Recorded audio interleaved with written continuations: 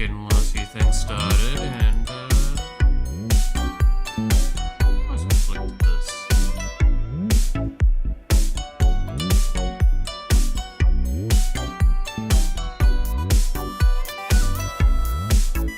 Come on. I believe in you, Streamlabs.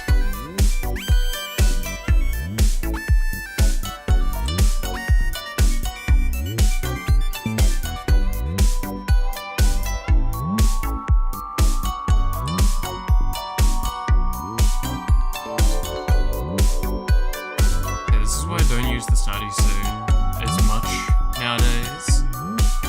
Like, because I'm a little too finicky to start off the day. Alright, there we go. Hey, you Banky, how's it going? Where is my... Did that just crash? Media player. I want to get my music going again.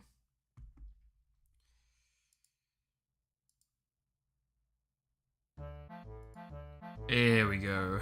Your music. Yeah. Alright. But yes, hello, and welcome to me being a silly little man. So I'm not on screen at the moment. We're just gonna sort last couple of things out before we get going. But, as some may know and have seen, I am doing a marathon for the week. Yeah, and that's gonna go well. So,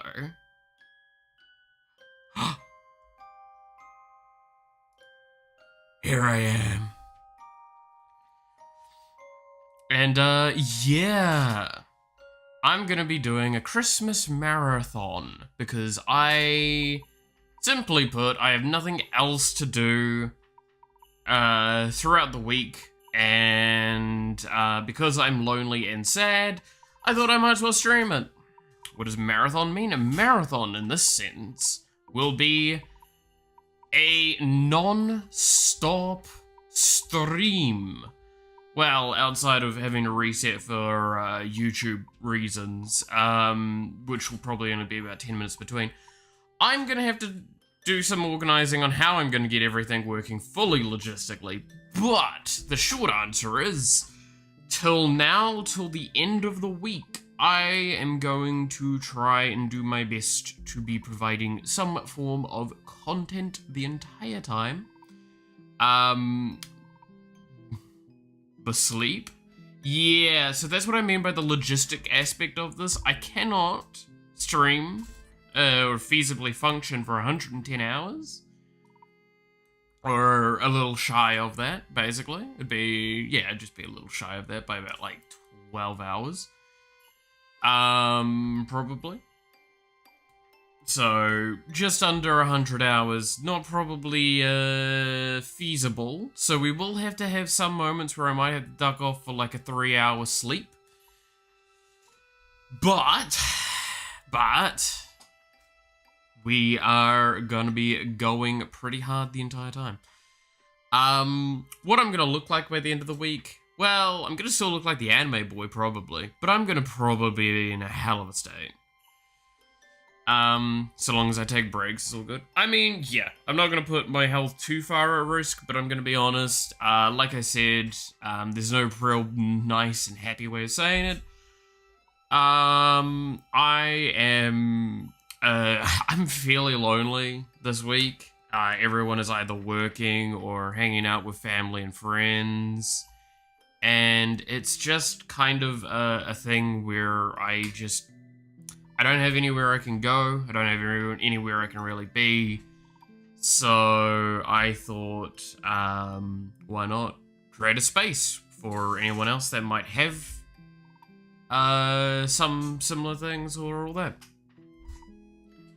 So I am going to be max and relaxed and all cool, like shooting some hoops, yada yada yada. The old jokes, whatever. So today we're going to be starting off with a bit of programming, but the benefit that we have with the marathon, and this is the general idea and gist of it, I will actually pin the tweet in both chats in a sec. But the idea is that we leave it fairly open form. There is a couple of things I do want to do, but overall, yeah, we are going to be probably just going and just keep going. Because, yeah, it is what it is, right?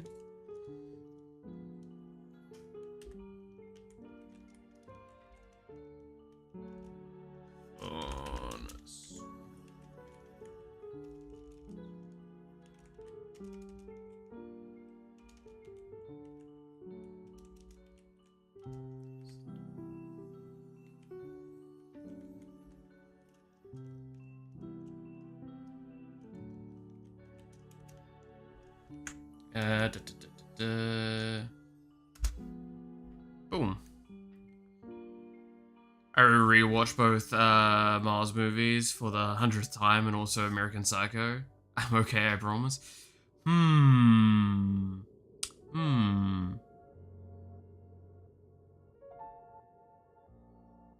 be fair, I did actually quite like the American Psycho movie. Thought it was good. Okay, now I need to go to both chats and pin that fucking message. Pin message. Pin message.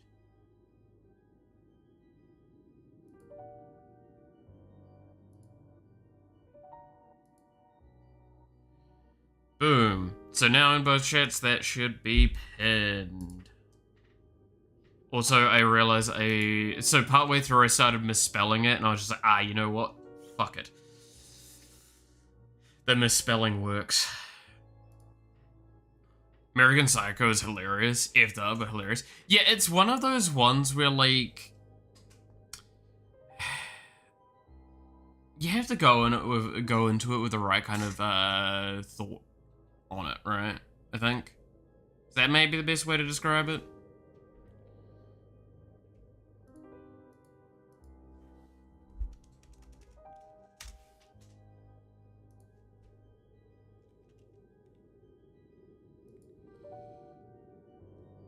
Alright, so when we start off for today, we are going to mainly be working on just a little bit of stuff here and there to clean up some general code and make things a little bit more succinct and set, because at the moment I think that there is a little too many in the way of issues.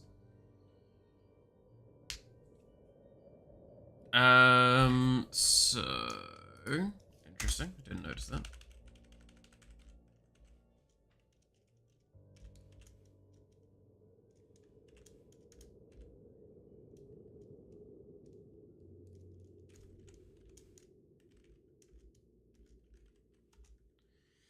Alright. I was watching some Dead by Daylight content and saw toxic lobby chats, and I thought, why are they not censoring slurs? And they're kind of bad for the community. And then I realized, bro, it's a horror game. So, with Dead by Daylight, there is actually an automatic censor system. You actually have to opt out of it for a lot of things. And it censors some really stupid things, I'm gonna be honest. It's really funny. Me and some friends played it not long ago, and we would just type random shit, really. Like, basically either complimenting the killer in a really nice way, being silly about it, or, like, saying, hey, target this player and all that. And it turned, and we found, like, some words censored that you would not expect. Yeah, it's a bit weird. Also, I hope y'all like the reindeer things, because this is probably about as Christmassy as I'm gonna do up the stream, realistically. Yeah. I'm not much of a person for, holidays and such. So, I struggle with that stuff, especially nowadays where I have such negativity around them. Yeah. And antlers are fine. Yeah, I think it's a nice little thing that we have, and that's all it is, right? Alright, so it would be at description. As long as you're wearing them IRL and nothing else. Honestly, that's a very fucking tempting thing. It can get very... So, as a little reminder to some, because this is something that I do not blame people for not maybe remembering or understanding very easily, because it's a bit weird inversely for me sometimes, and I'm on the minority end of it. I live in New Zealand, we're in the lower hemisphere, so right now is actually that stormy season during summer. That is what Christmas week is a lot of the time here in New Zealand. It's actually really hard to get a good sunny day. But for the most part, yeah, it is like that. I mean, fuck, one of the Christmases, I was genuinely actually hit by lightning. So Christmas is a very interesting time.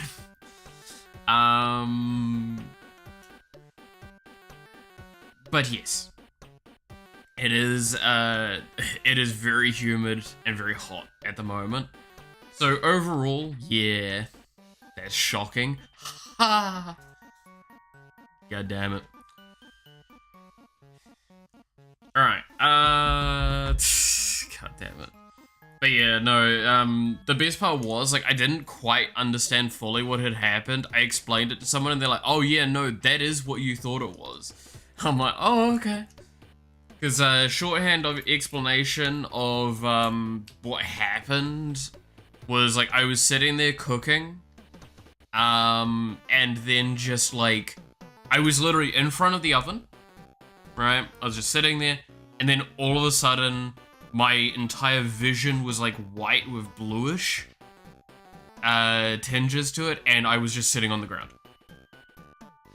And, like, all of that in just an instant period of time where just nothing... Yeah. Is it like depressing storms or like showers of rain with lots of sun rays through the... No, it's the first. You died, this is the afterlife? Wouldn't be the first time I've died. That's not even a joke, too, by the way. But no, it was genuinely just a really weird experience, and I had a headache. A really bad headache for the rest of that day. So that was an unpleasant time. That was how many years ago was that now? It was a number of years ago. Can't think any better than that. I was before I'd bought my barbecue. Which, honestly, I'm gonna probably just toss at this point. Because it's rusted and, unused for over a year now. I think it's got bird droppings rusted onto it. So, yeah, should probably just toss it.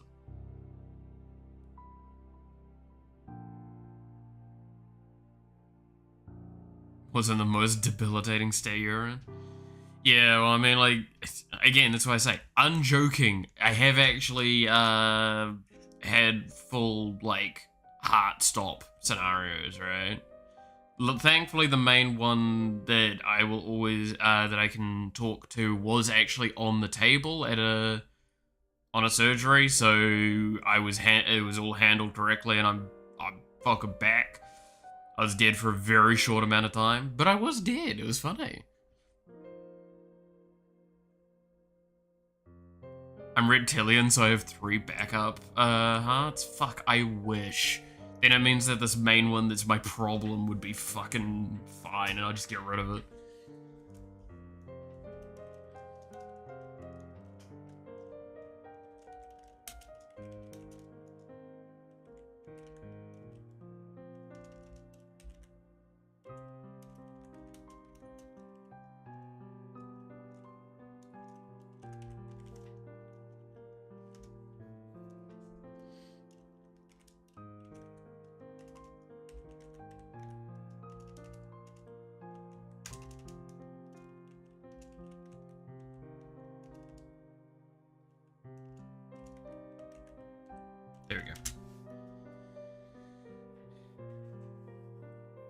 reaction to stories like that reminds me every single time I tell / remind people that I did Bloody Mary challenge back when I was younger. It's got 7 in the lives. Say that sounds a bit more like it, which problem is I think I've run through most of those now.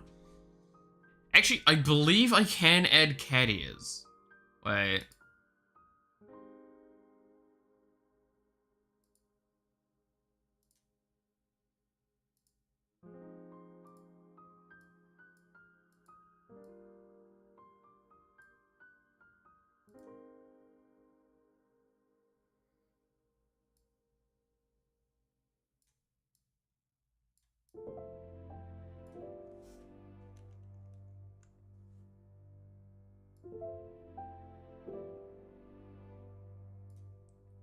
That one, and then how do I get a second one?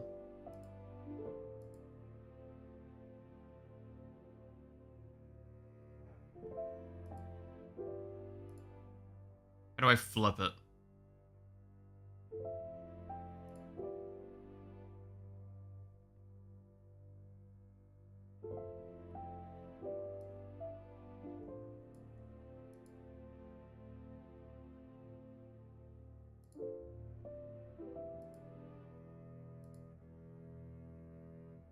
Oh, Jesus.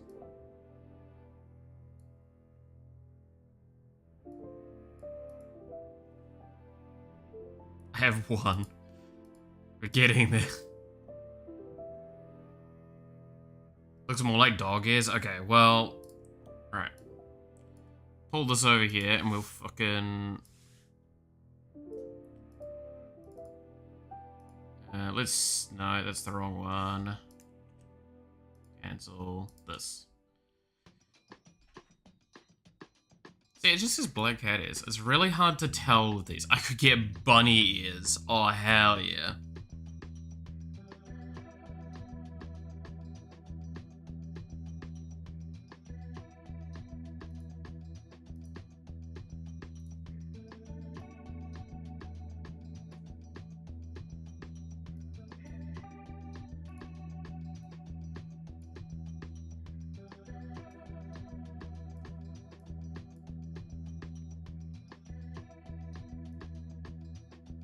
If I rotate it.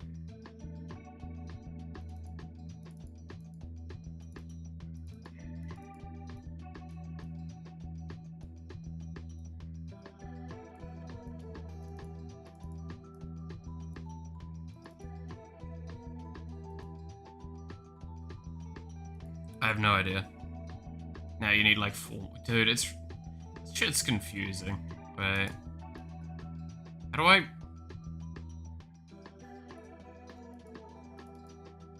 How do I muck with these?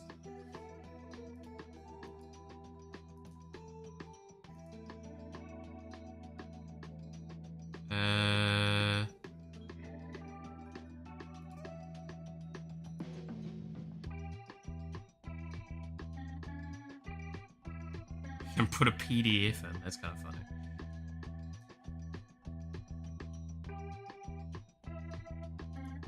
No.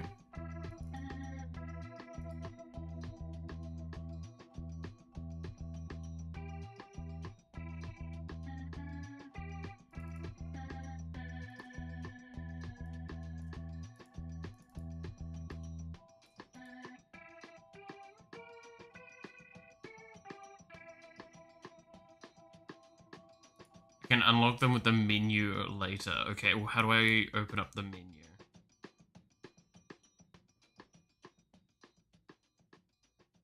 How do I,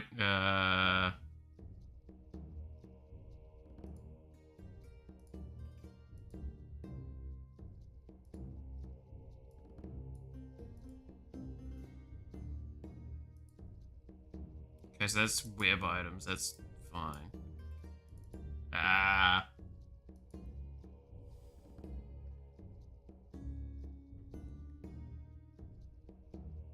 Currently a green neuroprint. God damn it.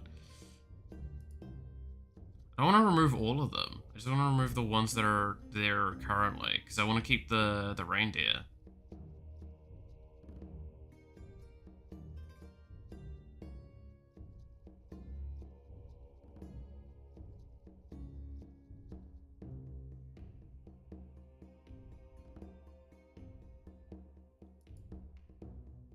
How do I open up the, like, the menu for this stuff?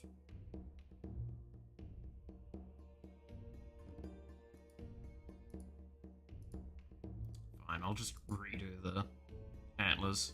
It's not an issue. Where the fuck are they?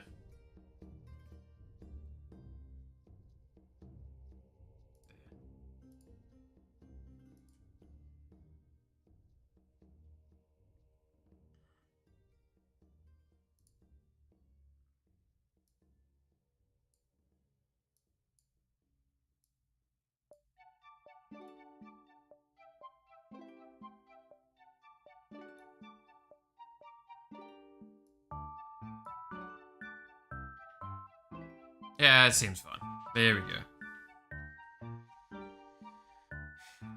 PDF saying I'm a cowboy, exactly. Alright,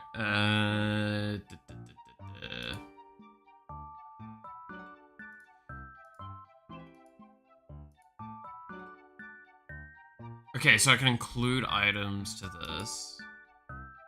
Alright.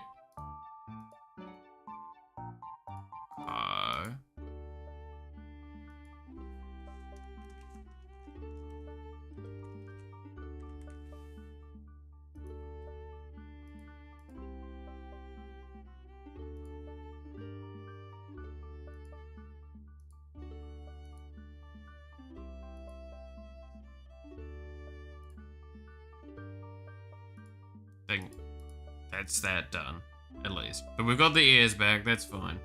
Is there any other crappy things that I could find quickly to toss in here? That'd be funny. I say crappy, you know what I mean. I'm not trying to speak negatively of any of the stuff here.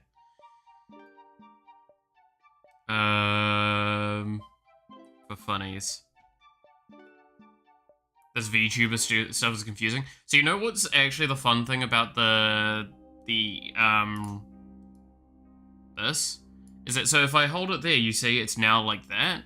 I actually have to be really specific with where I lock it onto the models, because I'm trying to lock it onto specific things.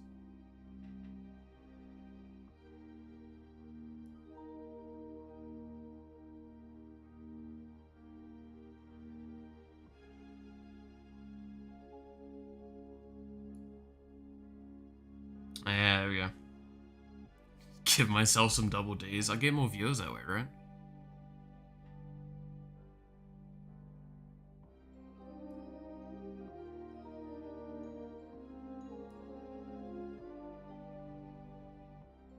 Yeah, it's good enough.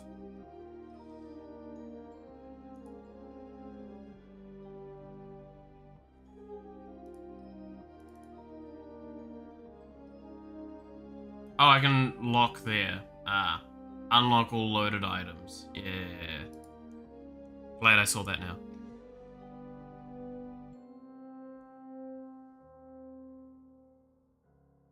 Like, I could even get myself a cute blanket.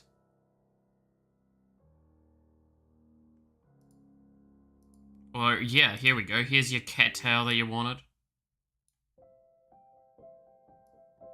If I was to add that in.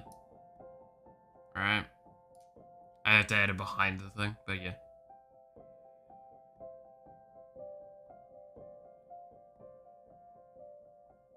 Where it's safe. Fair. Get a Dr. Pepper. True. Not gonna lie, though. I'm not much of a soft drink person. Oh, it's Dr. 7 there. Beverage soda cola. Wow. Oh, yo, here's the bread.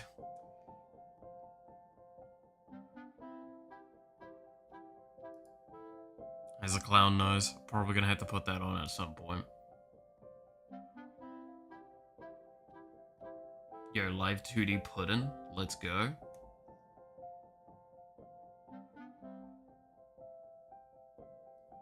Not gonna lie, I actually do have sunglasses like these. I think I've shown them before. Some aviators. And they're prescription too. That's the fun part. Alright. Creature instead of monster? Yeah. legally ambiguous getting around it all, right?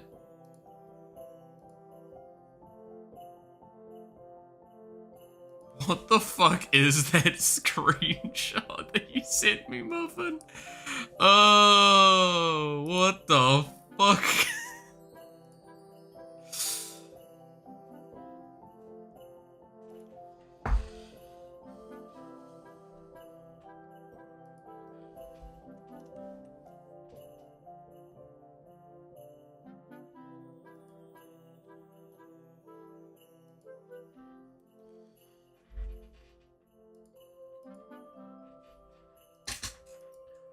Okay, oh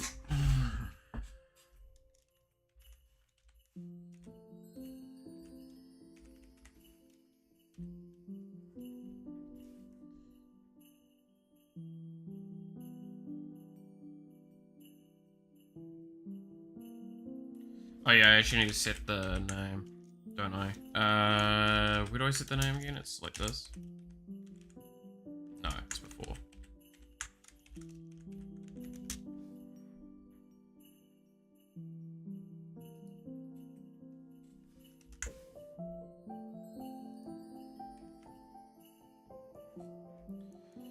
Alright. Want to share the funny with the class, Mr. Teacher? Oh yes, yes, I can do that. It's just a screenshot from Vtuber's stream of the bread. Just, there you go. God damn it looks so stupid.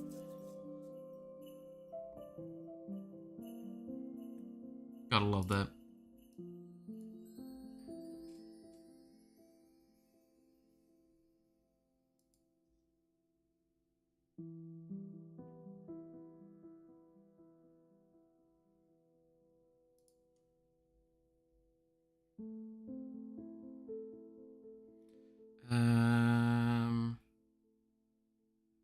Alright, where am I looking again for the code thing that I would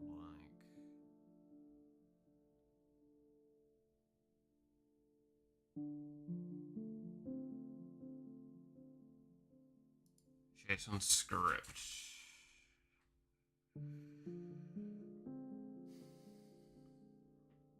Okay, so I need to... Oh, yeah. That's how I do it. I forget that.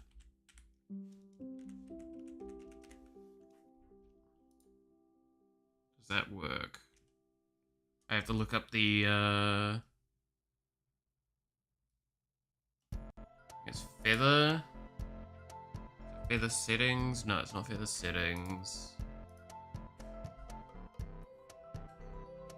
Did you watch the VTuber Awards? Did your favorite VTuber... So, okay, this is where I talked about this actually a little bit at the time. For the VTuber Awards, I feel like I'm in this weird category of perspective on it, where, like, not a single person didn't deserve to win, nor did a single person nominated didn't deserve to win. Almost all categories were insanely amazing people in them. I don't think any of them didn't deserve the W in their respective things. And just simply put, a lot of amazing people were in it. And it's something that I think needs to be like the main takeaway from it.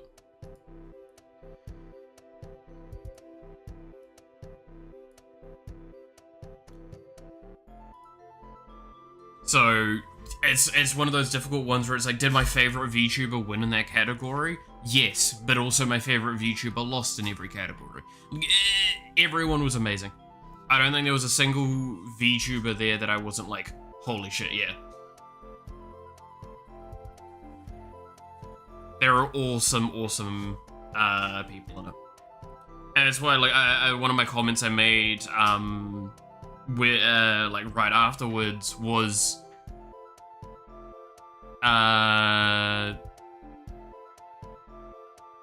like, one of the things I want to try and do now is try and be able to get to a point where I can actually help contribute to the next one in some way, because it was amazing.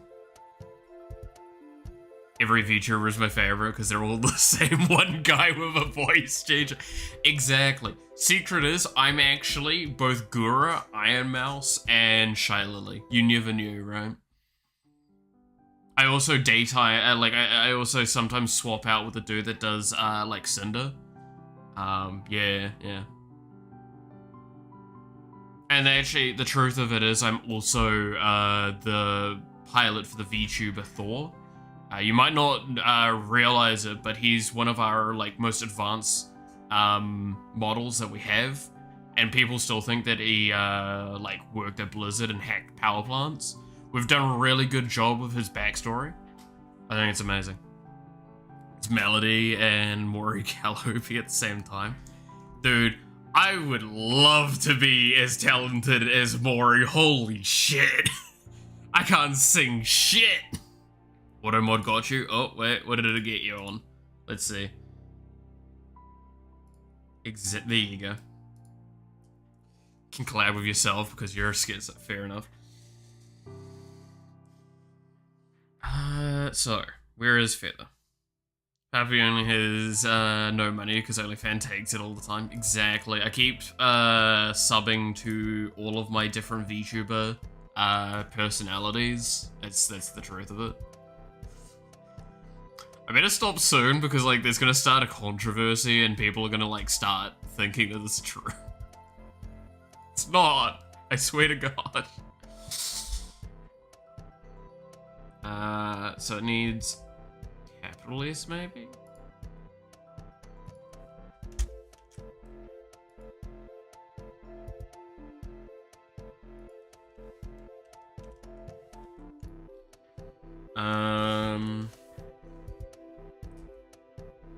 Where is enemy objects, enemy boss constructor? It's literally just called enemy boss constructor. Yep.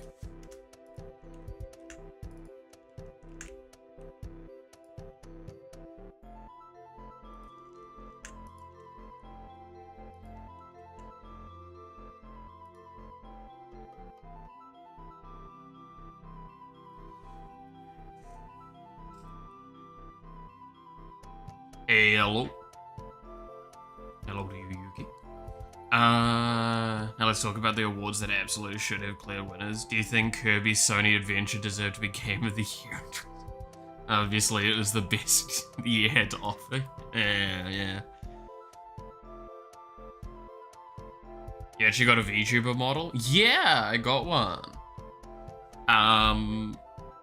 I decided to start trialing it like a couple of weeks ago, and you know what? I've enjoyed it far more than I expected.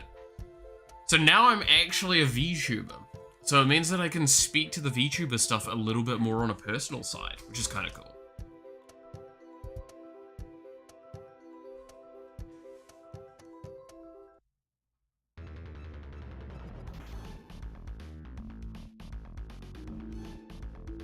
But yeah, I'm also quite, I'm not gonna lie, I'm very surprised with this model. I'm very happy with it. I enjoy it a lot.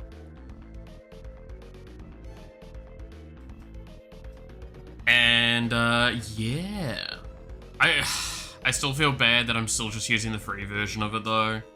I'm just not, okay, I'm gonna say this very, very plainly on my end, and this is completely my fault. I should have bought the paid for version of this by now, but Magic the Gathering is a fucking expensive addiction. If it wasn't for how much I've spent on that, then I would have probably been there.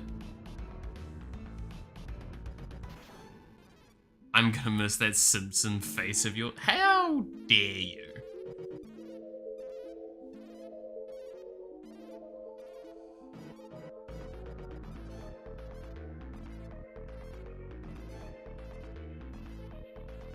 We'll get him back one day.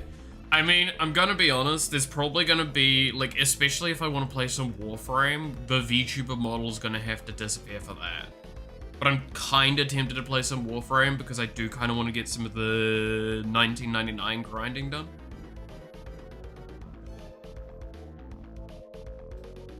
So, we will see. if we have to swap things around or something. But yeah, like, for the most part, though, we're probably going to be just playing around and being chill with games and stuff.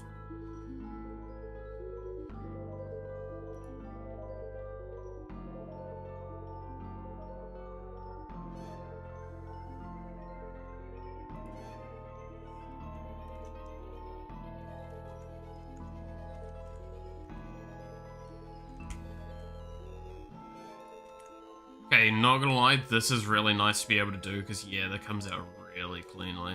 That's cool.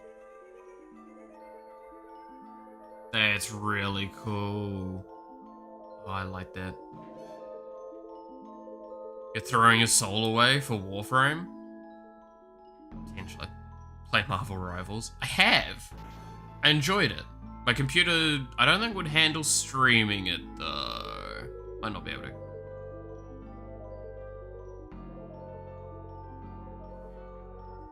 But yeah. We play more Final Fantasy. To be fair, we're going to definitely be playing more Final Fantasy. I expect before the week is out, we'll probably have finished Final Fantasy 2. Which I'm kind of excited for, because that means I can try moving into the realm of Final Fantasy games I've never fucking played before.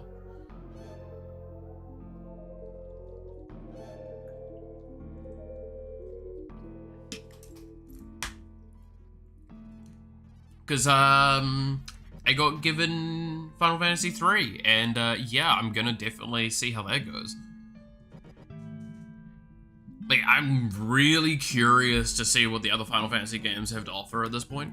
Because, yeah, I've just, never played through anything other than 1, 2, and 14. And I wouldn't really call playing through 14 a thing, because it's the name of mode. Yeah. Which Final Fantasy am I playing? So, I've played 1 already, and we're playing Final Fantasy 2 at the moment.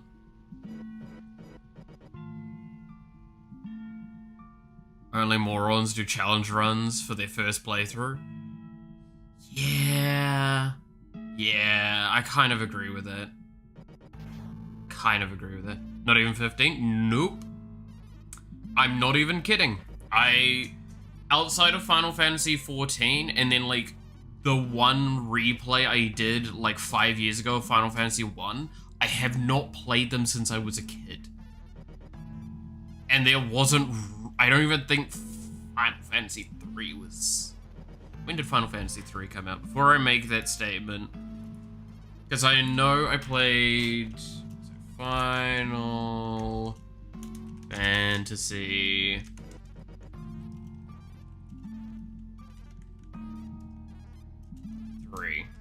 When did Final Fantasy 3 come out? 1990. So it would have been out, but I never played it. Yeah.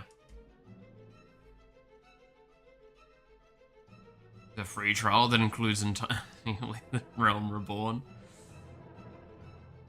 Have you played any Square Enix games? Not even Final Fantasy. So, Square Enix have played games from, but Final Fantasy, if we're talking in that terms, genuinely not even any of the like side games, nor the games that are like Final Fantasy universe adjacent, that don't even have it in the title. Like the one that I think someone mentioned to me, kind of gives backstory on Chaos in Final Fantasy 1. Like, I haven't even played that one. It's something I'd like to fix one day, because I do really, really love Final Fantasy 1, and Final Fantasy 2 is pretty solid as well. Not saying that 1 is better than 2, it's just that Final Fantasy 1 is, like, if we're talking childhood, outside of Pokemon Blue, and probably Pokemon Gold eventually, it was probably, it'd probably be the third most influential video game of my childhood until World of Warcraft and Warcraft games came along.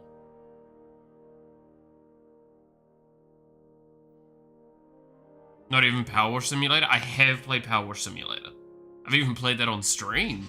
It's actually a really fun game. Very chill, very relaxing. Played that via Game Pass, which I have not got at the moment. So yeah.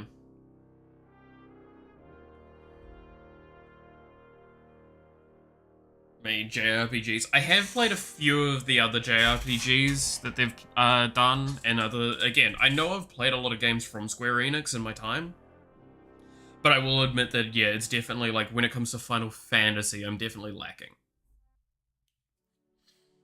I'd like to fix that one day, and in a sense, that's kind of what I'm doing at the moment, is like, once I finish Final Fantasy 2, I finally get to start on the rest of the Final Fantasy franchise as much as we can, right?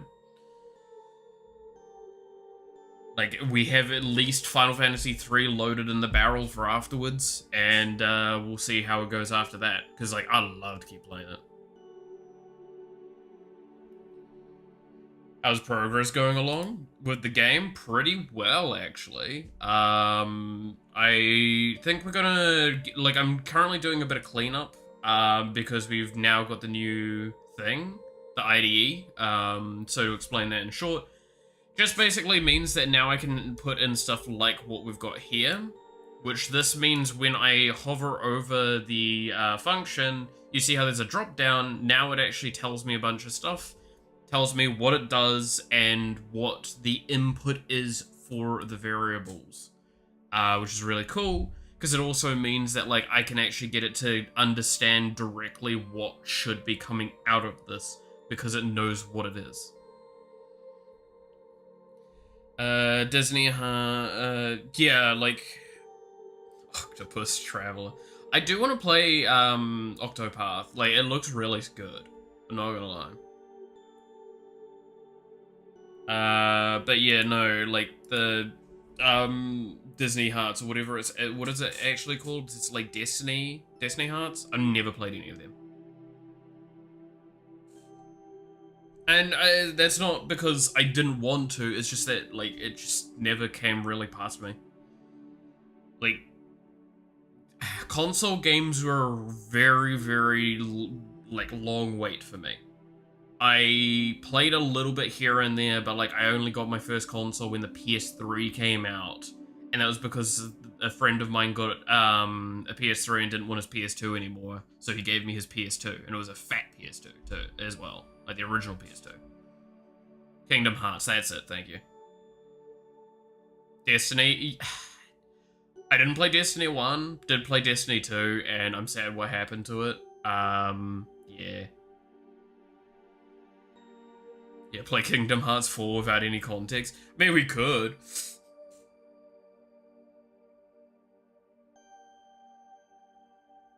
But yeah, Kingdom Hearts, like, I've seen bits and pieces, and I know, like, it's got a bunch of random characters in it that look it looks interesting overall. I also know the Keyblades are in it. I think that's what those are from. And the fact that you're hearing me say it that way should give you an explanation of exactly how much I understand and know about those games, right? It's like, I'm pretty sure that's where the Keyblade comes from.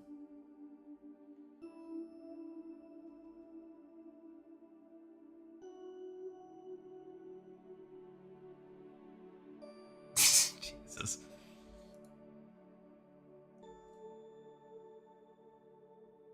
For the full game. Sure. Sure. Sure, why not?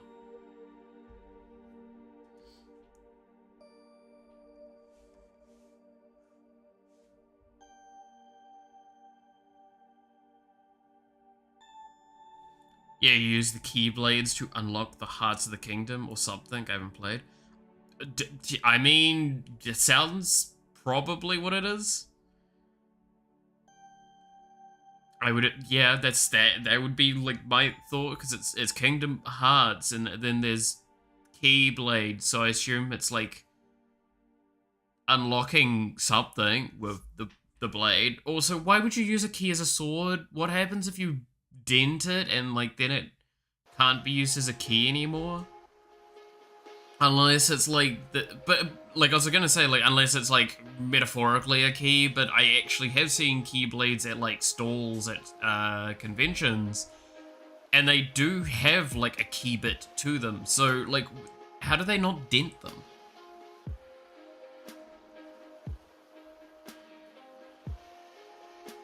Did you know that Heartless and Kingdom Hearts are just Ghostface mains in Dead by Daylight? Still better than, sorry, than... Okay. God damn it. Oh, jeez. Man, I miss playing Dead by Daylight sometimes. I still want to, like... I still want to play more of it. But I feel like I need a group for it. I don't feel like I want to play, like, randoms. Use friggin' keyblades to beat heartless people. The lore is pretty confusing. Oh, I see. Alright. Why not?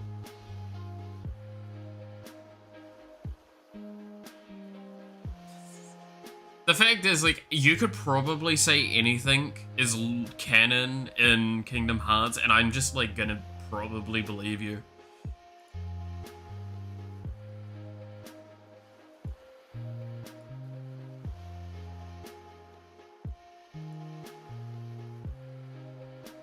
I can join a group for Dead by Daylight customs. It is at some point I'll see if I can drag some people together for it. Because I remember doing it as an event like years ago on that one server that I'm an admin in. That you're from, Banky, as well, right? Okay, I think I did it for an event then, at one point.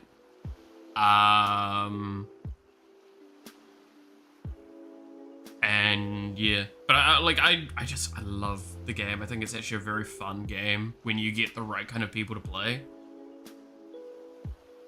Play something like Jump Scare Myers and shit, because then it's just silly fun and not like try hard fun.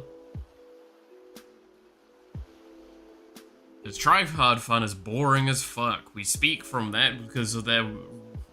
How many times we've had issues with Magic the Gathering, and we talked about that on a number of times with that. Hop on Roblox. I fucking know.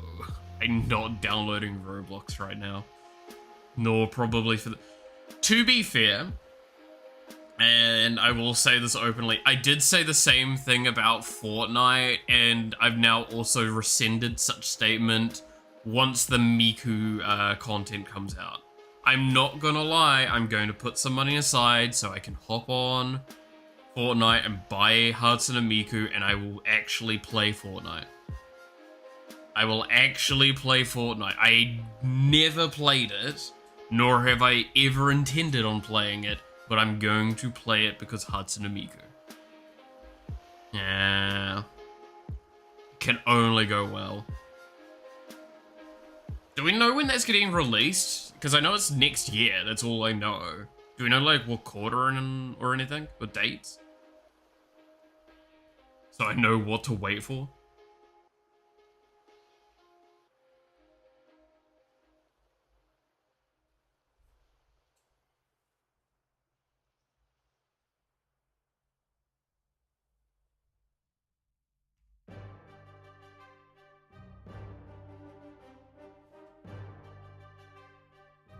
The lore gets pretty crazy. We start with Donald Duck serving under Mickey Mouse, end up on fighting Sephiroth. Yep. Yeah. What about the Skibidi update? Can I say the only thing about the Skibidi update that I fucking love, and I just stand by this, is that, like, the original creator of Gmod has responded to this, because a lot of people are going like, isn't that technically Gmod ownership? And isn't that all that? Do you know what they fucking said? They've actually gone out and said a public statement on it, which is, I'm 42 years old, I don't give a fuck.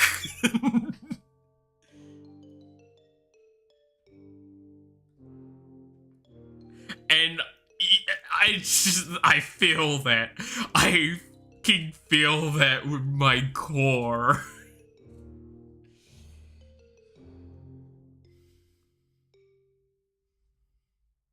I loved that shit, man. You can't just like, it's so good. It's just so good. Can play Fortnite over my cold, dead, flossing body. Yeah. I refuse to play shooters most of the time. I've said this before, outside of, like, Warframe is a real weird exception, but I've moved heavily away from shooter games. And, like, I guess technically you could argue Sanctum franchise is also in that. Still stand by, would love to make a fucking Sanctum game. If anyone ever gets a bunch of people to want to make that, I fucking will. It's either going to be hitting the gritty either January 14th or at the end of 2025. I don't want to wait a whole year for the Miku thing.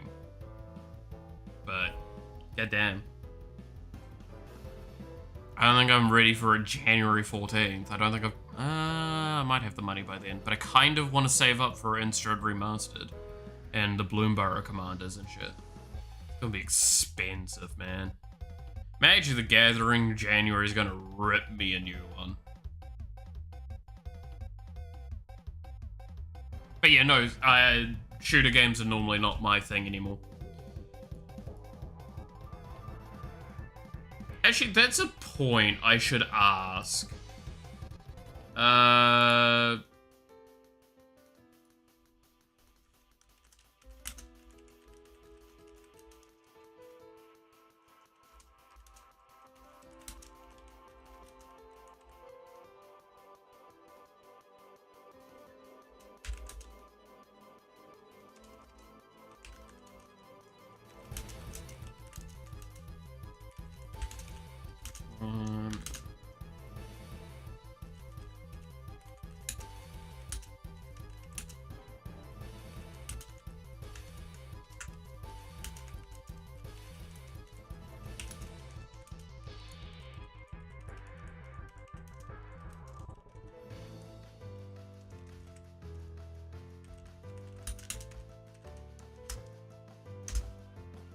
There we go. Send a message to someone. There we go.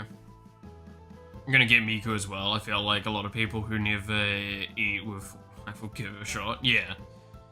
Like, I stand by, it's a game that I can see all the good merits for it and all that. I just knew I would never really enjoy it because the problem is that most of the people that I'd want to play it with are overseas.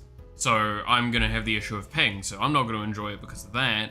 And I don't really think it would be that fun to play solo because I'm not very good. So yeah, there's that aspect. But I will do it at least for a thing for the Miku event. Or like Miku coming out. Because I think that that's just like too on point and such.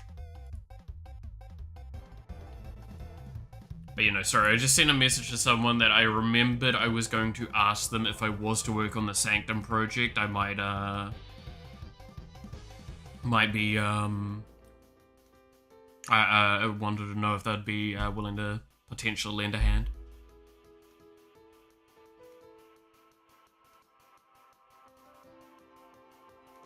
Seeing now that's all leaks, I think confirmed by Epic. So, to my understanding with the Miku thing, yeah, it is almost entirely leaks, nothing confirmed. However, this year there were Vocaloid songs that are licensed through that stuff, which means that they have the license to it. So there is no reason they wouldn't be able to do it. And in a soft sense with Fortnite, there's no way to like say it without saying it very clearly on this. If Fortnite has access to something, they're going to do it. There is no way in hell they wouldn't. Because it would make them way too much money if they've already paid for the licensing. So the moment we got the leaks of it potentially being in-game, kind of confirmed that it was probably going to be in-game at some point. Because we already have Miku stuff in-game. With music.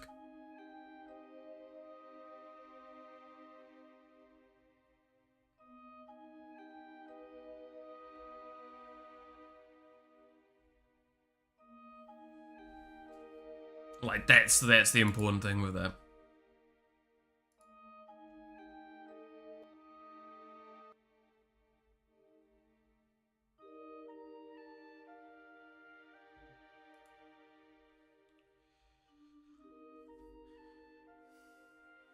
But like, until a Vocaloid is gonna sing Chug Jug with you, I'm still same page.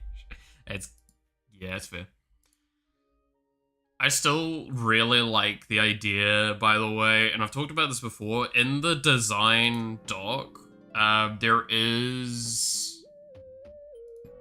Do I have the design doc open anywhere? I do not. Okay, we'll open up on this, but give me a second. I just need to make sure I don't show anything that I don't want to.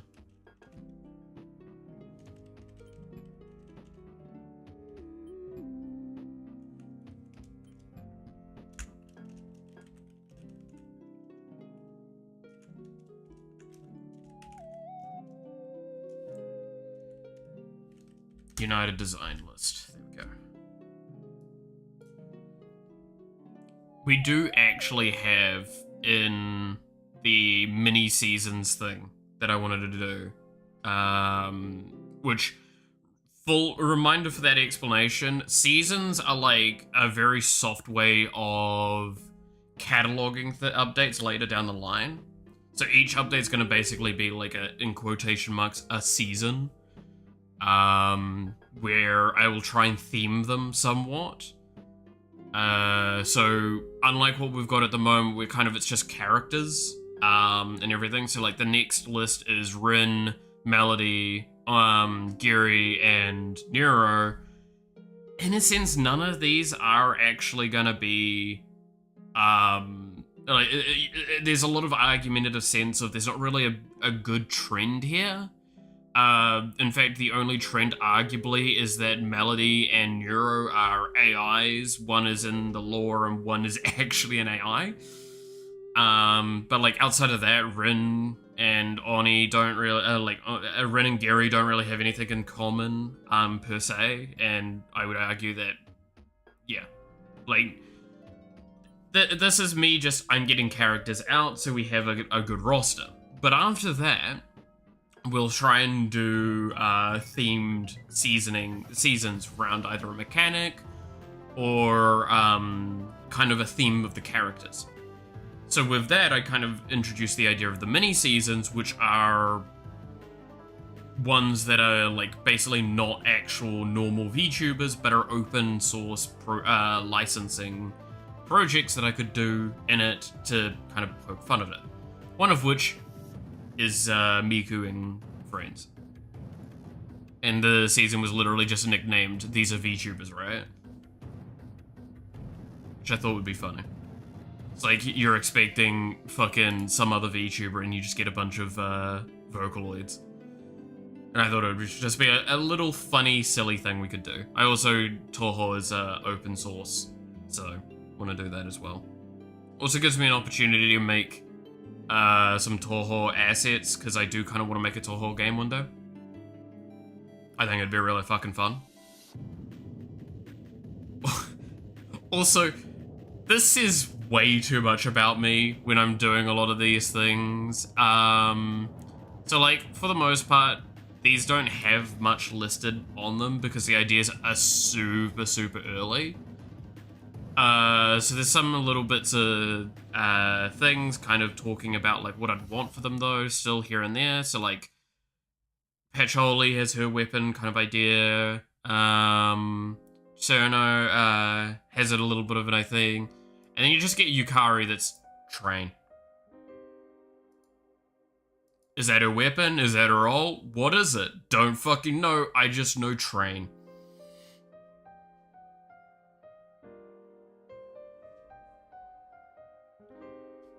Train, train, train.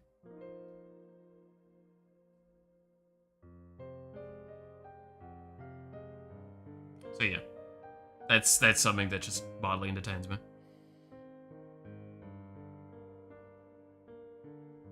Like, sometimes I try and make them, like, well-defined and descriptive, but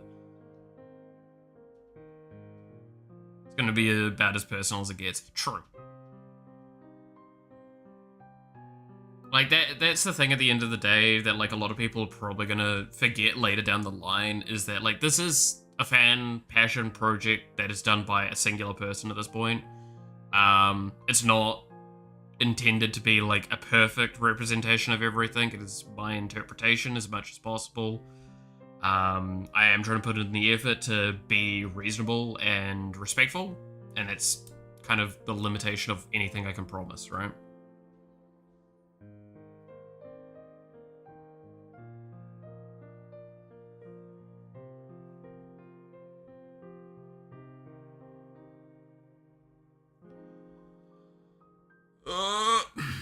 Alright. I mean, the fact is, I feel like with Bao's one, I'm kind of pushing that respectful aspect a little bit, because I don't feel like I'm being fully respectful, but I'm being honest to the person and the character. And that's the important part in my eyes. Alright. So, something I do want to work on today. So, there's a couple of things I want to work on today. We're going to do some art assets for my game. I'm also going to be doing some art assets for another project thing. But I also want to get the shrines kind of further along, because, ban Bao. To be fair, that should be like one of the things for her, is like just randomly gets banned for no good fucking reason. Well, didn't she win the award for that, right? If I remember. Yeah. No, so I'm gonna be working on the shrines because the bosses that we've got in the game currently, outside of I believe the Shadow Monster, for the most part are all like core, their core wise are implemented. So with that being the case, to explain that better, if we do the shrines and get that all done up, we finish assets for the bosses. I think we should be able to post the update. Yeah. You say disrespectful, but like 90% of the people during the awards spam ban Val the moment she was mentioned. Yeah. Again, it's...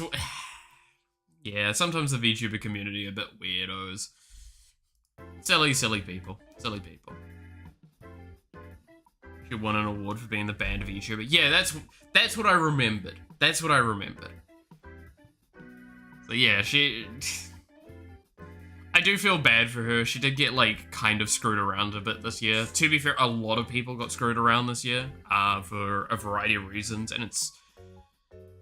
I'm gonna stand by my statements I've made of, like, I don't know if there's true unfairness on the VTubers and Twitch and stuff like that, but it's really shitty, some of the things that have happened.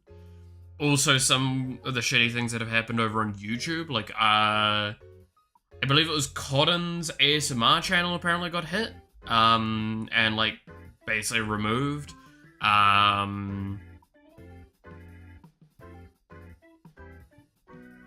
She actually won the best singing VTuber. That's right. Yeah. And I think there was another VTuber I saw that their channel got hacked, and then as they were getting it recovered, I believe, or something along those lines, the channel got removed because of the stuff that was posted during the scammer, like the hack time, without like giving time to potentially remove it or clean it up themselves. And like, I'm of the opinion that YouTube has really been dropping the ball with the PR on all of those as well. Because people will tweet about it and go like, hey, this is kind of fucked up. And then it's just like, we've checked with our team and we have confirmed that this is accurate. This is probably not what you want to hear, but it's like, it's the same shit that I see in the emails. And that's shitty.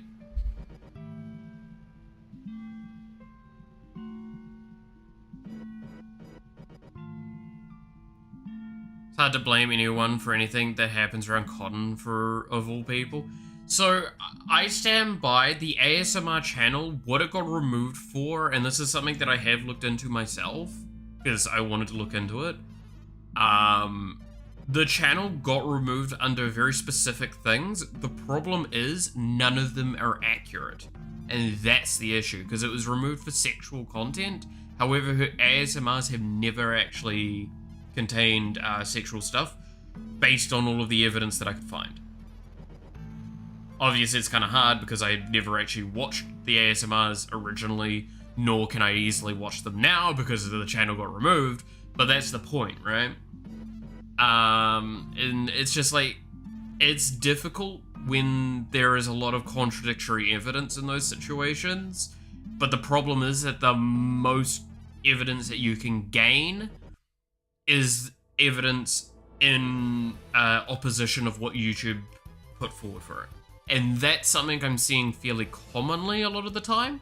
So I'm not saying that YouTube's probably not in some case right, but I do stand by the kind of issue I have with a lot of YouTube strikes and systems like that, is that sometimes they can just kind of remove your channel without warning. And it's the same with Twitch, where it's like, a quick 3-day ban is damning. And I do not think a 3-day ban should be how some of these things are approached. I would definitely prefer a notified warning. Maybe. Like, the individual is sent a warning and they clearly get to see it, and from that they can potentially correct an action.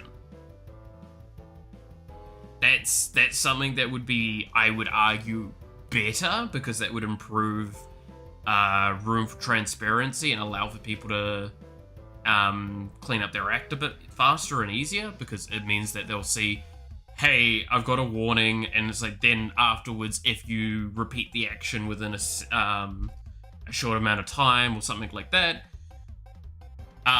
it will result in direct action taken, like a temp ban. And I think that would be a very reasonable, respectful action to take for it all. But that's the difficult part, where it's like, yeah, but do they have the staff for that? Do they have the resources to actually try and enable that sort of approach? Because it's not that, there would be a lot of things.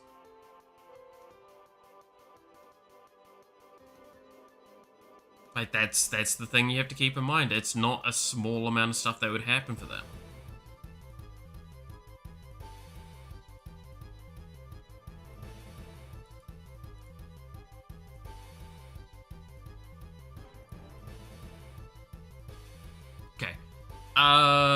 So before I go on with these, one thing I want to work on is the spawning.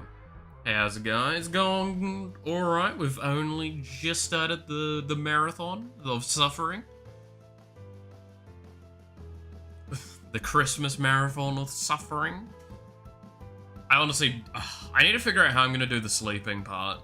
Well, should I put like something on while I sleep? Because I'm going to probably only sleep for like 3 hours or something at a time. Have like quickish naps to revitalize. Wonder what I'd do. The controversies and overall drama happens around VTubers far more often. Not that it's surprising in any way. So, okay, I will potentially offer a counter statement to this. VTube community, the VTuber community is a little bit more tight-knit at the moment than a lot of others. Something I've actually noticed since I've done VTubing is that this channel has grown substantially in viewership and such. But yeah, it's an interesting one. Because it gets to this point of, what I'm thinking is it is actually happening on fairly equal measures. It's just we don't see it as much from the other end, because they're either not that verbal about it, or they just, it doesn't hit the rest of our circles, or it's because there are so many of them that it just gets drowned very quickly and easily. What's the stopping condition? At this point in time, it is the end of Friday, is probably my stopping condition. Genuinely. I'm just gonna keep streaming for, so today is Monday morning, so it will basically be 5 days, in a sense. 4 or 5 days. I think it's like, so we'll go like that. Silver just dropped her type of guy, and all I'll say is, I think you're in. Wait, Silvervale dropped her favorite kind of. Give me the fucking link. I need this. She is an amazing woman. I'd fucking take it.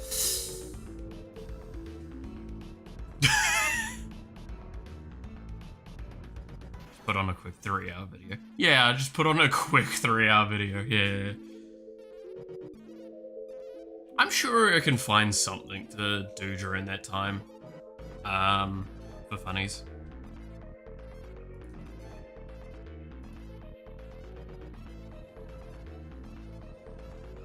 Okay. See the DM. Let's open this.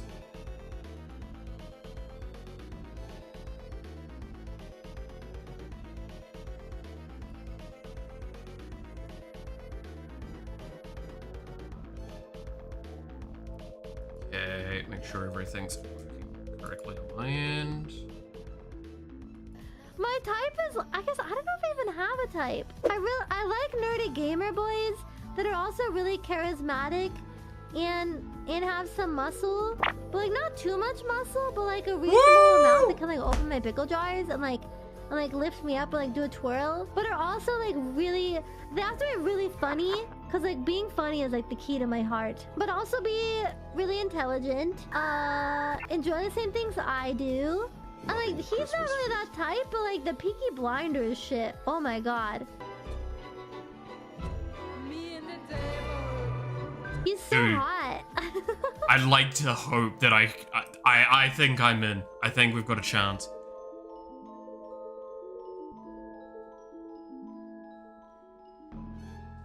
I think I've got a chance. I would argue I'm kind of smart.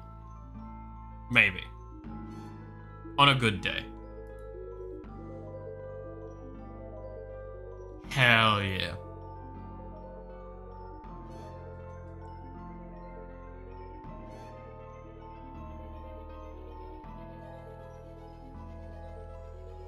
And like, I mean, while my muscles aren't all that well defined at the moment, I am still capable of like lifting up, I think, my body weight easily. I'm pretty sure I can still lift like about 120 kgs without too much issue. So, trying to think. 120, 130 range would probably be not too difficult. If I recall correctly, I can probably, I think my capping off point would be like 160 was when I'd start like really struggling, if I'm remembering correctly. And then like post that I can probably do for a while, but then start having issues. So yeah, we have a good shot. Yeah, that's Silvervale. Did I do that? Wait. Silvervale. Hey.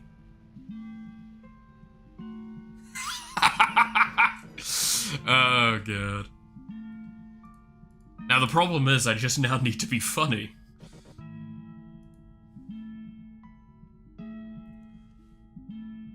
I'll let her know. Yeah. Cannot imagine a bit. Oh, yeah, no, like, realistically, most people sit under 100 kgs the vast majority of the time. In my experience, and if they're over that, it's still, again, a human being, as long as you position correctly. Like, if we're talking princess hold, pretty much, yeah, I can do that quite easily. If we're talking, like, piggyback, fuck yeah, I can easily do 200 kgs on my back. So, I very, very heavily doubt, like, most people are gonna cause me issues for lifting. Fun fact, when I was younger, that was actually one of the things that got me a couple of days. Was, someone, like, I would go to a bar and they'd go like, damn, you got, like, really decent, muscles. Can you carry me? Because apparently that was a thing a lot of chicks would ask. And I'm like, yeah, I can. How would you like to be carried? And you can see them blush for a moment. Can I get princess? And I'm like, all right. Whoosh, immediately flick them up, grab them, hold them. And it's just like, do you want to be able to see your friends on the other side of the club? And they're like, what do you mean? And I'm like, then I just lift them up, put them onto my kind of like shoulder a little bit, like shoulder, bicep area, like sitting on there.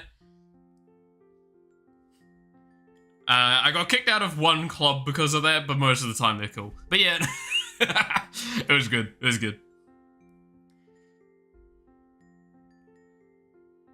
I think you don't need to be as funny if you show her that she's in your game. You try to Rizla, like, you're my muse. Oh my god. To be fair, I believe, isn't she on the list? I believe she's supposed to be on the immediate list. Have I not got her on here? Because I have her in my notebook. Yeah, she's supposed to be on the immediate list. If I recall correctly, she was here.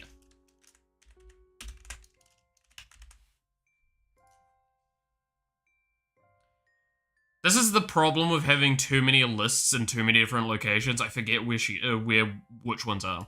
But I know she was here when I was like doing the listing. Was being considered to Snuggly Bear by girls. You got Rainho, but not Silver. Yeah, that's what I mean. Like, Rainho, I think, was actually further up on my list at one point. Which, I want to stress, technically speaking, this is not order of list of characters. But, like, she got Taka, but not... Yeah, Taka's been on here, on my, like, radar for a very, very long time.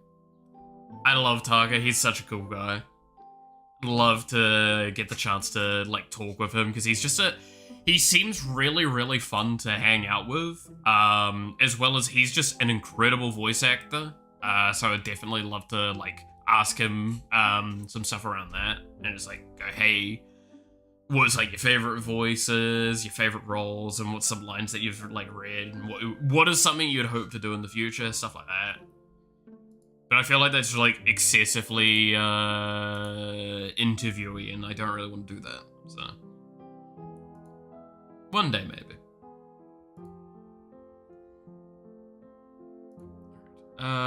So what I was gonna do was enemy spawning. I need to fix enemy spawning.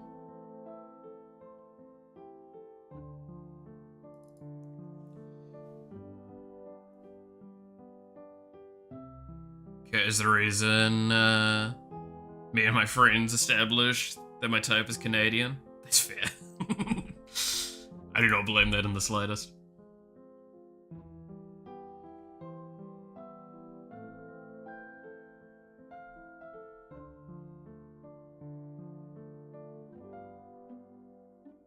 Do I have a drawer? I do have a drawer. Cool.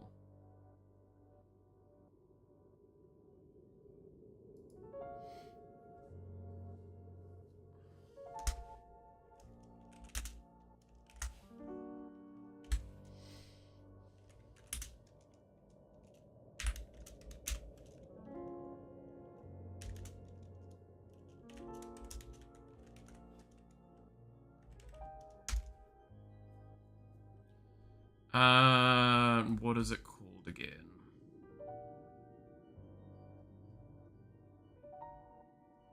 Let's minimize some of these, shall we? Don't need to look at the alarms right now. And do not need to look at the step or the cleanup. Because I need enemy spawn locations.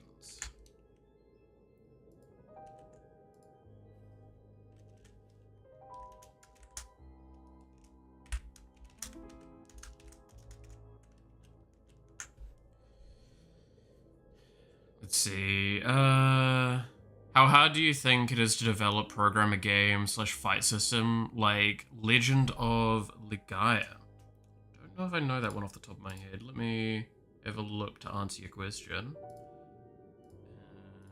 Let's see. Imagine with those questions would literally answer one sentence each purely by making it as awkward as possible just to break it up later. That's fair. Yeah, I see that. Legend of...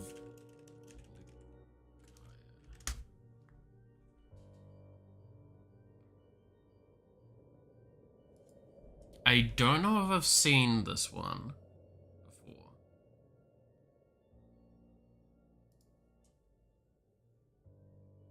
Let's see.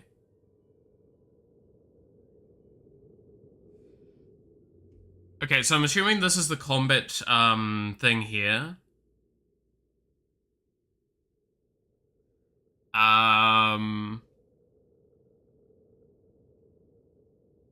So I might need a little bit of a soft explanation for how this functions as combat. It looks like there's you select attack and then you select position. High, left, low. It's a very interesting fight system. Or do you queue up actions?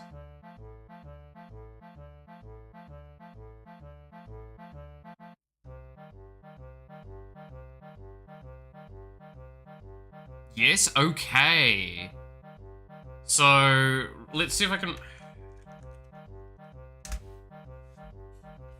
Let's see if I am understanding this correctly. Because I'll answer it if I can. So, what I was seeing there was you have character, then you have 4 options here, and then you have a queue down here.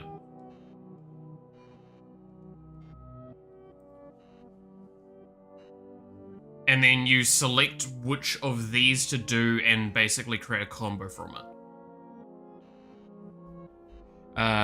Is it turn-based though? Like after your queue goes through, the opponent gets its turn. It's turn-based, you input demands and the character follows them, but if you get the right combination, it creates a martial art and special move.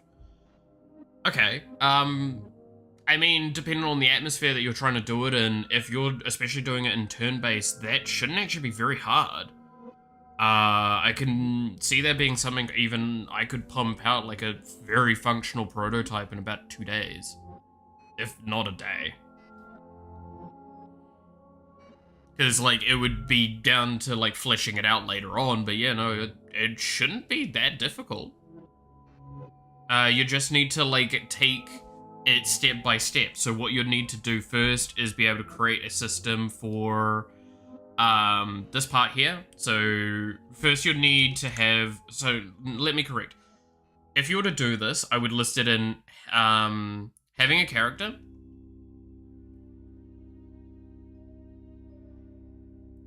So you've got a character. Then you'll need to figure out how to make the character take actions.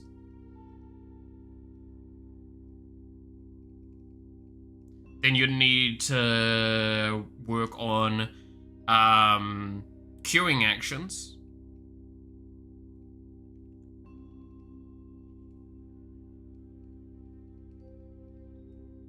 And then you'll need to work on combos. Which should just need to check through that list. So all of those, if you, like, this is the beauty of it, that's why I'm saying, like, if you break it down, this is very simple. Have a character that's just a singular object, or whatever you want in this case, or a struct, probably. The reason why I say that means that you can list what actions you want them to be able to take, and what those actions would do. So you'd need to then kind of, in between these 2 steps, create what an action is. Then you'd have the ability to take the action, so it would do the whatever function you wanted to do. If it's deal damage, if it's to do a specific thing. Creating animations for all of that stuff is much further down the line. Again, we're talking about the prototype aspect of this. Then you'd need to be able to construct into an array these struct actions, because I'd recommend having them as structures. Putting them into a queue, which would just be an array, and then going through that array before you'd take an action, potentially, to see if a combo is available out of them. So you'd just basically probably check names and things like that.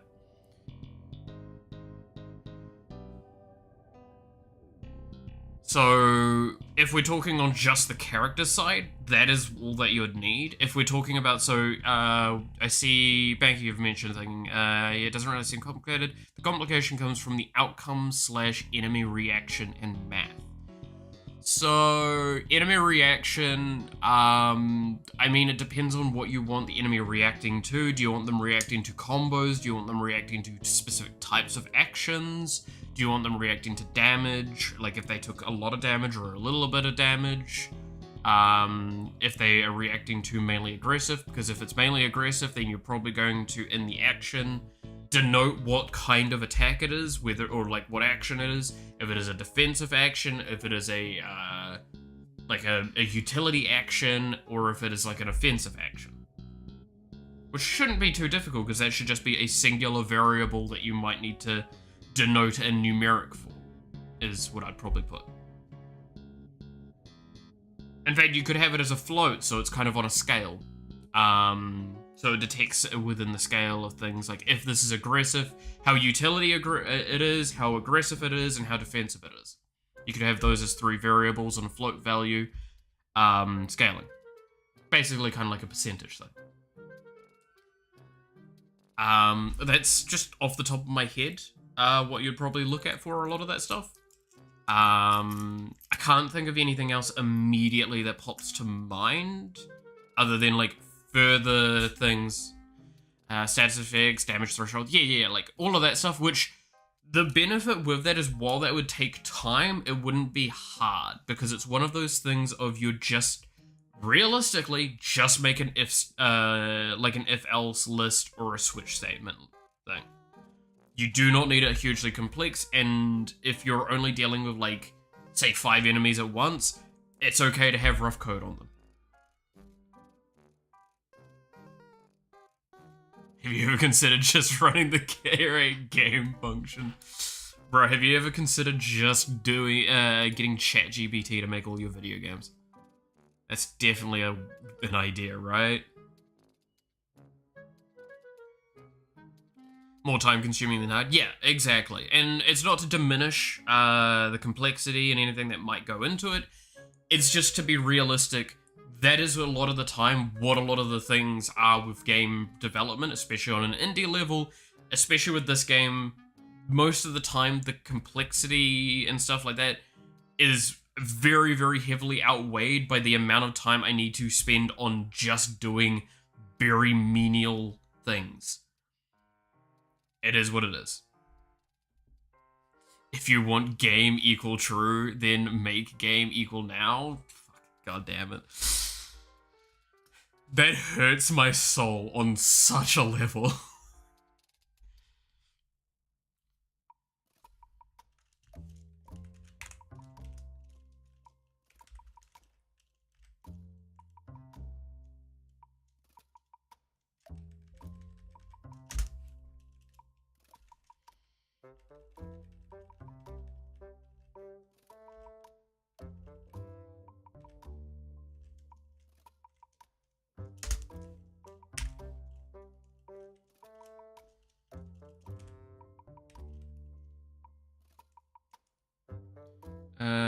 X equals...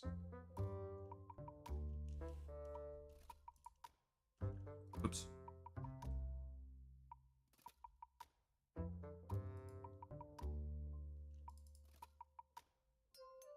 Stop doing that. Stop that.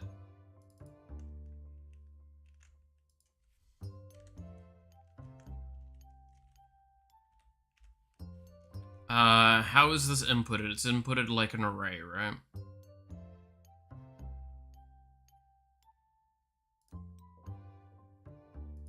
Width, then height.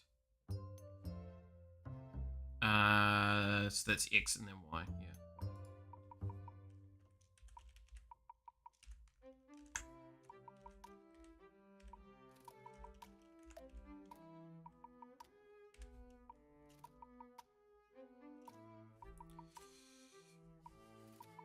Nah, I'm glad it's not that hard side though. Thanks. I mean, I'm always willing to help out with that sort of stuff. Especially, again, like, that's the thing that I keep stressing, is we're in an era where video games are very easy to make yourself now, by comparison to what it has been in the past. So, yeah, no, like, I want to try and explain in the best way to show it isn't that hard. Don't be scared, please. It's genuinely fine. It's fun. Do it. Make fun video game.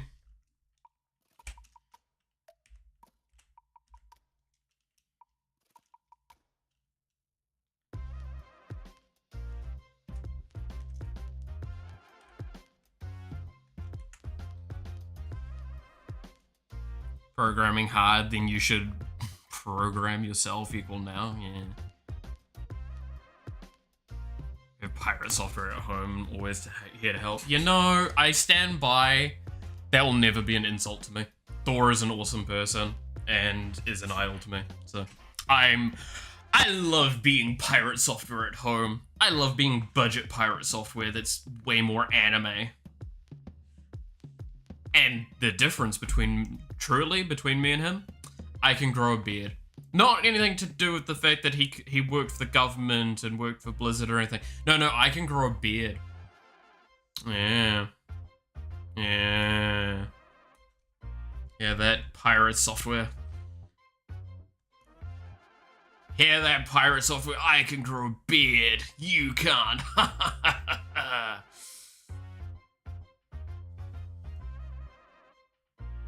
It's not an insult. Yeah, no, it never could be considered anything but a fucking positive.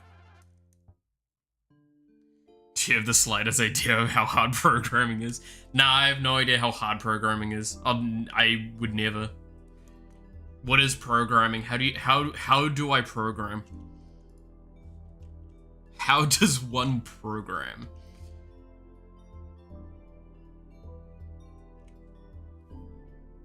Pyro with no beard.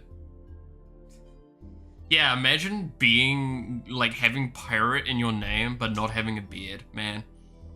Imagine. Just feels like a bit of a cop-out, you know? Bit of false advertising.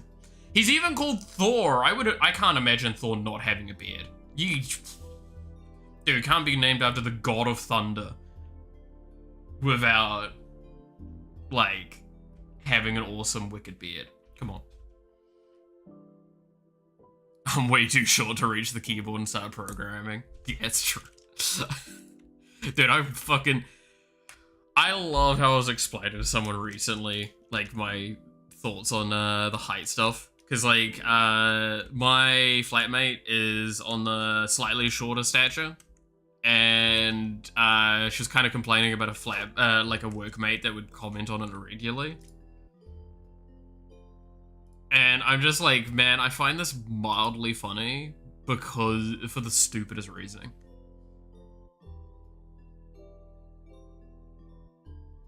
Thor can have a beer belly but no beard? Nah, yeah. Gotta step up your game, Thor. Gotta get that hair, those hair implants. Is that why he's growing his hair super long? Is that he wants to take it off the top of his head and add it to his face? That makes sense. Oh my god, we've figured it out. Is that why he's prepping to wear a wig?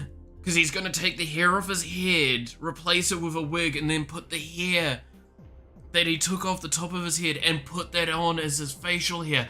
We've figured it out. Oh my god. It's the other way around.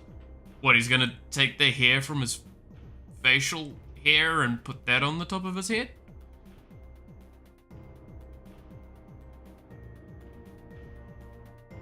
He claims he can't grow a beard, but he actually has shaved it off to use as a wig. Oh my god, is he bald? That explains it. He does wear wigs. He wears facial hair wig. Oh my god, we've figured it all out. We've exposed pirate software.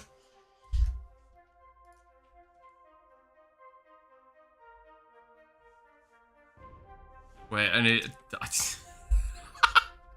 What the fuck are we on about now?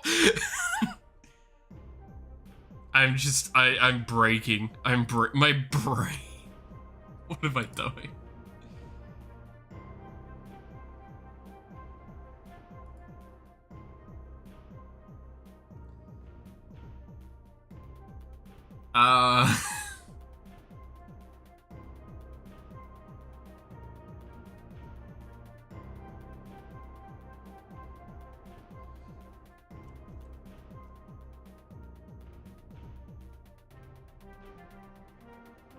Let's see. I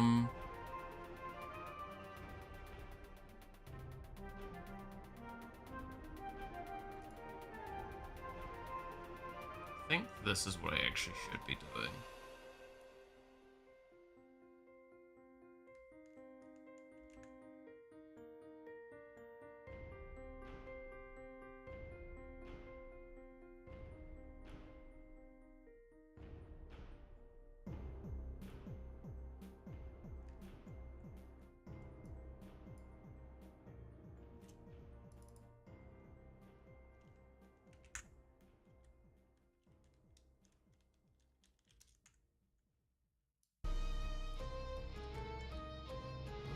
Alright,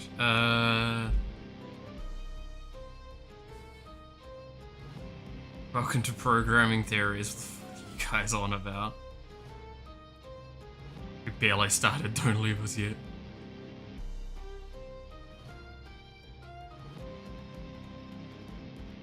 I miss my wife Tails. I miss her a lot, fair.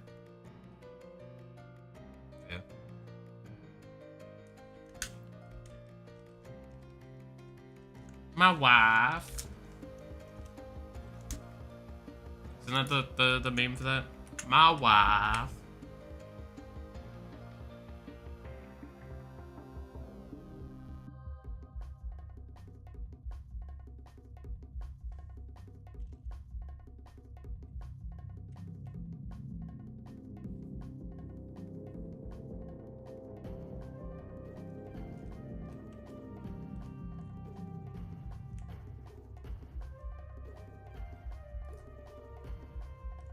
Is this meant to crash? No.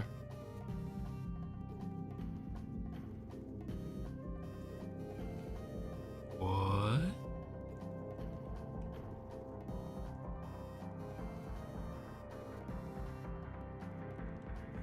What?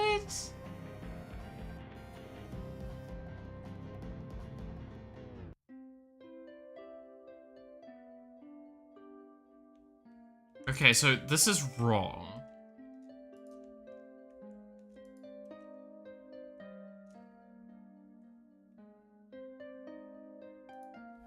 What the fuck? Okay. Wah. Yeah. I don't think... I'm trying to remember if I've ever watched any of the Borat movies. Or if I just know the memes.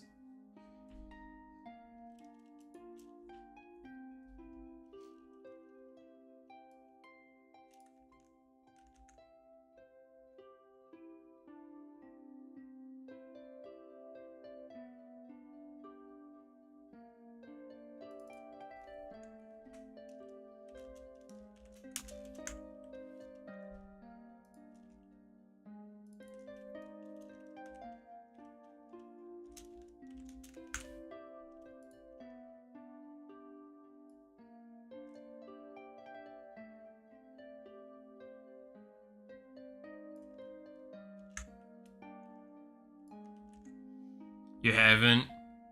You just know from Yu-Gi-Oh! Bridge? Yeah, no, that's probably true. I wish that was a joke, but that's actually probably correct.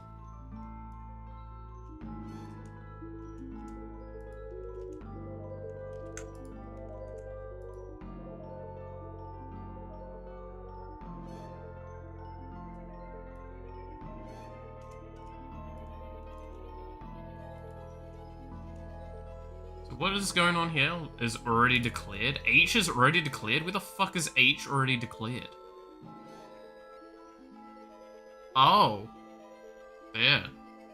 Eh. It's fine.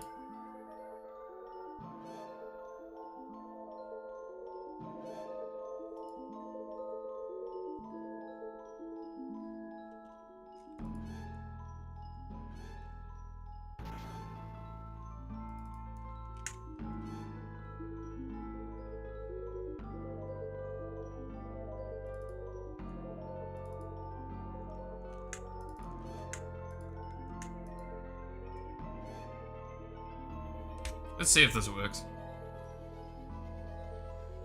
Got a code again. That's fair enough, Muffin. I don't know if you're gonna hear this, but I've got a couple of things I'll work on and I'll flick them your way a little later. I'll probably be working on some of the stuff on stream in the end, but yeah, I'm sorry I didn't get more done yesterday, but you know, I did want to get a bit of an early-ish night, relatively speaking.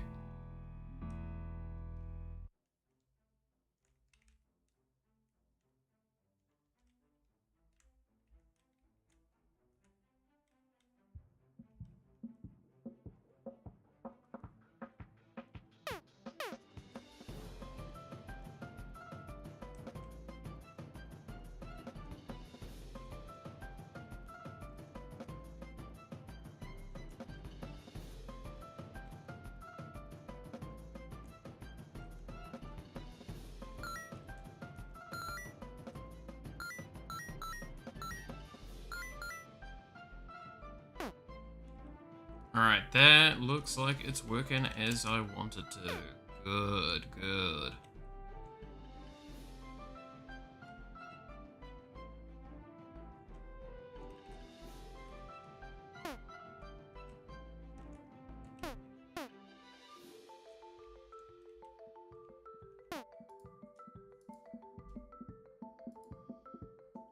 Alright. I'm gonna hide this again now that I've got that working. So, if anyone was wondering what I was just trying to do there, I was trying to fix the issue we had in the where enemies would spawn in terrain, simply put. Because what I've got is, if you can kind of see, there's a grid of locations that I have for enemies to spawn at. And it's basically, it just randomizes through those coordinates. There is a lot of coordinates that it can randomize through, and I wanted to ensure that that was working. Now it is, got that guaranteed, awesome, and now I've got it ensured that it's not going to be in terrain. That's why I had it visually showing there. And all I've done is the same sort of code that I had for the grid architecture to basically say, hey, why not, like, just, check if it's colliding with the pixel at that point. If it is, don't draw it. If not, yeah.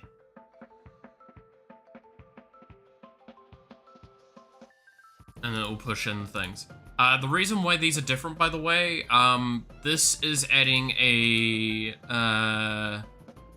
cell, which I believe marks an area that's, yeah, it's being forbidden.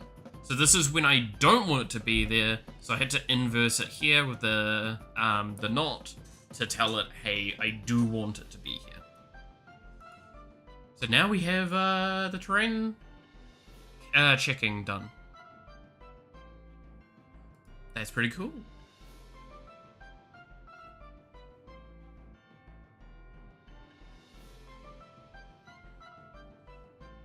All right.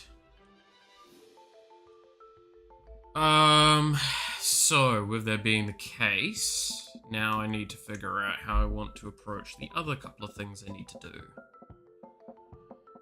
So I'm going to re-enable a bit of testing code in a second.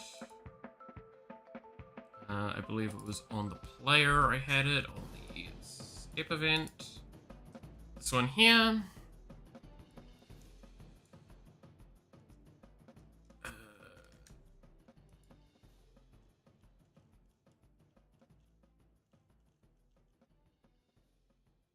Let's see. I think it was this one.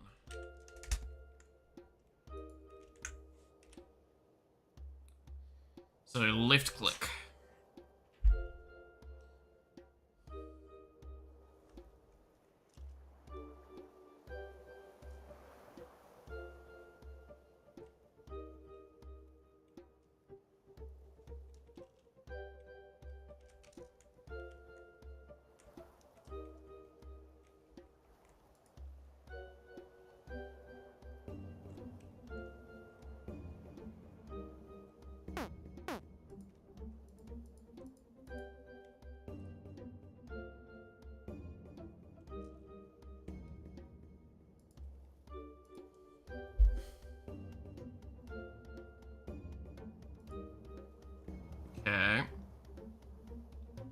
think those were colliding incorrectly. So I need to go here. And step event...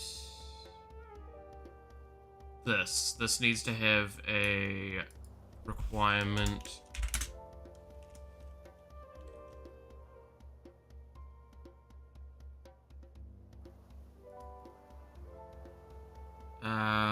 Where is the thing again? It's state.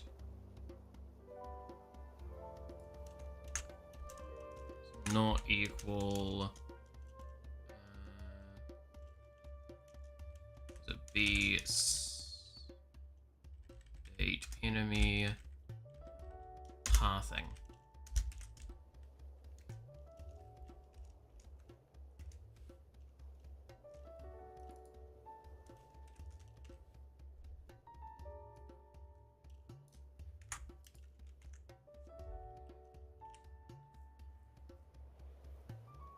So with this, I am going to ignore terrain collision at this point for this.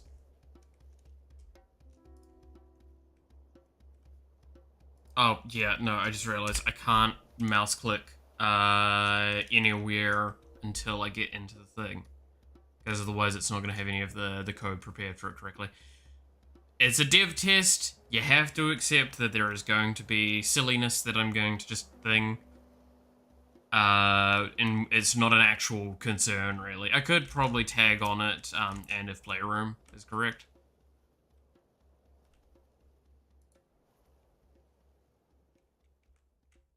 Okay, so they spawn, but they don't do anything. What is terrain? It's land. But in the case of this game, it is just some of those little bits, to the area, like, especially on the edges, it's some, like, elevated stuff. It's mainly a tile map, what we have. I don't know if I've got the room open anymore.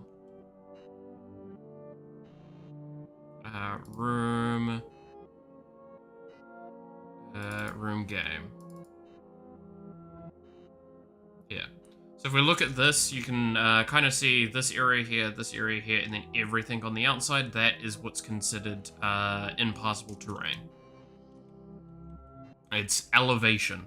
So it locks the player from getting out of the areas and gives them a little bit of terrain that they might have to work around. Just as a little added extra part to the game.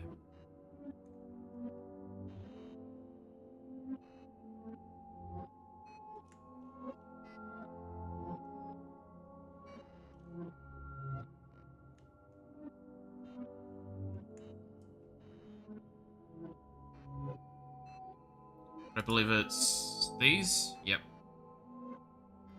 So if we actually hide this, you'll see this is all of the terrain that would be collided with. And that's the void underneath. If we hide that, you'll actually see, yeah, there's a lot of terrain space.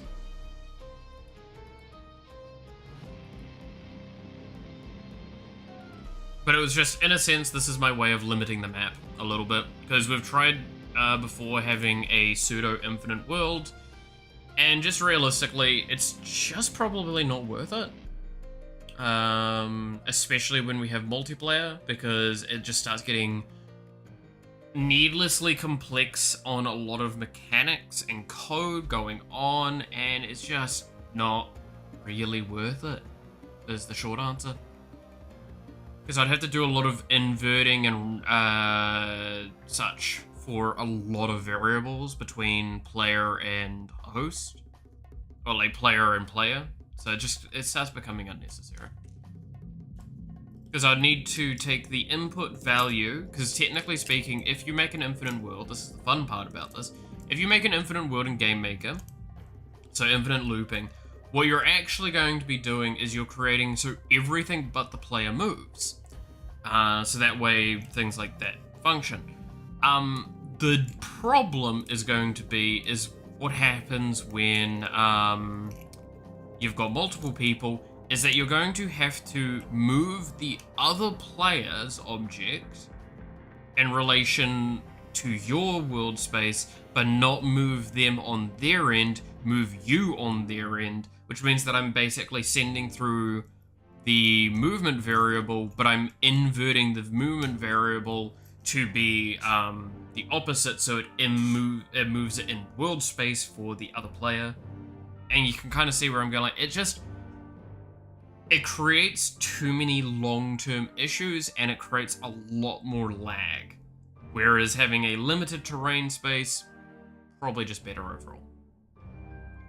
Better experience, and it means that I can more handcraft things and be more specific with things.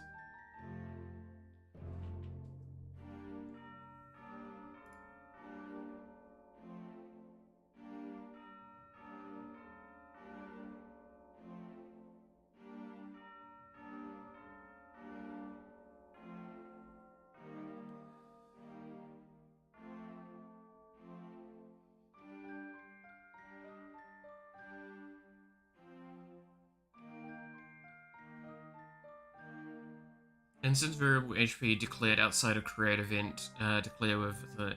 No, it's because I'm augmenting it, you twat.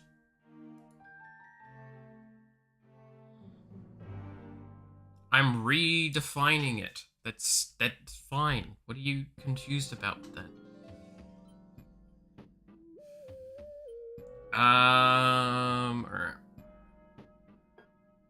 So I need to relook at the pathing code. Where is O player?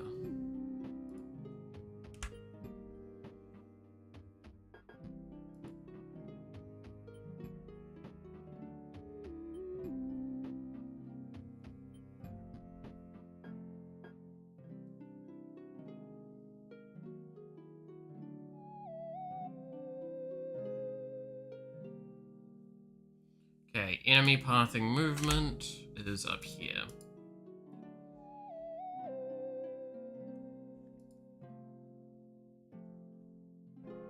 And then pathing movement is target equals this and this.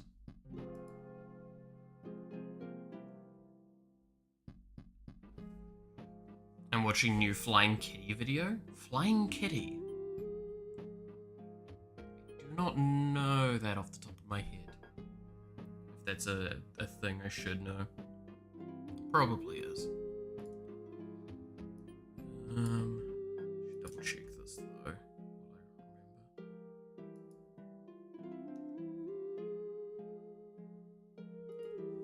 Try premium for free today. Upgrade your experience with less ads, power tools, and more with premium. You know, Twitter, I'm really not interested right now.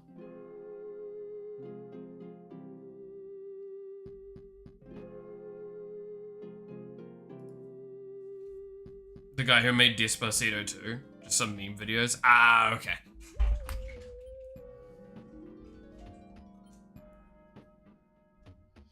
Dude, real talk, does anyone actually know, like, fully what Twitter Premium gives you?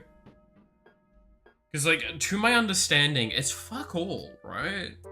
It's like it's less ads, slightly better in like algorithmic treatment, and then like what else? Because how much is it?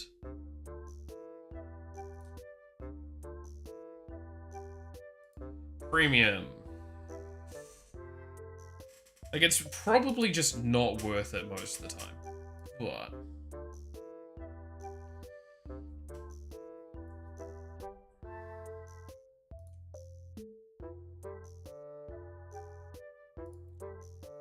here we go.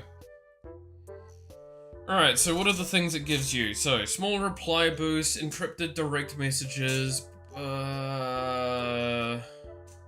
bookmark folders, highlight tabs, edit posts, post longer videos, longer posts. The basic version of it. And then everything in the previous one for the premium. Let's look at the monthly cost of these. $13 a month? Half ads for you and following. Larger reply boost. Get paid to post, which I believe, unless you're like at 3 or 4K per post impressions, it's not worth it from memory. Checkmark Grok 2 AI assistant. That's the fucking AI, right? Leading AI assistant built into X that can help you answer questions, write code, do research, generate images. I'm good. X Pro Analytics and Media Studio and Creator subscriptions. And then what's the final one? Fully ad-free, largest reply boost, write articles, radar. What the fuck's a radar? Do not give Elon Musk money? No, especially for this fucking much, I'm gonna be honest. It's kind of obscene. Experience real-time trends like never before. Access to radar will roll out in phases. Premium Plus members in the US starting October 7th. So that's literally unbeneficial to me. So I'd be paying... So can I just give you maybe a best kind of like explanation? I pay for YouTube Premium. I actually do. Alright? That is like 16 New Zealand dollars. They're asking for a very similar price, if a little less, than YouTube Premium, which is something I use daily.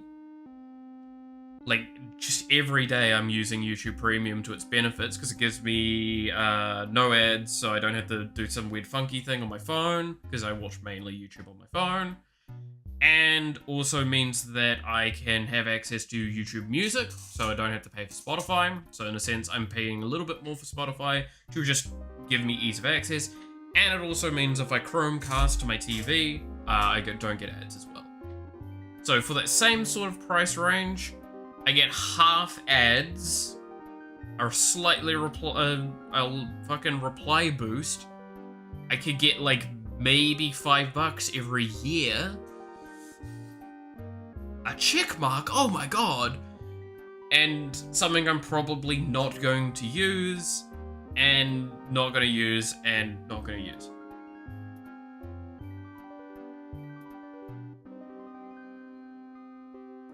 No.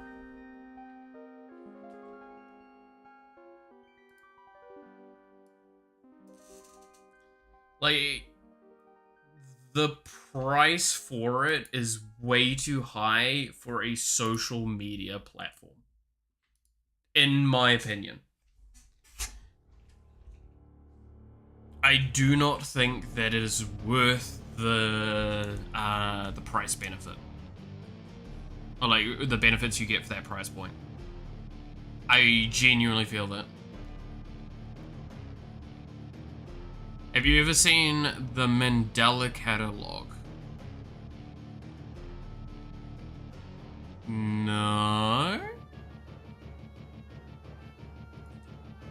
I know the Mandela Effect.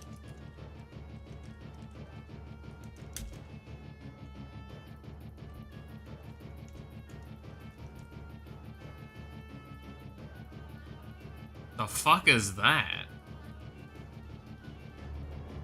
It's a horror web series. I see.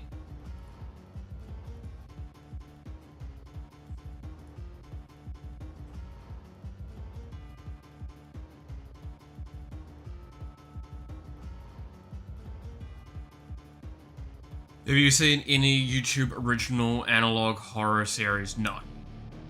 I have not. I'm not much of a horror person, most of my time.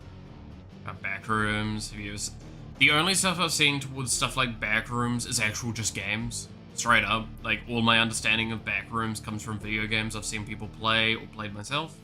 Nothing else.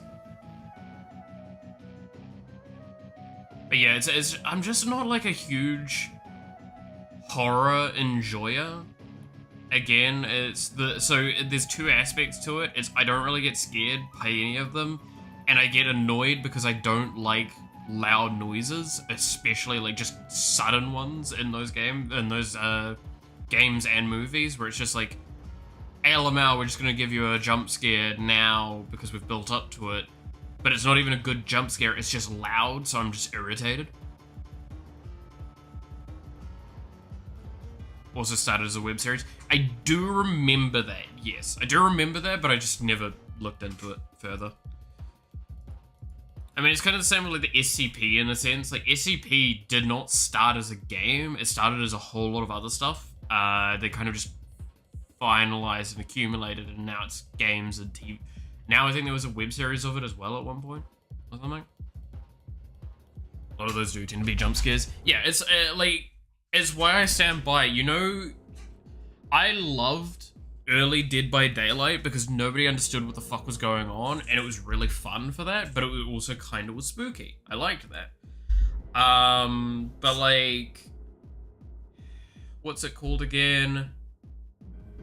Like Outlast or whatever the fuck they're called, like those sorts of games, they're just not fun to me because they're very basic mechanics, and it just gets to this point where I'm like, I'm just gonna run through.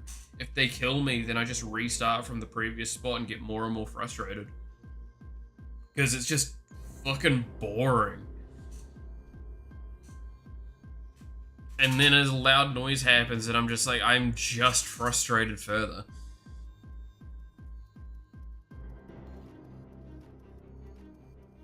Don't really rely too much on jump scares. SCP is probably the closest to those. Yeah. Like, I love the... What is the multiplayer SCP game that was done?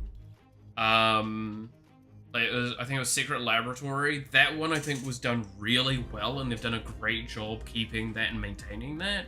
Because it's both a horror game and a comedy game at the same time. Slender made horror into a chore to play, and FNAF just pushed it too far. Yeah, like, I thought the original Slender was a cool concept back when it was just that first one map, right? Where it was just the forest. I thought that was kind of cool. I thought that was really interesting and atmospheric, but then the moment it just got more than that, it was just, hey, LML, do you want to do that same thing, but like now fucking 5 more times? And then like with one additional thing chasing you maybe to annoy you. But like I remember early on with that game, like when I played the original Slender stuff, I literally just sat there like by the like after about 10 or so minutes, I'm just like, oh well, there he is over that way. I'm just not gonna go that way. Oh well, he's there that way. I'm just gonna walk this way. Oh well, he killed me. Time to restart. And I just kind of, yeah, as you said, it got to a chore. It wasn't scary. It was just, eh. Spiritual successor, SCP Science Lab is definitely Lethal. Yeah, Lethal Company was great. I love Lethal Company. When I played that on stream early this year, with everyone that I did, the beauty of that was that I could drink off the group's atmosphere, so I actually could play up the fear factors and stuff like that. The problem is that I wound myself up so much trying to like be scared and like energized and all that I actually did a little bit of heart problem from it, which is kind of the issue with Lethal Company in general, is that it's such a silly, goofy game where you can do so many fucking stupid things with it that it just kind of leads me to have heart issues eventually. A lot of those games tend to.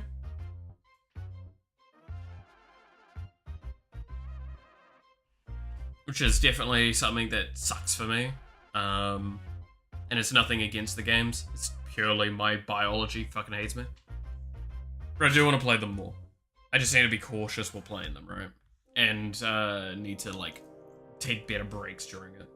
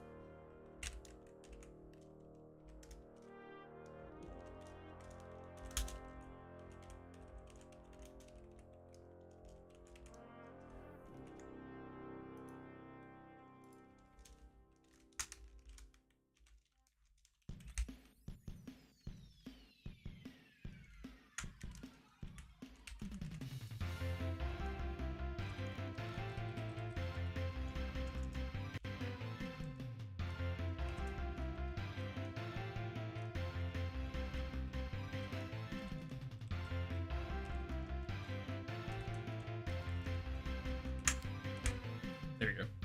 Let's see.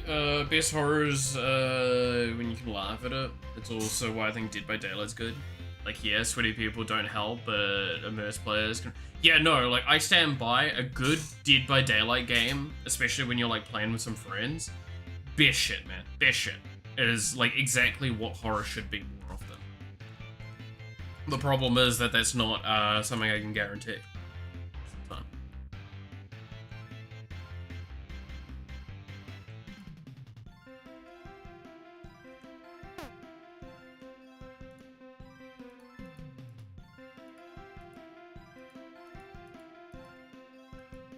Okay, so they're just not moving in that direction. So I'm not got code for moving this. It's probably controller related, right? Where we do a lot of our movement.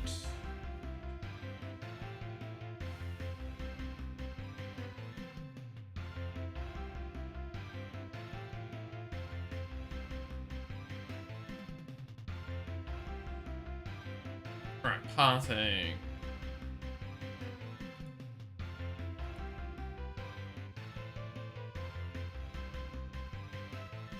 Alright. I think best horror is either disturbing on the psyche or just funny. I like the atmosphere, but nothing will ever come close to H.P. Lovecraft. Yes. What was that one recent, the oil rig game? I thought that was actually a pretty decent horror game, from just watching it. I think they did a fairly great job of it, overall. Because you made characters in that. Like, they did a really good job writing the characters and writing the world for it. And not focusing on the monster as much.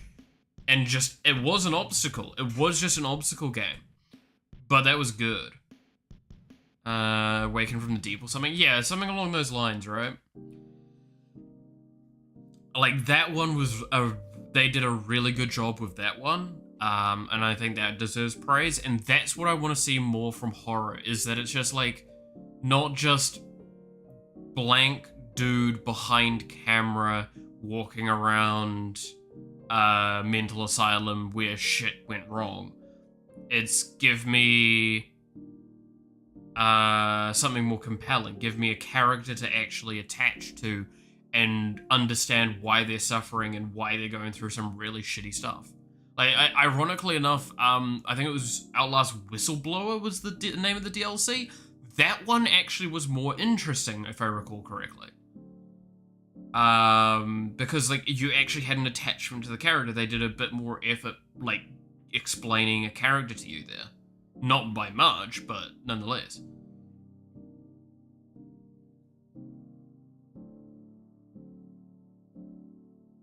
So yeah, I would appreciate... it. So the reason why that kind of horror is good is because it's more Stephen King horror, right? So Stephen King, to those that might not know, his best horror stories are ones where he takes something normal and alters it slightly. That is always the beauty of a Stephen King story, is that it's basically the real world, but with something altered about it. One rule, one change then. And that is what's so good about that. That is what a good horror tends to be, and I will stand by on my fucking thing. While I hate horror movies, I absolutely loved the recent version of, the It movie. The first one that they did. That was so good. Because the acting in it was phenomenal. Even the jump scares were stupid and silly, but they were, like, to a level I could accept. I thought that when looking at that movie, was a 10 out of 10 horror movie. I'm not going to say I enjoyed it fully, but that's because, like, I don't enjoy horror that much. But I think if I was to enjoy a horror movie, it's got to be a movie like that. It's the fear of something happening, not stuff happening, I guess, is an aspect that's important. Like, ironically enough, one of the best things a horror game can do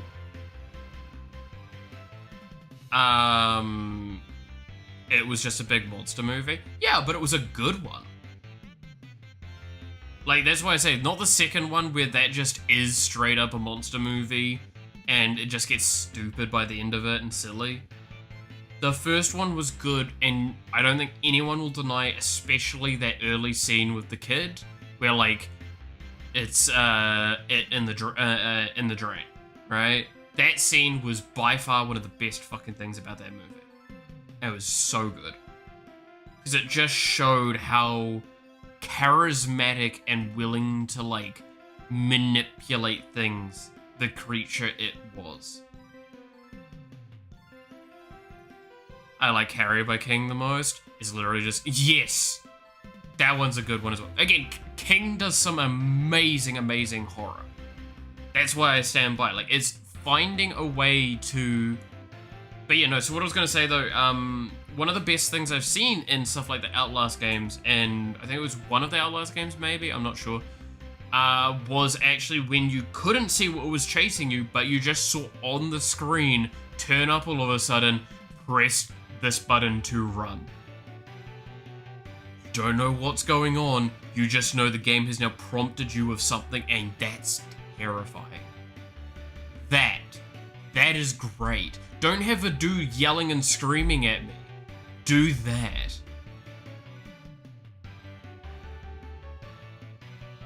Carrie was a solo one too. Misery? Misery. I don't know if I remember that one fully off the top of my head. But I think... Oh, no, yeah, I do. Yeah. No, I do. But Carrie I love. Carrie was awesome. I mean, technically, like, Under the Dome is, I would argue, in that horror-esque stuff that he's written, and that one's fucking great. I love that one. There's just so many interesting and good ways of doing all of this stuff.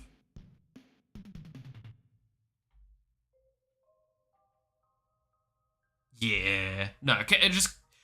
Stephen King's an amazing, amazing person. He does a great job of a lot of it.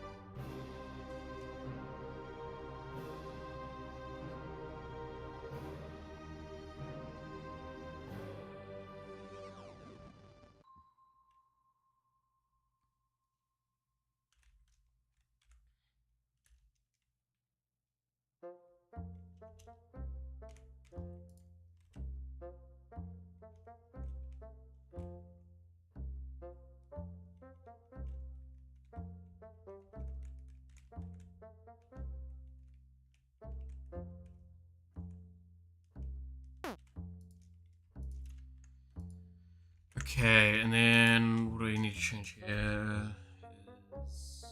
Oop.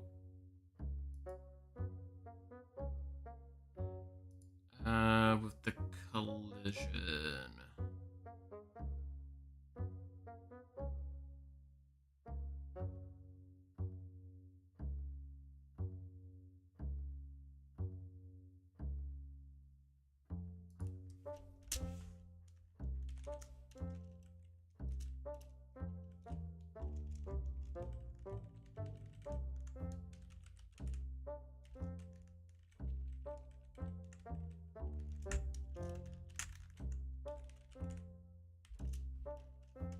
There we go. But when atmosphere, nothing just tops the idea of horror not only being above us all, but the concept of it, us even discovering, leading to insanity. Yeah, like again, that's why I do love the Eldritch Lovecraftian verse as well, because the beauty of it is that, like, the more you understand of it, the literally more insane you become. Like, you actually cannot comprehend Eldritch horror. That is the point of it. It is supposed to be beyond comprehension.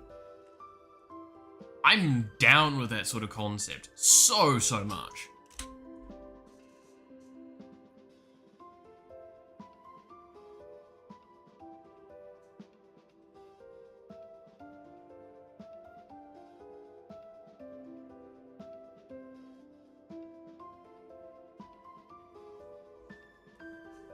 In fact, if I recall correctly, and I know this is a really weird thing, but isn't in the Fate universe one of the strongest characters literally just her power is that she's an eldritch gateway?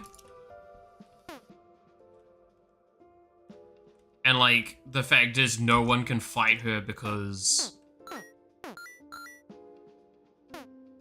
Sorry, just a sec. No one fight her is because all she does is basically just look... if you look into her eyes, she'll just turn you insane.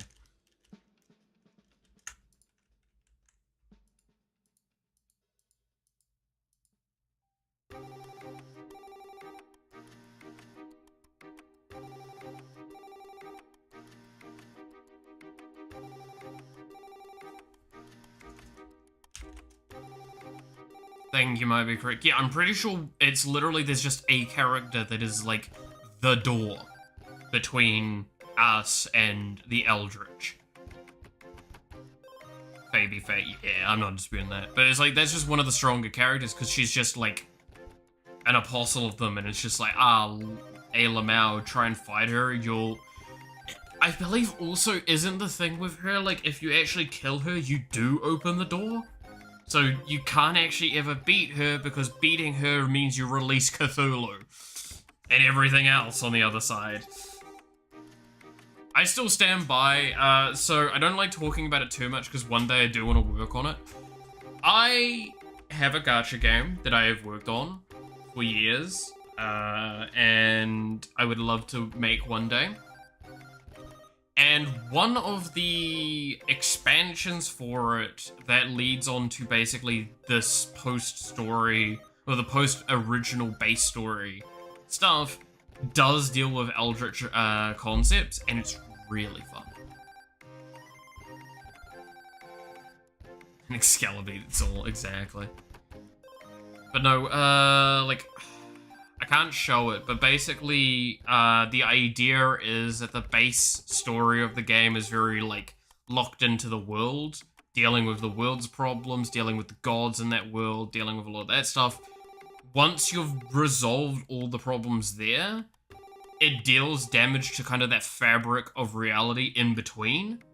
So you find out there's other realms you can go to, and the problem is, there's the in-between. And the in-between is the problem because there's entities in the in-between that embody concepts that are just... you can't summarize truly, but I've got like raw, like, summaries for the player, in a sense, right? And that... the fact is, like, they basically grow in power when that concept exists. And the fact is, one of them embodies everything that's related to, like, death, in a sense. So it's... and that's the leading of the entities, is what they're called. The entity of death. Sounds like Stranger Things concept. It's... kind of, I guess. I mean, admittedly, this was well before, like, the series. Well before the series even existed for Stranger Things. It's a very old concept now. Like, think, before Genshin Impact kind of old. Very easily before Genshin Impact kind of old. Talking, like, Azure Lane early-ish days. Kind of old, I'd say.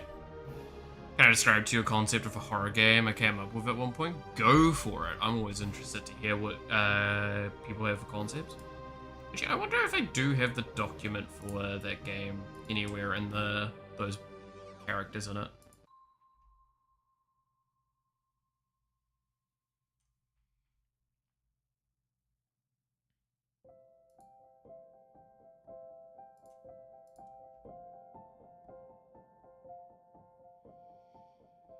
I'll look for that while you're sorting your thing out.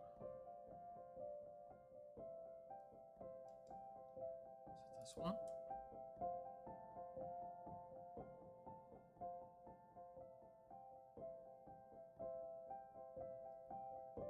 Nope. This one.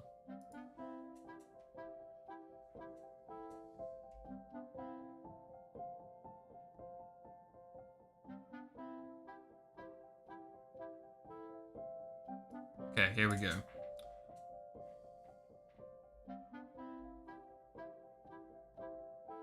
Where am I looking?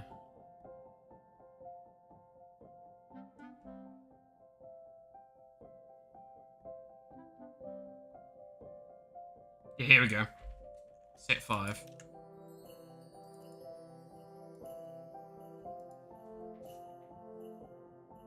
Ignore some of the stuff going on with it, but working on a warehouse, a night shift, simple job. That part is real. Yep.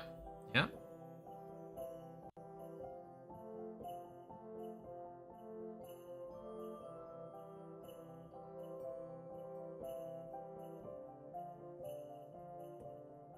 I had some descriptions for these, I believe, somewhere.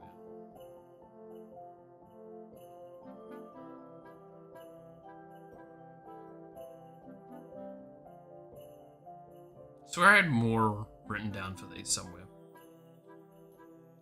Yeah, so Entity of Death is very heavy nuke and backline removal was always the idea of it. So one night, if there was pure silence in the whole warehouse, I was walking in the cart, deep in my thoughts and didn't pay much attention, then I paused, noise, jump in place. Yeah. I'm listening.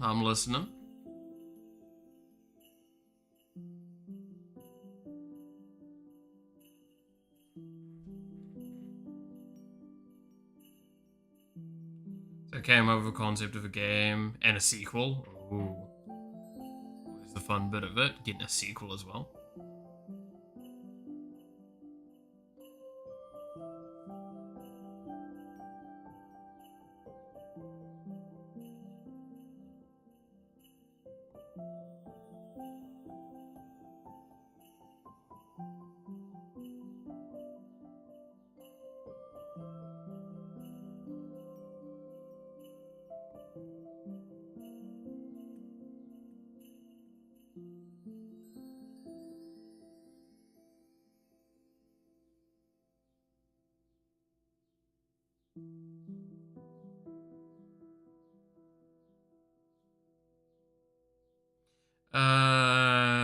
First turns to silence, making orders and are stalking us. That reminds me of that so it was mortuary's assistant kind of concept, right? Probably not quite as aggressive as that, but like that kind of idea, maybe. Which I think is genuinely a really good concept. I think that's where I come with that statement of make real world things with real like concerns if you actually want to get a horror. Like the only true horror that ever came out of Final Destination was the fear of driving behind those fucking log trucks. Let's be honest. That's the only true thing that actually ever came out of those. The sequel, however, would be a detective game where it would be sort of Ghost himself flying around the warehouse to find out what happened to the person in the first game.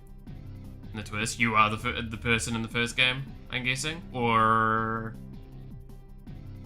you're the thing that scared the person in the first game. It's time travel. That'd be funny. You are the first person and you're the thing scaring them. So you're trying to figure out your own death, but you don't realize it. And then you're also scaring yourself to your own death. Ha ha ha ha. That'd be kind of funny.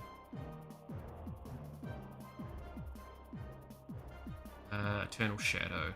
That's the next expansion.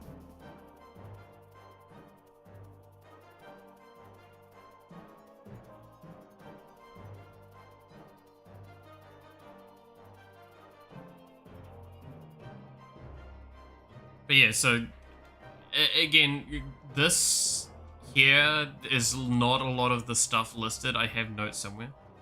It's one from the 3rd day onwards. So if any YouTubers or Twitch streamers made their, they were all fabricated. That'd be kind of funny. Moderator assistant for the first game is right. I think that's a cool idea. I genuinely think moderator assistant was, again, another... That game was a great example of what a horror game should be. Like, PT, like the teaser, that thing as well, that was a perfect example of a horror game, because holy shit, even I was shit scared playing that. Well, not shit scared, but you know what I mean. Like, I was actually definitely kind of spooked while playing that. That was fun. I like that. So yeah, no, that's a good concept you have there. I'd definitely be interested to see where that goes. Shouldn't be horrendously bad as long as you get some like asset flips that you could just do quickly from the store.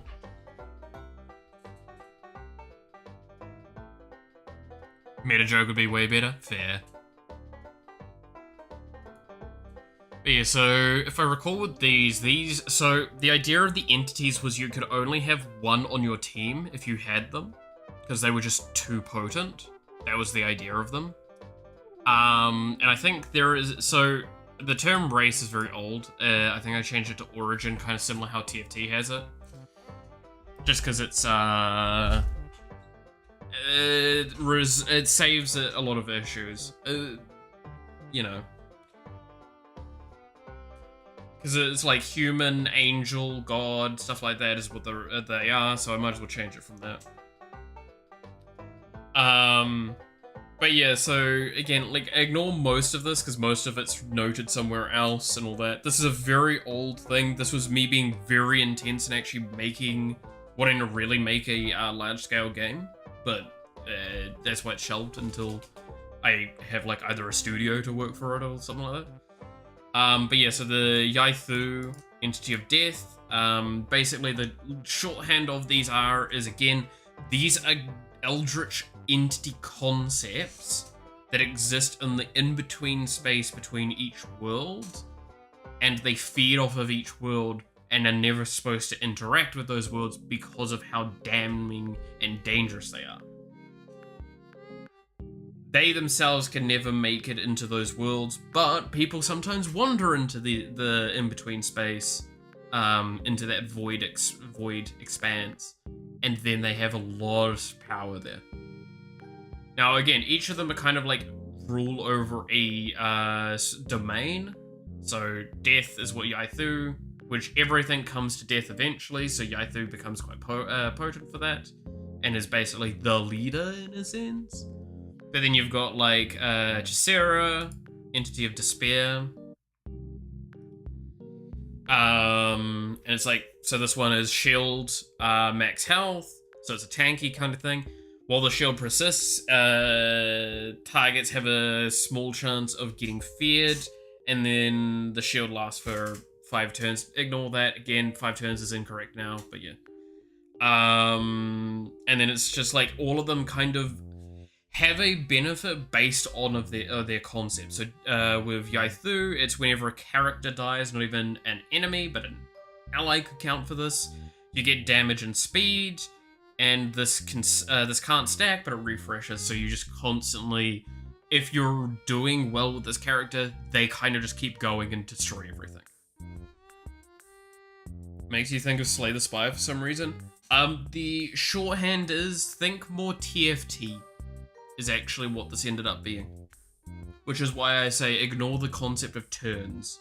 Turns is in a relic of when this was something very different.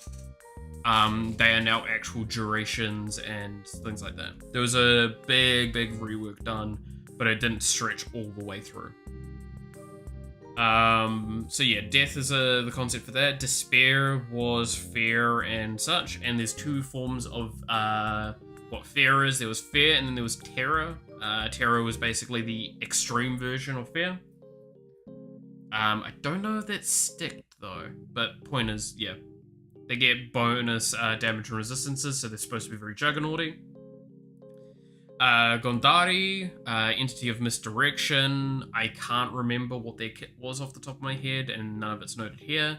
Sagnorth, entity of disease. They were a DOT character, if I recall correctly. Like debuffs and DOTs, mainly. And then Lorgana, entity of isolation. So this was actually very charm orientated, and this was a mechanic where deal damage to all characters, and if they're like, basically, if they're an individual of that kind of thing, so if they were just, if they're the only human, if they're the only god, anything like that, they could get charmed, which would be very damaging as well. And then when you get charmed, you get limit burst gauge, doubled for the upgraded version. This is hard to explain. Just think how every character would have an ultimate ability, and then there was a limit burst gauge, which is basically the player could select it and then select a character, and it would be a big special ultimate ability. So you have limit burst and you have amplification. That's the idea.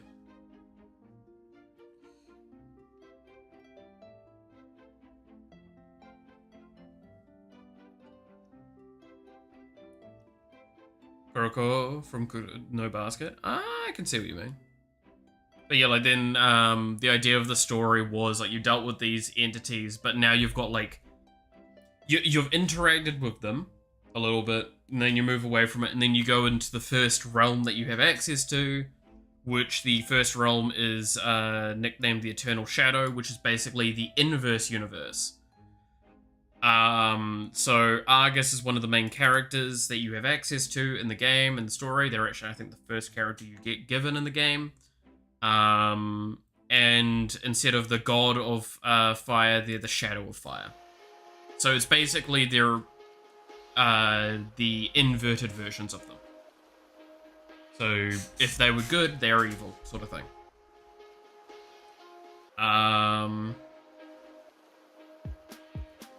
Yeah, not all that different, just slightly more sadistic. And you can see like a lot of that sort of stuff. You said Argus, but all I heard was the toaster from P3. It's fair. No, that's fine. Crimson Chalice was the vampire one, right? Hither, Poppy, Alucard, Charles, Elizabeth, Brand. Yeah. Fall of Paradise. Oh, that was the mecha one, right? Well, not mecha one, the cyborg one. Yeah, Unit 01. Gun Angel. The Goddess. Yeah. I remember this one. This is a cool one. And you're, yeah, it's because this was when you're fighting, like, one universe is, like, angels and devils. So this was, like, this was the attempt of that universe, because think of it kind of like Diablo almost at that point, right? Like, that's what Fall of Paradise is supposed to be part of. It's supposed to be, this is the heaven part. So this is the humans with high tech trying to fight against the forces of heaven. So they've got actual things to try and kill them. Sarah, I believe, was like a human-angel hybrid thing that they made. And then you get, yeah, the angels, which, there is a core reason why the angels are what they are. Because it's the inverse of the deadly sins, for example. Because you got Uriel, purity, temperance, generosity, diligence, mercy, compassion, humility, the abandoned Nephilim, that was also, and then descent into pleasure, which is the demon side of it. Good old Demon King of Gain, Charm, which, yes, all of them are nicknamed things, but like this one's greed, right? That's gain, that's pride. This one is Lust, yeah. Which one are you? You're Envy. You're Gluttony. Which, by the way, all of these... So, okay, this is the fun part with this design. This is very old concepts as well, remember. The angels are all, like, sisters. Kind of very anime sister-esque. So, if we go back up to them, I think... Yes. I literally have them nicknamed, so it's like, this is the tomboy. This is the One-sama. This is the immortal one. The childhood friend one. This one's the Himedere. So they're all very based off like generic concepts with these. And yeah, like surprise, surprise, the one with purity is the fucking tsundere. Hate me if you will, but like it made sense. So all of these are like that. So what are the devils? Well, that's the best part. All of them are guys. They're all like hot guys. So you got Lucifer. Yes, this quote, if you know where this is from, fuck you. It was too good of a quote to not use here.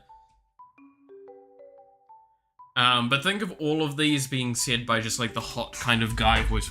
Don't worry. That's not hostility you feel. That's pity. With Mammon, I'd want me too. Asmodeus, don't worry. Even I get caught up in my beauty.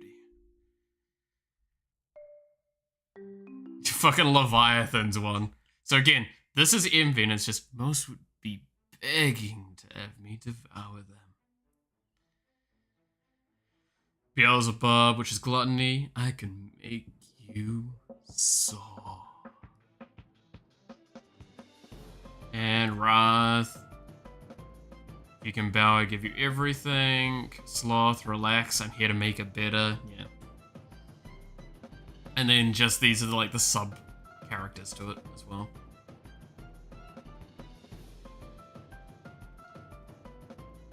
Oh, Heist of the Heavens, man. This is a perfect example of how stupid some of this got. This shows how wide a net this game went with expansions. So you got Jonathan O'Neill, which is totally not a reference to Stargate. But yeah, basically the story of Heist of Heavens is kind of like Guardians of the Galaxy sort of characters. Finding out that Heaven is currently at war. So they're like, hey Lamel, let's go steal the riches from the vaults. So they're on the Monarch, which is the ship, and they decide to go, yeah, they go steal it. And they're all fucking doofuses in some way. So this one's very based off like Malcolm Reynolds from Firefly, if that would give an idea. Then we've got Carmine, which is basically the muscle, but he also can actually copy himself. Paul Beckett, Doctor, so he's the medical doctor for the Monarch and Heist. Mav Mitchell, Constellation Drifter, which is your pilot. Frey the Runaway, which is the engineer, which I believe is supposed to be part angel, maybe. Can't remember. Ash, Elite X, Celestial Sniper, the gun hand, so she's kind of very like pistol whippy sort of thing. And yeah, then here we get to another one where it's just like, this is an undefined set, this is very clearly Norse mythology. This was the benefit of the multi-universal realm bullshittery that was going on, is that I could do expansions of them that go into like other mythos that exists instead of ones that were created by me. It means that I can go into actual mythos stuff. And these are some of the characters for it. Again, a lot of these actually had kits in one of my note documents that I would have to dig and find. Oh, that's the actual story there. Let's not look at that. Let's see if we can find a character that's actually kind of fleshed out, though. So to give an idea, this is like 200 pages long, the document.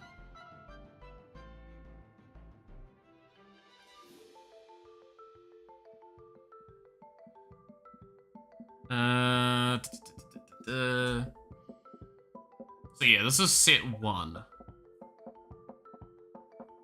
Let's see, how much of this was, got kept? Yeah, no, so this got reworked. I don't think it's this document. But yeah, so there's good old Argus right here. Because this was back when these were the stat styles, and I think this has changed. I think, actually, do I know where that document is? I started rewriting this project at one point. Is this it?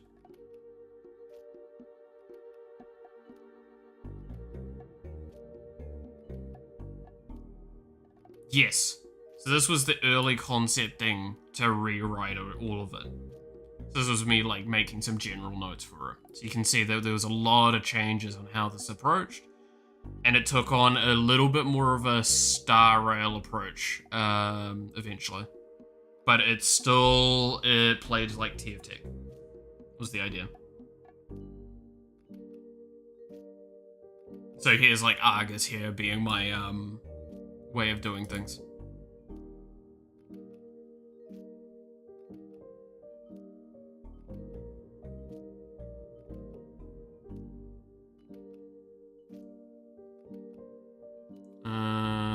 So yeah, let's see. Ability, deal 10% attack to all enemies over 14 instances in an area.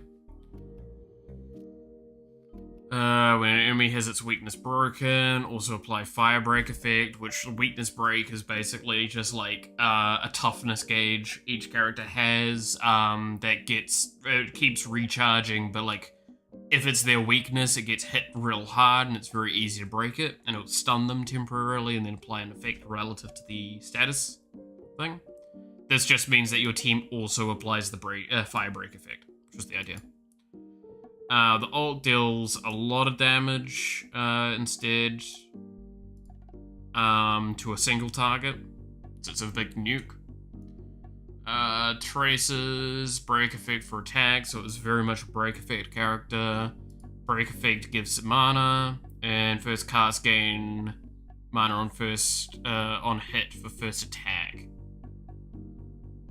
Yeah, after that, so it just gives you a bit of like, you're supposed to get this character going fast, and they're supposed to have like a big burst point in there, kind of like after their first cast and then onwards, they'll have a bit of a burst to get to that second one. All fire break effects deal bonus damage on the field. When any of your characters deal fire damage, deal 10% of damage to the target in addition. Increase the amount of mana gain from the trace by 3, so it's that one. And then increase area of skill by 50%, increase its damage by 6 times. Ability damage dealt by this character reduces the toughness regardless of weakness type. When breaking weakness, trigger fire break effect. Yeah. So this character was like, again, this is the first character you would get in the game, I believe. Yeah, I think that's right. So the idea was to introduce you to the break mechanic, and introduce you to an aggressive character as well. This is where it kind of comes in with my design philosophy towards this game, was very heavily that like the first characters you would get are more than adequate to fight and play into the game with. That's the important thing to keep in mind. The 2 off the top of my head beginner characters you get are both some of the most obscene characters long term. Specifically, the second one you get is absolutely broken after a specific expansion. She will become by far one of the best characters. Because of one of her effects, which affects the rest of your team if they're a specific species. Yeah. Because, fuck, what was her name? I can't remember.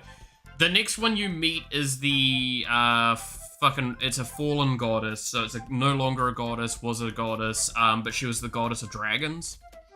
So what she does is she gives dragons, because dragons have a thing called dragon skin.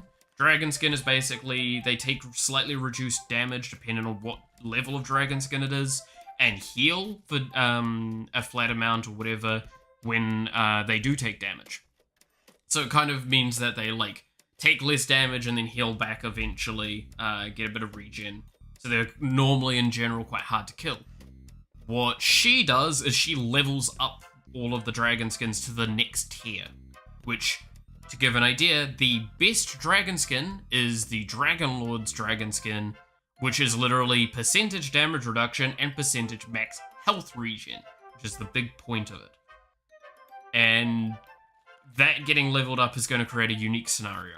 So she's going to become basically, hey, do you want to play the dragon comp? You're playing this character in it. Why? Because she just makes dragon skin the brokenest shit ever. And it also means that your backline characters, that most of those dragons have weaker dragon skin, are going to have better dragon skin as well, so they take a lot less damage. Now you could make an argument, oh, but doesn't that create a power creep thing? No, that is the point of the character. The character is going to be kind of average otherwise. So there was a lot of effort put into it at one point. One day I'll go back to it, and like I said, once I have a team to work on it, I'll work on it again. But every once in a while I go back and like look at the ideas and play around with some of them and see if I can make something interesting.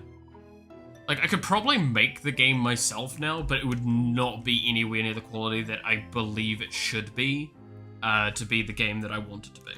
So I'm just not going to bother making it right now.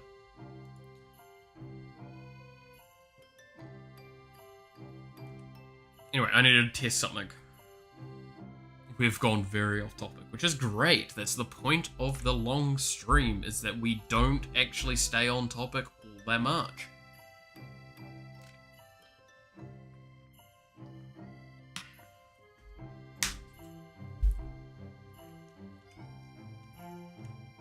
In case you couldn't tell, by the way, me getting into game dev, ironically enough, is not like a thing that was never gonna happen.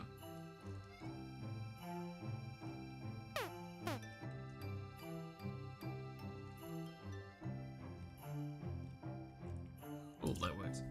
Long stream is kind of an understatement. Yeah, you got a point with that.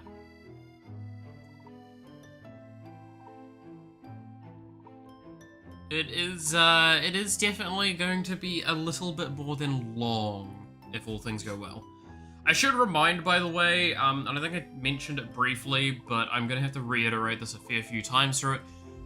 I am going to have to stop the stream every, like, 11 or so hours. So the YouTube VOD keeps going correctly, because YouTube only catches the last 12 hours. Of a VOD. So it would stream fine, but the VOD would not be fine. And I do want to make sure that we have all of this, like, left up. So what I'll probably do is just, yeah, like every near 12-hour marker, I'll try and remember to quickly reset. And it will be like, the reset will probably be no longer than 10 minutes each time. Unless something obscenely bad happens, which I doubt. For how long do you have to stop? Yeah, I was saying, like, just probably 10 minutes. Just probably 10 minutes at most. Like, I might try and basically reset my computer during those times, just to give it a little bit of a hot break. And, like, I'll turn a couple of things off, leave it for a moment, and then come back. To give an idea, realistically, what's going to probably happen is I'll go to the bathroom or I'll grab something quickly to eat. And that will be how that goes. It'll be a short break point all the time. But no, the stream will not, like, truly disappear for any length of time. It is just purely because YouTube doesn't catch more than that 12-hour marker. So I have to stop and restart.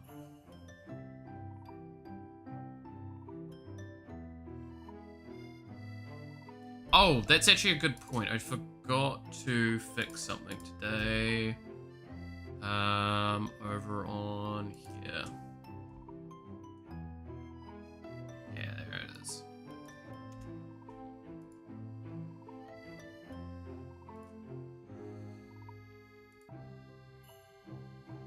What's your favorite, your dream game to make if you had all the resources in the world to make it? It's a real hard one because, like, there's so many, is the short answer. The two I can think of off the top of my head would be, one would be is the gacha game that I talked about, which it was just genuinely the best part with that if I had, like, the resources to make it. The concept of the game would be very thing. But the other concept, and this is where maybe I would put more resources towards if I was to have the choice, would be kind of, how would I describe it? Think, if I could make it, I would absolutely love to make, kind of like a fantasy world game with the good old survival mechanics, but that leveling system we've talked about many a times, where, like, think Valheim, but maybe a little bit more anime and a little bit more refined in certain ways than Valheim, and maybe less refined in others. That kind of idea, maybe. That would probably be one of the two that I'd want to do off the top of my head. But I know I have a few other ideas that I should probably be thinking on as well at this point.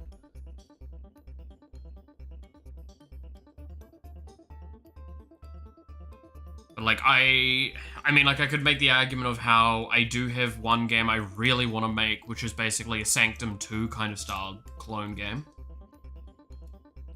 If you've ever played Sanctum 2, it is honestly, I stand by, it's one of my favorite games just of all time.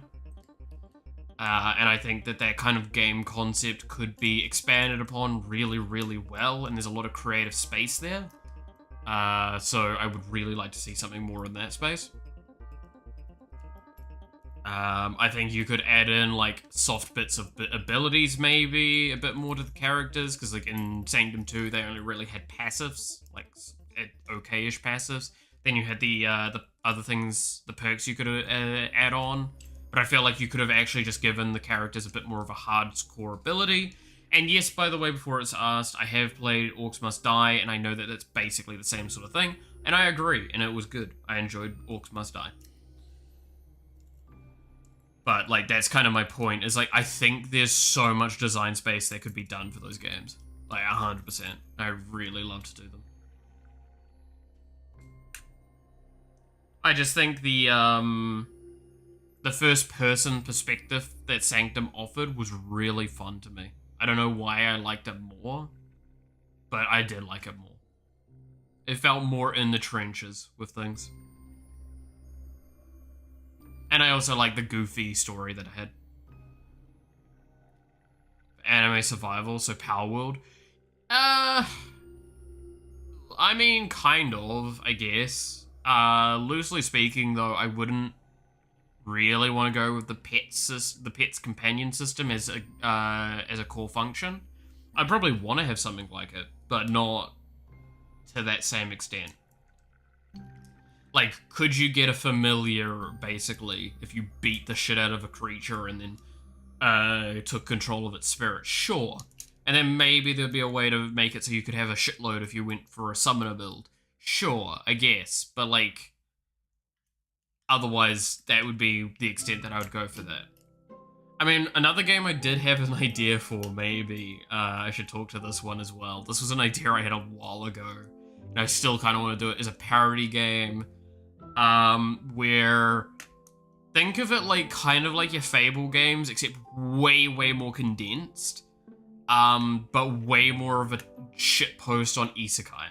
So, like, you would go in, you would basically, have a bunch of choices at the beginning of the game of how your isekai happened, if it was a reincarnation, if it was a transport. It's you explaining that. You get a character relative to that in a sense that you could tweak it if you wanted, but that was just like how you get your base character. And then you can kind of pick your classes, and they just are really obscene and silly.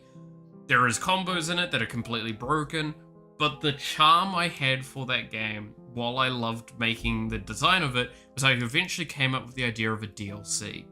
And the DLC is going to be a nightmare.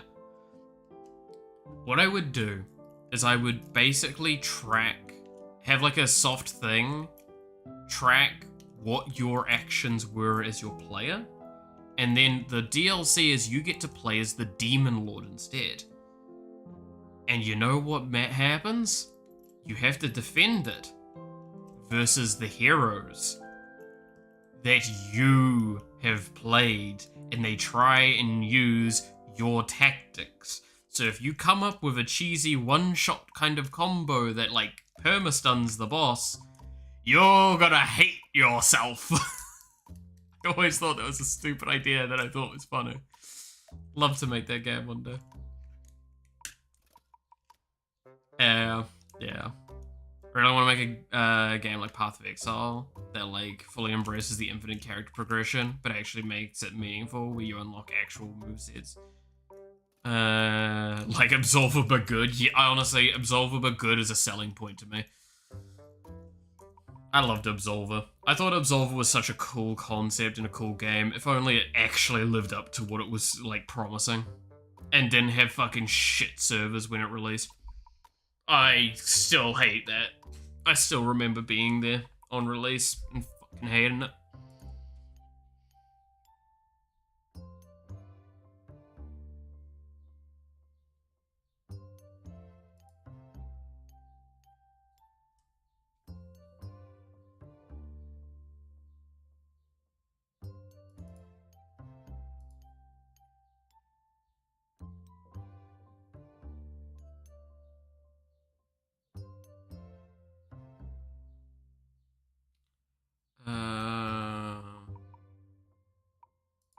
Is this wave type? Yeah.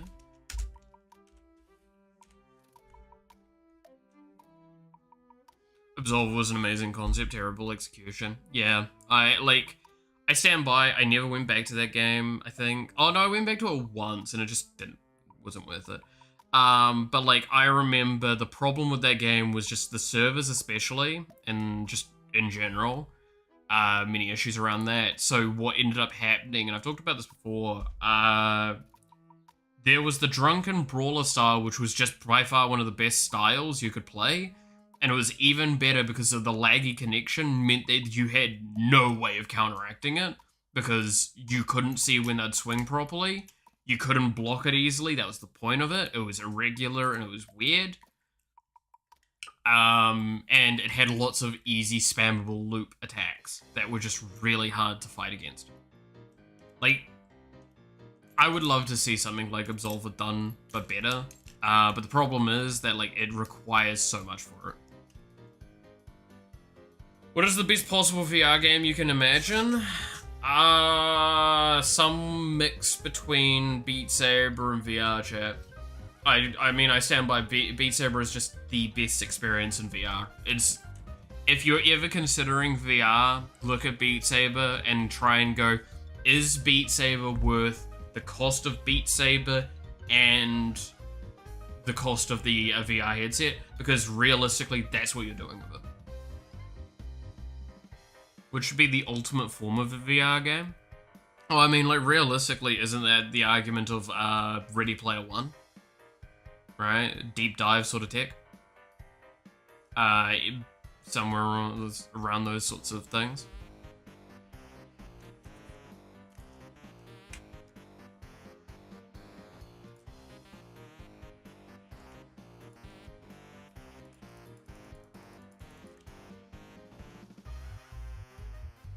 And VR chat is a great bonus. Yes. Like, that's kind of how you gotta see it, right? Again, I've got no real great explanation between it all, but like... So I've talked about this before, and this is where, like, a lot of people might call me out on bullshit. I don't give a I don't really care. This is a field I've studied, so go for it. So deep dive technology, depending on how you kind of look at it, isn't actually that difficult, nor is that obscenely that far off being reasonably doable. The problem is streamlining it for commercial use. And I say this because I've literally partly worked on a project for it. at university. It was one of the things I was doing. The only reason I didn't continue with it is because the funding was really, really difficult to maintain, and the only funding that we were going to get was military. And I didn't really feel comfortable with that at the time. I honestly probably would have taken it if I was myself now. But yeah.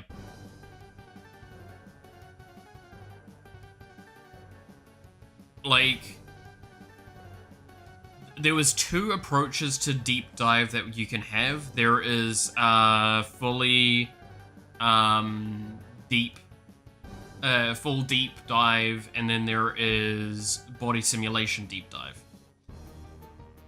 VR took a long time to be optimized for commercial use, to be fair. Exactly. Like, realize VR is only now in the last, 2 years, arguably commercially worth it. And even then, it's kind of touch and go still. Give it another 5 years, it will be phenomenal. Deep dive is not an underestimation for that again. So, again, reminder what I mean with deep dive. There are two forms of key deep dive VR. There is full, kind of like, think either Sword Art Online or Ready Player One is the two descriptions you have for it.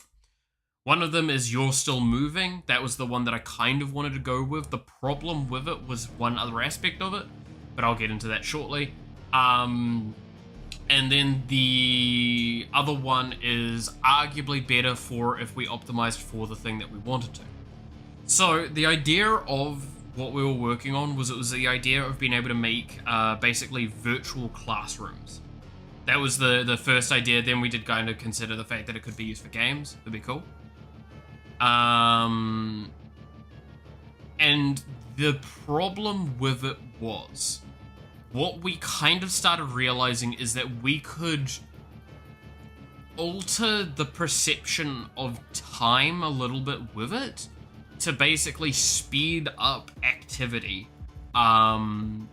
which we couldn't ever really test well enough, and we would have needed another few years to probably commit to that effectively. But we did find the ways of making a virtual space in a virtual educative environment that worked reasonably well. That basically meant that, the long-term goal of it was basically what we could theoretically do is create an environment that meant that you could spend an hour in that environment, except it was 2 hours inside of that space. To your brain. The problem was that we theorized the fallout effect of that would potentially do a lot of damage, so it was going to be down to trying to figure out what the timings could be without causing irreparable damage. That was something that we were thinking about. This is why, again, the military liked the idea of it, because it's a virtual space where a person could basically think twice as fast, potentially.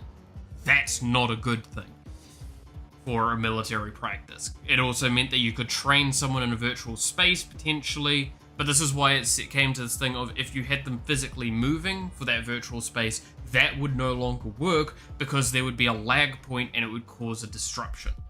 If we had the lie down effect where you're lying down for it, then it could work. However, it required a way of either training the brain to work inside of this environment or simultaneously disabling softly motion from the person, which was doable, but has got some dangerous aspects to it.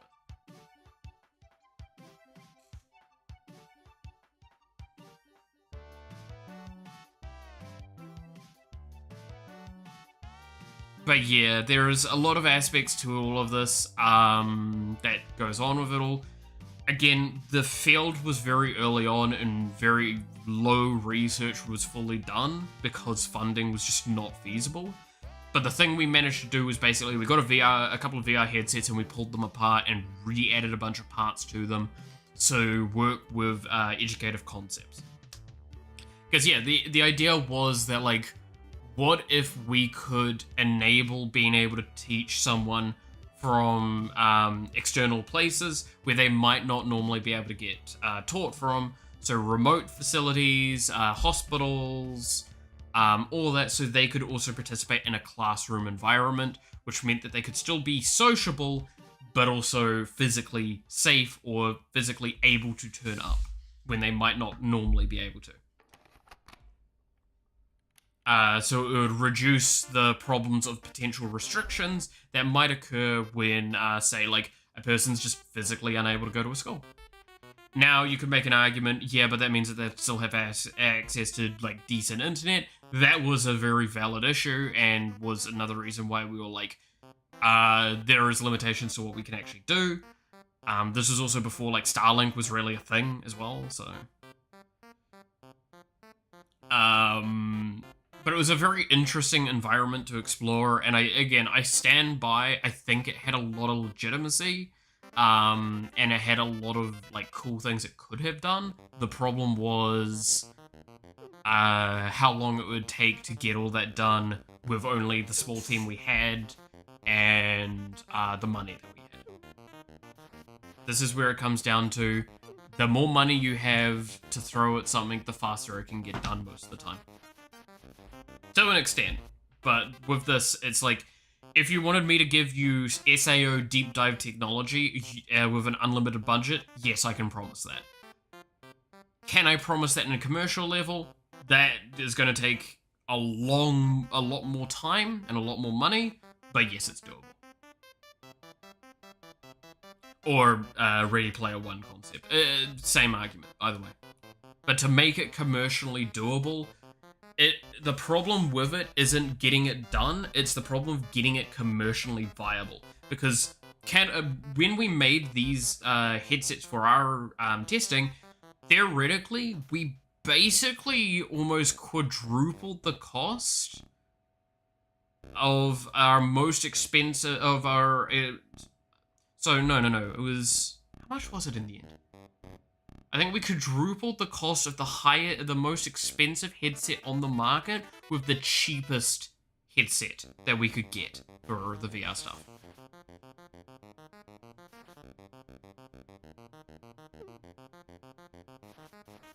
That was basically... We basically made something that cost like a couple of $100, cost thousands and thousands of dollars. And had exposed wires, which you didn't hear that because for safety purposes, we didn't have those. We made sure that it was all not exposed and completely, no, we had stuff to make sure everything was fine. But we basically had like, the short end of it was a lot of computer tech for it mainly, because at the end of the day, it was just a VR headset hooked in with an extra computer part going connection, as well as an EEG connected to it. A very specific one. So overall, it was very, very safe for the person to wear. It looked really bad. And there was potentially a mild problem if certain things happened. But yeah, no, the idea of it was really, really cool. I'm just, yeah. One day I'd maybe re-explore it. This is why I stand to the whole statement. People have disagreed with me on it many times, but it's like, no, this stuff isn't actually that impossible.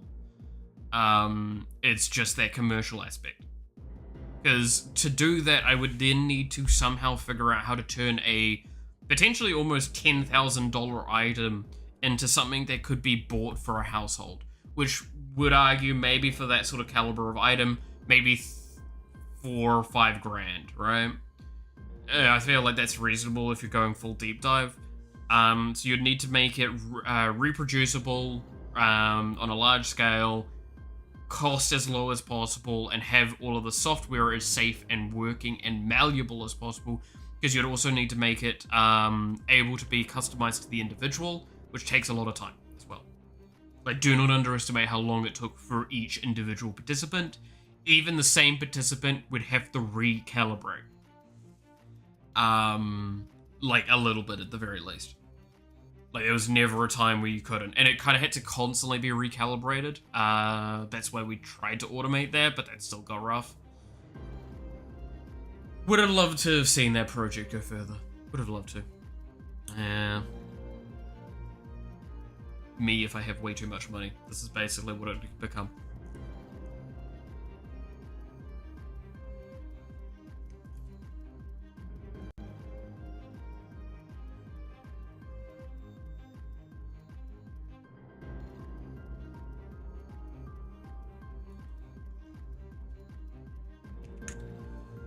Way before I got my Quest 2, I saw Donkey's video about setting up his HTC Vive, and all the thought about was not the cost, but rather the amount of setup needed to still pay that. Yeah, so I actually have an HTC Vive. That's the VR that I have. It's still in my closet because I just didn't bother setting it up when we got to this place.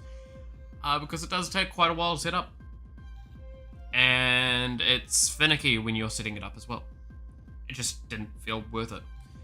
But I would love to do it. I stand by, if I move to a new place and have enough space for the office that I'd have, I would probably reset up my VR so I could just play Beat Saber, because that was one of my favorite things to do. It's one of, like, the best ways for me to exercise as well, because it was just really... It was a workout. It's a hell of a workout.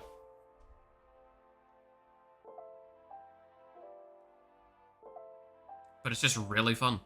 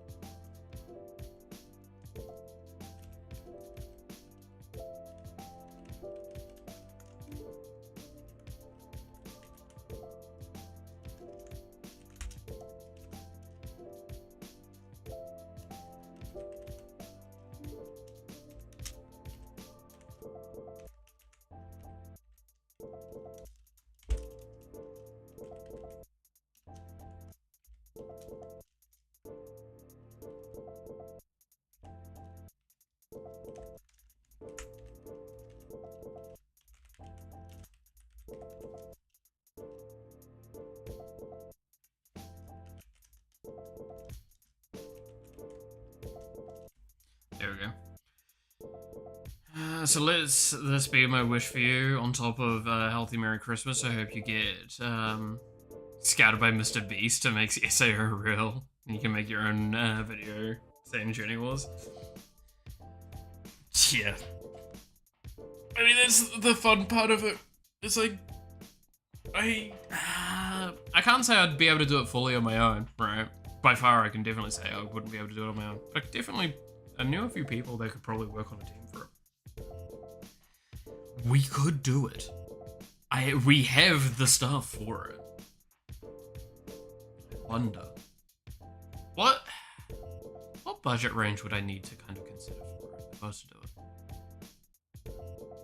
Now you're making me think, and I don't like this because it means that I get to this point of getting sad because it's just not feasible.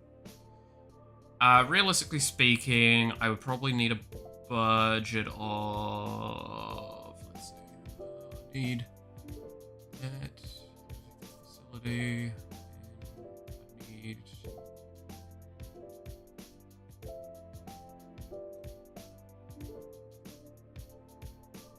yeah, it'd be in the millions at this point.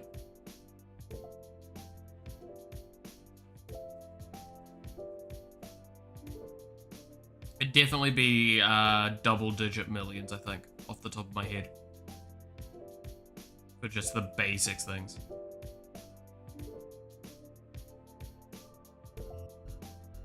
The fun part about it is editing 8 hours of footage of the whole process. Oh god, imagine. I'd hire the editor at that point, right? It's like, hey, here's like a multi-year long project that I worked on for millions of dollars, edited in like fucking few hours. Jeez.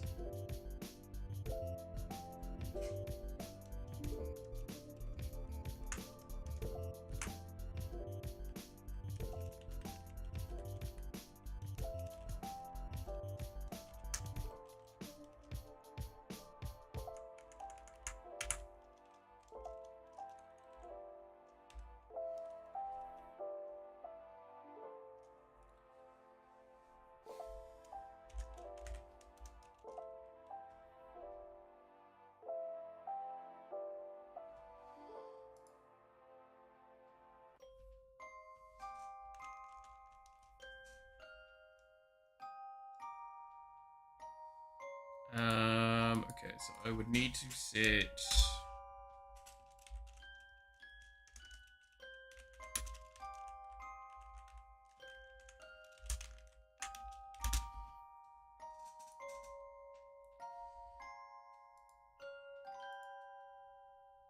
Let's see, distance, direction, so... I mean, didn't YouTube's Squid Game cost Jimmy like 12 mil or something ridiculous like that? More than an actual series? No, that's actually pretty normal for TV shows. Do not underestimate. Dude, fucking. I remember in this correctly. Isn't like, I think I was listening to some stuff recently. I think like every episode of Stargate cost almost like $1 mil to make, at least. Even the cheaper episodes. They got higher than that. Like, they were millions. That was back then. Do not underestimate how expensive a show is. No, I think, the Mr... to be fair, I haven't looked at the Mr. Beast thing, because it just sounds really tragic and depressing in a lot of ways.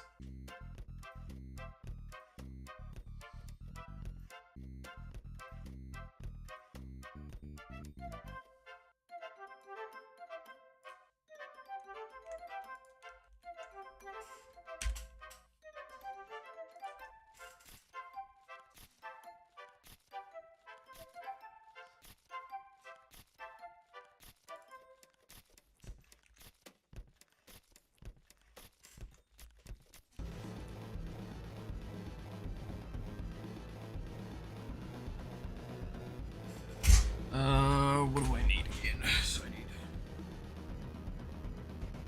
Okay, but he made like one episode of Squid Game for almost 12 mil, and I think the whole Squid Game originally costed something close to that. Probably. Because, again, like, 1 to 2 mil per episode's pretty average, I believe, if I recall correctly. Because keep in mind that, like, technically some of that number is spillover effect, because it's, like, talking about the set cost relative to the time that was used. You have to consider all the staff that's working on it, so you have to take into consideration director, producer, casting manager, all that, like, actors, makeup department, CGI, yada yada yada. Right, like, a lot of that stuff ends up really racking up. That's why that stuff gets surprisingly expensive. I know he took a whole warehouse and made a fucking weird-ass thing for it all. But yeah. I only saw William Olsen's confession video about the terrifying process of making the main effect behind the game in the video. Yeah. I don't know. I mean, like, I also heard that a lot of people didn't like it as well. The statements I'm hearing from them, while don't 100% inform my opinion, they further accentuate fears that I had of it beforehand, which just makes it not probably that compelling for me. Because, yeah, no offense to Mr. Beast, but, like, I just, some of the thought processes that go on for him and his team just aren't ones that I think I can respect sometimes. Because it's like, I don't even... I know that they say it's the case, but I don't really see it, it's like that they do it for the fun of the game anymore.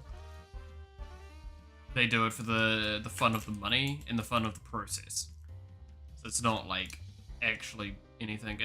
I think it's gotten too large, is the short answer. And that's fine, right? That's their thing. But I never really liked Mr. Beast to begin with. Never watched his content, and I don't think I'm ever going to start, so unless I'm here in the process. Yeah, I'm pretty sure I would. Had a funny sketch video about Mr. Beast if you want to watch. Sure. Might as well. As long as there's not any copyright music or anything in it. I don't mind.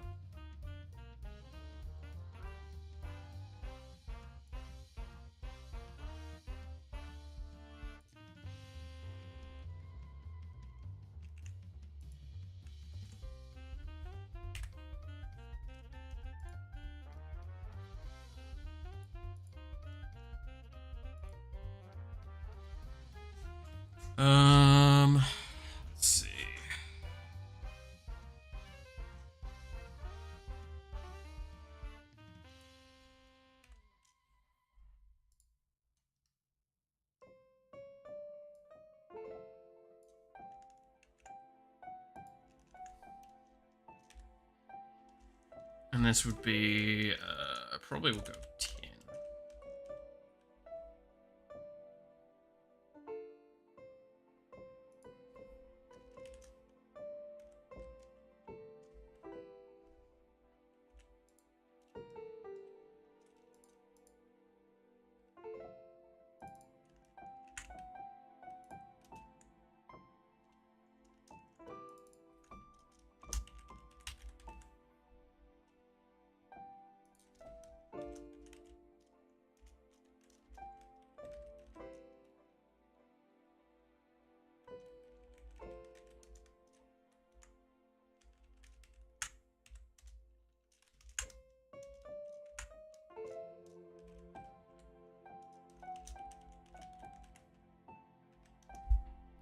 Is that the ordering I need to do this? Unit type, Arga raised. That's the next one down.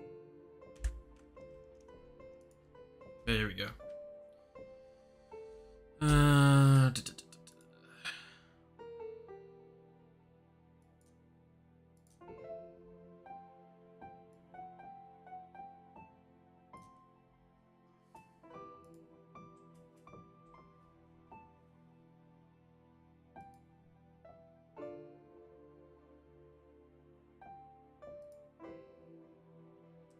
Give it a moment to load correctly.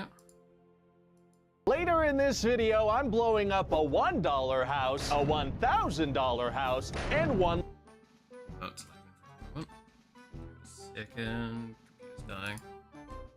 Video, I'm blowing up a $1 house, a $1,000 house, and one lucky subscriber. But first, I want to tell you about a new product I'm launching, a freaking car. And you're going to be seeing these on the street faster than you can say, this car is highly unsafe. What? Yeah, we took all your suggestions, made it into a car, and it's basically a death trap. Can I at least see a prototype? Nope, it exploded. Epic! All 5 crash test dummies we used started screaming, and they're not made to do that. I highly recommend you don't let anyone near this car. I don't understand how something like this could happen. Well, let's see. Your main instructions were jet fuel plus electric plus my face. We got together and made the fastest car in the world. No, we didn't. No. And then there's other stuff like seat belts should be touchscreen. What does that even mean? It means the seat belts should have games. Glass seat belts is what it means. The steering wheel should be made of cheese. See, that's not a great idea, nor is this the driver's seat should recline like one of those old leather chairs my grandpa died in. Why would you even write that? Sometimes you get tired while driving and you want to put your feet up. Cars should have a VIP section upstairs. A lot of these break the laws of physics. Sounds cool. I can't wait to release it on Monday. Are you insane? We have to release this on Monday. But it's still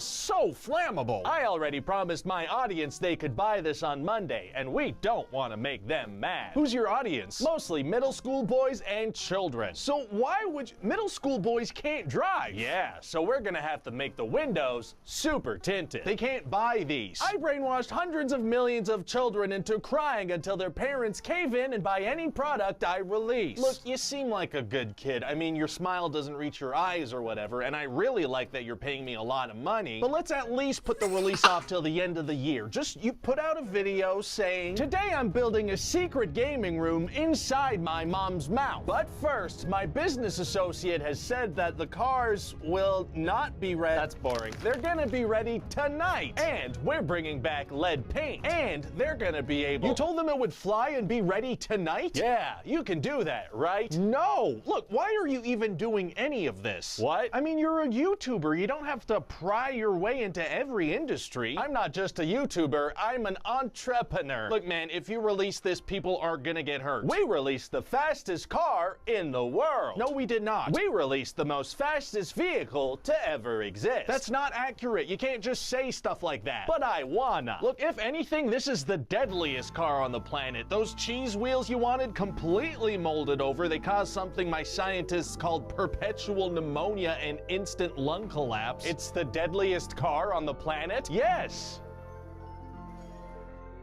That's perfect. What? Today, 1,000 of my fans are gonna try to survive 24 hours in the world's deadliest car. Hi there, hobo. Please hit Jesus. that subscribe button. I am a disembodied head, so you can... Jesus. That does kind of summarize how that feels. Yep. That does. Yep. That does summarize the feeling of it. You can do that, right? It's like, yeah. I struggle when the usage of entrepreneur is used as a bit of a fucking safety net, right? Like, okay, so nice way of talking on this, and this is a very realistic thing. When you do an action as an entrepreneur, it has one or two things it will do. It's a positive or a negative, right? It's how it just goes. Straight up what happens.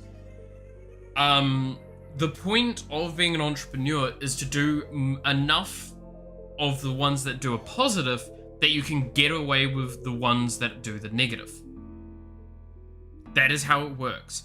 So this is why, in a sense, even Connor CDog VA has actually commented on this, is that he's gotten a lot of goodwill as an entrepreneur because a lot of the good things he's done are things like the cyclothons and all that, which are awesome events that do a lot of good in the world.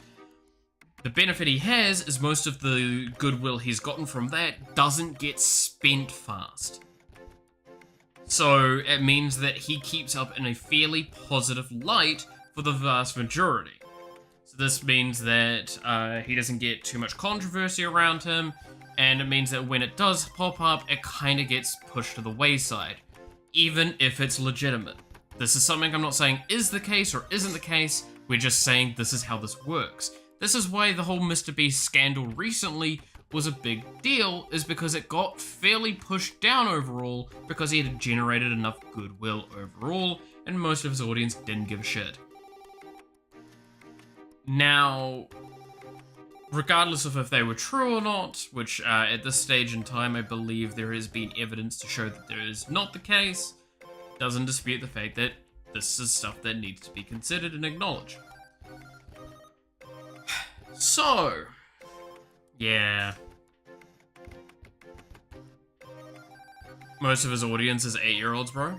Doesn't stop the fact that that's the case. An audience is an audience, and an audience is mouths, and mouths can talk. Mouths can speak up and against certain things. So that's why I say, again, his audience doesn't care. And that's an aspect of talking about that age bracket. He does have a wide age audience, but the vast majority is young, right? A voice is a voice no matter really what its age is because of the way the modern world works, and that's the annoying part. Even if it's a vocal minority, it doesn't matter what its age is, it can be a thing. So this is something that needs to be acknowledged, and that's why I say, like, this is what entrepreneurship is. The problem is that I feel at this point in time, we're seeing so many of these things, as well as some of his partners are of questionable morality standpoint, especially for my personal perspective on it, that a lot of the goodwill he may have generated is very easily pushed aside for the negatives that he's done. Because I stand by, you can't really convince me that the fucking Paul is a good person. The whole lunch bullshit.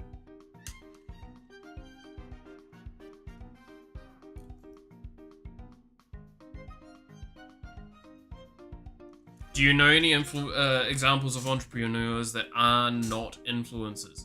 The problem is, yes, there are plenty of examples, but the issue with that as well is, at the same time, you kind of said one there, right, is Elon doesn't count, is that if they get potent enough as an entrepreneur, they create an effect where they do become influencers. That is the point of kind of the entrepreneurship.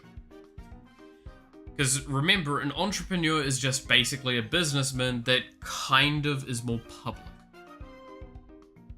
And they do more actions that are community orientated than what a businessman might normally do, which is more company orientated.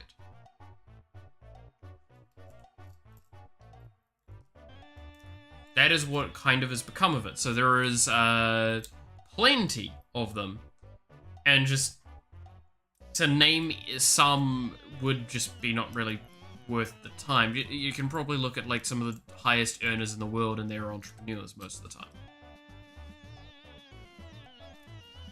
So, yeah, that's a consideration you have. I mean, in a sense, a lot of key actors are also entrepreneurs because they do entrepreneurial things. Charities, organizations, things like that.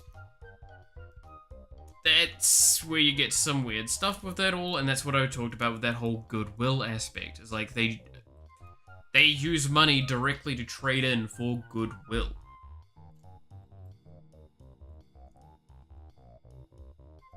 So yeah. And that's why, like, I think one good example, though, with influencers is that, like, if they generate a goodwill, then they can probably do a sponsored video about something that might not be as valuable or important to them, just to generate further income. Good old Raid Shadow Legends is an example, right? And that's kind of a thing of, they've probably bought a bit of goodwill, so you're willing to go, oh, well, I mean, I understand why you're getting a, like, doing a sponsor here. I'm not gonna feel as bad. I might go look at it as well, depending on what it is. Right? Or you could just be like me and pretty much never listen. To be fair, I think the best influencers are ones that actually, like, only pick ones that are relevant and also actually make a interesting, fun time with the sponsorship. So it means that if you actually skip it, you feel like you actually missed out on content. As GamerSubs is a great example of that, right? Is like a lot of the sponsorships that they do, a lot of the time the person is given enough freedom with a sponsorship that they can do some really silly and funny things. So that's always a good time.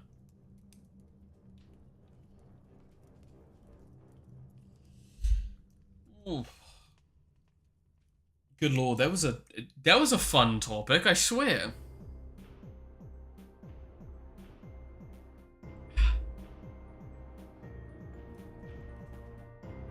Not heavy at all.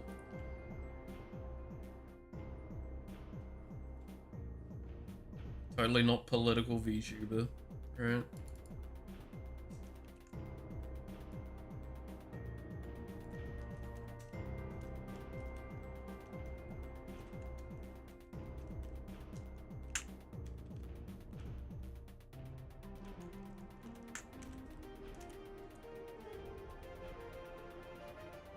Put your bare ass on a plastic cup. Jeez. Not wrong, but yeah. Like, this is the thing that needs to be acknowledged, is that all of the stuff I'm speaking to here, by the way, isn't, like, guaranteed to always be 100% true. It is a little bit opinion-based, at the very least, if not quite heavily opinion-based. However, it's kind of based on trends and data that's publicly available, so. It's very important to try and remember what you're looking at. Because you should always be skeptical of any and all actions a person may or may not do. Why did this person do this? What value do they get out of it? Right? And that's what entrepreneurship should be looked at with. Is it's just like, any content creator, it's like, why have you done this? Think about why. Oh, they've taken a sponsorship of a somewhat okay-ish thing. That makes sense, they're probably trying to make money. They've taken it for a less than reputable one. Alright, well, maybe they didn't do their research, but still that's a bit of a downside. Oh, they've taken more from a less than reputable one. Okay, this is a bad sign, because then this is probably indicative of them accepting ones with really good contracts, or maybe being scammed into them. And you lose a lot of goodwill via that. I mean, there's a whole fucking talk at the moment of one big-ish scam, right? With honey. So apparently, Honey might have been doing some things, but questionably.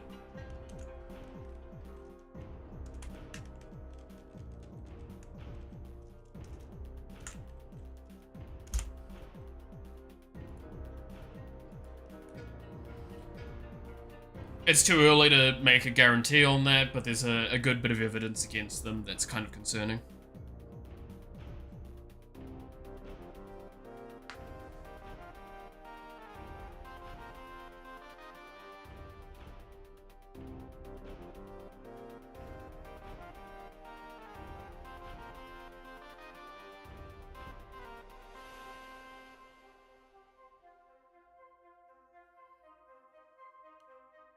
You make me think to Donkey dubbing in for Nicolas Cage when Jeff asked him how he got into Dead by Daylight.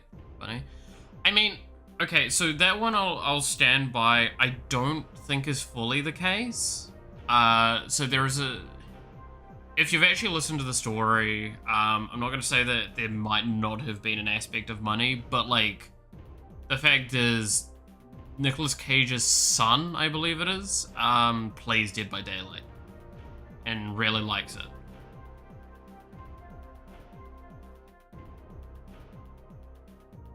So there could have potentially been like an effort for him asking his agent, hey, could you look into something with them for me? Maybe for this, my son and all that, and then it just ended up being a role. But I will not deny, yeah, there's probably an aspect of money in it, right? I don't think it's any hesitation to acknowledge that that's probably a part of it. And I'm not gonna say it that's not. In no way. But you can't always just say, oh, well, it's for the money. Always. Sometimes you're passionate about it. I could make that same argument with, what's his fucking name? Mark Hamill. Mark Hamill with Star Wars. He's kind of given up on Star Wars. He's very clearly, like, not happy with what it is and what it's become. He's made it very clear. But he's still going to come back because he cares a lot about Star Wars. And it also pays him very fucking well. I don't think he's given the false illusion of those being the case. Like, sort of thing.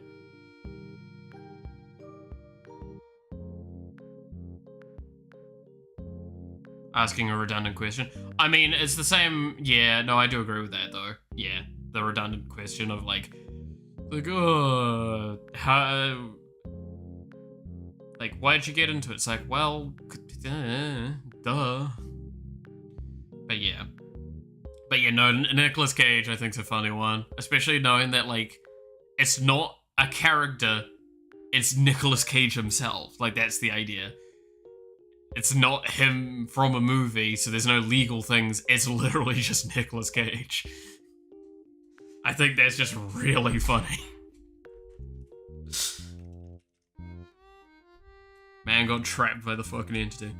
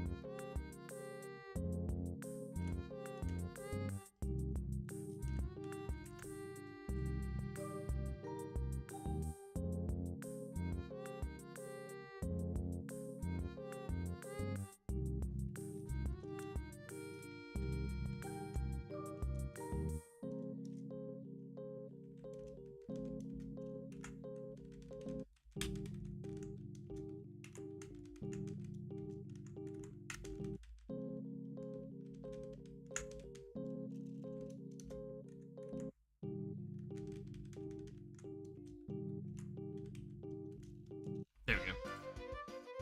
It's like if they put, and not Patrick Bateman as a killer, like Christian Bale instead, yeah.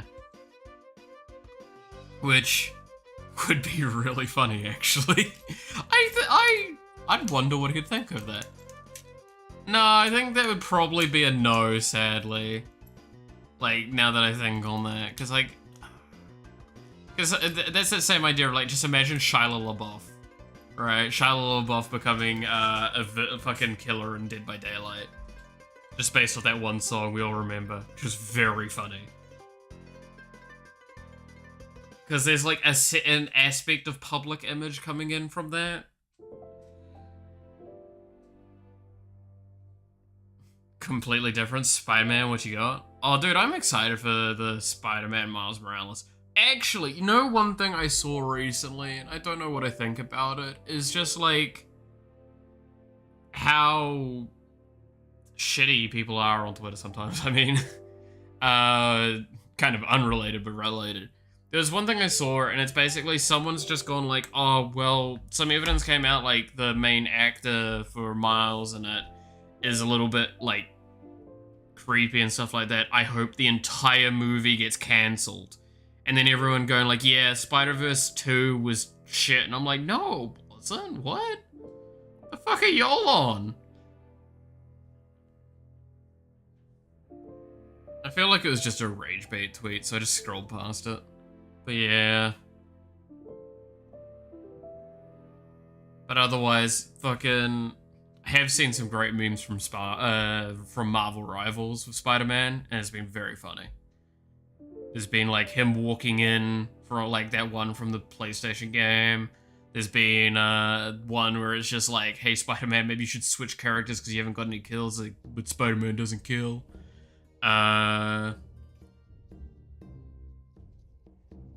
Like, fucking, the memes of whenever you're playing the support and you hear Spider-Man in the background, just like, ah, boy, I can't wait to die, which I have experienced, and that is painful. Sitting there as Loki and just see Spider-Man jump in, and you're like, fuck, where is one of my clones? Get me out of here. But yeah, no, I liked the Spider-Verse movies. They're very good. And just, yeah, there's just some people that are assholes. Look, I'm gonna be honest, one of the comments made me giggle the most, which is like, you shouldn't be trying to cancel someone for them having no game. And I'm like, that's basically what this looks like to me.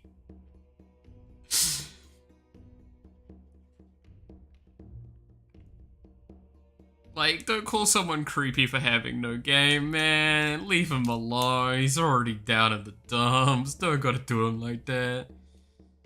Again, people are people. And stop fucking thinking actors aren't people. They're people. They are allowed to make mistakes. They're stupid people. But they should also then be treated like people. So they shouldn't be allowed to elevate above. But yeah, nah, man got no game. Yeah. These are the important things, though, to keep in mind.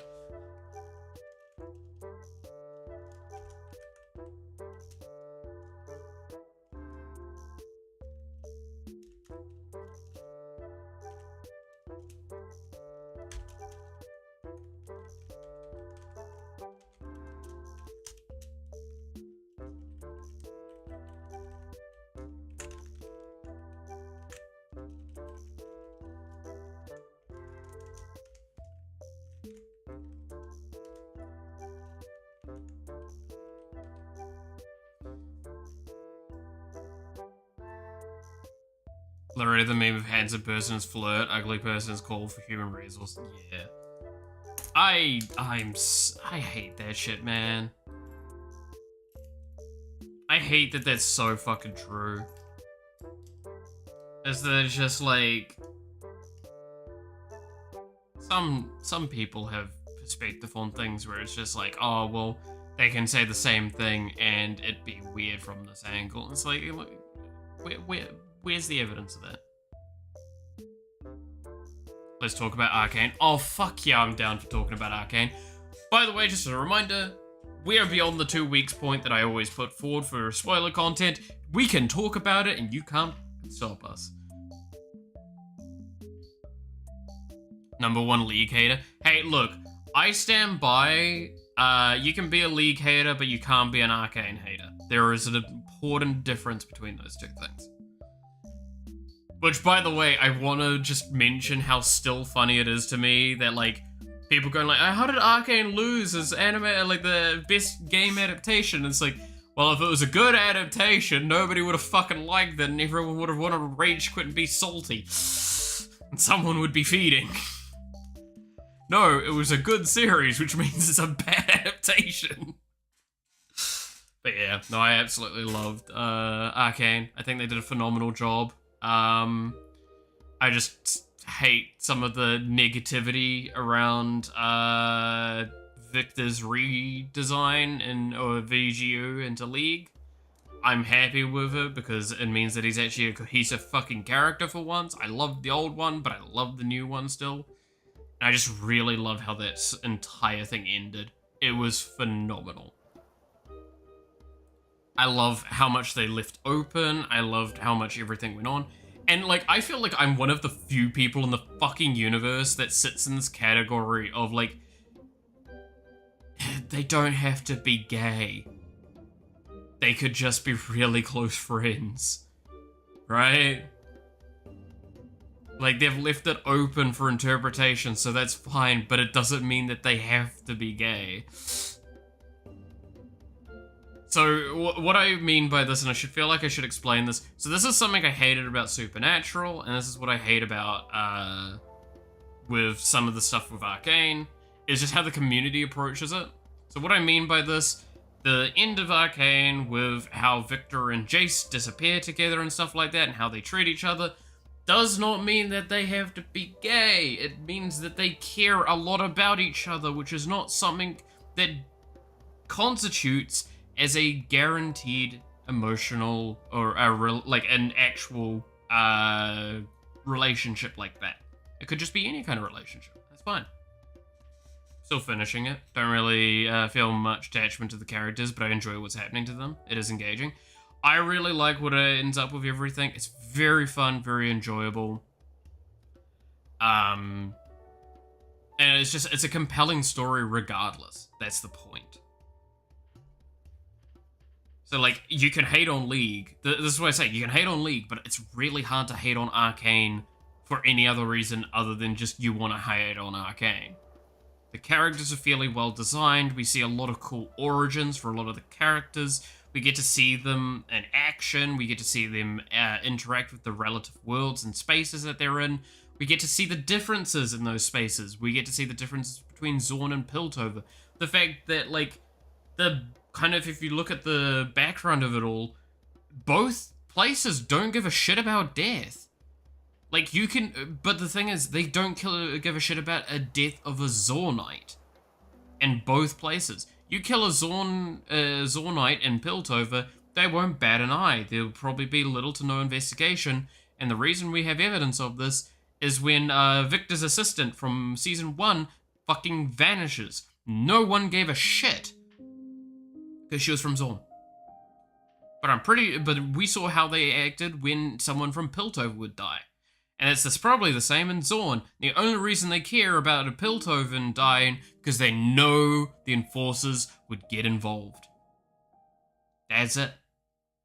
So the value of life is really fucked in both of these places for different reasons. And it's really interesting for that. Because again, same outcome, different rationale, and it's really cool for that. I also loved seeing Echo. Echo was great. I loved Echo and all of the aspects of it. I like that we got a really cool, interesting round story for Jinx. I think she actually came out with a really cool character in the end. I still love the memes, though, about how Vi was actually the problem and she's the real Jinx. But I actually agree with someone's, like, soft point out that it's not even her, it's actually Echo that's the true Jinx of the story, but it's completely unintentionally.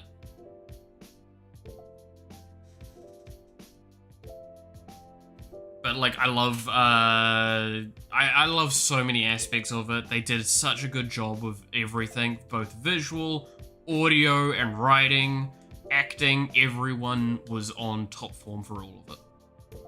Ironically, when I thought about the series, similar to anime like Durarara or Index, where the series tells tales taking place in the world rather than character. Yeah, especially Act 2, or Season 2, sorry. Like, Season 2 of Arcane is really heavily leaning on the fact that it's like, you're not actually, like, every episode is themed around a character, is the important way to look at it.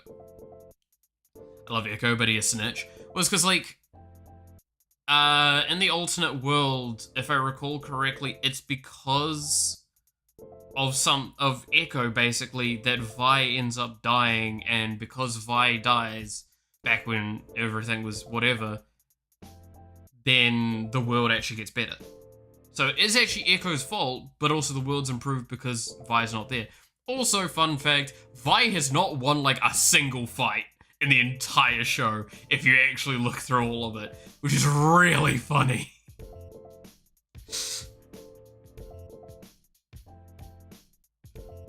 But man, I love Echo. I cannot stress enough how much I loved the alternate universe that they went to as well, and the story that was told there. Very, very fascinating. Very, very fascinating.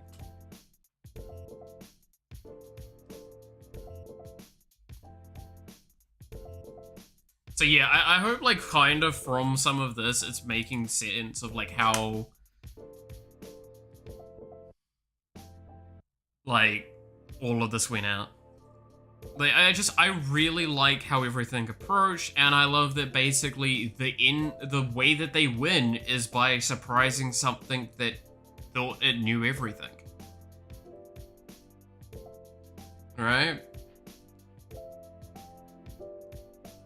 The fact that, like, the final true line for Victor, that device cannot be, is such a beautiful moment to all of this. Because it's an argument of, like, it's beyond his understanding and comprehension. Even though he understood the concept of alternate realities, which just also goes to show how fucking smart Echo is. Echo, Heimer, and Jinx could actually probably solve the entire world. They really sat down and worked together on things. They're the smartest people in the show, but they also take almost all of the dumbest actions of all of the characters. Not always intentionally.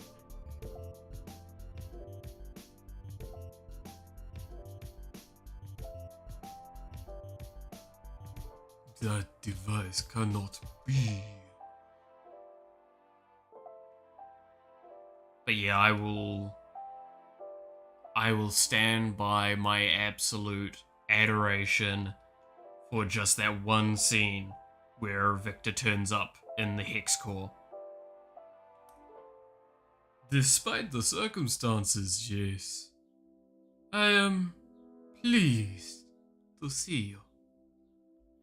Like, oh, damn.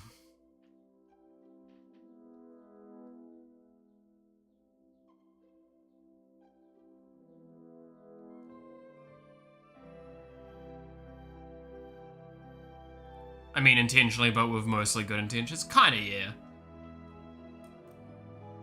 Also, I love how, like, people are currently still, like, analyzing, did Jinx survive? And it's like, are you fucking serious? Did you think that she wouldn't? Like, did you really?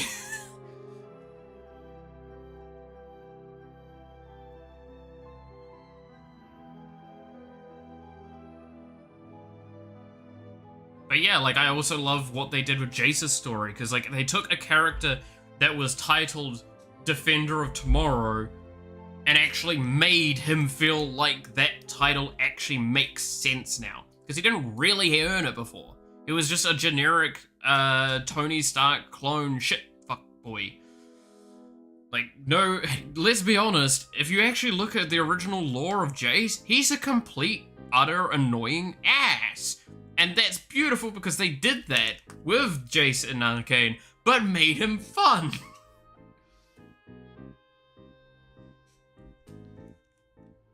So I love that shit. Don't get me wrong, I'm still sad that there's a lot of characters that are currently in, like, fucking story limbo, like Blitzcrank, Renata, Zeri, and the likes. And I'd like to see what they do with that, but, like, they've also said that they're going to do mini stories and side stories within the universe, so there's a good chance, or, like, around Arcane specifically, there's a good chance we might get some of that explained. Because, yeah, there's an argument to be made, wouldn't Renata have been there with the Chem Barons the whole time? But, you know, maybe something happened, something was going on, whatever.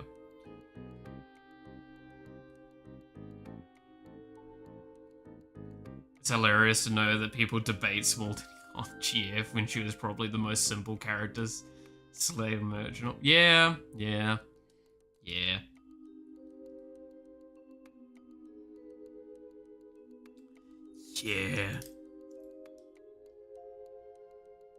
But yeah, no, like, I do stand by my whole thing, and this will always be my, like, gripe with this stuff, is it's just like, but I'm not saying Jace and Victor aren't a couple, I'm just saying that they are just really good friends at the very least.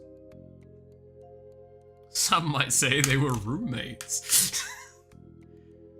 No, but it's something that I feel like is a failure of stories now, is that, like, they have to have a romantic relationship, right?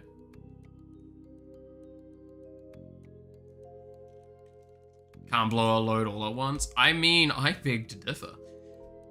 Wait, what?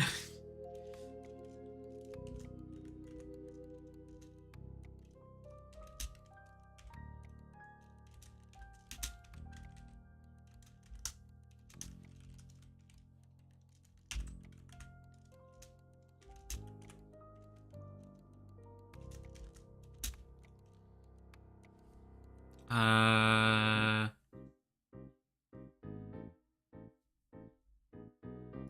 need to remind myself.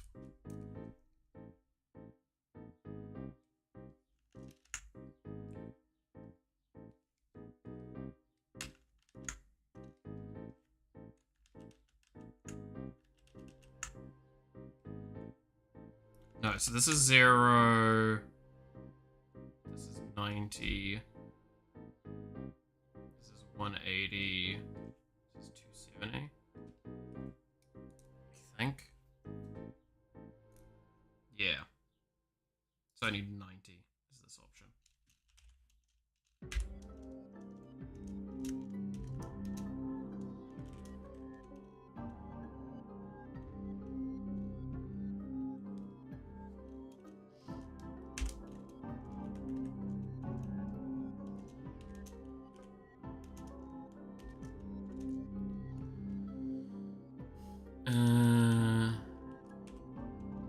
Zero.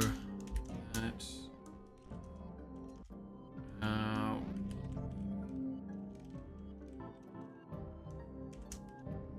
There we go. I wish I had a friend who would be close to me. Yeah. It's always an important thing for that. Yeah, that's what the issue I had with Supernatural, by the way, is, like, I had to fucking argue with so many Supernatural fans that, like, Castiel in the end didn't have to mean romantic. It could mean that, like, genuine family and connection, which is something that he also talked about how he didn't have.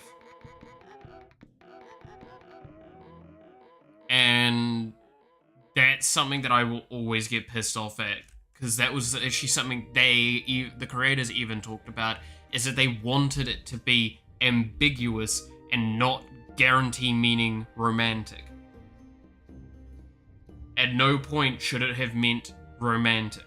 They wanted it left open, because for fucking some reason people cannot understand that people can like each other and care about each other and not be romantic, right? What are we talking about? Arcane and Supernatural, and the concept that people can actually just care about each other and not be gay. And how it's the community that keep trying to make it. It's like, no, they have to be. It's like, well, no, they could be either. And that's the point. It's okay if that's what you want to see it as, that's fine. The problem is you shouldn't dismiss the other. Trying to think of more character portrayed this way in media, but I can't think of, all I can think of is Akamega Kill. Well, yeah, Akamega Kill's a great example as well, right? It's like, there was a lot of caring there. And did it mean romantic? Nah, not always, but you can't definitely say it's true unless the creator says that. Yeah, and then the best part as well is that a lot of the creators will say exactly what I said and what, like, Supernatural said. They leave it ambiguous on purpose. It is up to you. I guess Gojo and Geto from JJK is another example. Yeah, there's a lot of examples of this, and it's getting more and more common. And I'm hoping that as it becomes more common, the opinion I kind of take on it, it becomes maybe more widespread, where it doesn't have to be romantic, it can be platonic. Because, yeah, like, I have friends that genuinely, the moment I see them, we hug, we embrace really tightly, and it's not romantic in the slightest, it is to show care. Right? Because this stuff should be more acceptable and understandable.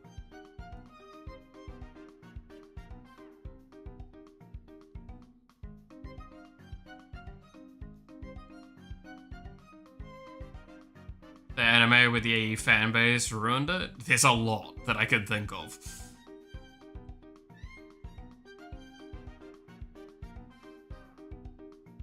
Get me, I want friends like that? Yeah, it's like, let's be honest, a lot of us nowadays, especially after post-COVID and all that, are very touch-starved, especially men. And it's not, when touch-starved is said, a lot of people misinterpret that as like sexual or connotations. Like, no, we just want to be there with another person. I miss going to pubs and just hanging out with random people, hugging and fucking saying dumb shit, arm over a shoulder and chilling out. And it's really, really important for your mental health to get some form of touch in your life. It's the problem that, especially with men, we tend to get so touch-starved, we're desperate for it to the point that we want big amounts of it because we don't think we're going to get it again. So that's with the sexual thing. Apparently you need like 3 hugs a day to survive. Yeah, that's one of the things I heard, and it's like, well, it's not like obviously 100% true. There's probably an element of that where you do need some form of touch involved, and it's an important thing for your emotional state and your ability to kind of handle things. I haven't had a hug in like 3 months, bro. What is this? When was the last time I got hugged? Oh god, actually, I know when the last time I got hugged was, and it was because I was basically actually just bawling my eyes out crying. Then before that, would have been like half a year at the minimum. Right, because the last time I got an actual human hug was while I was on my trip to Auckland for the Miku concert, and I had found out that my other cat had passed away. So I basically came back into the room that I was staying in, and I just sat. And I cried. And then eventually my friend had woken up, and he saw me, and he's like, oh no, something's not good. And I could barely get words out. And yeah, I was not doing well. That was the last day of the trip. I still loved that trip, and that trip I think of very fondly, but yeah, no, that day was a rough day for me. My brain was not there. Because, yeah, I just lost my second cat in the space of a couple of months. And it was the second time I'd gone away. And I'd lost the other one basically right after going away again as well. And it just sucks. The difference is that the first one I had to put down because she'd kind of just... she needed to be put down. It was cruel to have her really go on for too much longer without, like, anything substantial that I could not afford to do. But this one, he had passed away in the night. And yeah, like, I just... fuck, yeah. So yeah, no, I got a hug from my friend then, and yeah, that's pretty much the last time.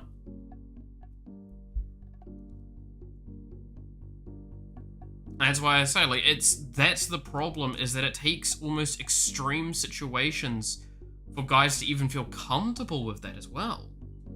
Because like a lot of people, they're not gonna immediately go for the hug when they see you see your best friend. They don't go in for the hug.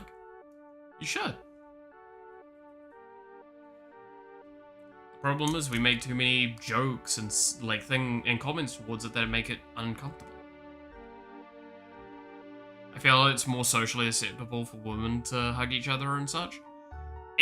I would definitely say there's an element of that. I think the problem is that, like, again, with men, we're in a situation where we haven't had any, like, societal development for a very long time in a substantial enough way. Women have had a lot. Admittedly, they've needed to, because there was a lot of issues where they weren't treated in a respectable manner. Again, like, voting's a great example of this and all that.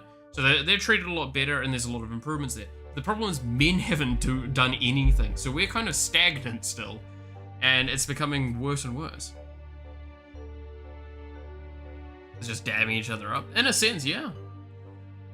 It's because, like, it's seen as weak, or, like, emotion is kind of seen as a thing where you don't show that unless it's anger, violent anger specifically, and then you're considered a scary man. And it's like, you can actually show anger and it's fine, but violence is not okay. Anger is a normal human emotion. You're totally entitled to it. You just need to ensure that it stays within the non-violent thing.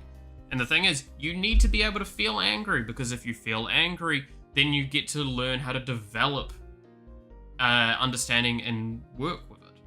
Because if you don't do something, you don't know how to deal with it. The more you do something, the more you have to deal with it, and you actually work on it, the better it is. Especially violence towards yourself, yeah. And I'm a great example of that, as well as last year was not a good time for me as well. Ended up in hospital. And it's just because I didn't see a way out at the time. Yeah, my last 2 years have not been great. I would argue, though, at this point in time, outside of something weird happening, there's not really much left wrong for me. So that's why I want to move back with near a lot of where my friends are and be able to hang out with them in person. Because I think that's be an important thing for me to be able to do every couple of weeks or so. Being able to go hang out with them, play like Magic the Gathering or something in person, stuff like that. Couldn't care less about societal norms anymore ever since Twitter made it so minorities can literally bully the majority. Might as well ignore. I think that's actually not like a bad way of thinking of it. Realistically, I think there's definitely an aspect of that should be kind of considered. Is that, like, pay attention to societal norms, but, like, realistically, if one hampers you, think of why it hampers you, and then go, like, you know what? That's actually doesn't make sense. Fuck that. I should be allowed to hang out with my homies. I should be able to give my friend a hug.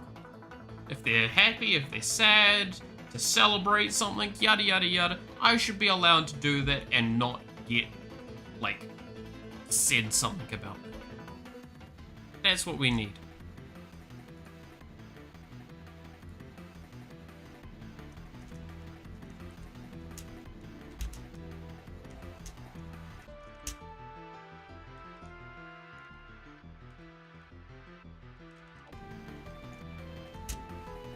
God, that was such a long thing, wasn't it?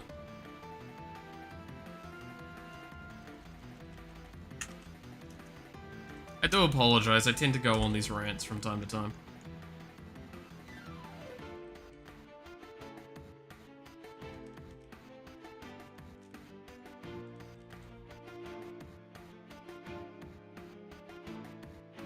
But yeah, no, it is sucky that we see that a lot on social medias and stuff, right?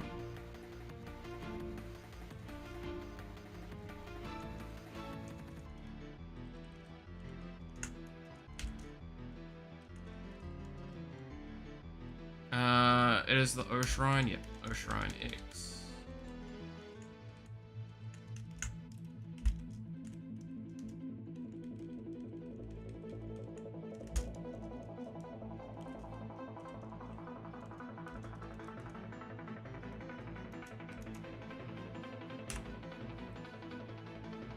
As to what you said about expressing anger, it's so difficult to me to keep it PG and not swerve towards toxicity, mostly because of my emotional state, I guess. Yeah, and that's how it is. Like, so I've been very blessed this year in a sense, because I had a lot of shit go wrong for me last year. I'm still not fully over a lot of things. I don't think I ever will be. But one of the benefits I have is where I'm living now, I'm right next to a beach. And for a long time, what I'd do just about every day is I'd walk on the beach and I would talk out loud, no one's around, but I'd talk at the ocean about how I felt that things were unfair, and then I would go through it with the ocean of why did I feel that this was unfair, what do I hate about it, what do I all that, because I spend the time to sit there and process those states. Process my feelings, and I'm now at a stage where a lot of that anger is still, I mean, I'm still angry about a lot of things, but like, I don't think that anger is abrasive now. That anger is something I can feel and process. Because that's the thing. You need to be able to process it. We live in an era where it's really hard to spend that extra time to process because we're bombarded by so many things going on. This comes from my education degree stuff that I have looked into. It's just how much information is available and how much shit is around you. It's really hard to actually do this stuff. Because as I guess Healthy Gamer, no, what is it? Is it Healthy Gamer GG? It's the therapist, or psychologist, I should say, that talks on a lot of the stuff. He's talked about how it's like, oh, back when we were in more tribal sort of states, what would happen is like you'd go hunting with your friend, they'd do something fucking stupid, and then you'd at least have like the 7 hours to walk back to process that irritation, that annoyance. Or like something stupid happened at the camp, you're going out to hunt, yada yada yada, same sort of thing. It's like you've got that time to go to the hunt, to process your feelings, to get through that and like internalize it. And then you're fine. We don't have that nowadays. Not as much. In fact, a lot of people's spare time is spent sitting in front of a computer or sitting in their bed or all that sort of stuff, watching things.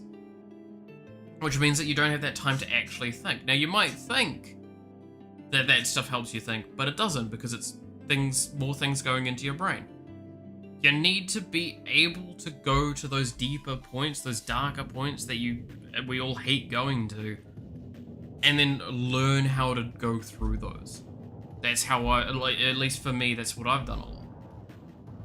And it's helped me be able to bring myself back from those feelings more and easier. Especially for someone that doesn't really have a lot of the emotions inherently in them. Because that's how I was born. You want to hear my, like, saddest thing that I could ever tell you? I didn't know how to fucking smile until I started working at a fast food place and I had to learn how to smile for the counter. So in my, like, mid to late teens, I didn't know how to smile.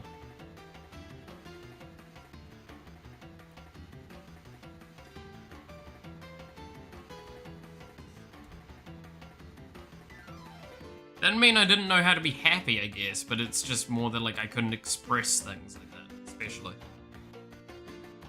Brain wasn't wired to understand that. It's annoying.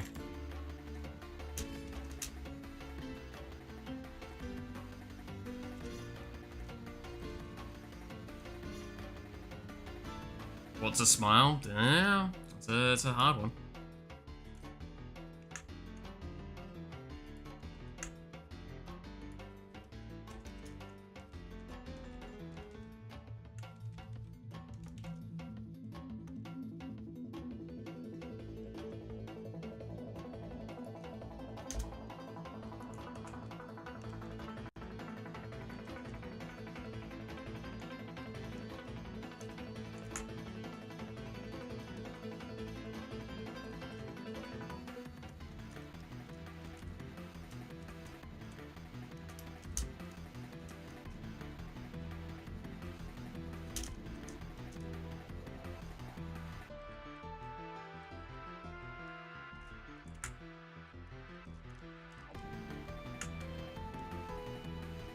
But yeah, it's always an interesting one, some of those subjects.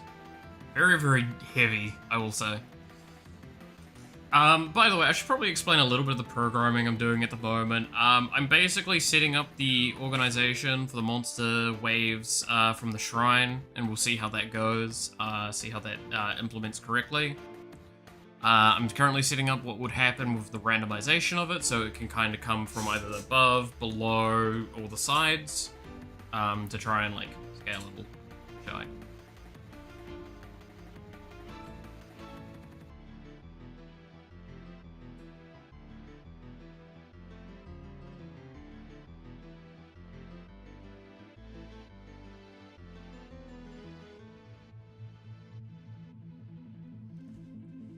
Just means that I need to, like, work on the positional data for it all.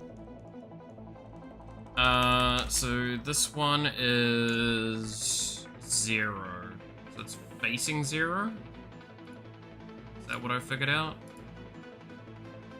No, it's from 0.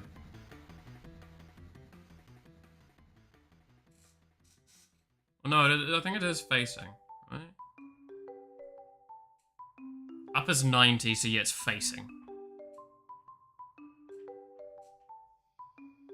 Because minus is top left, plus is bottom right, so then we need...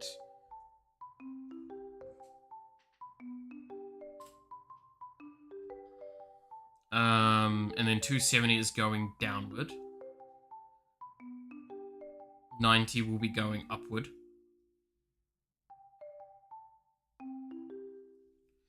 I need an image. Give me a sprite.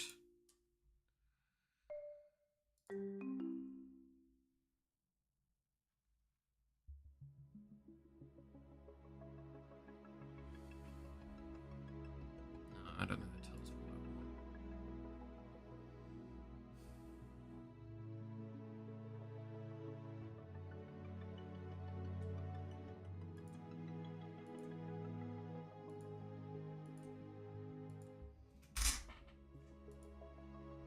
Because right is 0.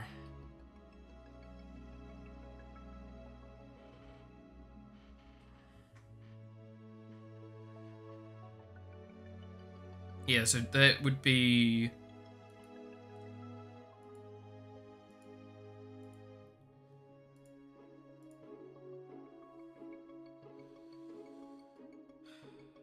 Yeah, so it's angled towards 270. So 270 is actually technically this one.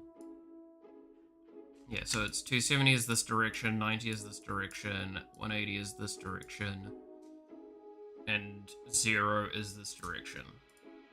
What's 0? 0 is the next one. So 0 needs to be positive y negative x.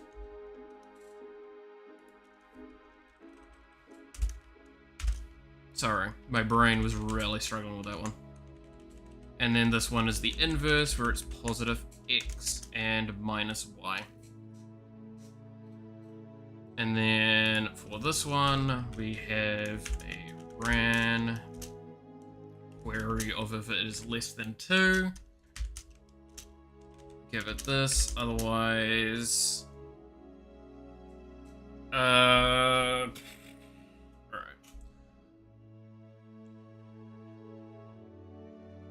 Probably give it 15.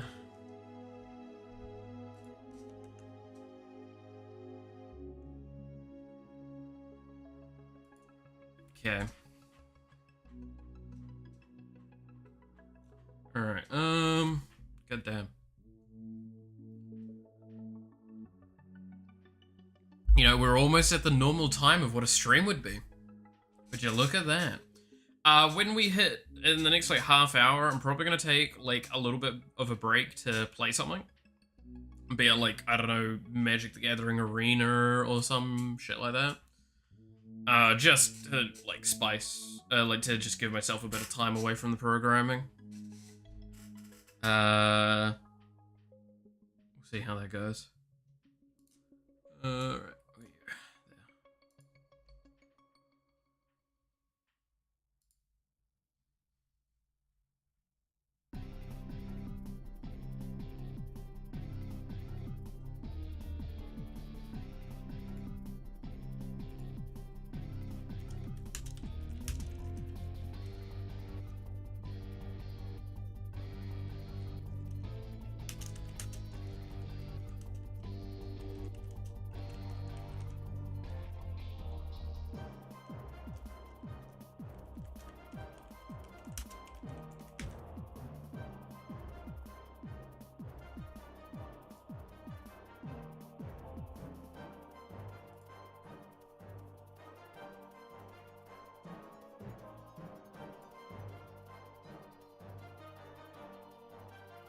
Alright,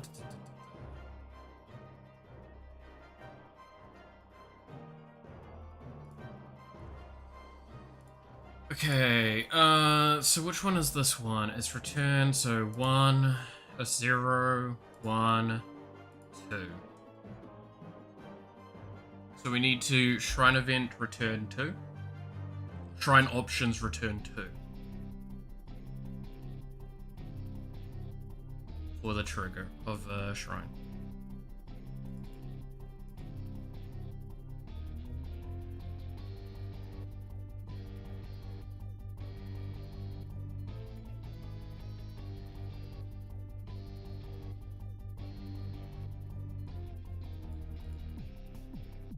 So if we do this, and then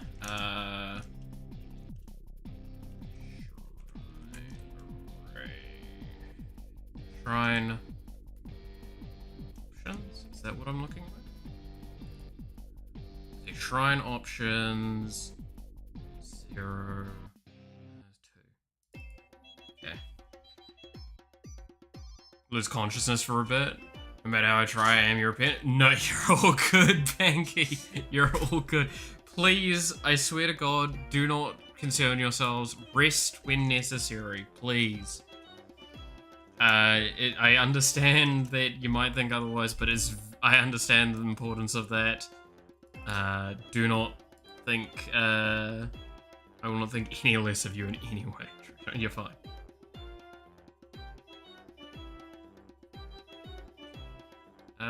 So I need to trigger the start function. That's all we'll need to do for now.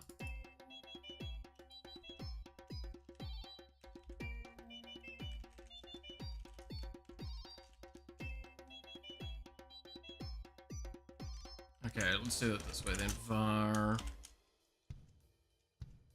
equals shrine options.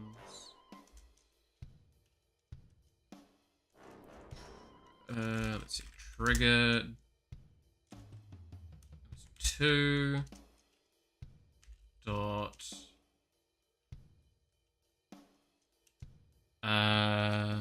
is so old that his history class in school we were learning about current events. What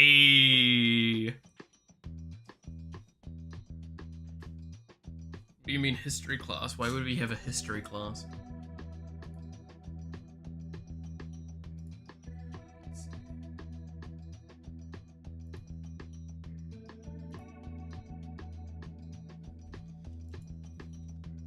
Where'd the fucking old joke come from? What did I do to you?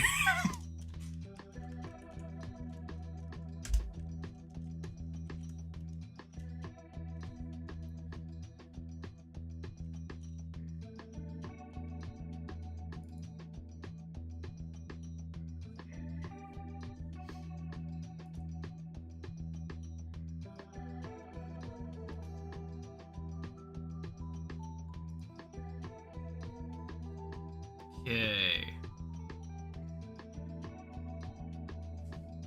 Not the whole jokes. Instead of your mother's so old, Malith is so old. God damn it. Just because I yell yabba dabba doo from time to time does not mean that you can. Malith's favorite childhood movie is a cave painting. Oh, bruh. Oh no.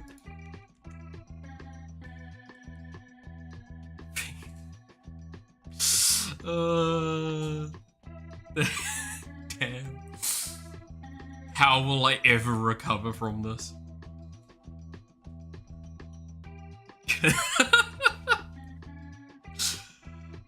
See, this is what I mean. I stand by this. Yo, I've talked about it before, and I'll stand by it to the end of days. This shit funny. You gonna make an insult, you gotta make it funny.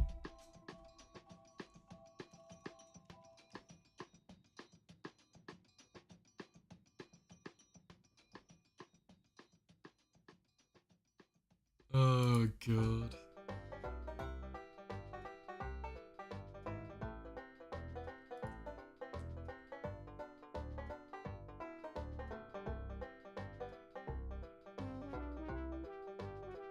Alright.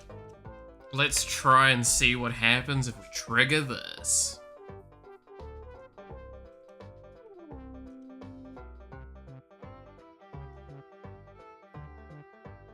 There's a lot of pretty colors in this code now. Like a lot of extra pretty colors than before. I like it. I mean, it also helps my brain process it, but you know.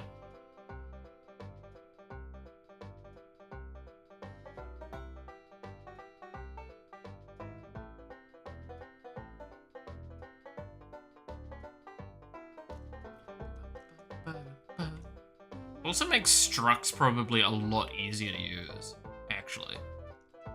Like, no joke. Ooh, that's a good point. Yeah. It is great, because I like using structs. Okay, let's go over to the shrine. See what happens when we activate it. Okay, well, we got the position wrong.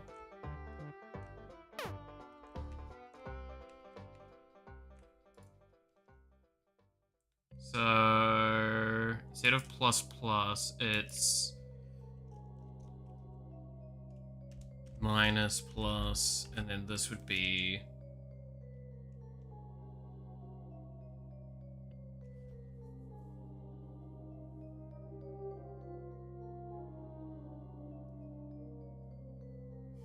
recalls his teenage memories and hieroglyphics. God damn. Those were the days. I remember when I bird, staff bird, weed bird, staff. Oh, so good. It's a signed copy of the first wheel. Dude, I have a signed copy of Gilgamesh's epic.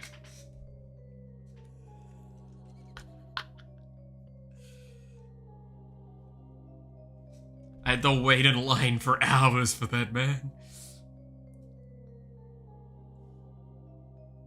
Didn't even have a drinks vendor, what the fuck?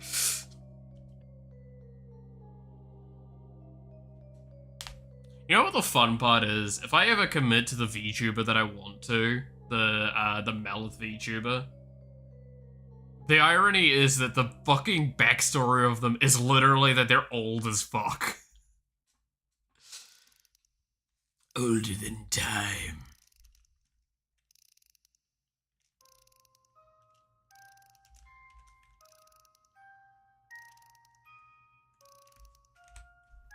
That's actually not even a joke. It's genuinely the design of the character. Because I stand by, I hate... Okay, I'm gonna maybe rephrase this before I get in trouble.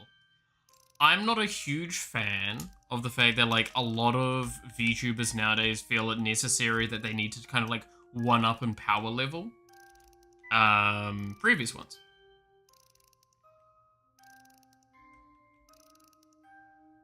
That shouldn't really be how it feels. However, at that same time... Whoa!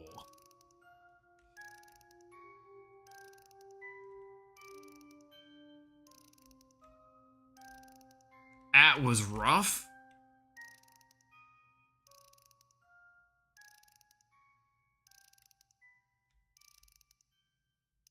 Okay, is that the pathing?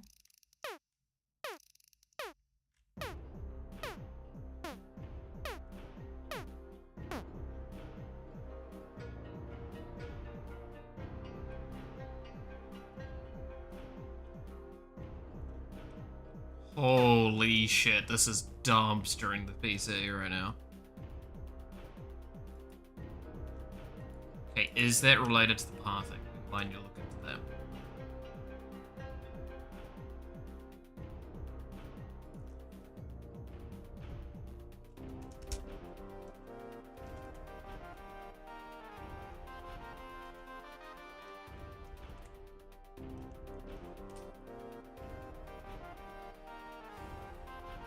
What did you do to the enemy spawn and frame rate? My god, yeah.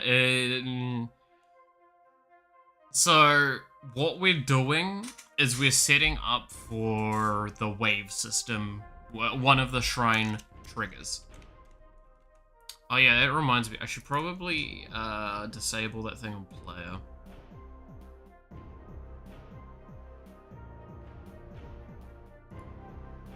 This bit of code here.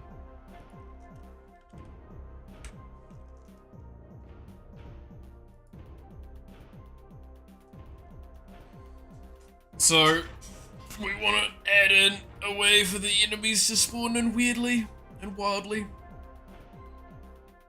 when you activate the shrine specifically.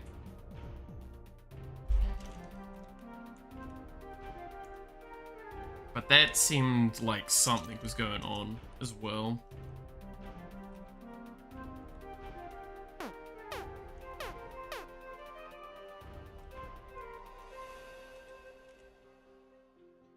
Okay, so that one's wrong.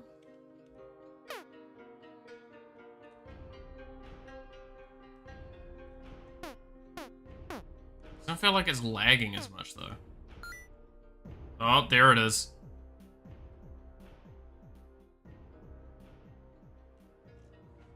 Why are they lagging so badly?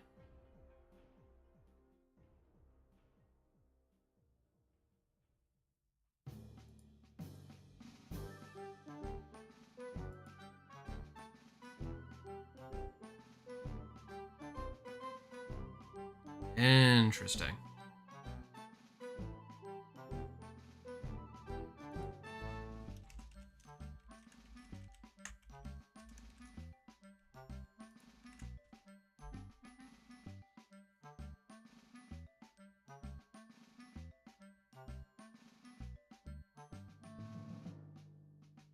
It takes a little while for it to lag though. That's the important part.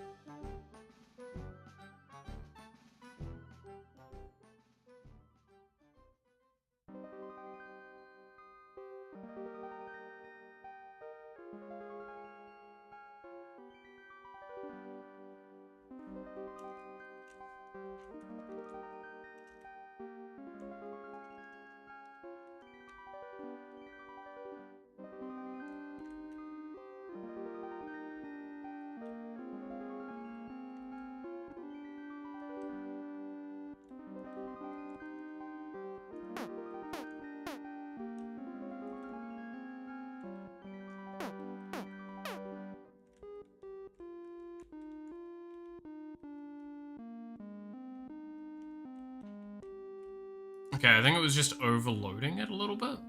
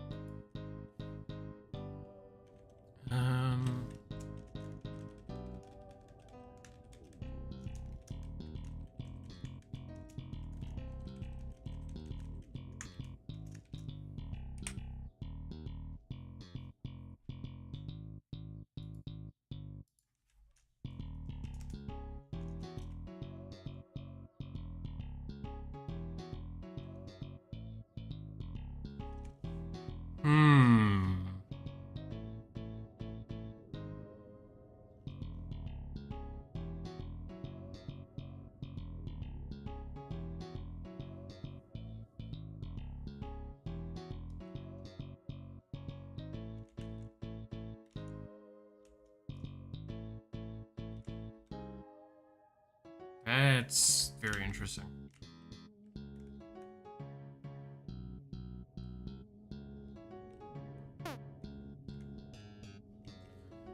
Why am I getting all of these wrong?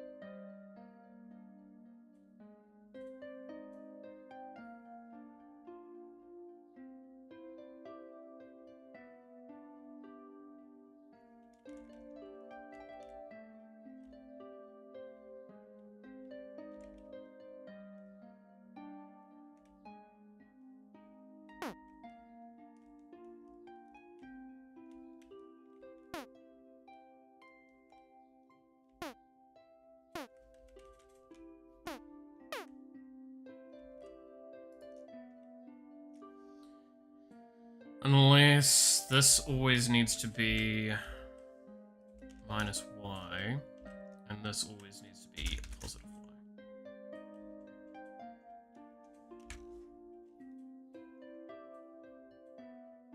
That's what I'm getting wrong.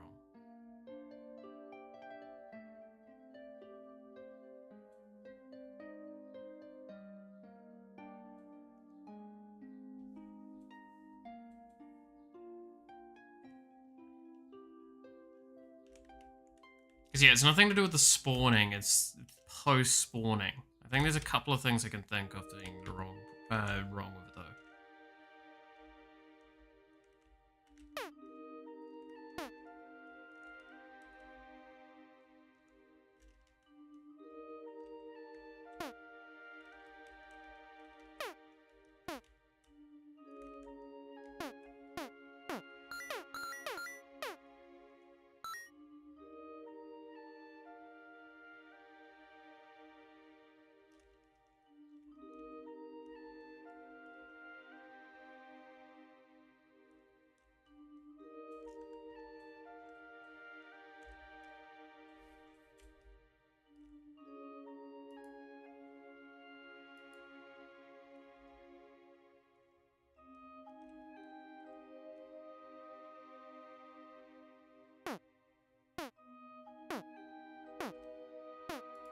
Okay, let's run this via this console.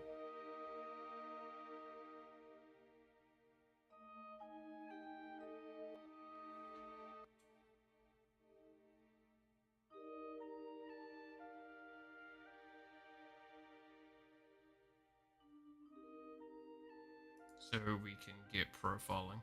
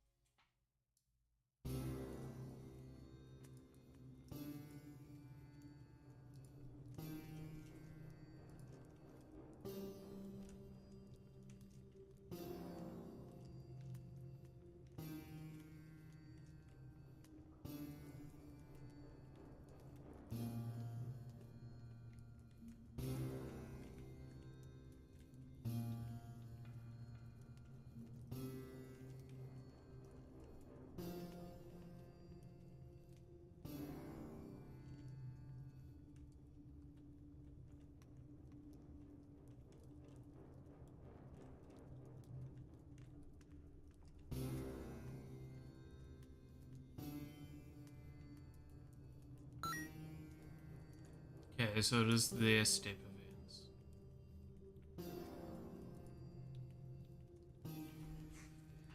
Alright, time to figure out what is wrong. And what we need to change.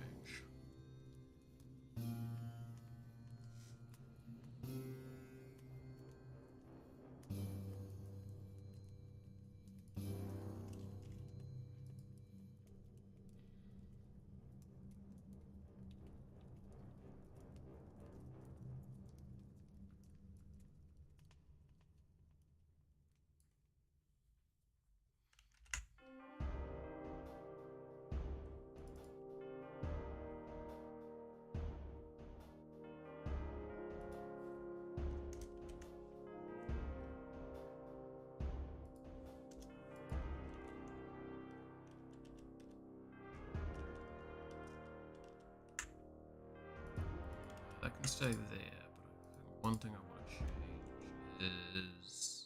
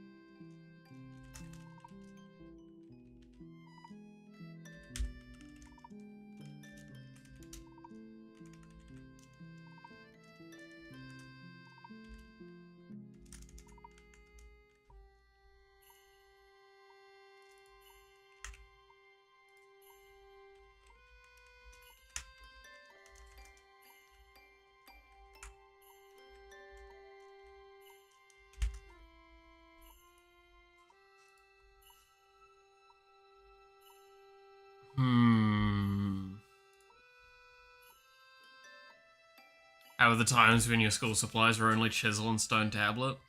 I'll have you know, I have worked at that ship before.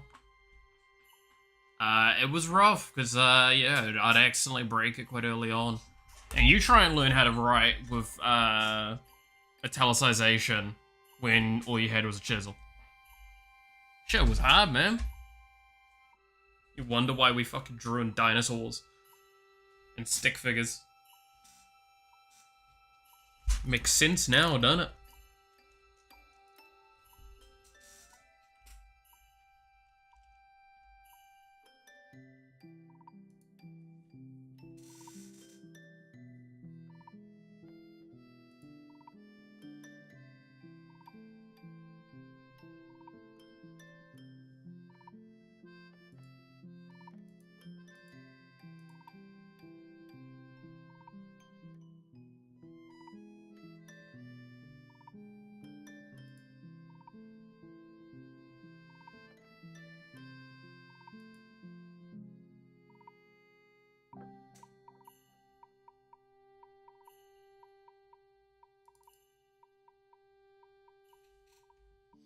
Wait, what? Oh. I'm a silly goose. There we go.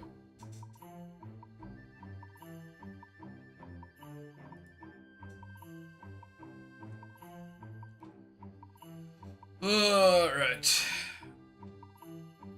See if this cleans it up a little bit at least. If it doesn't, we'll come back to it after a break playing something else.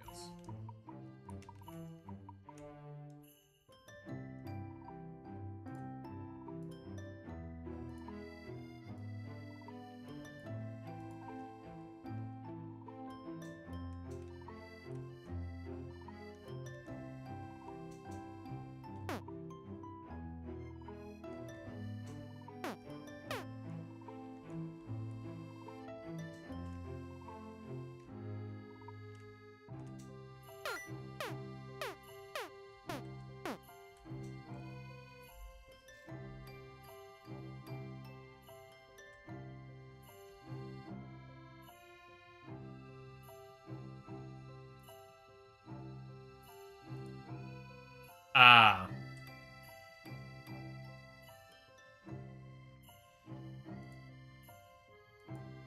Okay, I think I know the issue. I need to be quick about this though.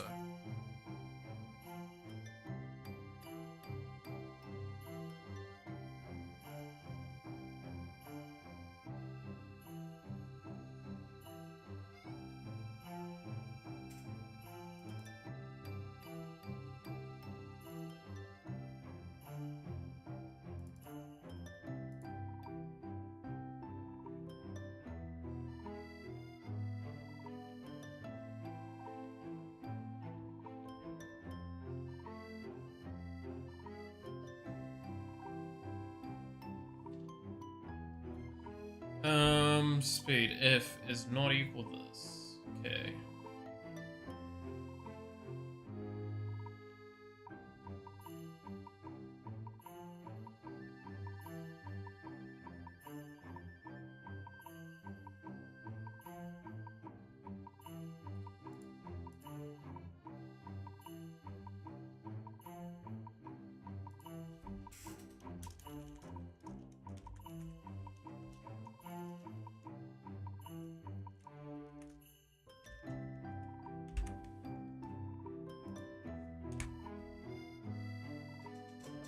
I want to test if that was all I needed to do.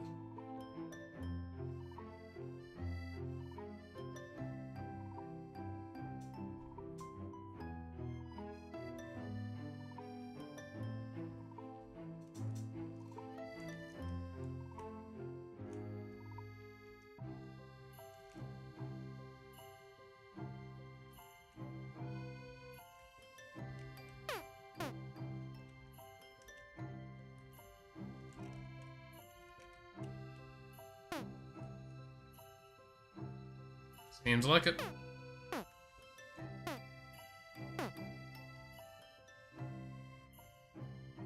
Yep, that was it.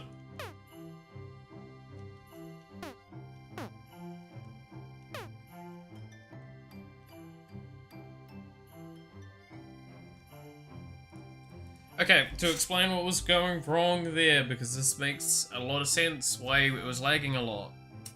Basically, it would constantly reduplicate the pathing. That's why I'm actually really glad that if I go into here, you could see path duplicate here was taking up 82 of the calls, which, if you're wondering, of the 87 step percentage of the entire enemy, 83 of it was the path-related thing. It was path duplicate to be precise, which means it could only be this bit of code here. The problem was, because both path equals -1 and path hold will equal -1 all the time, because it's a non-pathing thing, it broke this to internally cycle.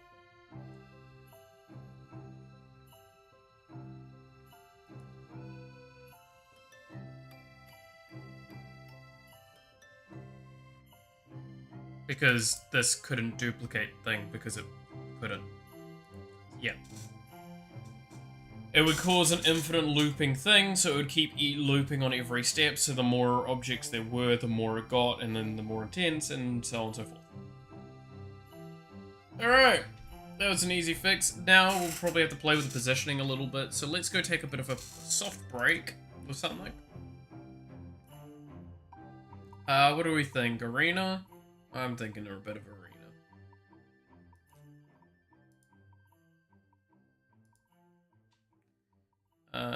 So, with that being the case, I do need to pop over to Twitch and change out the category we're in.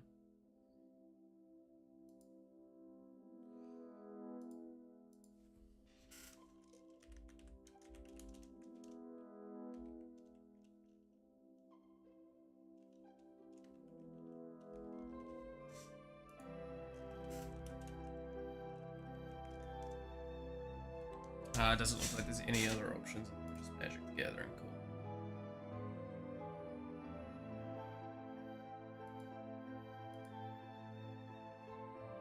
That was the wrong button to press. That's gonna tank my computer a bit.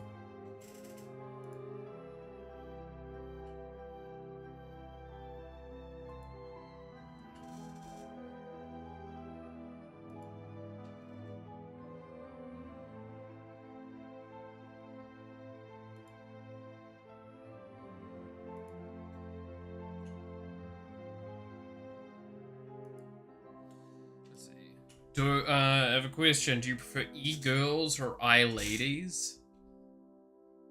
E-girls or i-ladies?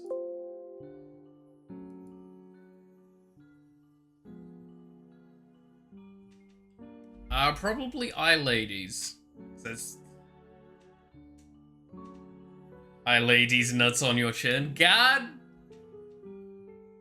damn!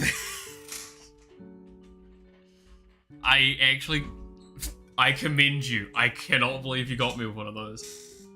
My brain was not there. Well done. You... Round of applause, my man. Round of applause. God fucking damn it.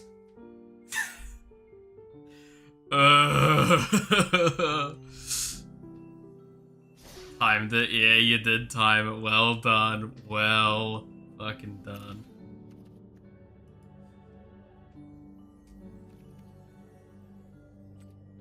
You nailed it there.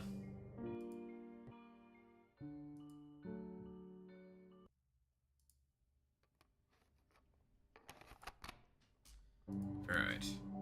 Traverse the multiverse! Go. What decks have we got and what do we want to play? I still want to get this one working. But I don't have the cards for it yet. I still need a couple more mythics. I think is it mythics or is it rares? It is rares that I need for this deck. How many more rares do I need? I need like 20? Fuck.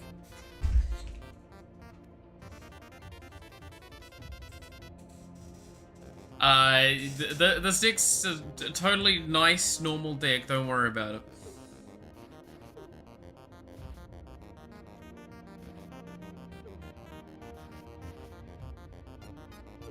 I forgot I've got... What?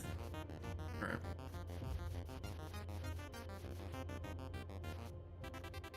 I can't even remember why I started building this.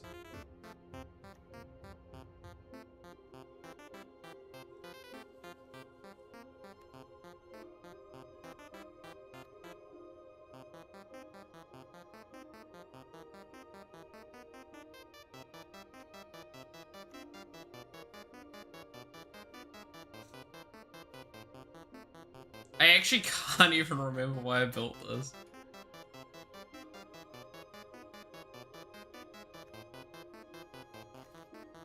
Incredible.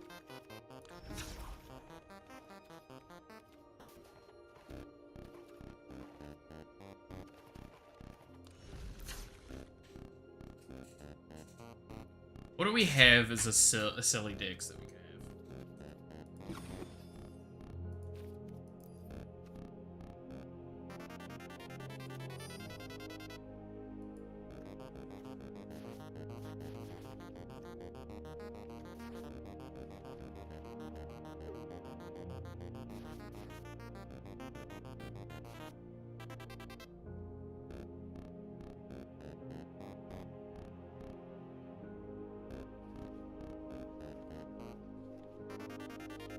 Show me all the white cards first.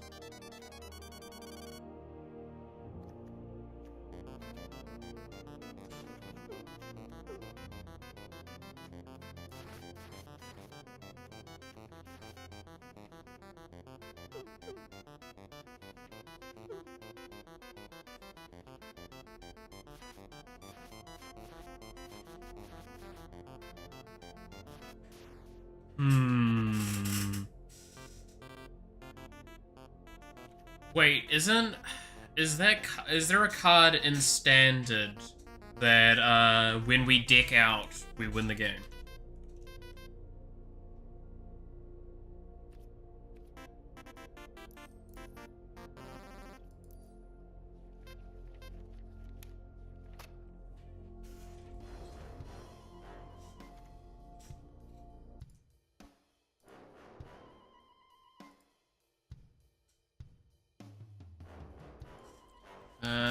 Standard.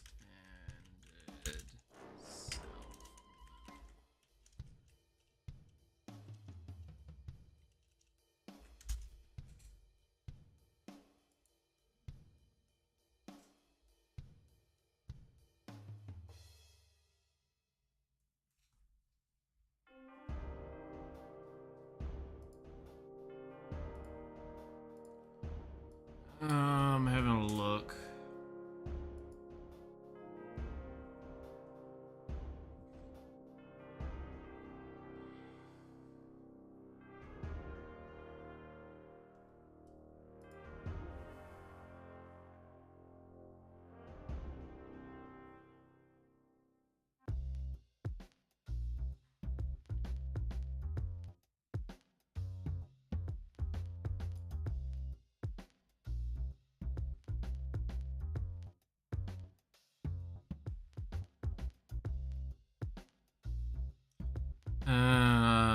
Dies. And you don't control the. Gotta go to sleep because might get fired tomorrow. Oh boy. Good lord. Hope everything goes well for you. Hope everything's okay.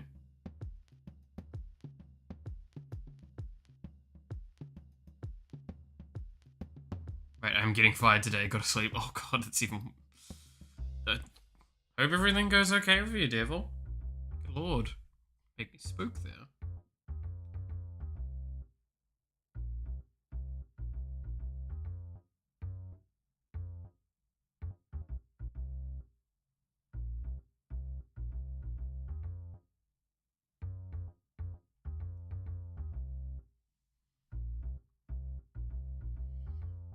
Uh,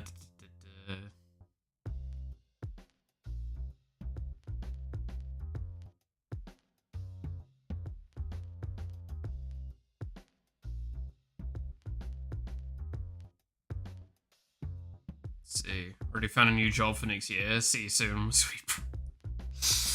Take care, devil. Take care. God damn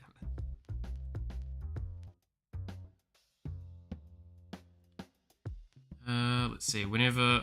When you unlock this door, return all creature cards from your graveyard to the battle. Oh boy.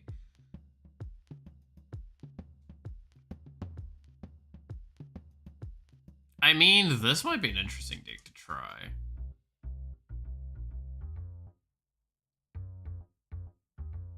Problem is, that's a lot of. I think that's rare, right? It's gold.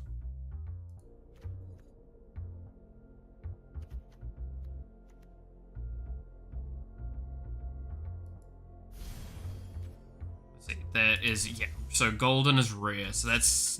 We have to avoid as many rares as possible because we only have one.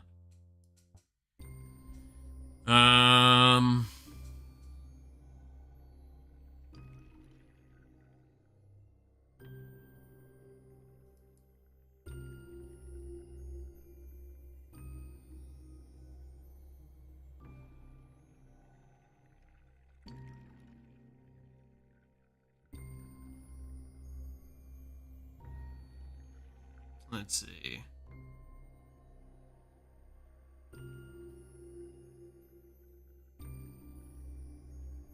So, Overlord of the Balmerk seems pretty decent in this. Grievous Wound's pretty solid.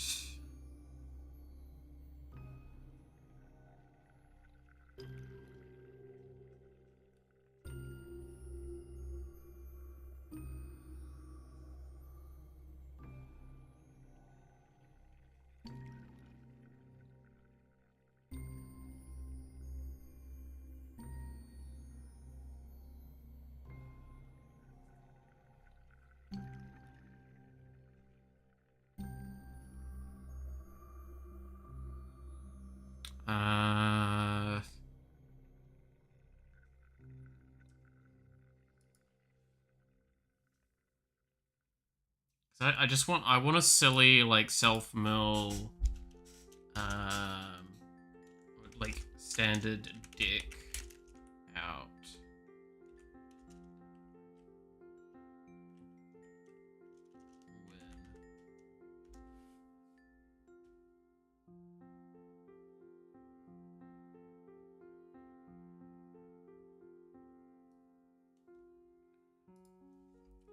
I want to find one where, like, I can win in the stupid way.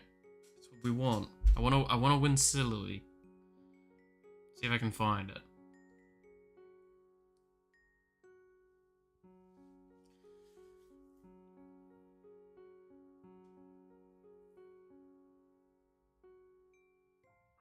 Poison counters. I mean, is there a poison deck in standard?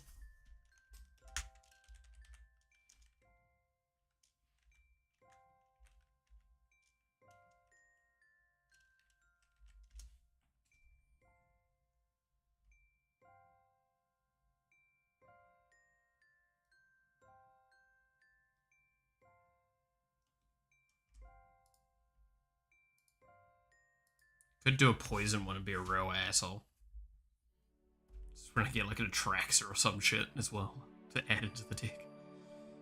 I don't know what's allowed in standard, that's the problem. I'm trying to do some of this off the top of my head.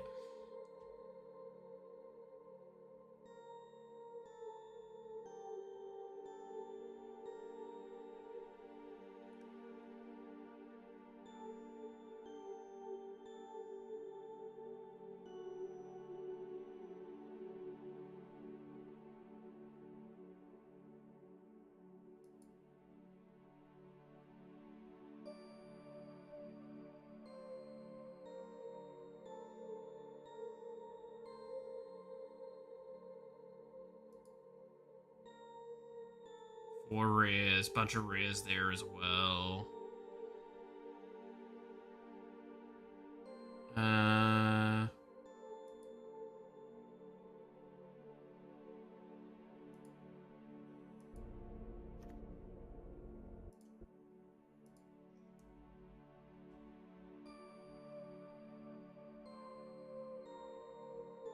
Why do I have to...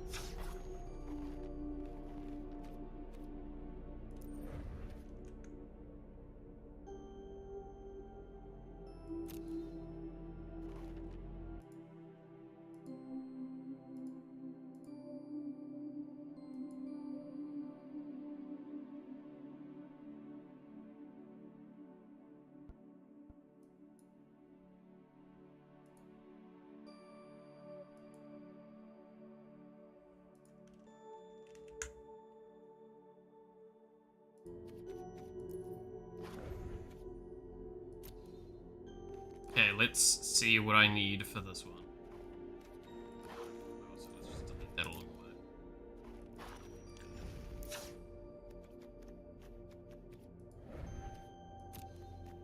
Yeah, I need a shitload of wild cards for it. Oh, well, alright,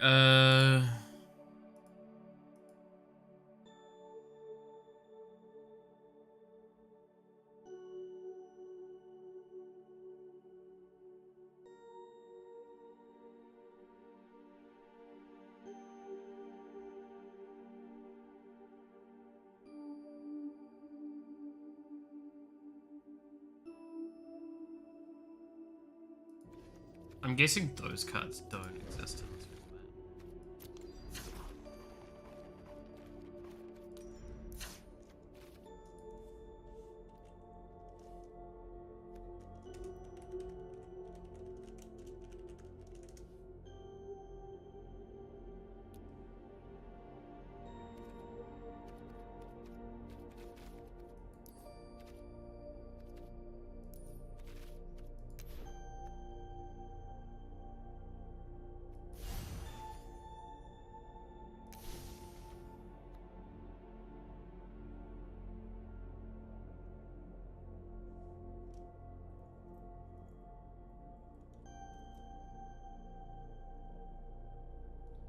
Huh.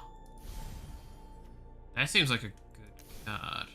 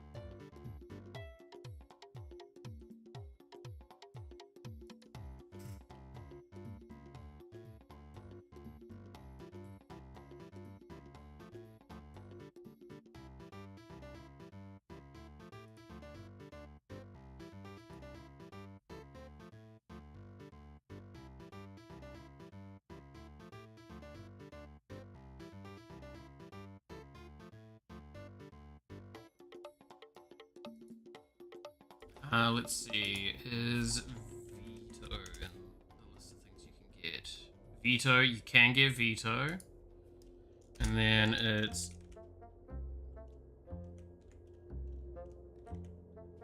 What's it spelling again? EX, sorry.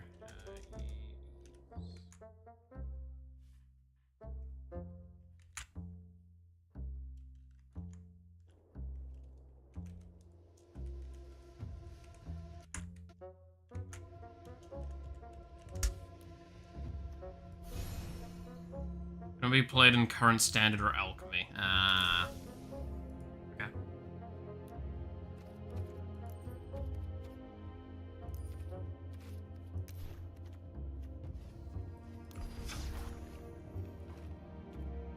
So we've got 2 decks there that we want to play around with, though.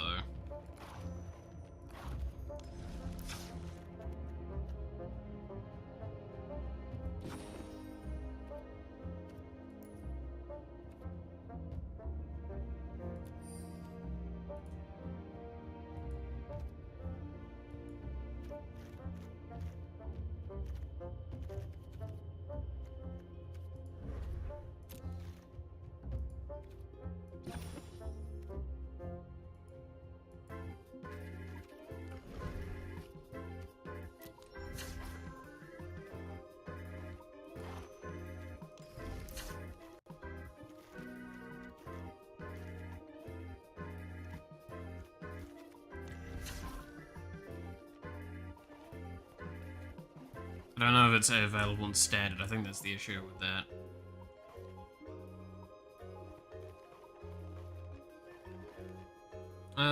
What's a deck I could play? I kinda wanna play something.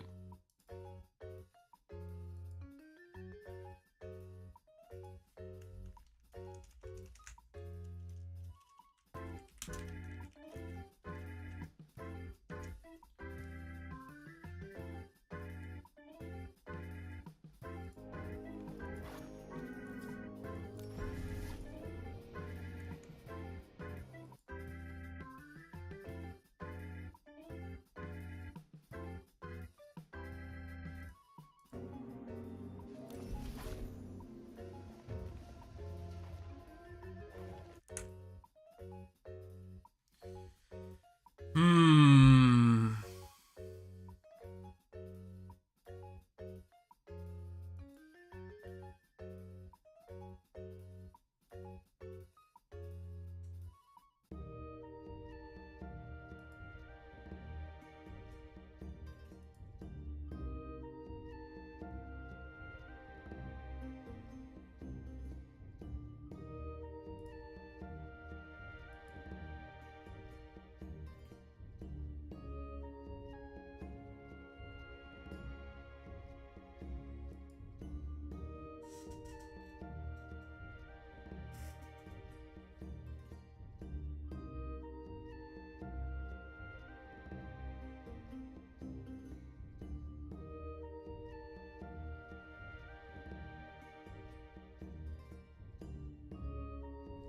Alright.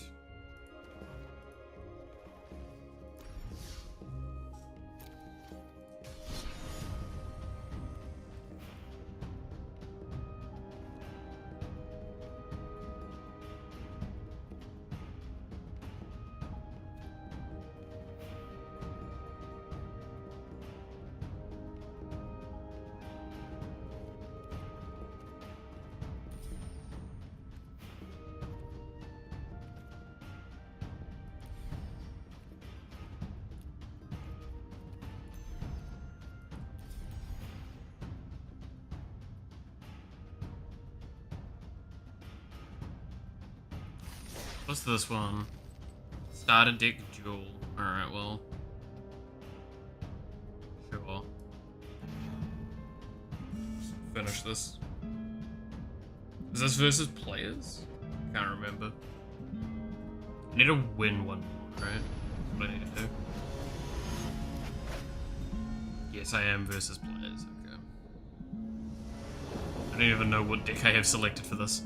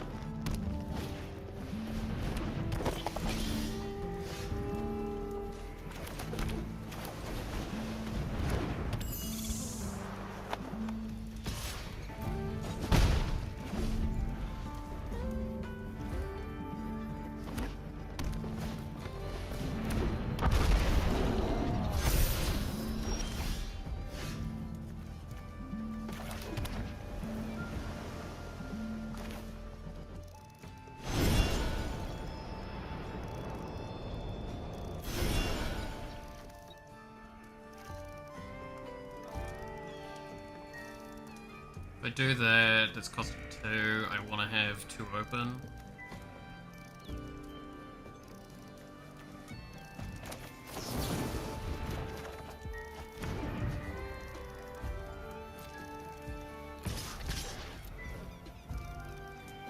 Turn sideways.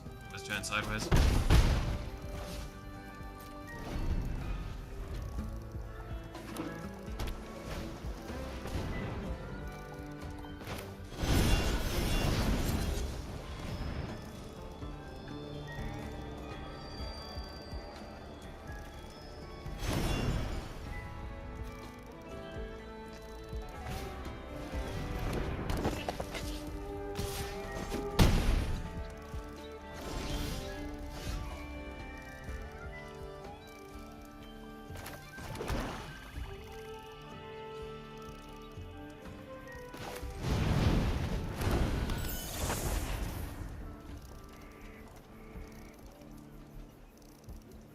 Alright.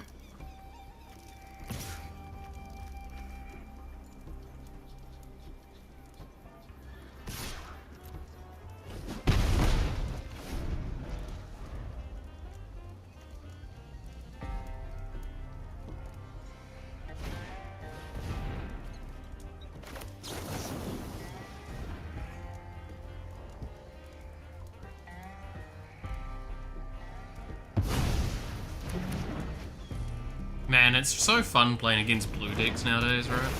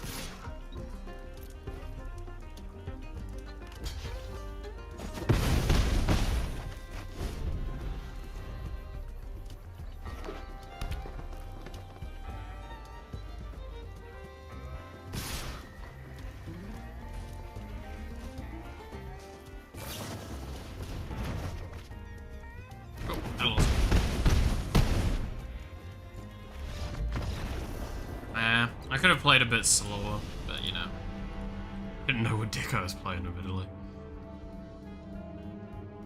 Could probably play smarter because I think I need a win to. Yeah, I need wins. So what are the other starter decks I could play? Dynamite. Get it?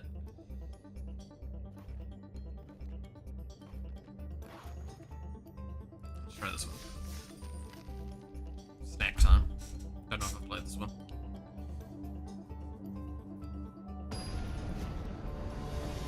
I had a great starting hand. I actually straight up threw that. That's the sad part. Let's see. I am probably keeping this hand. Yeah. I have great early plays, though.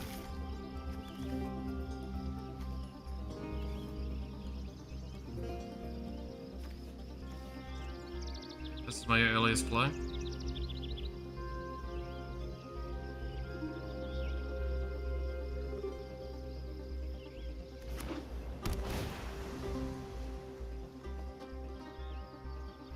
So they're playing the blue-white deck.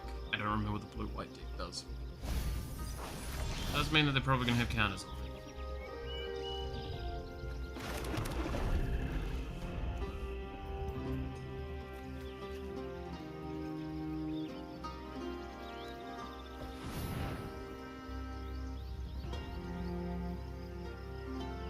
Floating? Floating one white?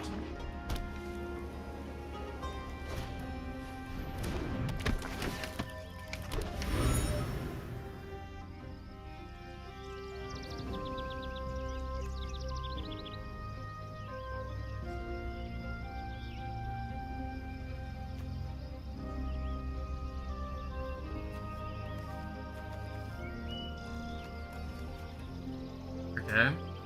What are you doing now?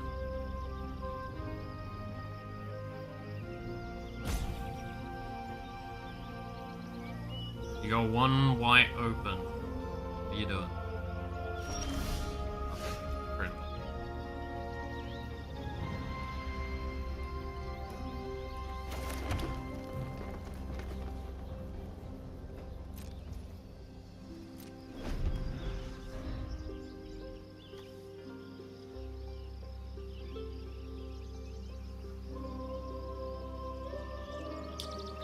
Next turn, probably experimental confectioneer. I'd like another land. Floating one blue, okay.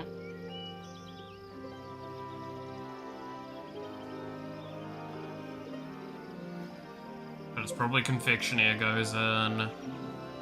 And then like Sweet Tooth Witch afterwards, maybe? Unless I get more mana. Just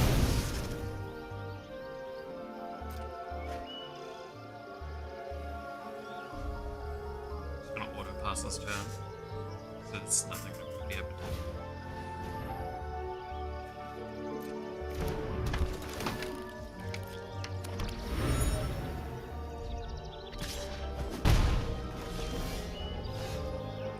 do. Okay, I did hit another forest. Good, because that means we got a little bit there.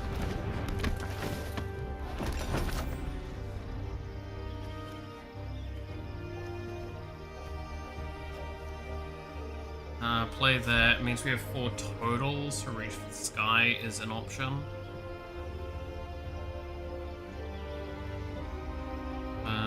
If we want it next turn.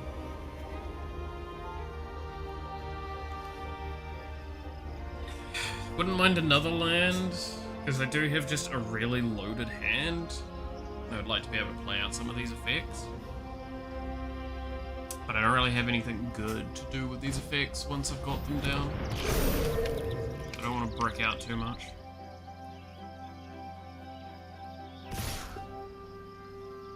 He's sitting with one white open. I don't want to get hit by that 2/2, the +2/+2/1. Oh, well, he's gone.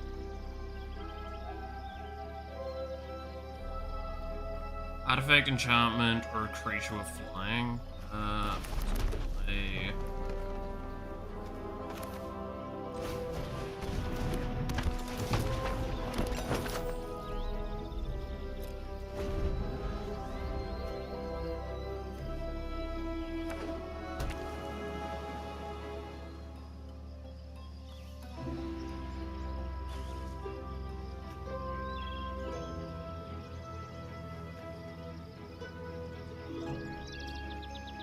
We're gonna activate Sweet Tooth Witch like next turn. Okay. Do 2 target cards from a single graveyard. But you can only target yourself, never. Oh no, I guess you could target me, but it'd do nothing.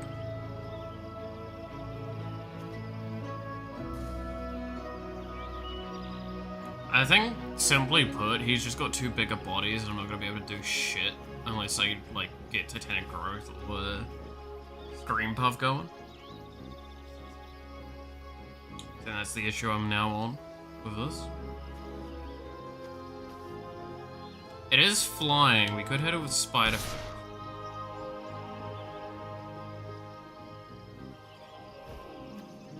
He still has open mana. I don't like this. But I think I'm gonna block 1. Oh, that's the end of it. Alright.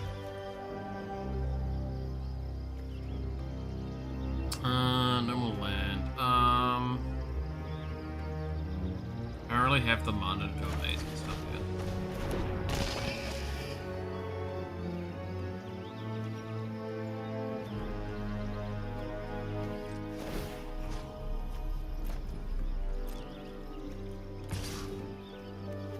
What is this 4/4? Attack with both.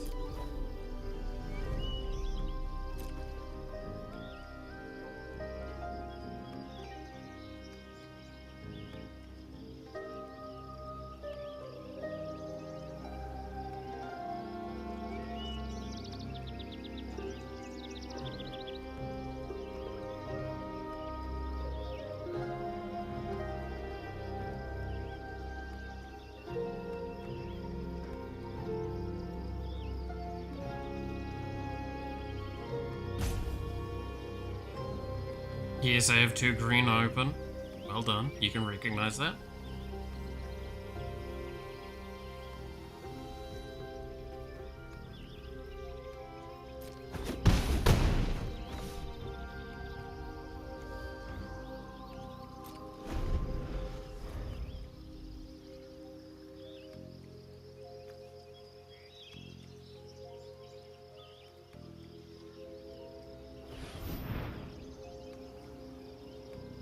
Floating one white. Okay.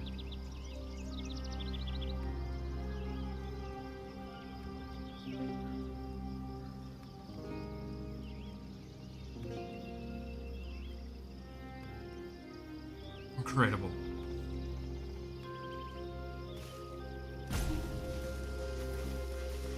This guy plays at the speed of a mollusk.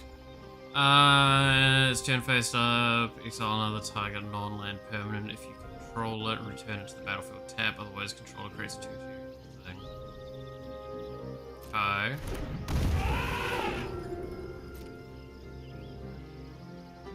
But he didn't disguise it, so it doesn't face up, yeah.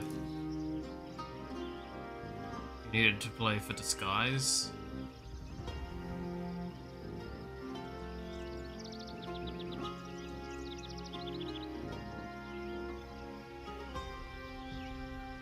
If he swings at Private Eye, I kill it with Monstrosity, otherwise I go for the Notice Inspector.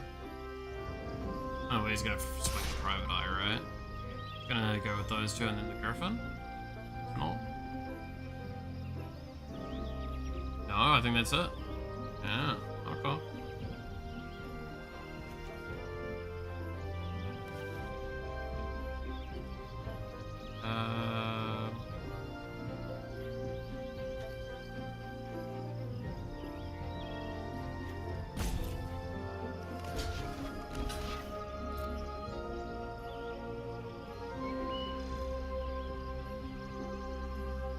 As end step, I'm gonna sack one of the food tokens.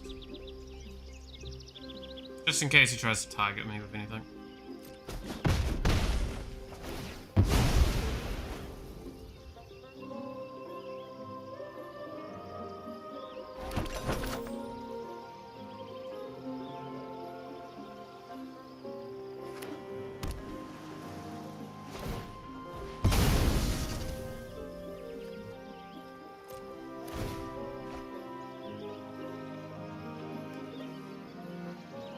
Incredible.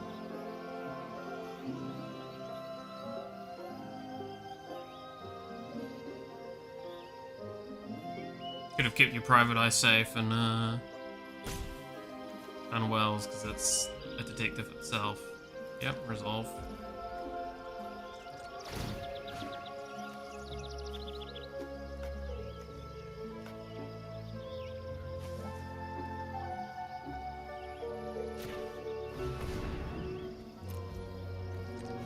Oh wait, whoops, I misread that.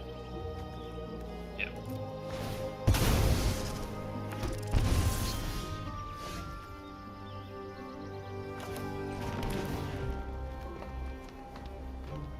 Ooh. I like that.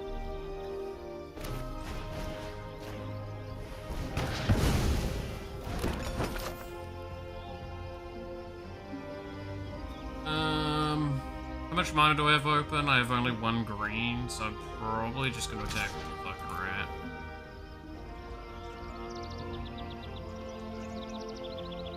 But she's got 2 cheap blocks for that. Never mind. Guess he was scared of what I could do.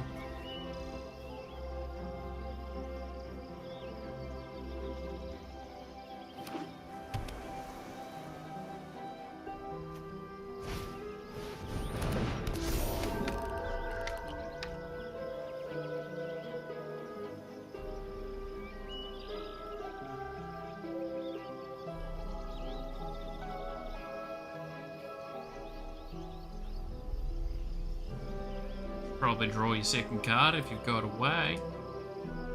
Only got 1 card in hand. Come on, mate. You can do it.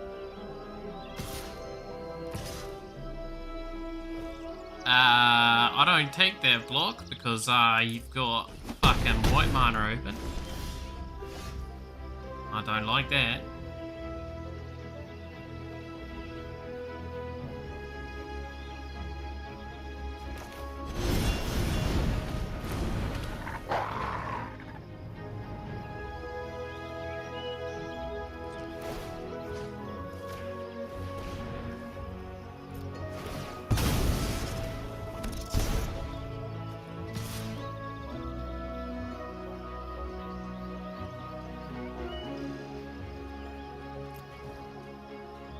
Get attacked by a rat, mate.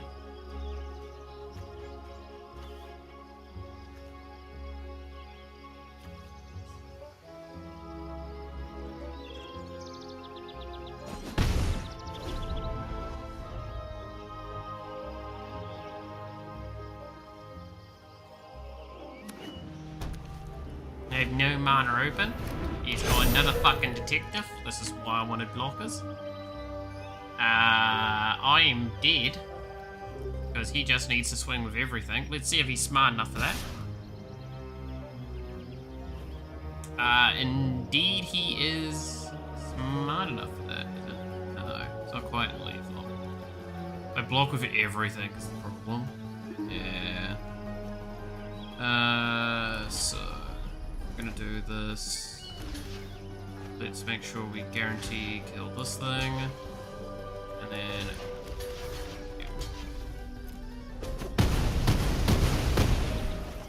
I have 1 health.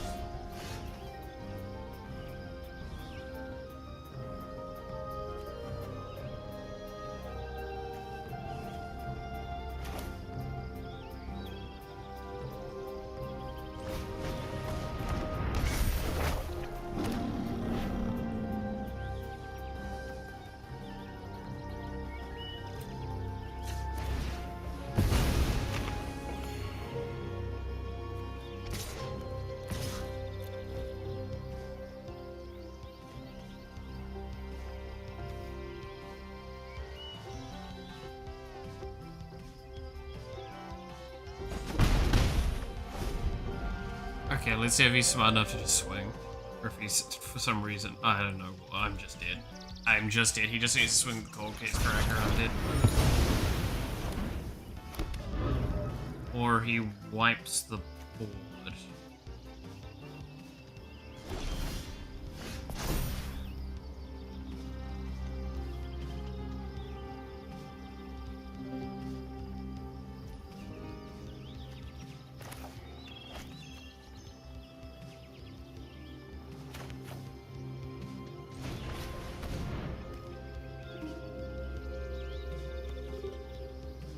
Yeah, it's your fucking clues, mate. Your clues are triggering a response, so yeah. Probably not waste your time on your fucking clues.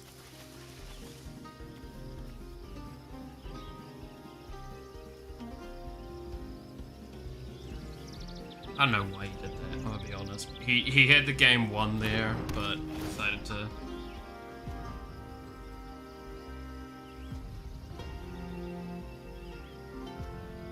Yeah, oh my god. Thanks for just really running the clock out. It's so fun.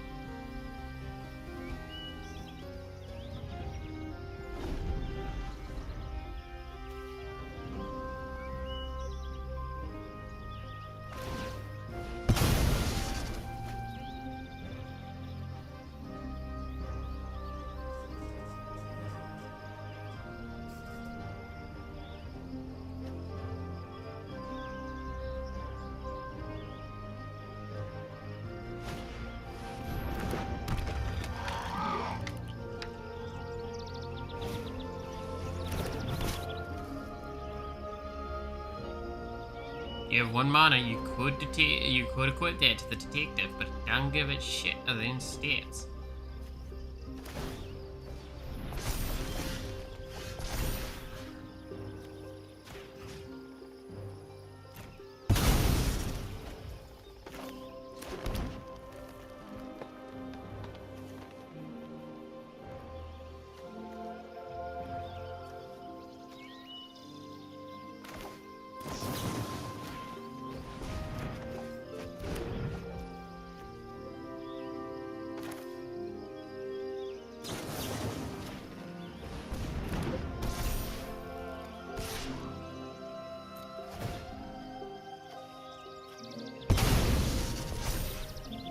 well, have fun now, mate. This is what you get for playing with your food, is food kills you. Now you have no actions. It has trample, that's gonna kill you. Well done. So yeah, just as a kind of iteration of not memeing around, that person actually had won the game, then they board wiped everything, including themselves. Not the smartest action you could ever take. Harbinger of the Tides. You may cast this card as though it had flash if you pay 2 more to cast it. When this creature enters, you may return target tapped creature an opponent controls to the owner's hand. Is that good? I don't know if that's quite that good.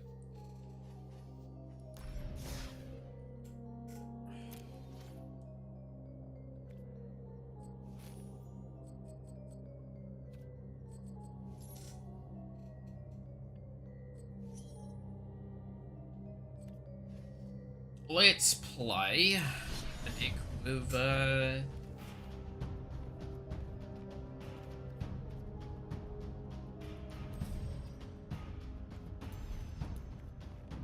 what's a deck with red in it that we can play? Goblins everywhere. Hate it.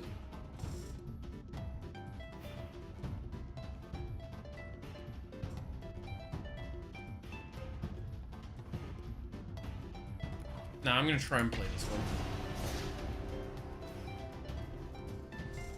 It's a quest for playing red spells, so I might as well. Right.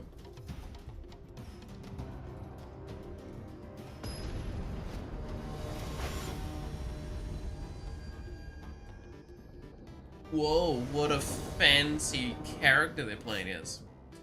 I'm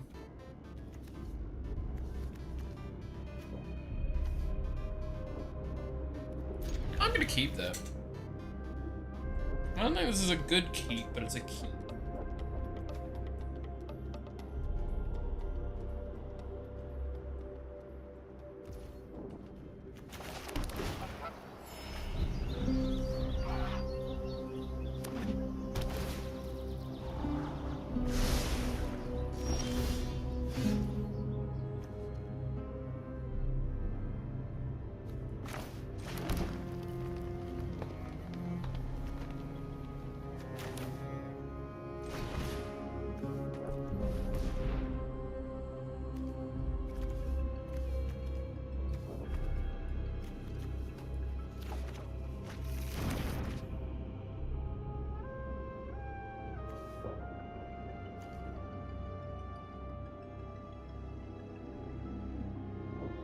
Target creature you control fights target creature you don't control. I don't give a shit.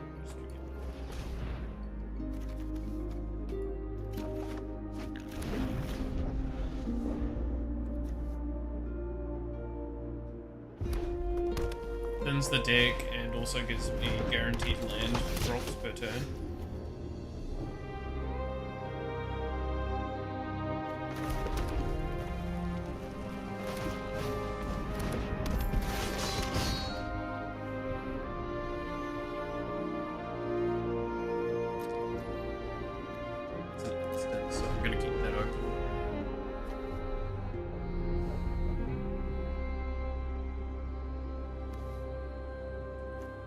I'm gonna play Mountain, play this, and tap this on it next turn, I think.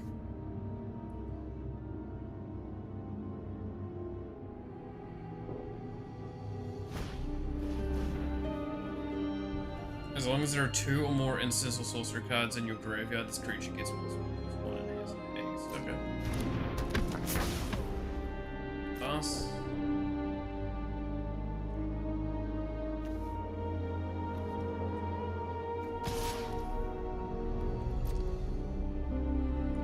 They have 1 blue/red open. I'm gonna no block that.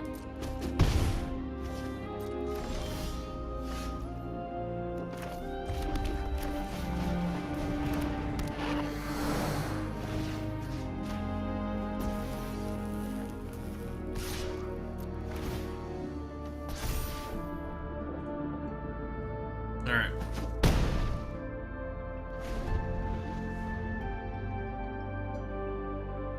Tapped out, but it's fine because there's not really much in the way of damage they can do this turn.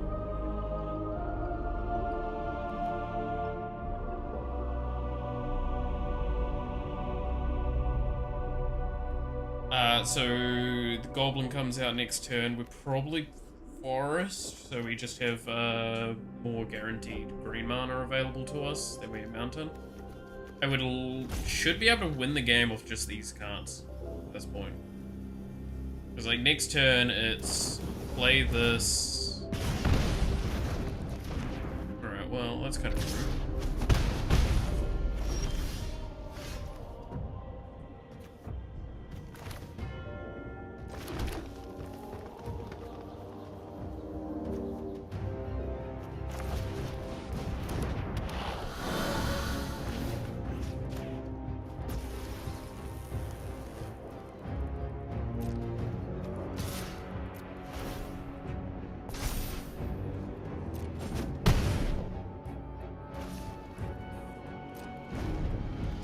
Gonna leave this open in case he tries to do that again.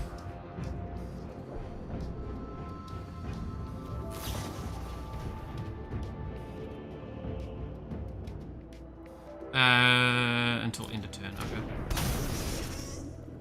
I don't mind minus 2 attack. They both tap, doesn't matter.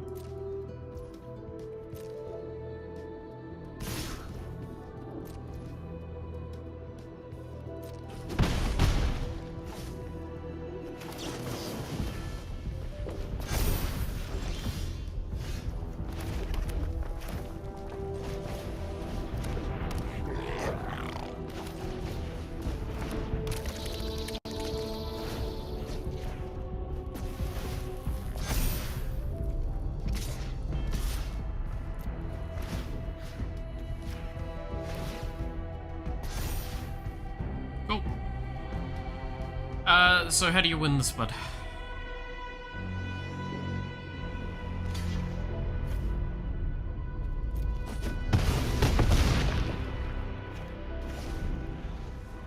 You got 1 health. Next turn you're dead.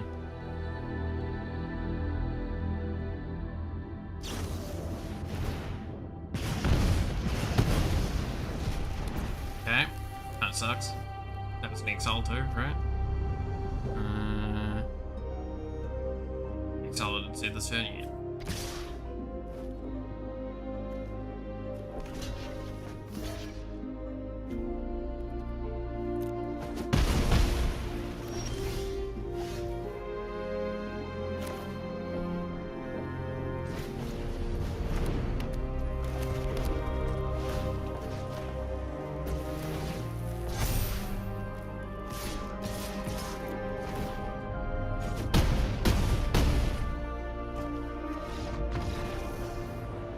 Alright, well that was incredible.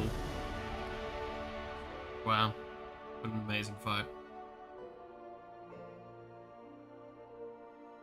This is why I don't like red, I'm gonna be honest. It's all about like, I turn cards sideways, have fun.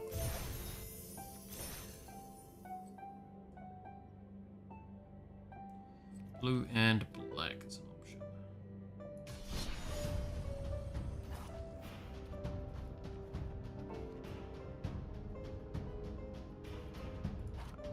Sure, let's try this one.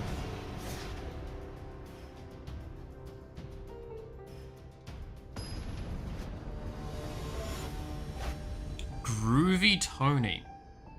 What a name.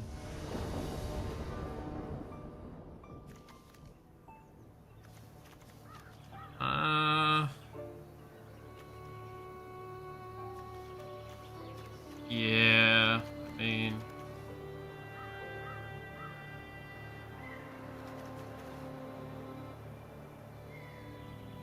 Yikes.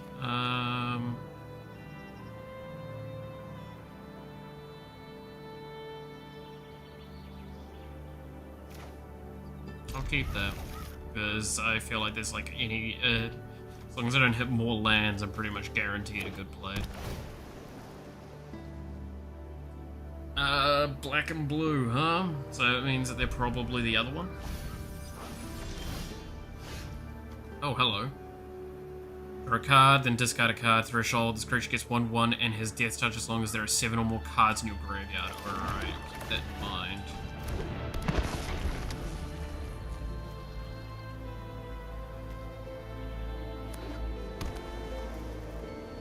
So I kind of actually want shit to be in my graveyard. So this one actually becomes a lot better.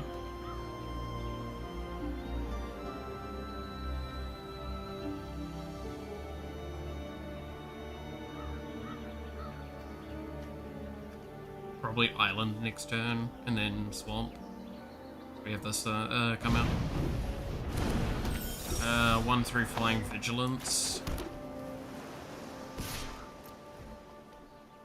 It's flying, it's vigilance, it doesn't fucking matter if I swing. I gotta swing to make value. Swamp and Island. Alright, Inspiration from a Beyond is probably a very valid play after the Death Baron, maybe. Like turn after. Oh god, it's a lot of flying. So far I'm not gonna be able to do shit.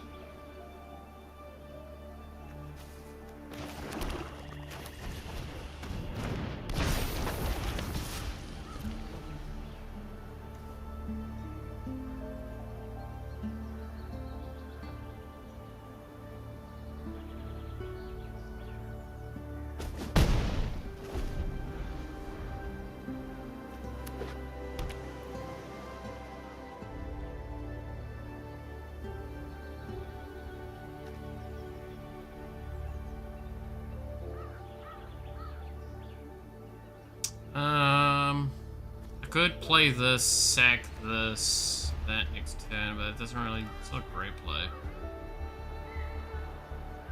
I feel like I'm better off sacking for this one. And it means I don't get to attack next turn, probably. Well, I mean, neither of these have Death Touch, unless he gets a... Oh, well, there's a 4/4. Oh god, it's a Roaming Throne too. Okay.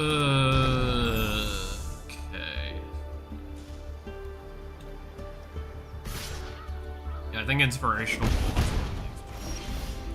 to be honest.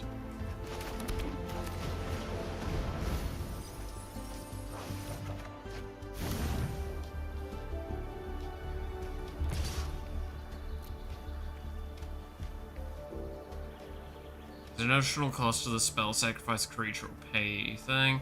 Exile target creature or planeswalker.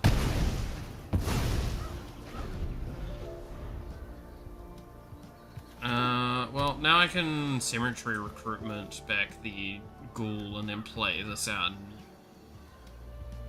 If I hit another land, preferably black. It has to be black if I want to do that turn.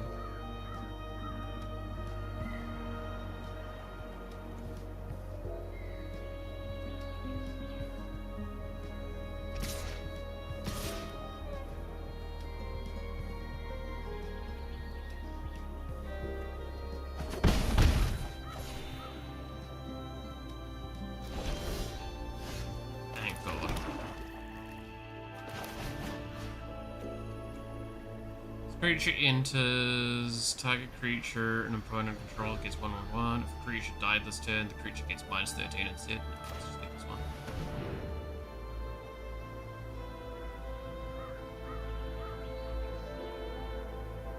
Oh boy, the blue mana player has things open. Are you going to counter?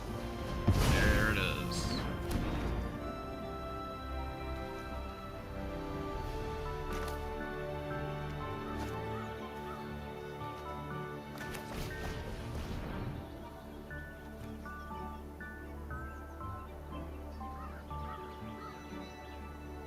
Gonna counter that one as well.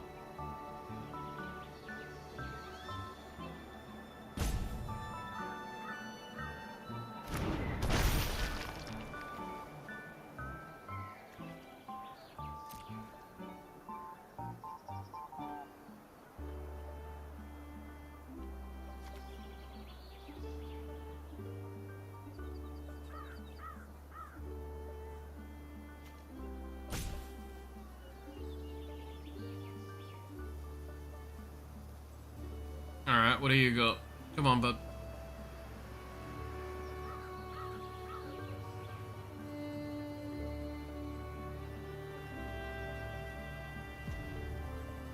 Your 3 mine are open. You're gonna do something? Do something.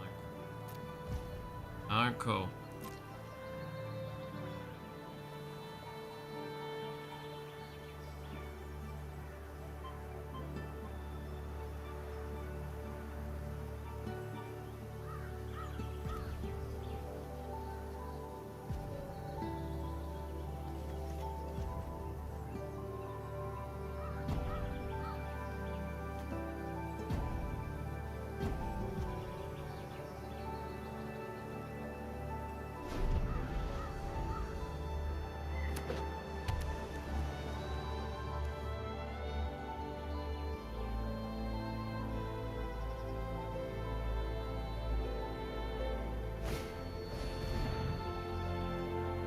Tap tag a creature an opponent controls and put 3 stun counters on it. Oh, okay. I mean, it's just gonna be a sack target if this something good comes out. That's a sorcerer is the problem.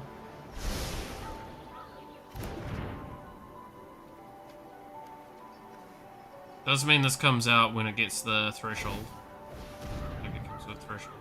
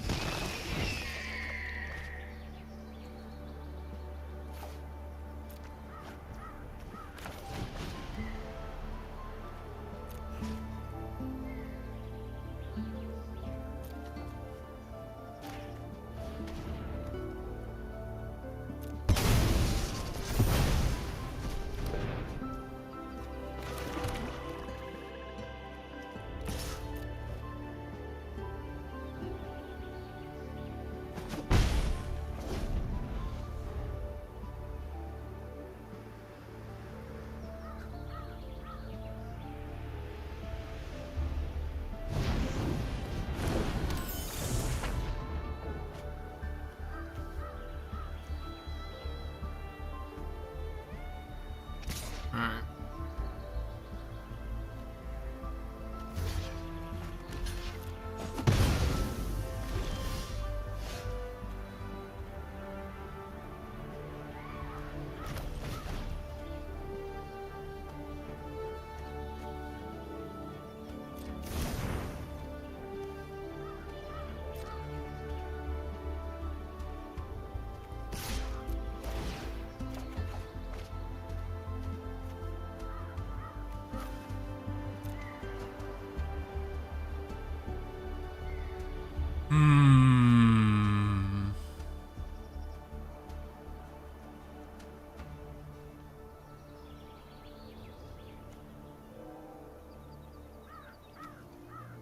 Play this in so I can play this next turn if I need to.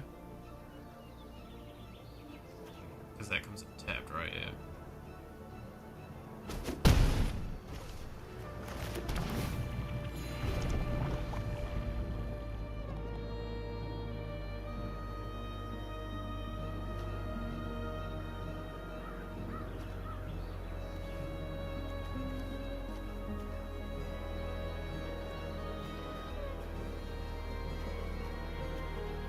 Probably that one.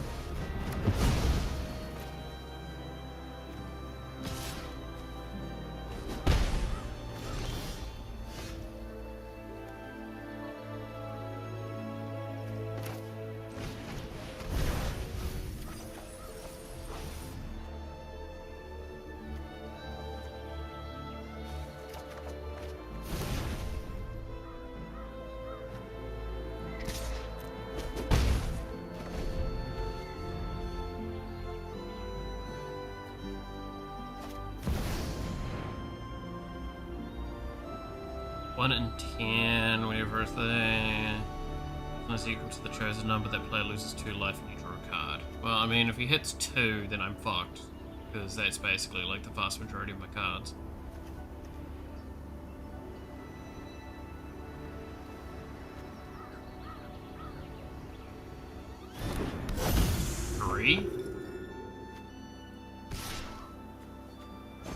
Tiger my dreadwood.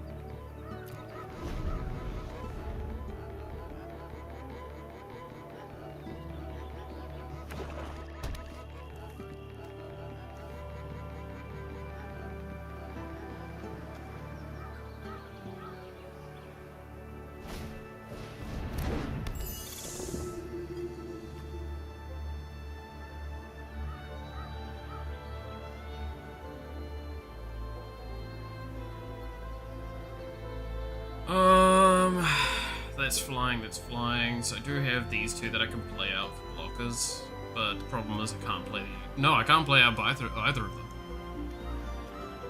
Because I just die. Right? Because they're doing 5 to me this turn. Can't play any 3 cost, otherwise I'm dead.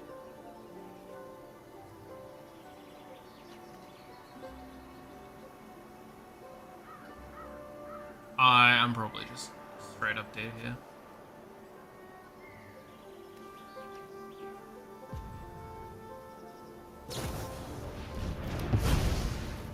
Alright. Especially with that.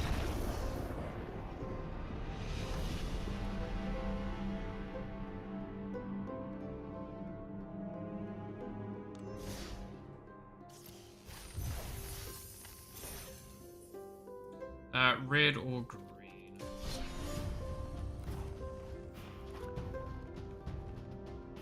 It's my only red-green deck, yeah.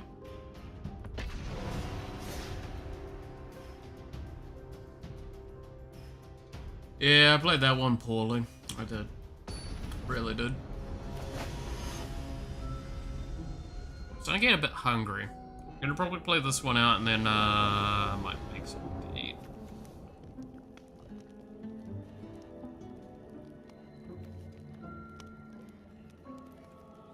I'm keeping this, actually. This is a really good curve.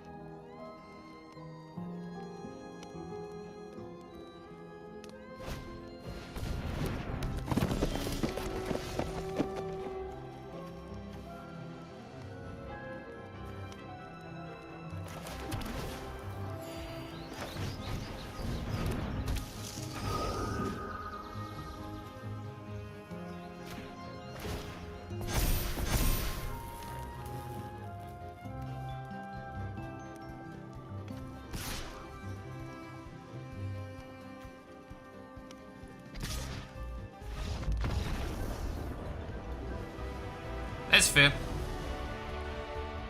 That's fair. I did hit the nuts there, I'm gonna be honest.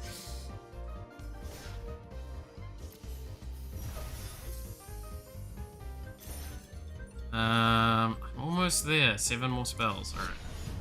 Play again. I want to get that quest done and then I'm gonna go get some food. I don't know what I'm gonna eat quite yet. Probably just gonna have some rice.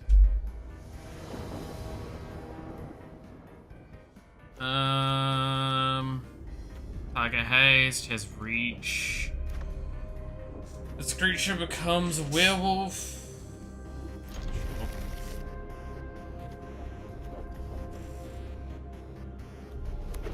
Probably gonna Highlands. This is kind of rough though. Ha! Counteracted your turn. That's a nice art though.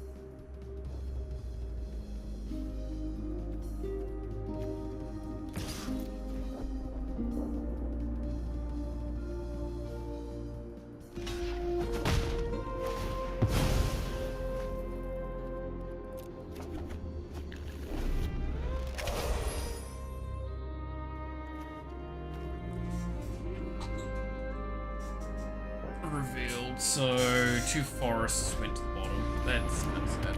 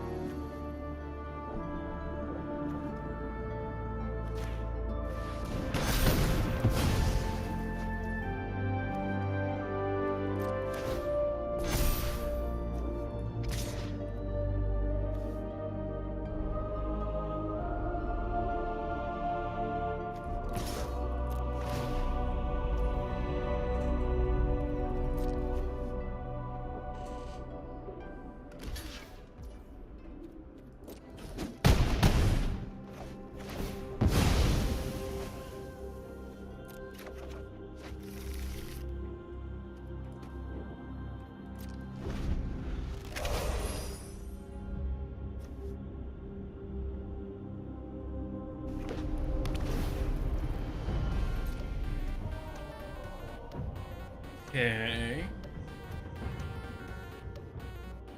I'm probably just fucked here, I'm gonna be honest. I think I'm too far behind.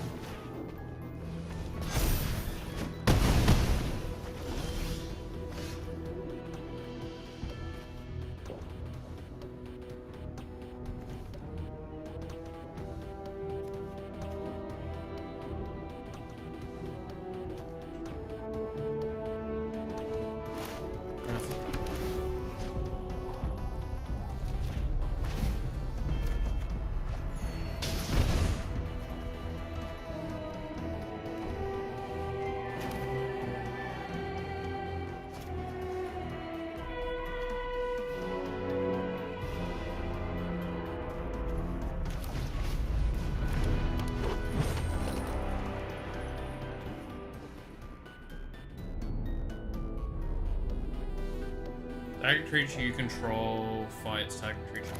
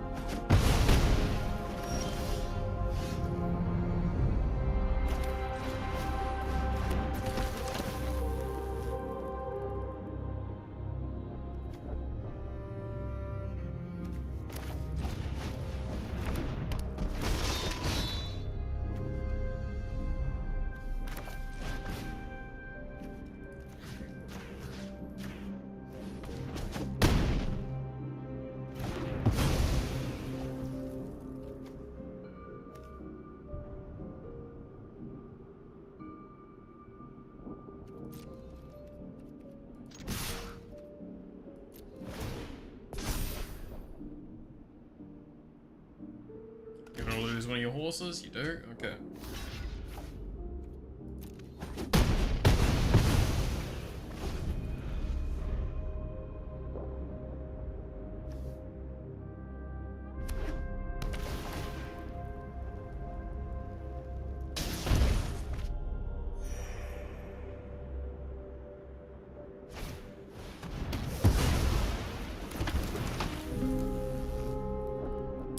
Ah.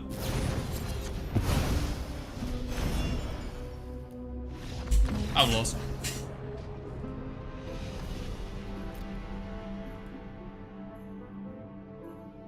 That was an annoying one.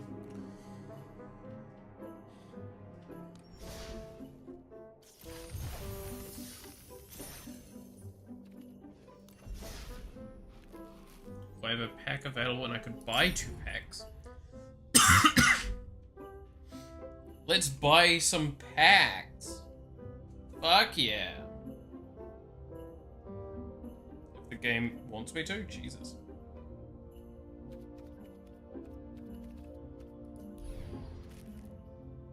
Pioneer Masters. This can only be played in historic formats. I'm gonna just do this one.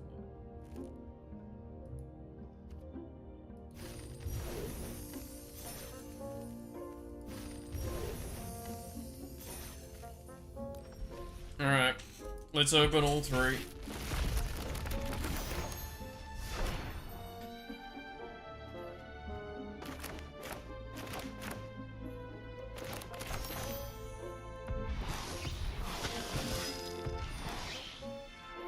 Thousand Years Storm. Whenever you cast an instance of sorcery, copy it for each other instance of sorcery you cast. Or at this turn, you may choose new targets. So you get Storm for all of your stuff. That's kind of cool. Ooh, not legal. This card is not legal in the following formats: historic, traditional, historic. Okay. Take an extra turn after this one. Yikers. I can see that being kind of a silly card, huh? It's cool looking art for it, though.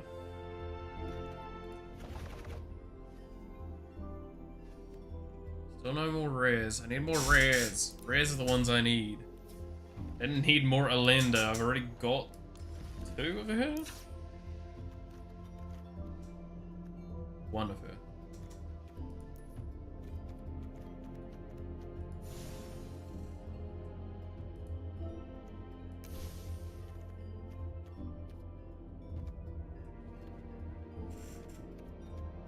Can I get a different art for her? How hard is it to get different arts?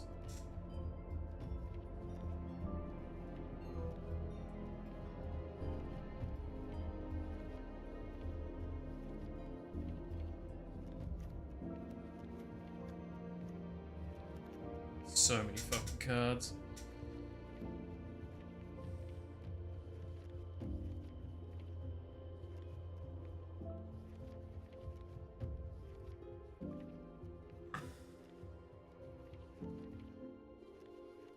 Good old Sheoldred. Sheoldred? Sheoldred.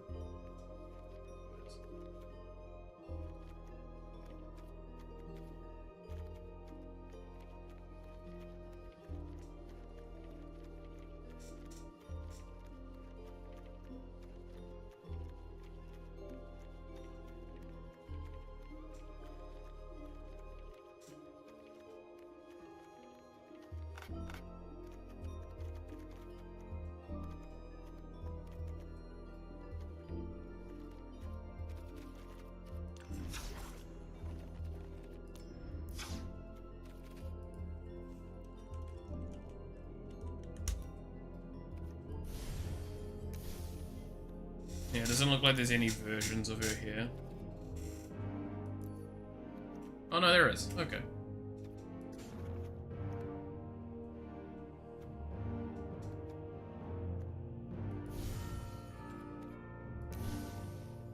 Fun fact, I have this shiny in real life. Yeah. I have the foil of this. It looks nice.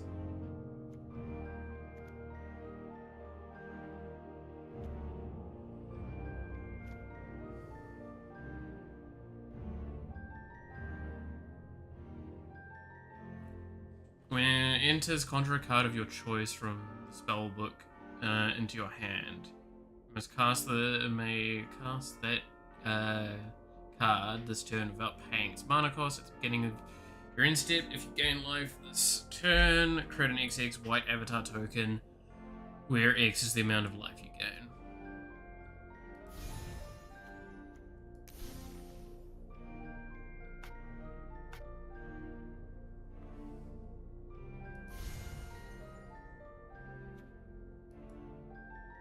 Okay, Inspiring Cleric enters, you gain 4 life. Destroy target artifact or enchantment, you gain 4 life. You gain 4 life, draw a card. Is this a interesting one? Alright. Enters, you gain 4 life. Enchant permanent, can't attack or block. Its activate abilities, unless they're mana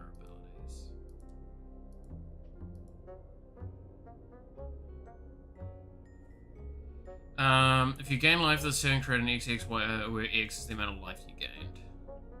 This sounds like a weird and interesting deck, I'm gonna be honest.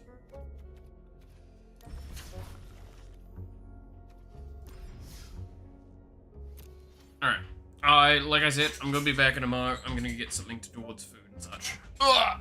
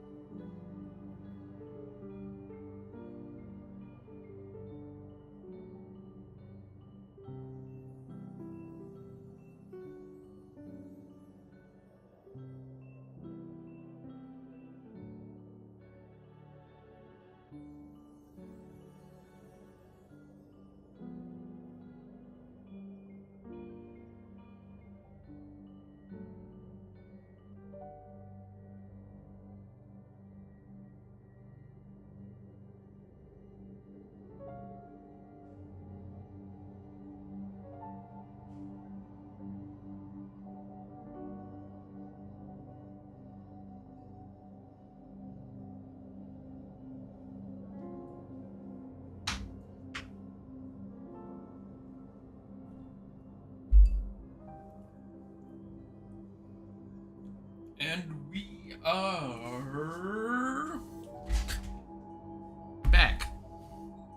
I have food now. I have some rice. While I have rice, how about we play something different?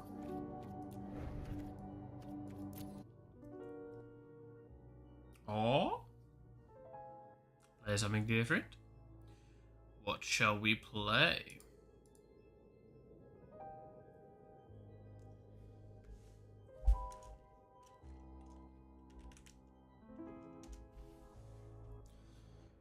Something I can play while I eat.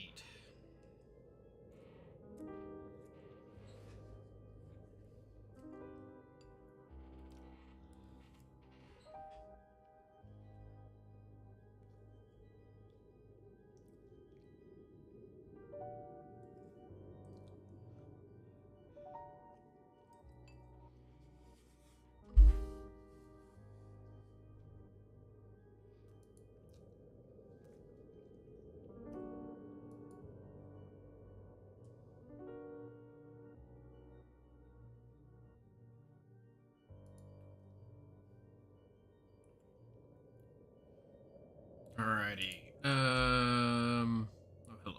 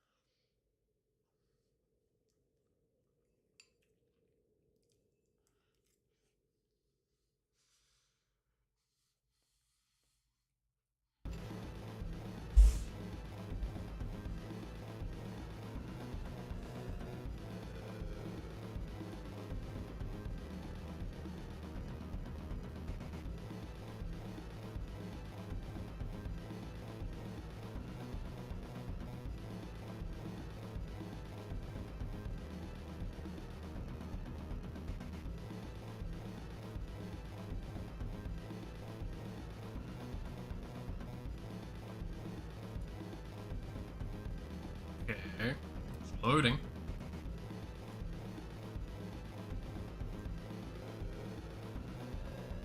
It's loading.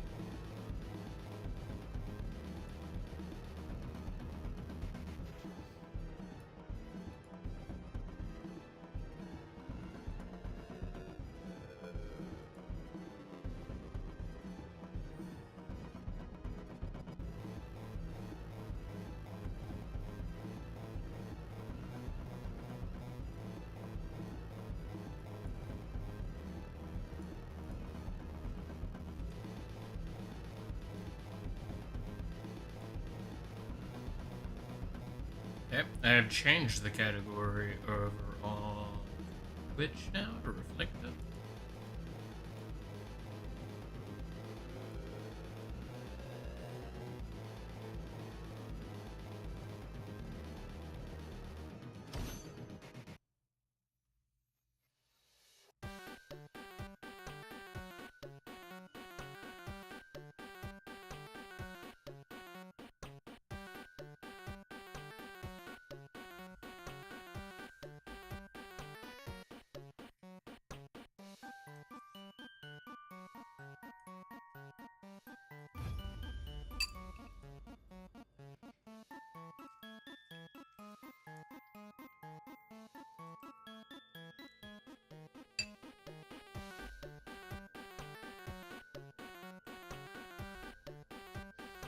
Alright, let's see if we can find a game in TFT.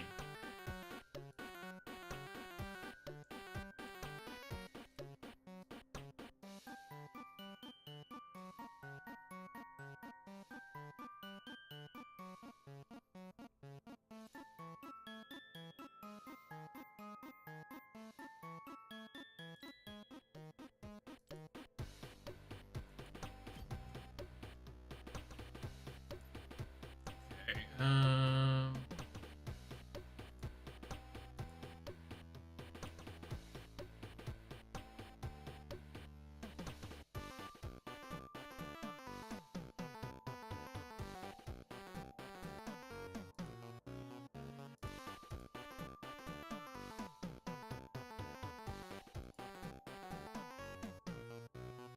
let's see.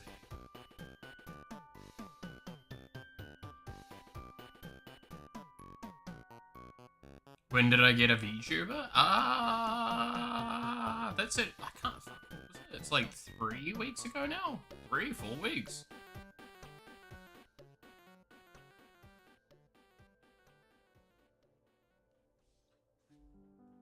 And if you're wondering where, it is actually in the description of the YouTube video, the place I got this one from.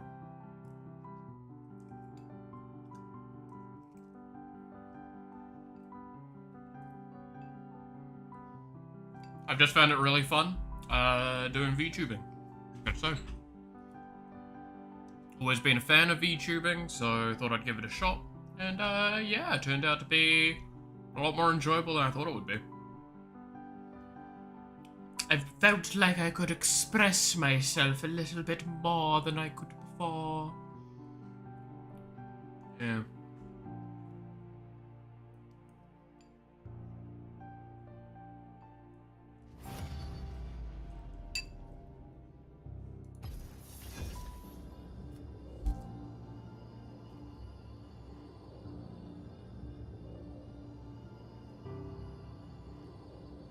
And then yeah, we're doing the good old Christmas marathon, so I have the antlers on. You know, the important things.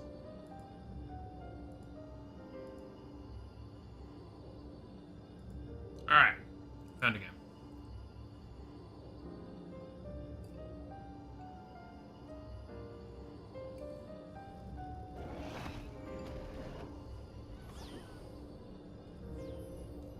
What has Heimerdinger given me? I do love a good conundrum.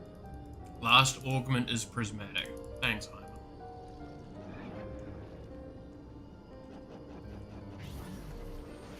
Give him a little snog off. Alright. We will resist.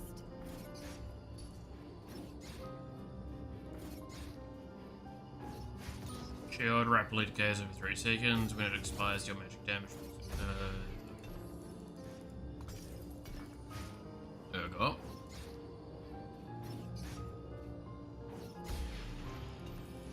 Where they fell, freedom grew. And a sword. Academy items aren't all that interesting. This world is There's all 2 I Morganas have. though.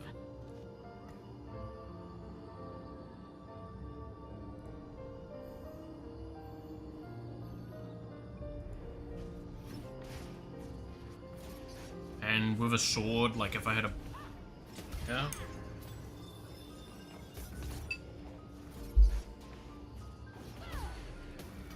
I mean, she's not good early though. That is a Vander, so I'm gonna put her the powder. Oh, that's family.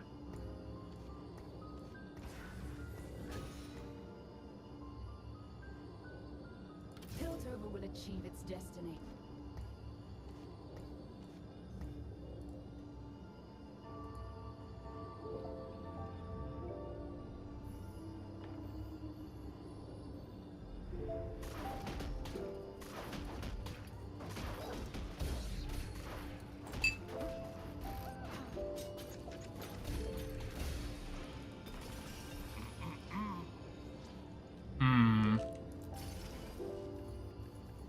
Pit fighters permanently gain attack damage if they lost the last combat. If they won, they gain health instead.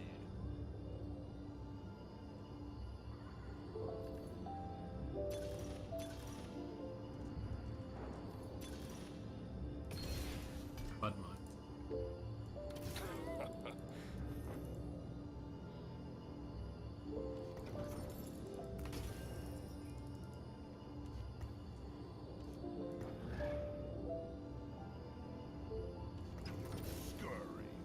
That's a Watcher that you do?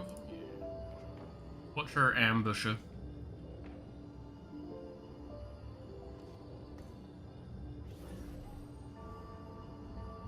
Try that out.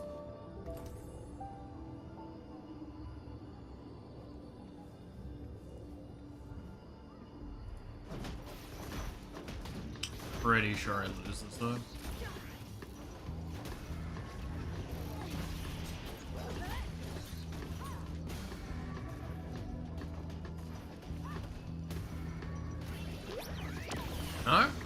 hard one there. I guess it was a Morgana, right? No 2 stars. Makes a fair bit of a difference.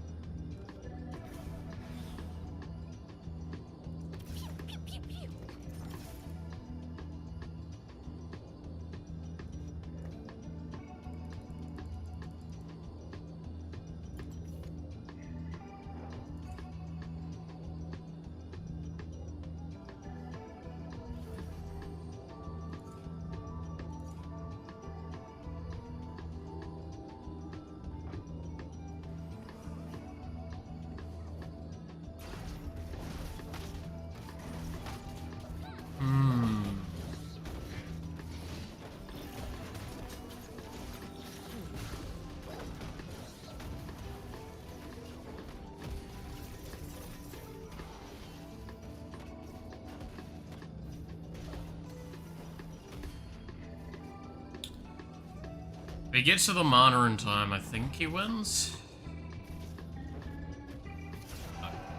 Almost.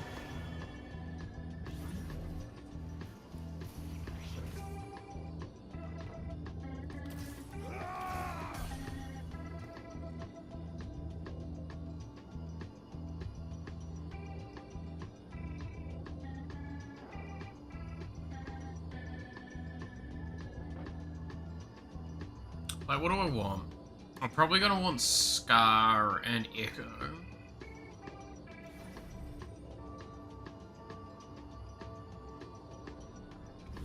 That's Ambusher, Scrap. That's one more Watcher. Garen is my Emissary. That's 4 Watcher.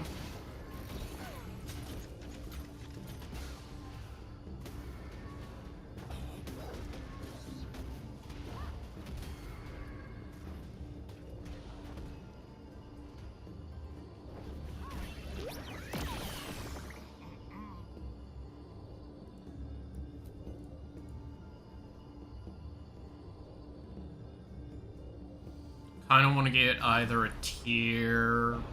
Best thing I can get, but it's like 3. So it's a 3 cost. Yeah. Let's go.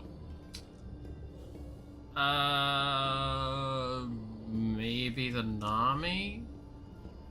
Get the thing, or I get the tank. Try and go for the Cass. Yes, okay. I'll get the Nami. Glove can work, because that can go onto the powder.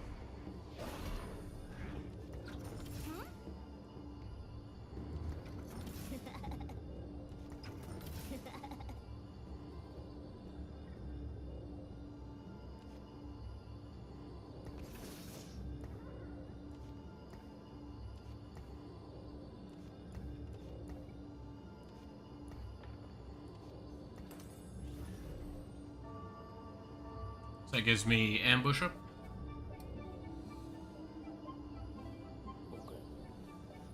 What's this one? Mace's Will. Gain Sparring Gloves. Your team gets 8% attack speed and 20% crit chance. It's kind of scary. It's like a decent bit of item power. I mean, it's not enough, but you know. That's because I actually have, like, decent a shite.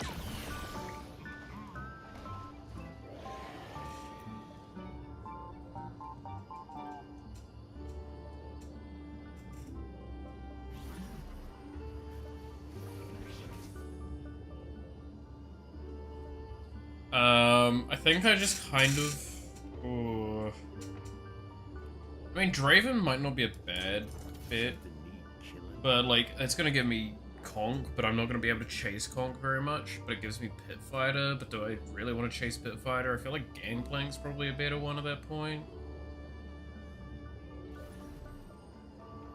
Yeah, I feel like I try and get a Gangplank maybe, just as another backline carry. I don't know. That puts me at 3 scrap.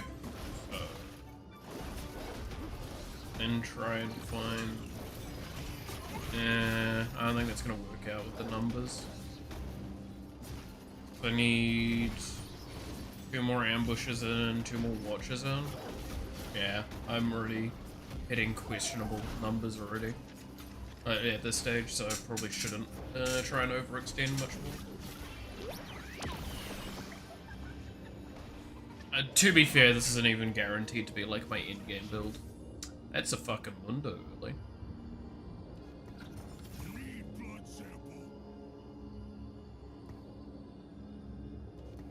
Death is in bloom. Try and go for experiment now. I could be down for that.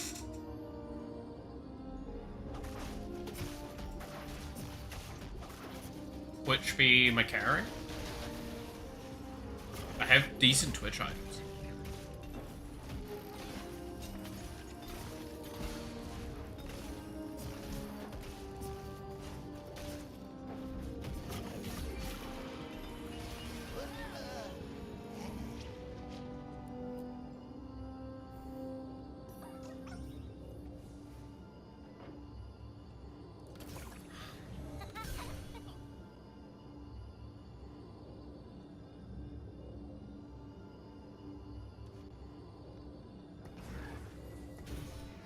Okay, if that's the case, let's play like that for the moment, but...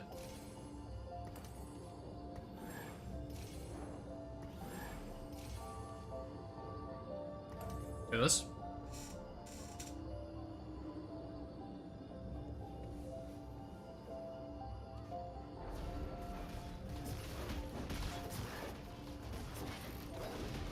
I prefer to try and do the experiment line here. If I'm given the 2 like this, especially with how far a level up would get, the chance we could try and go for like a 6 cost. So we could try and go for the work, which is 6. So I just need to get 1 emblem, which was the emblem.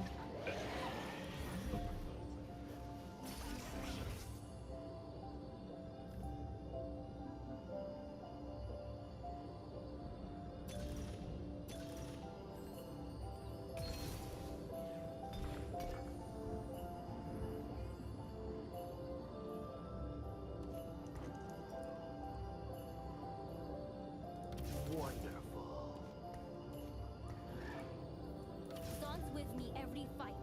This time, no different.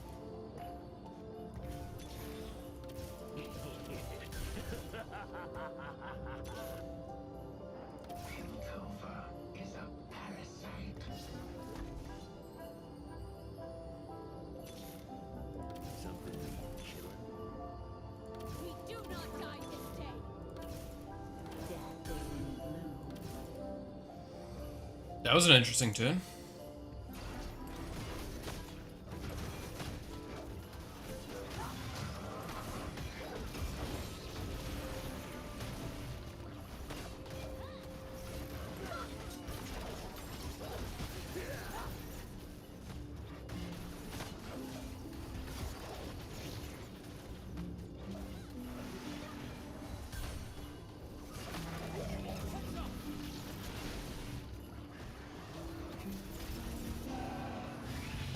Yeah, I'm probably gonna lose for a while because of that play, I'm gonna be honest.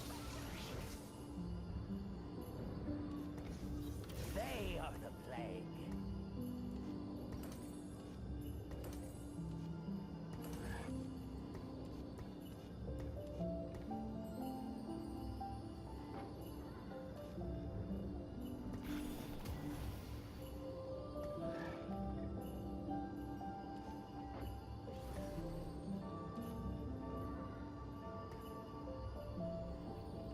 Okay, so what is Twitch's one?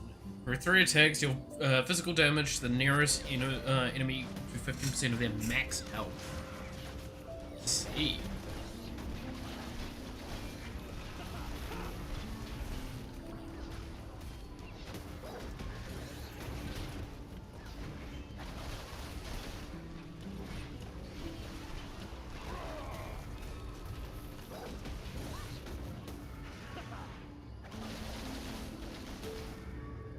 Yeah, this is just a really good, thick thing to deal with for a bit. Oh!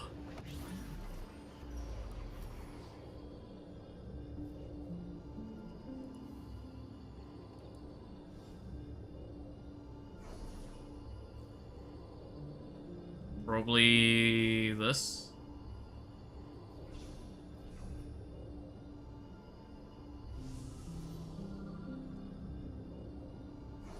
Alright, this. Try and get Rageblade on Twitch, maybe?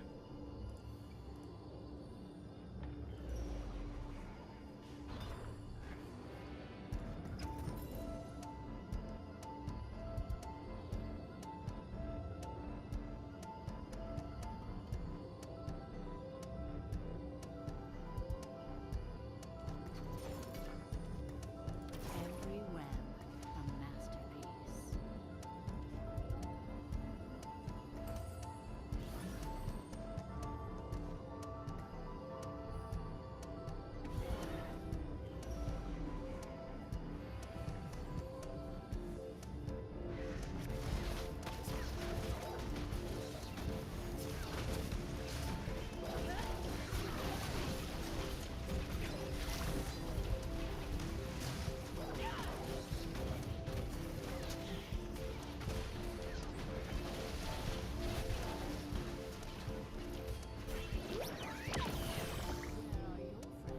So I need 2 more, so I'm gonna need Mundo and Nunu at the very least.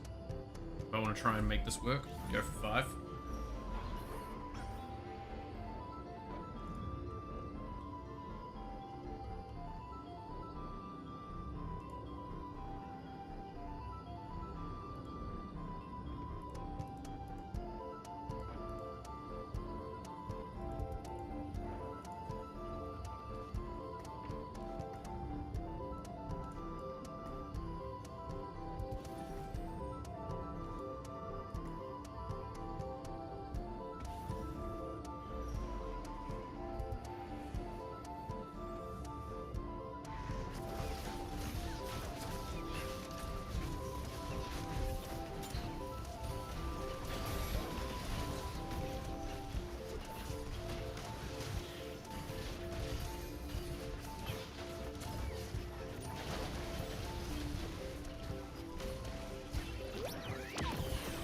I feel like I'm doing pretty well.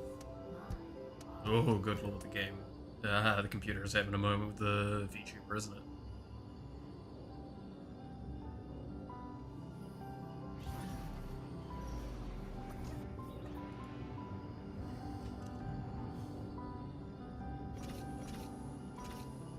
Okay, let's speed up the leveling just a little bit.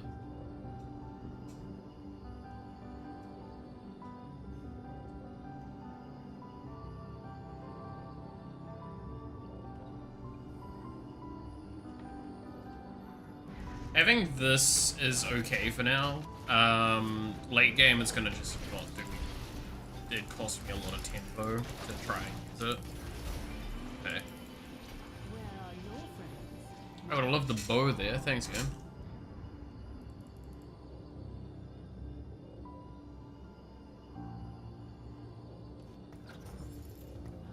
I found my hate in the fire.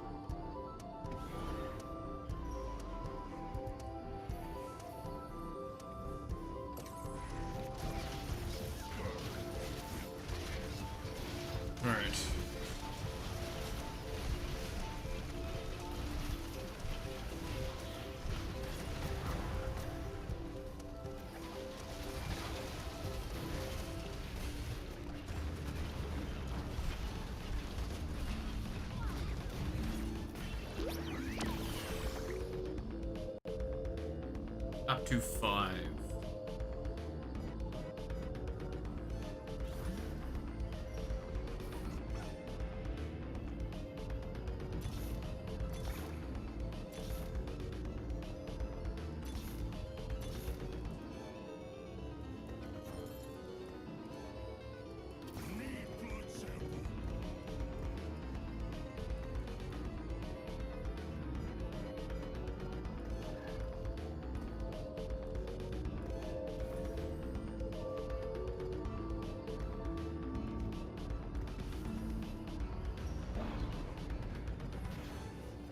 Alright.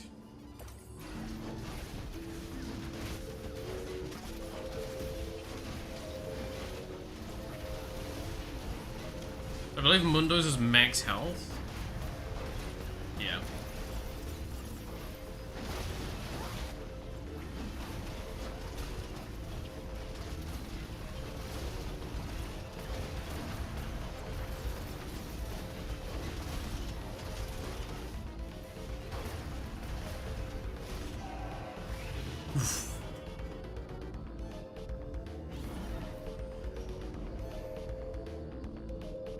Right, I want the bow. Bow would be nice, but I'm probably not getting it. How far down I am? Yeah.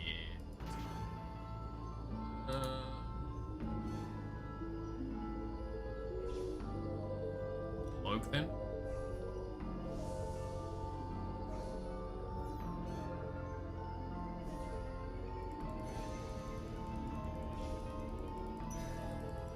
I'll take a Jace. I wasn't expecting to get a 5 cost.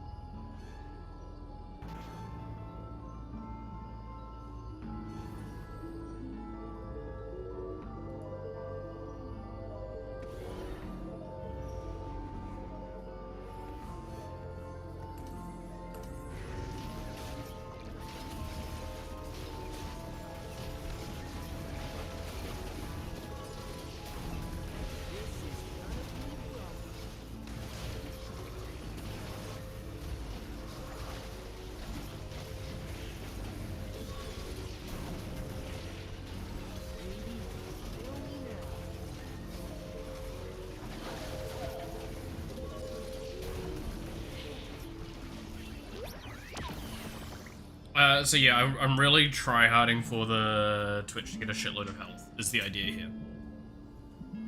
That's what I'm trying to go for with the thing, because I think Twitch is going to be my main carry.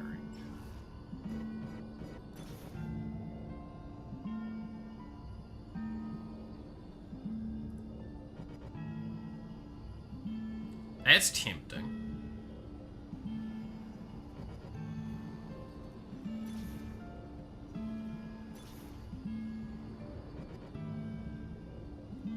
Ooh.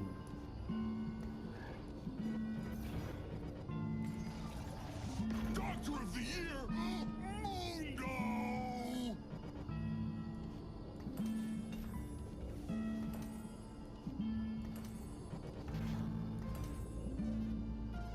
I like that.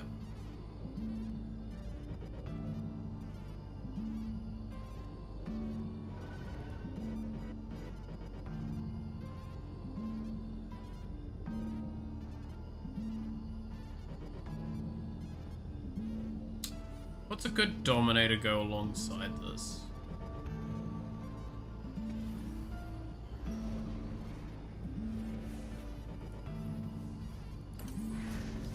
Fucking go maybe? I don't know, I feel like I want a frontline one. There's only Blitz, I believe? Blitz, yeah, Blitz.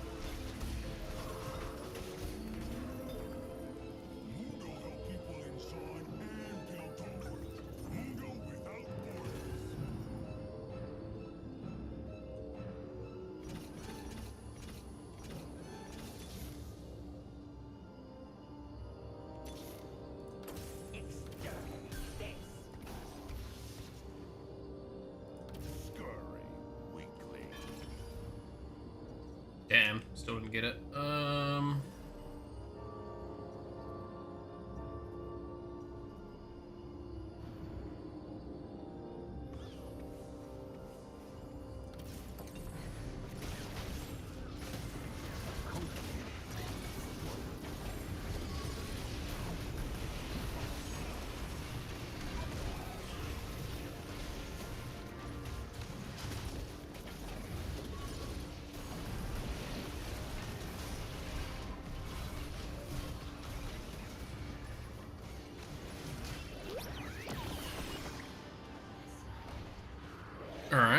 Alright, we're getting there.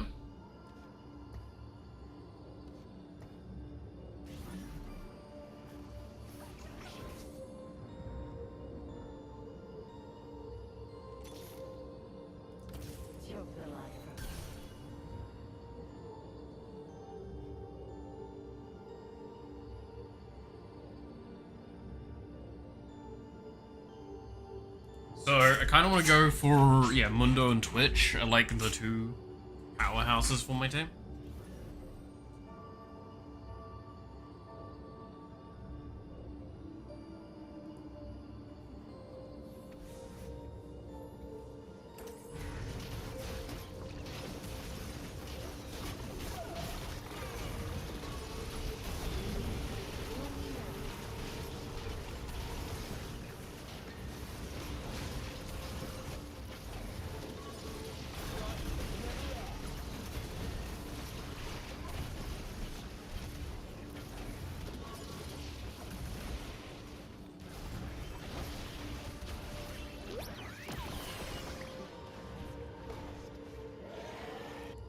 I might move the Nunu over to the left side here.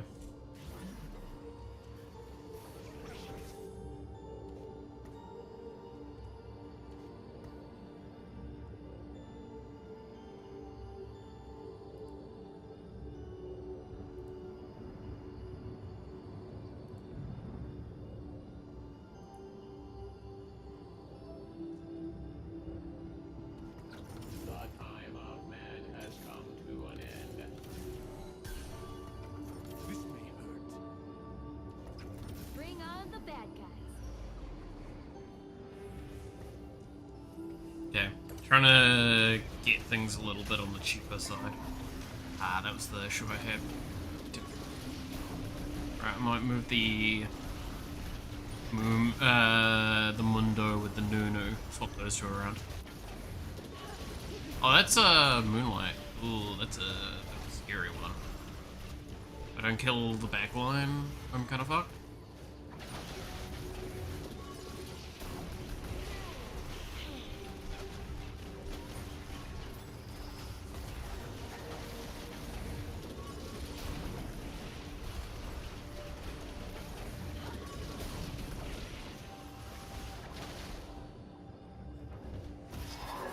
Damn. That was real close, too. I need to level up Mundo. Chase wouldn't be too bad here. Actually, this would be better. Swap that out here. Why do I have 2 crystals? 3 crystals. Oh, that's a bug. Yeah, they go now.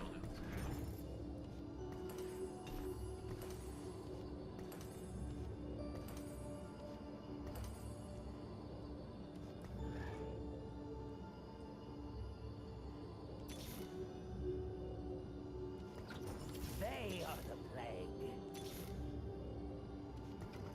Death is in blue.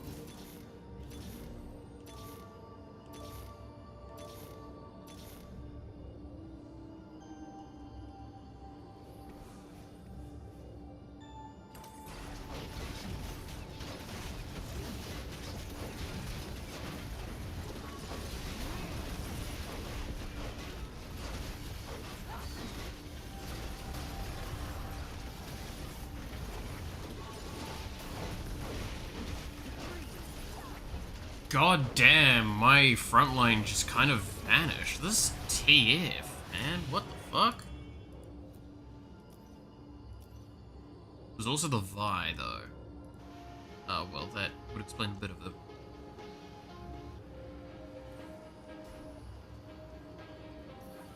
I really need to hit that, like, Mundo level up. Or the Sniper. Sniper would actually... The heart of Piltover is its people. 56 to level.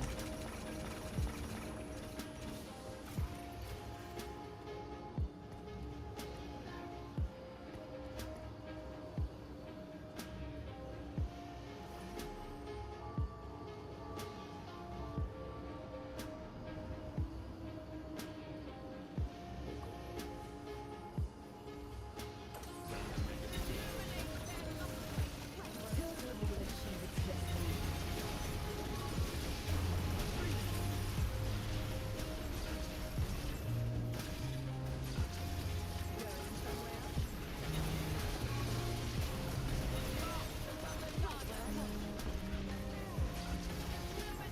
Oh, they've got a 2-star Mundo. That's... Oh, they've also got a Mel.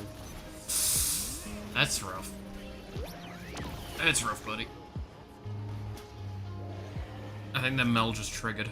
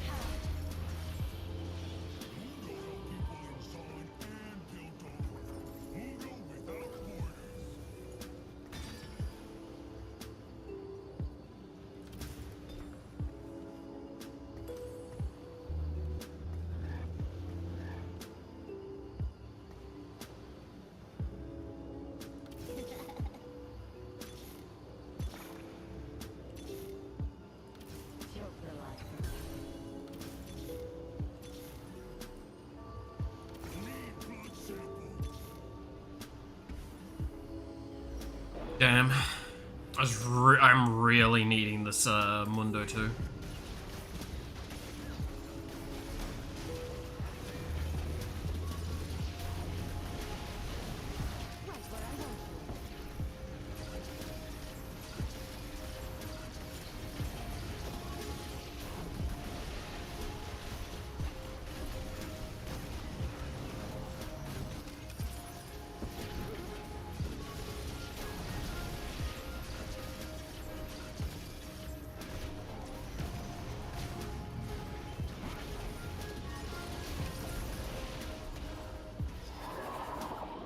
Like, if I don't hit Mundo 2 here, I'm definitely going out.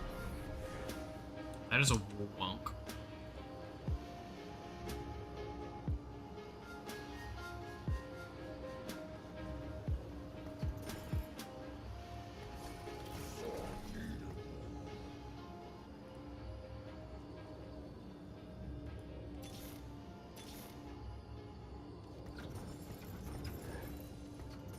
Strength through progress.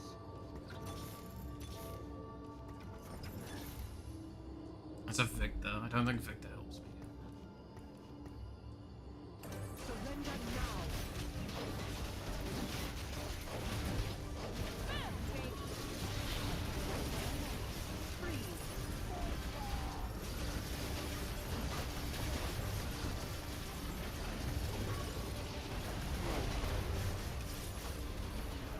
Going somewhere?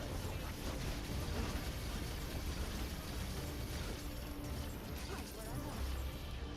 Think you're above the law? That Warwick is massive.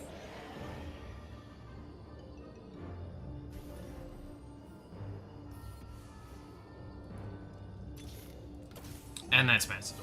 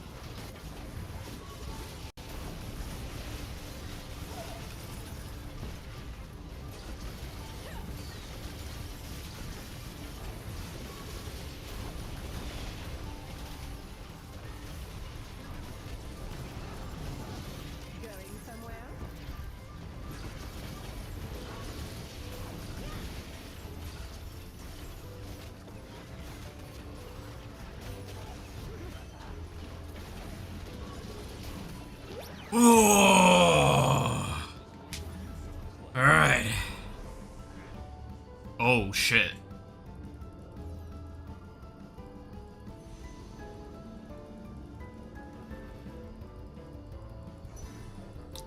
We need to find Urgot again. Shit. Who do we replace for it? Probably Jace?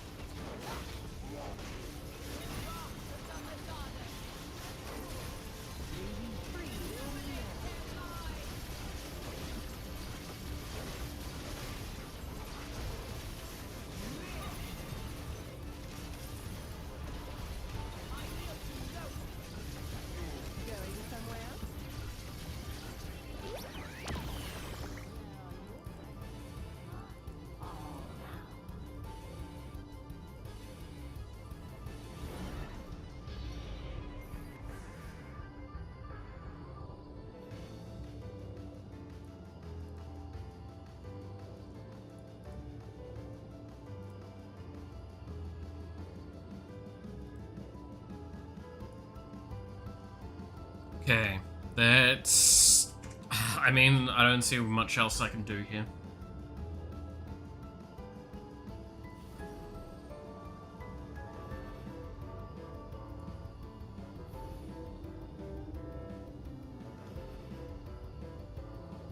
Do they get the moonlight? They do still get the moonlight. Fine, okay.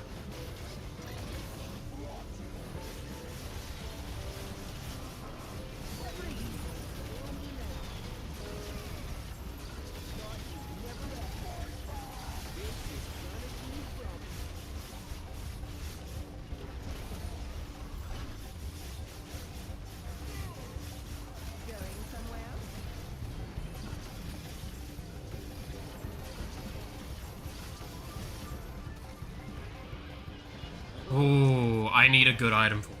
That's what I need.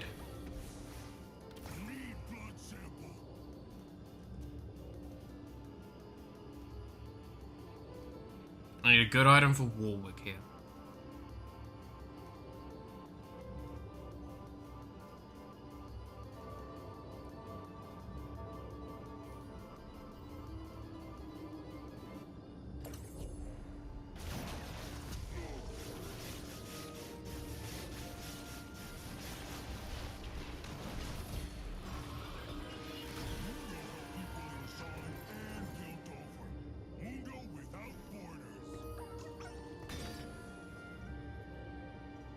Perfect.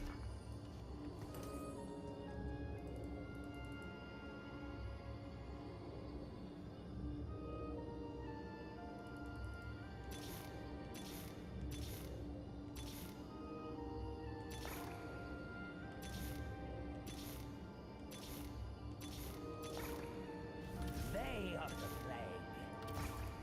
The heart of Piltover is its people.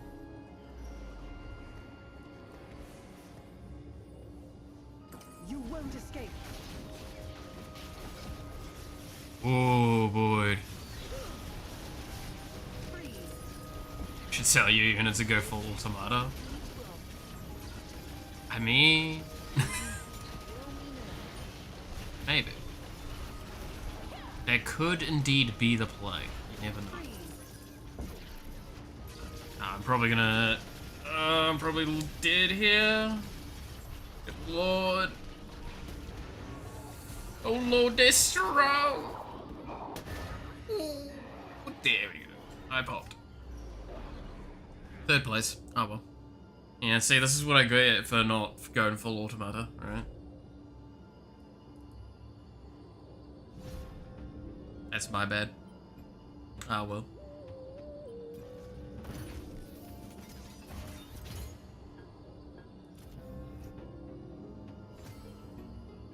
I got promoted. Cute. And again, there's the problem with looking at the ranks in this game. There's just like with TFT especially, I don't play often enough to rank anyway.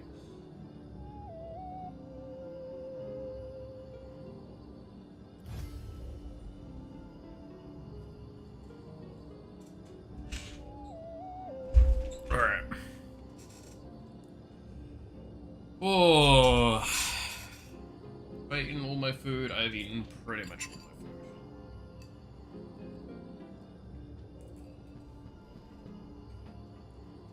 There we go.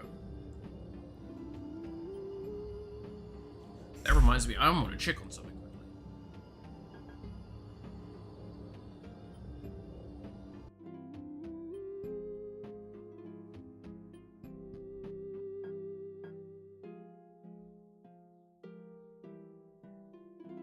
Oh boy, what is this message?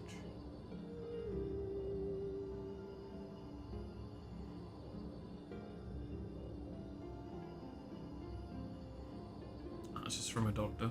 Okay. There we go.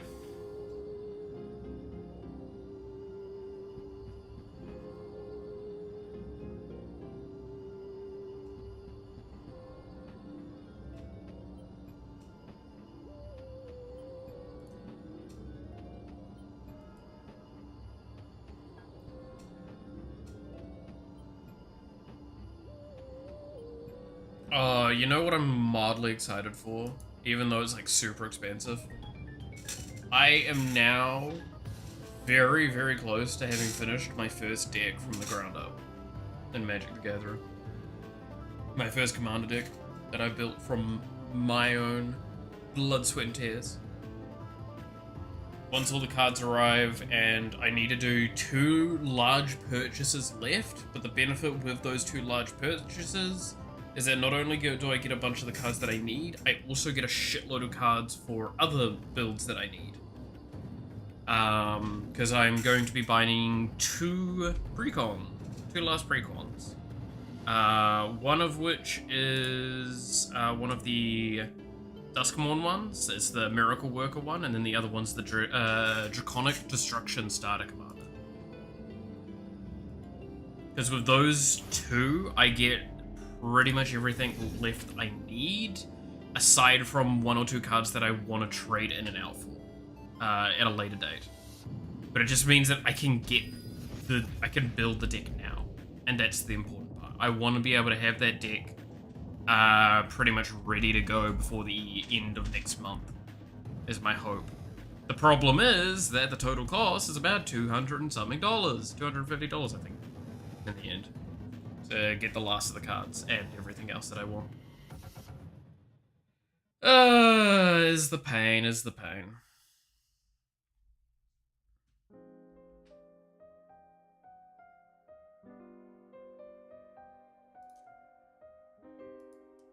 But yeah, once that's done, I'm gonna be playing that deck so fucking much, because I want to just like see what's wrong with it in my own experience.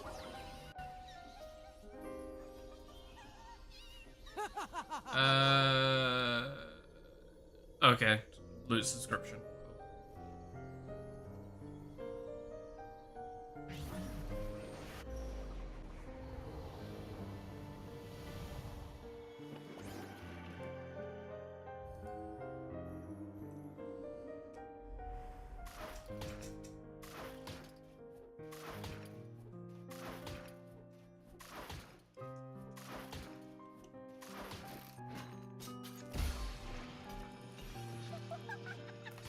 Boom.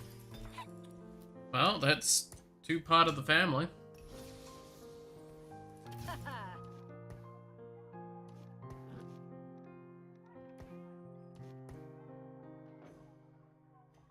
This may hurt.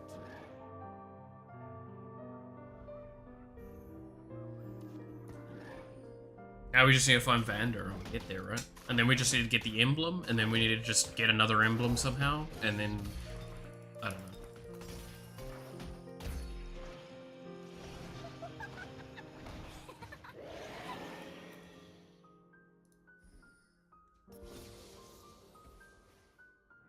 Wow. Incredible. Nothing I really want here. Just gonna put you out.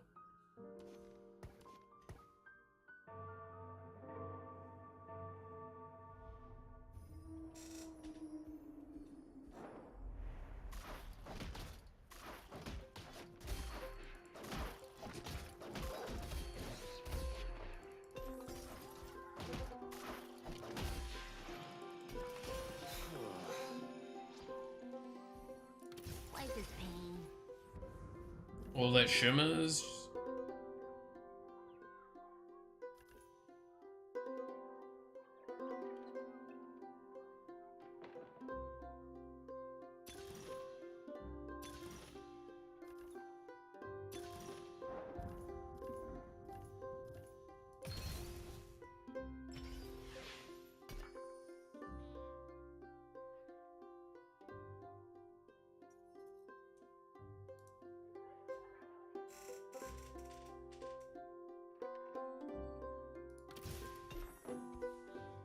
Something need killing?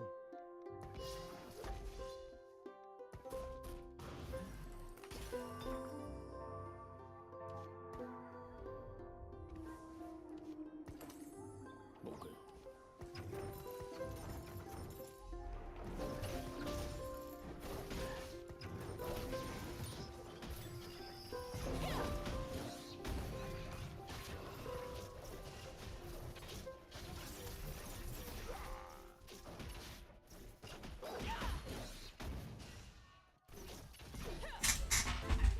Alright. I think I'm gonna try and play Conqueror. So.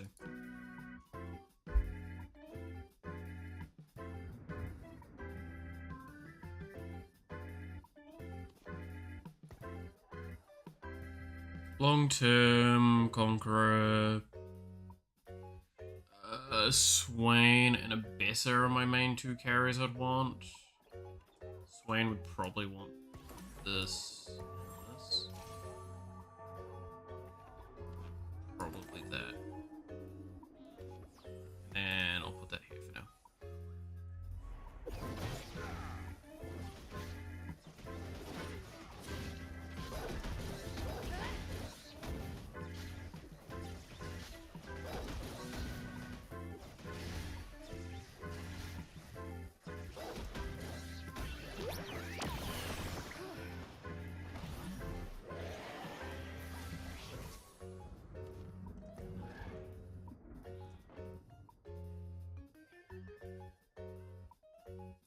Life is pain. Go with Visionaries. For now.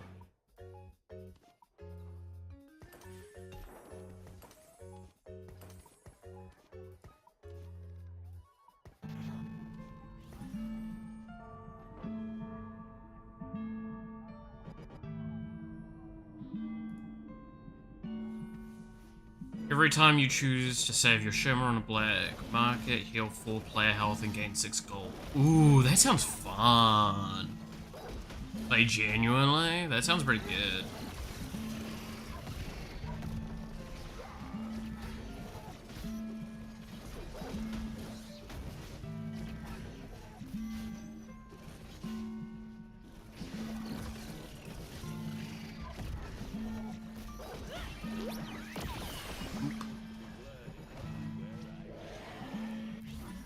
Really need to hit, like, the Swain. Or the, Darius shit. I'm probably looking for the... Oh, that's gone. That's gone. This. These. Oh, basically anything that's left I'll take. Take from the highest cost.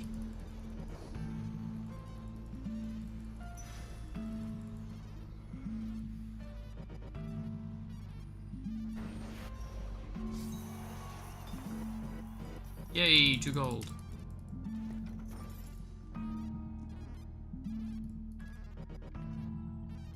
Rally to me.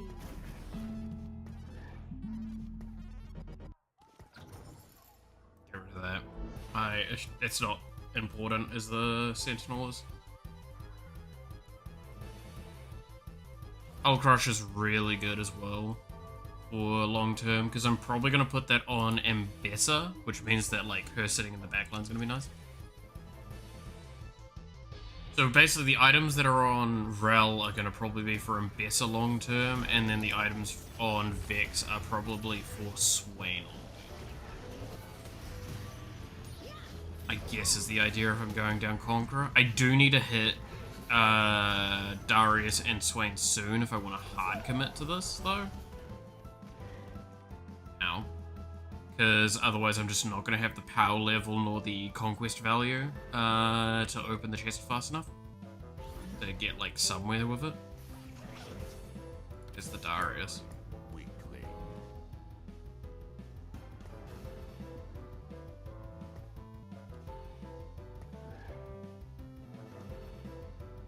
The problem is its Conqueror's takedowns stack the Conquest. So this is probably still better. But I'm gonna need to find that Swain non-level up. Hopefully. Because if I find that Swain on level up, then this gets replaced, this goes in, and I've got full conk and a key, my carries Conqueror. Which is what we want.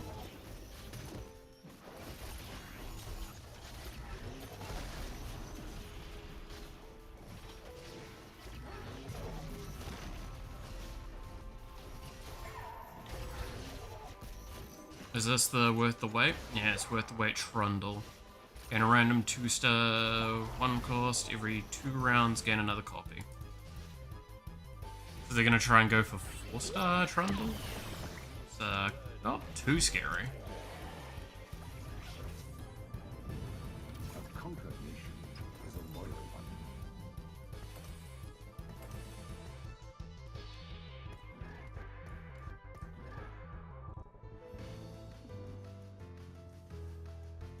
Well then, that's good.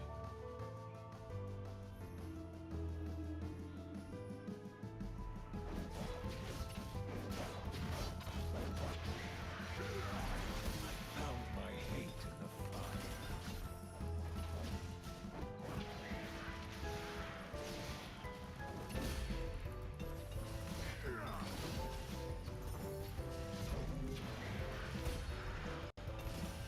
Someone scrape this idiot off the floor.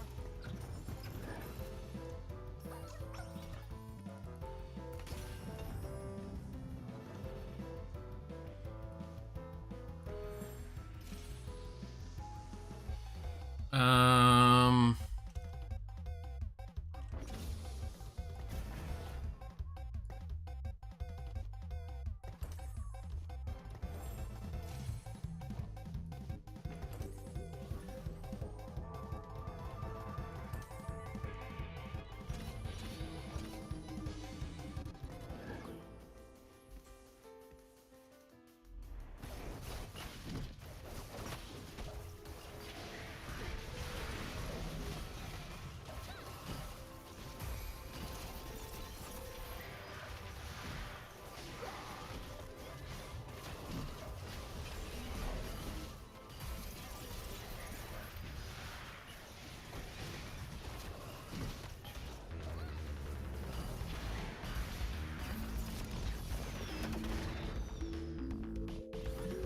%, damage. If I can get that. Oh, well, that's definitely something we're getting.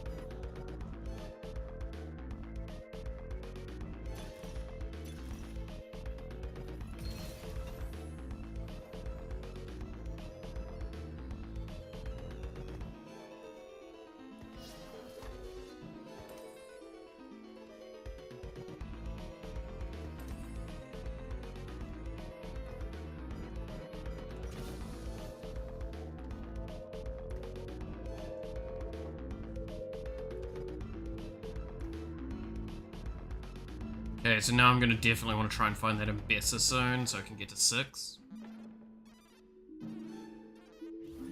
That's 7, so I need 2 more if I was to even consider going to 9, which is just not likely to happen. Try to die with dignity.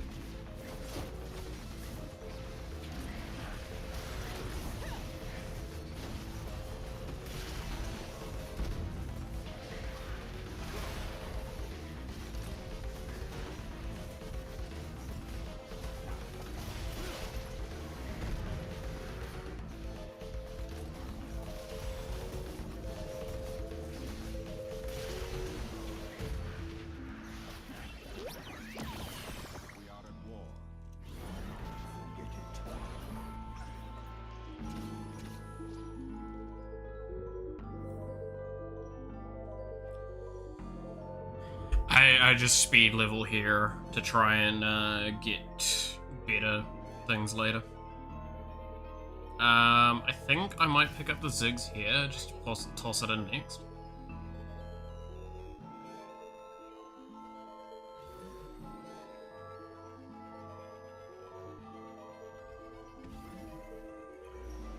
I could always try playing for Heimerdinger.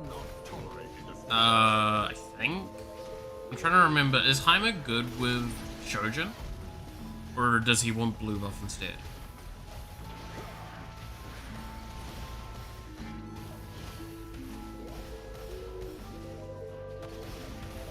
Because I could always, like, put the Conqueror on Heimer and really fucking delete shit.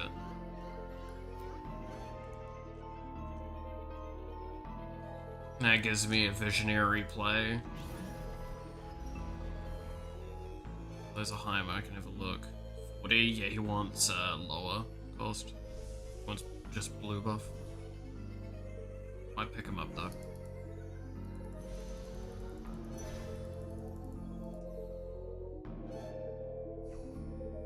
So that means Swain's probably going frontline, which means that this dude, Loris comes out probably.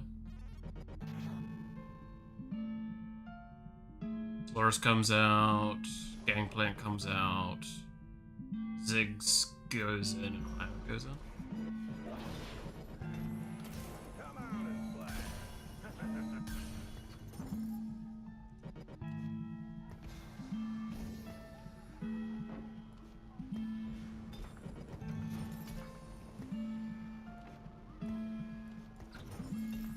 A conquered nation is a loyal one.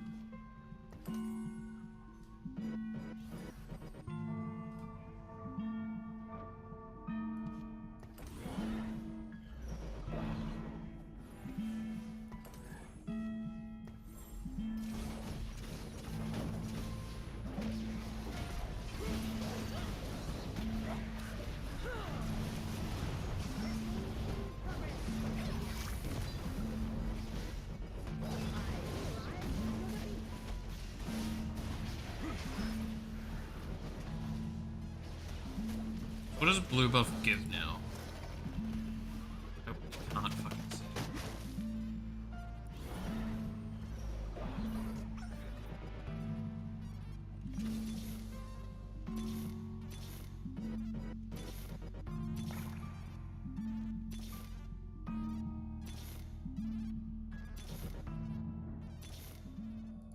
This is for everyone I've lost. Every web a masterpiece. Sacrifices must be made. That was a bit of a desperation play, that wasn't very good. Ziggs is also kind of shit here, because what I tossed out for him is not here anymore.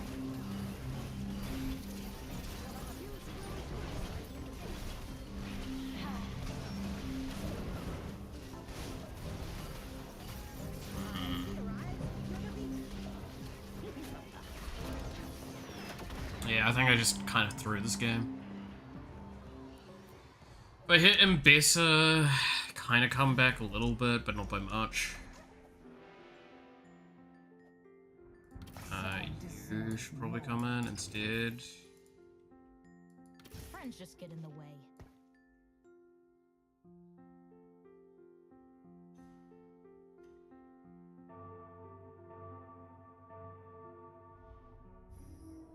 Let's see if I get a blue buff from here or something good from the augment. Otherwise, I'm just probably gonna put the Shojin back on.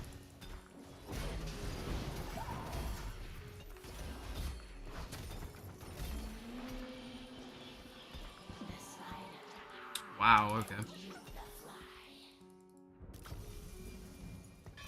Ooh. Wow, that's...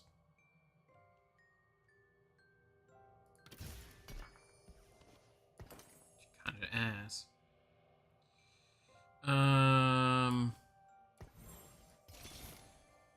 Eureka! Unmatched power. A conquered nation is a loyal one.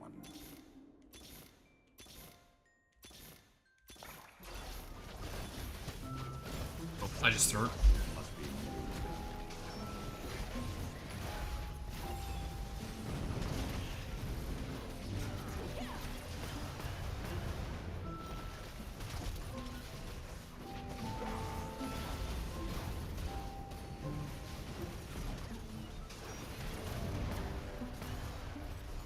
Like that wasn't even a joke, I just threw hard there. I now have no econ and have nothing. And Anomaly is coming up later.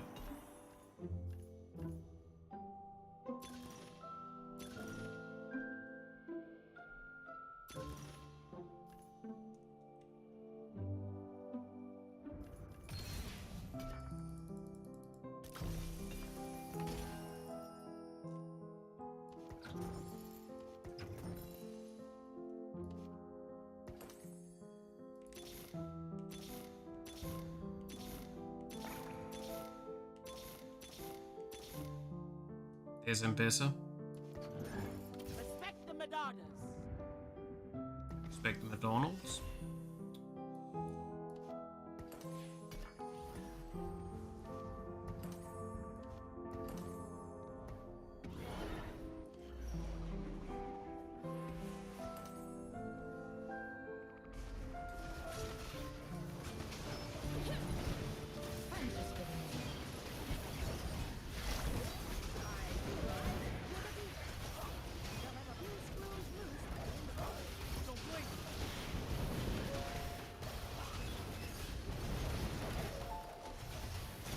Yeah, nah, it's too late. Alright. I don't get top 4 this time. Well, I played badly.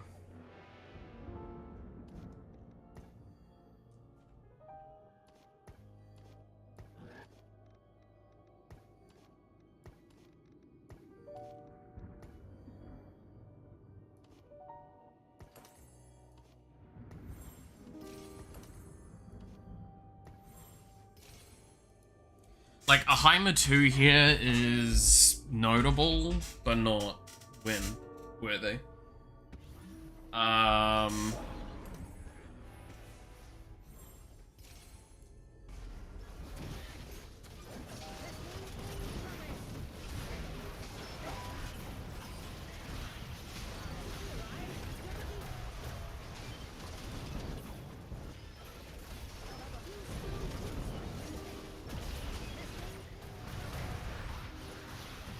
Yeah, I just need more frontline.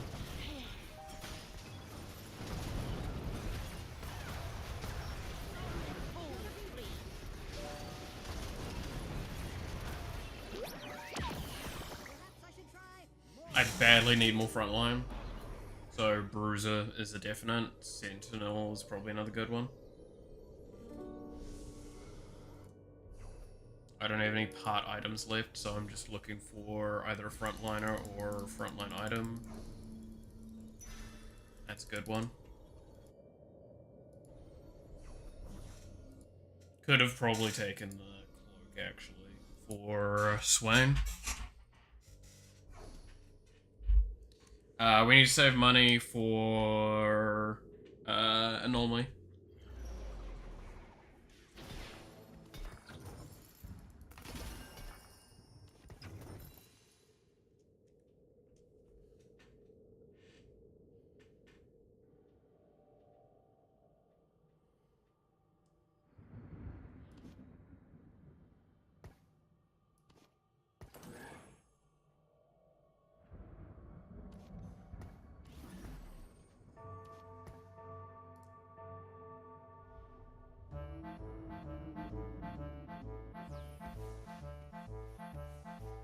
Fight with dignity.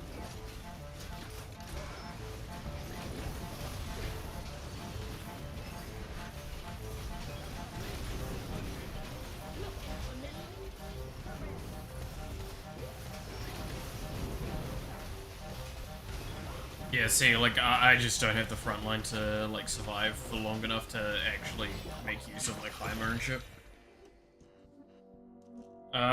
So we're probably looking for either a super good carry one, or for, Heimer, or just give up.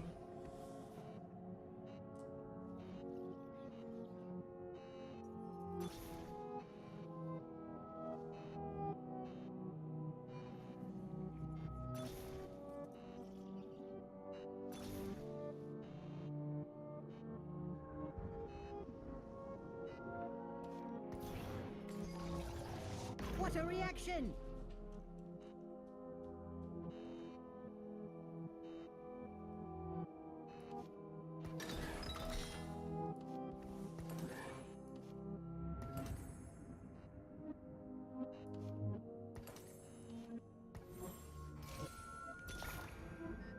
Something neat chillin'. For great science!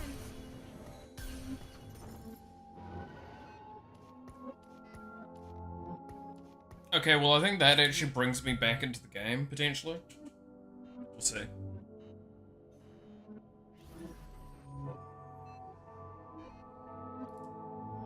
So, this effect is whenever an ally dies, gain 70% of their current mana. This should overload Heimer, and he should be able to cast a bit.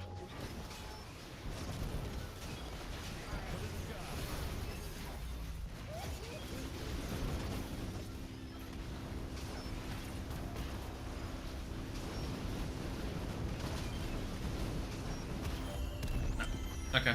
I still need fucking Bruiser in. Which means I need to have a level, which means I'm fucked. A conquered nation is a loyal one. Because I need 32 gold and to find a Bruiser that's like a good Bruiser as well, not just a cheap Bruiser. So Rennie is my only choice probably. Rennie, I mean, Nunu's not bad. Yeah, I just, to be fair, we do also get loot. Seems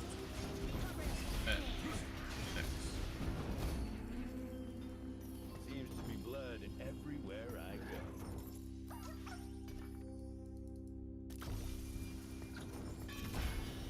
Well, hello there.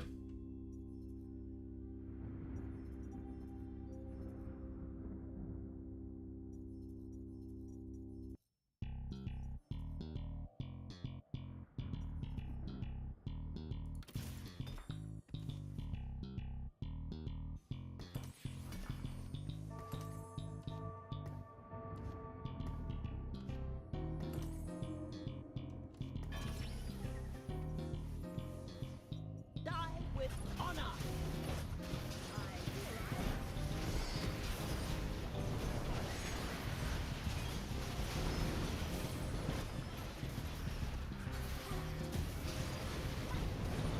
Only fools flee. Yeah. Well, I knew I was playing shit. I said I threw a while ago. That's the... Okay, I'm gonna be honest. That's one of the worst parts about TFT sometimes, is that, like, if you fuck up, sometimes you know you fucked up, and you can see you fucked up, and then you're, like, sitting there for the rest of the game, like, cool, there is a chance I come back into it, but, like, realistically, I'm dead, and I've lost. Which does suck a good bit.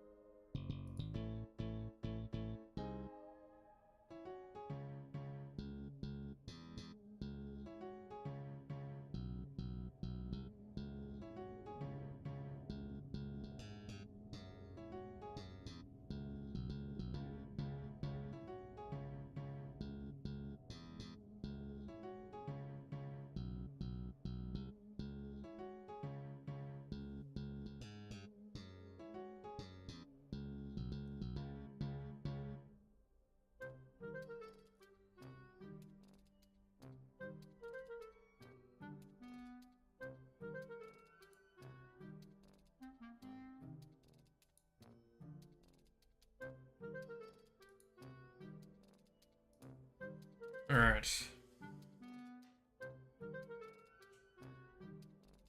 Dude, I'm starting to overheat something fast, good lord.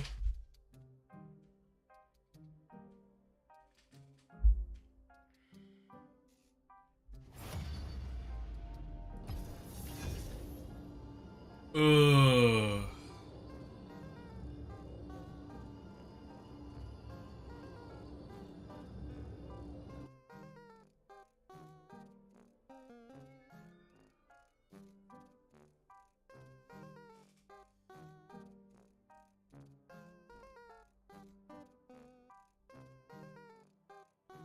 Yeah, I'm not used to going for this long, but I feel like I've done fairly well. Let's see how long this lasts for, how many days I can keep this shit up. To be fair, I'm gonna probably play one more game and then we're gonna get back to some work. I don't know, probably do some art. Probably do some art for the other project that I'm helping out on.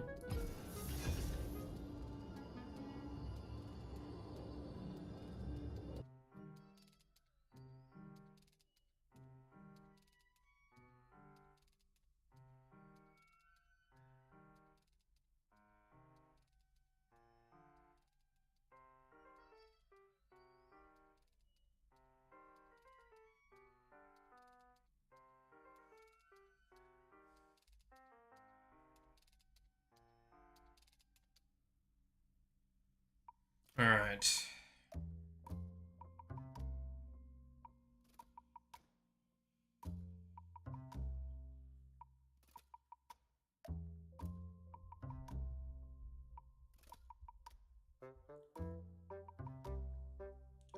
Oh, pardon me. I'm like leaning back so fucking far at this point. It's just, you know, this is how I am with this shit, man. We're going the more relaxed mode, playing the game. Okay, what are you giving me, Mel? My family once cast me out. Oh, Yet cool. part of me Fucking, still loves them. what's it call it? I'm actually blanking on the name of this thing. But I know what it is, yeah. Before you go, cash out. Director of Education job. Yeah, I'm not probably applying to that. I don't think I can apply to that in New Zealand. I don't quite have the qualifications. Alright. So there's fucking 6 gold sitting there.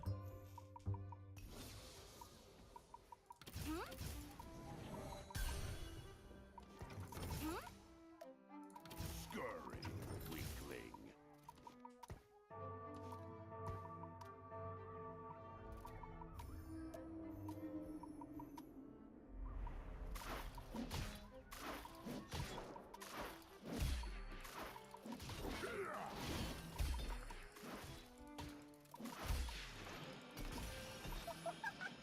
This is good items to try and do powder.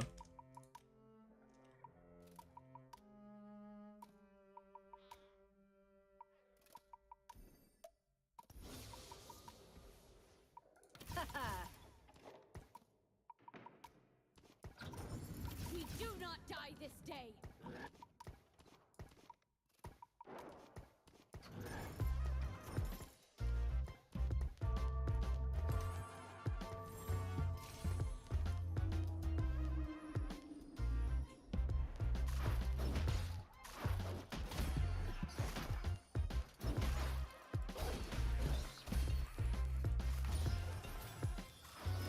It's less good of items.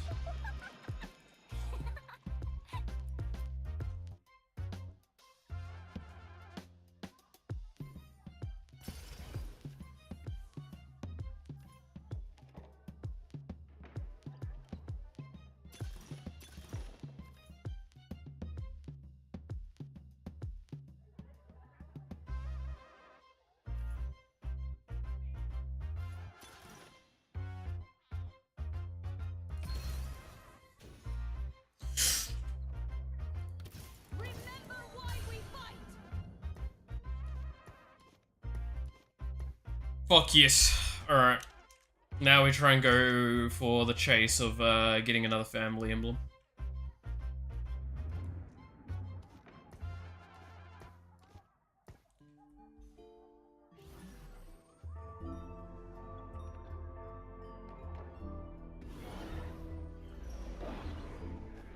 I'm so fucking strong right now.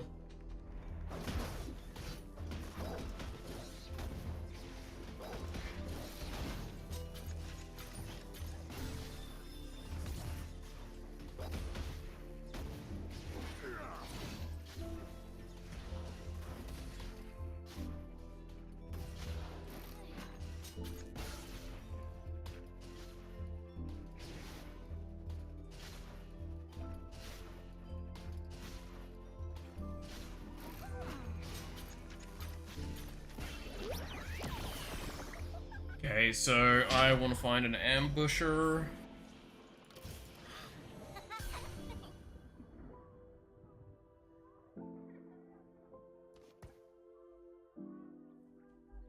And a Vanda.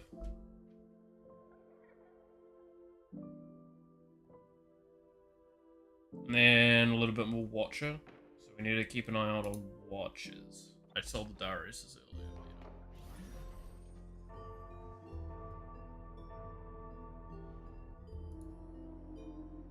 This is the Vlad one. I do want to try this one.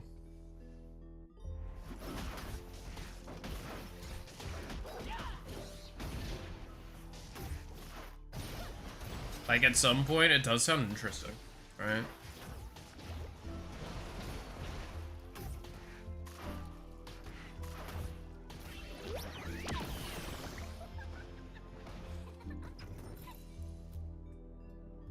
Do this for 10 gold. Sucks to sell one of those, but yeah.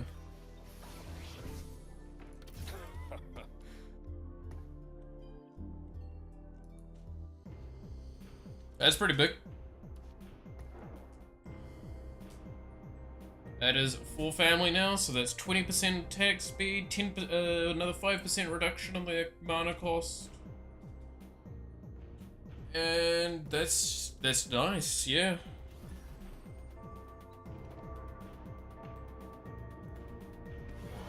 Probably want to get a Garen, and I'll like probably only have that as my two main watches. I don't know, we'll see. I could try and get Scar and Echo to have Scrap and Firefly.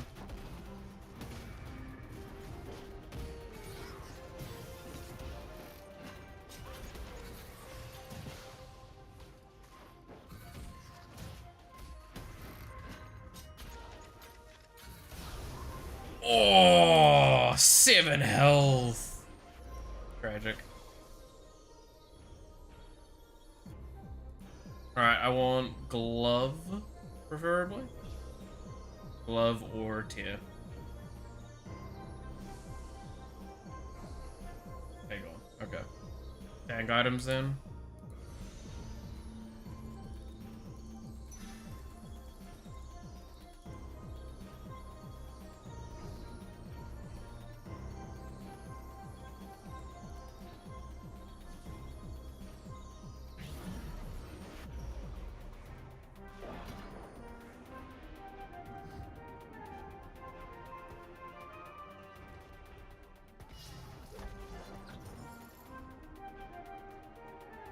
Technically, this is just a little bit more worthwhile. At least for now. Just because it's scrap.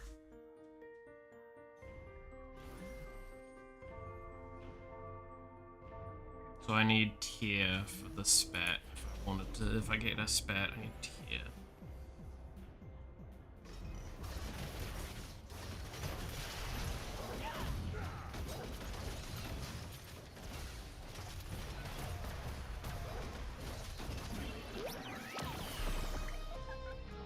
Alright.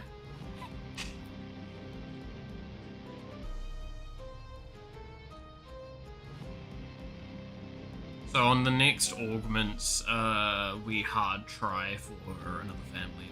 There's no way we don't. Because if we hit 5, especially on like the 3-2-1 set, that is the sound of a thing. Get recharged.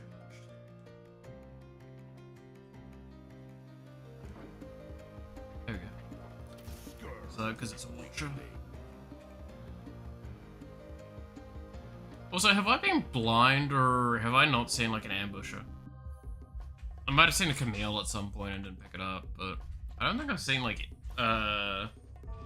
anyone else. Like, Smeech, or definitely not Echo. Be Camille if I've seen one. Increased damage every if I gain a collector, gain extra signer,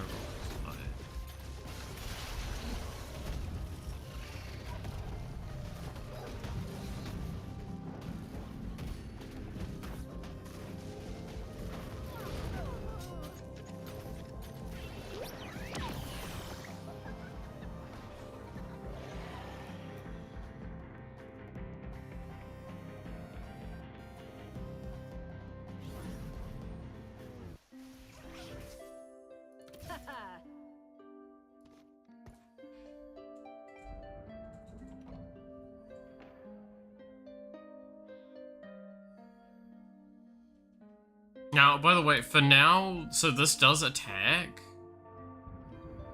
But like, I don't have a massive benefit out of like this being not frontline for now. Could probably be backlined, realistically, but it's like, it doesn't really matter.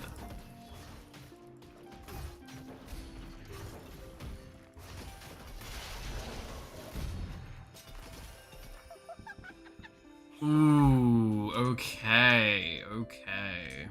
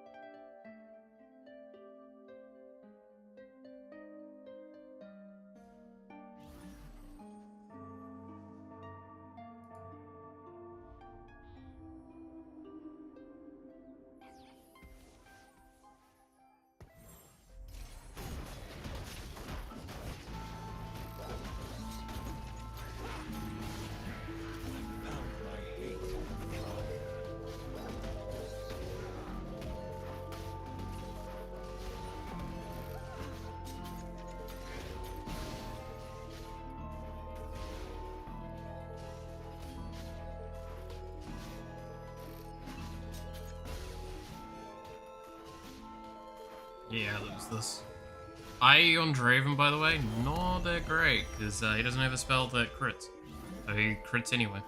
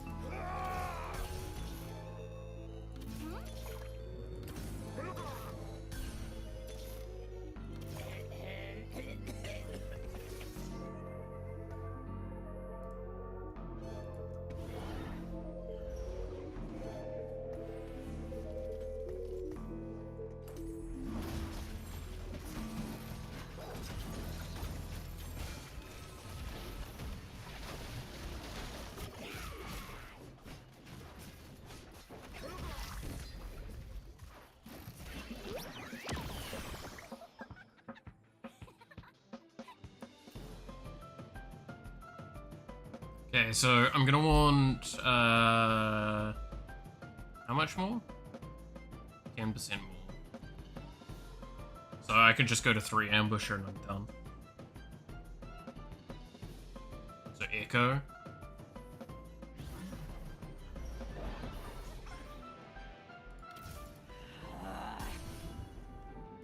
Wonderful. And go more into watches. So Echo goes in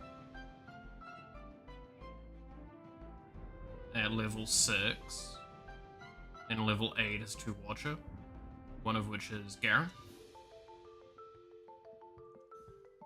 It's fine by me.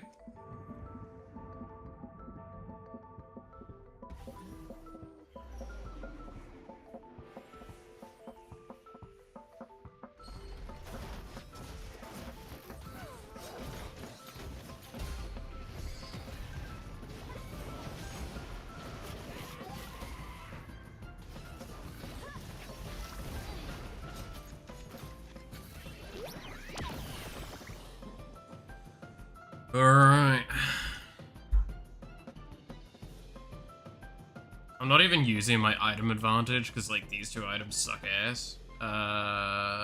Of these, neither of these are great.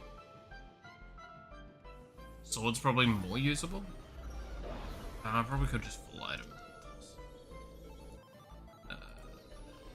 Be not bad.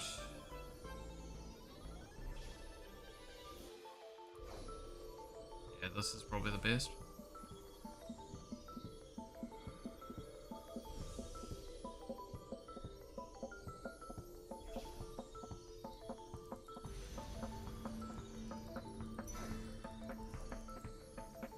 Because that gives us Dragon Claw there. I think I backline the tower now.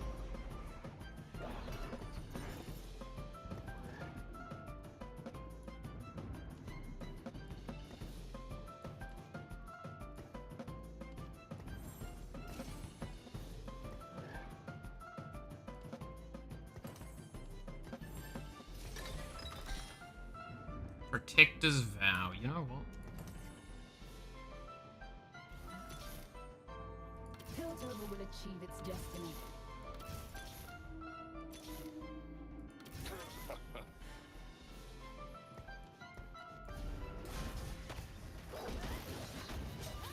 I'm gonna just slow roll for now, until I get 3-star powder.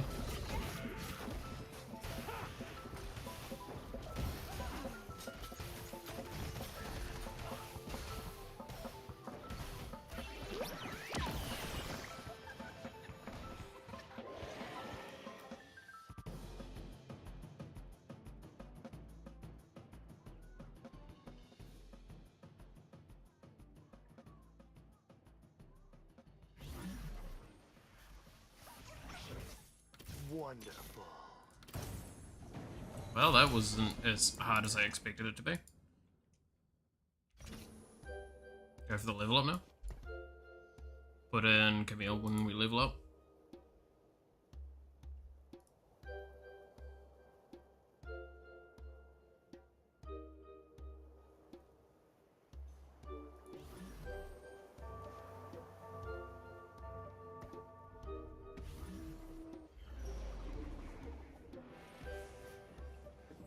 Let's do it again.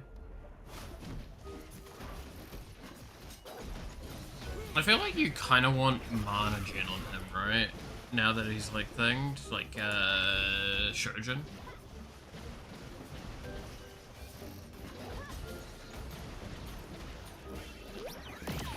God, that popped. That's satisfying. Out of funny.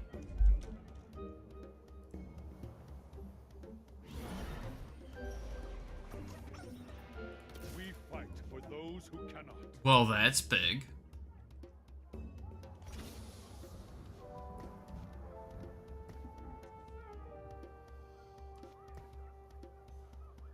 Outside of switching this out for Echo, that's pretty much our call.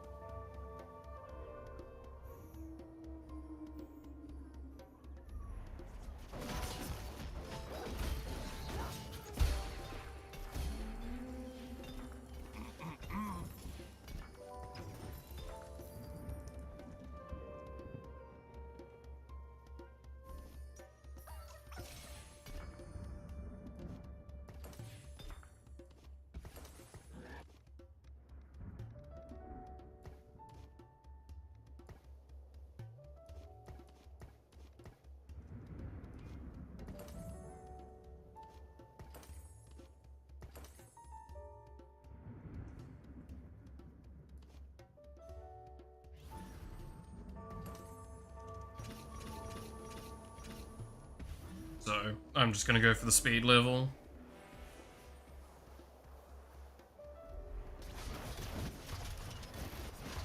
I'm gonna pull these items off Scar, by the way, to put them on Garen.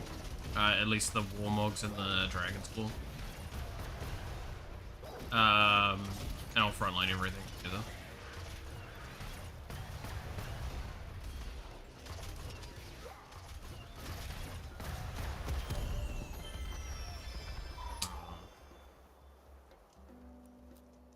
Okay, family emblem, family emblem. We want a family emblem.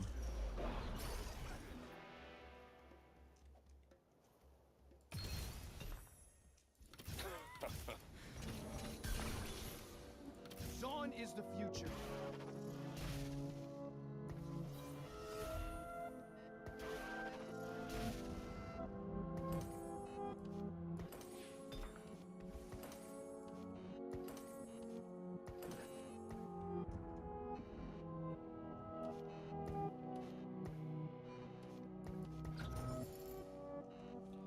Well then.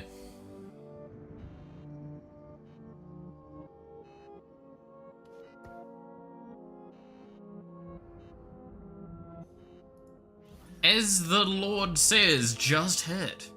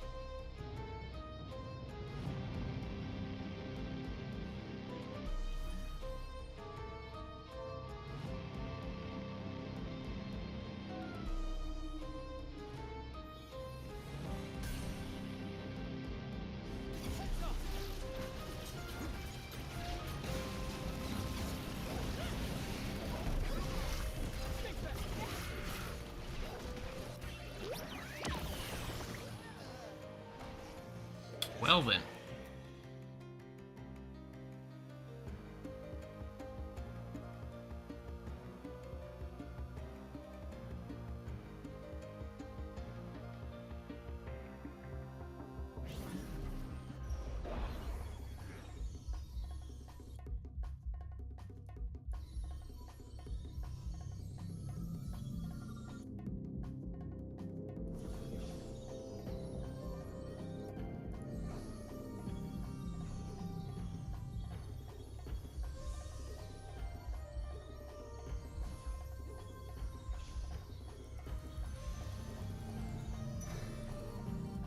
Get that to Smeech.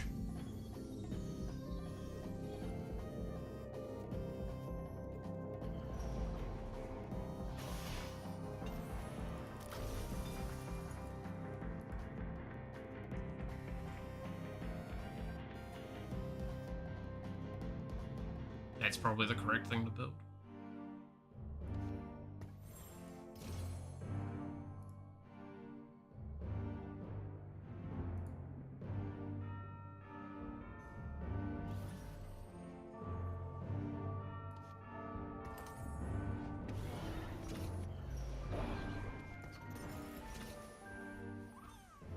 We'll do it the hard way.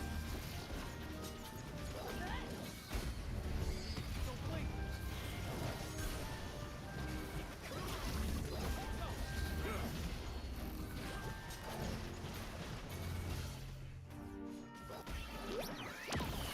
Yeah, I'm very strong this lobby. Very, very strong. Hi family, man. Do not underestimate.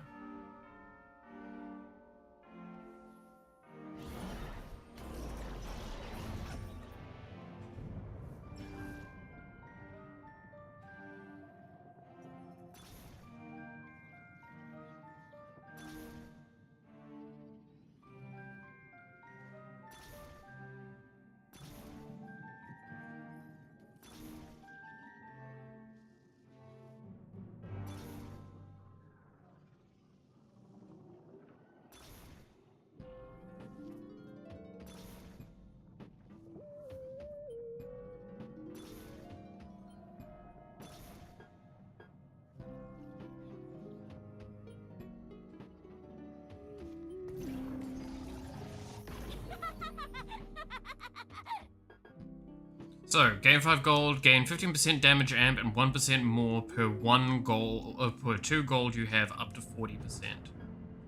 So, I need 80 gold to activate that at max?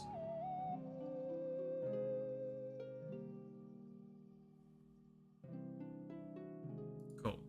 Just need to get to 80 gold.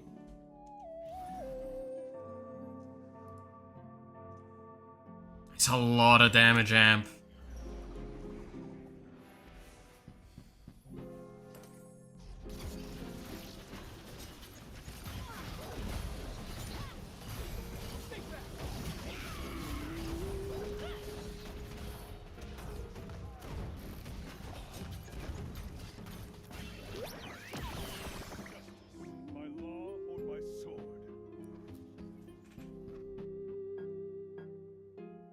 Okay, we get another reward from the family.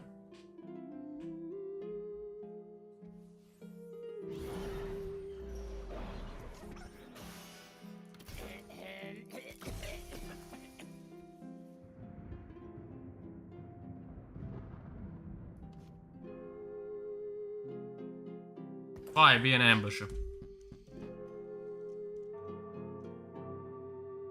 Piltover will achieve its destiny.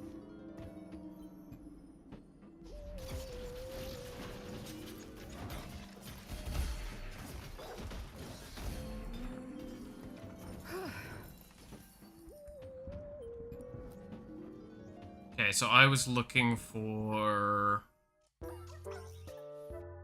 a witch thing. Could make a rebel. No, we want firefly. So tier or sparring gloves.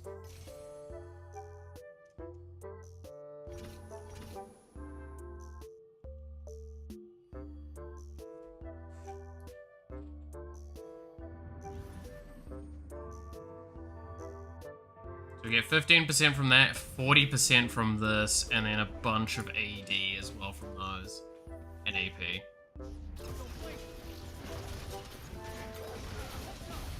Oh my god, the front line!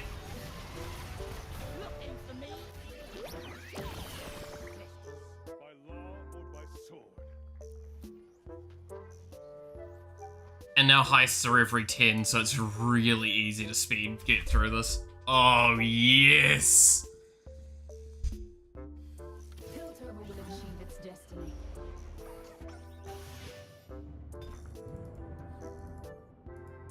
Oh, hello.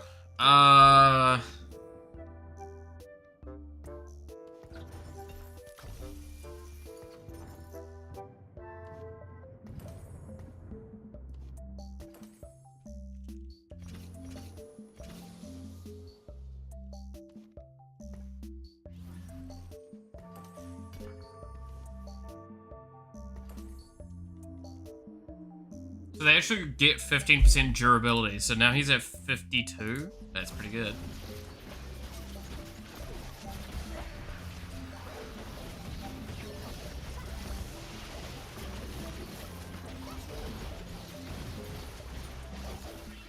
Fucking almost 3. Dude, this powder, man. This powder be fucking wildin'. So this is like 20% of this gets converted, right? Jeez.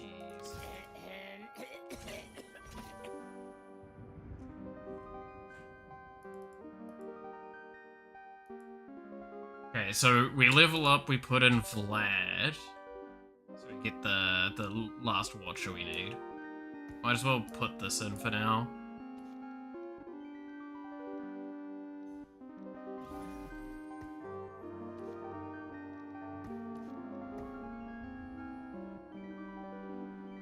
One less ambusher, but you know, watcher in. And we go into Smeech, then we try and level up again and try and put in Camille. No, we don't even need to put in Camille. What am I on about? We just level up and put in Smeech.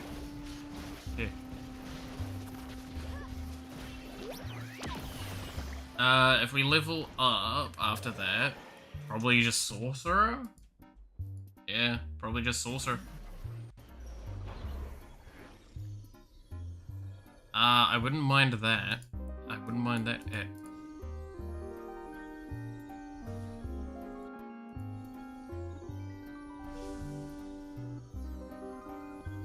Yeah, it's not too surprising.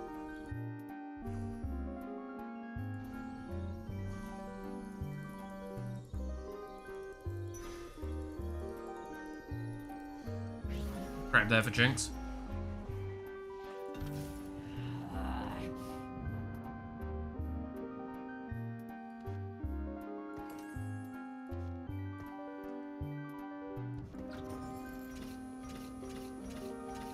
Remember, we gotta stay above 80 to get the max bonus out of the effect on powder.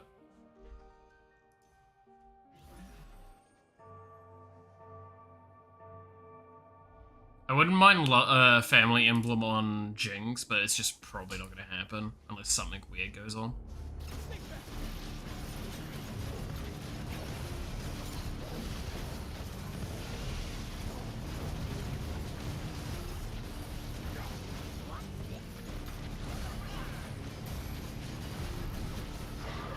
Ooh, they beat me. I need more frontline. And I also need that, yeah, I need the final ambusher level in.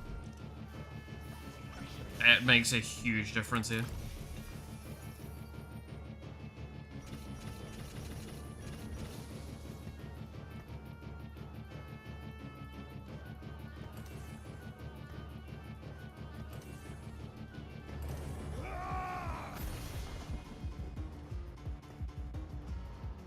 Because that's durability as well.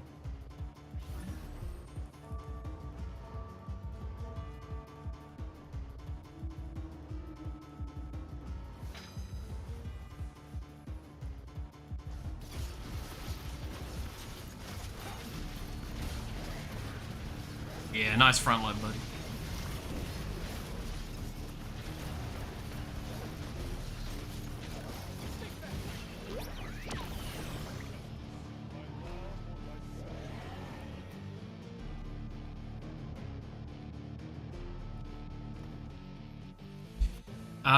If we level up, we are just putting in a 6 cost. That's 100% what we do.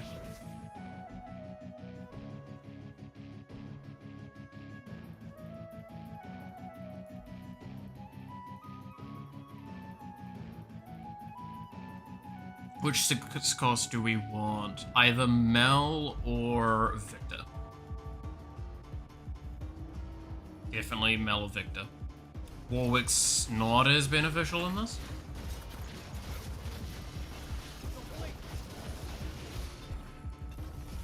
Three guns means never having to say I'm sorry.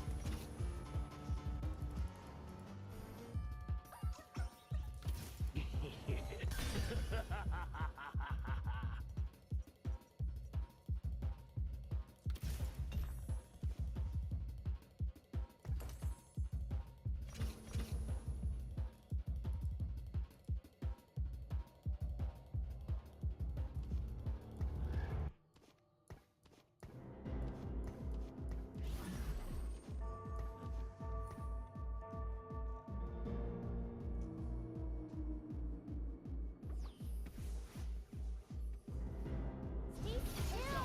I'm trying to shoot you.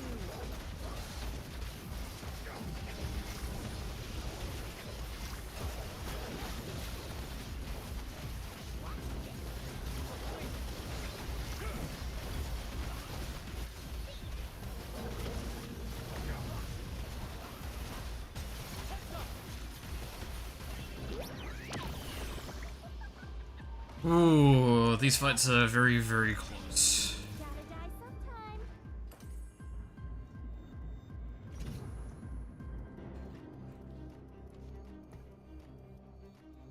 A lot closer than I'd like them to be. Yeah, I need the 2-star Garen at this point.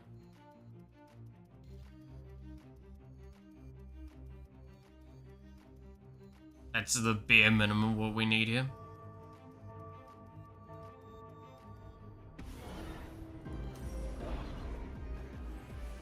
This person is the person that we've been completely demolishing because they don't have like any MR.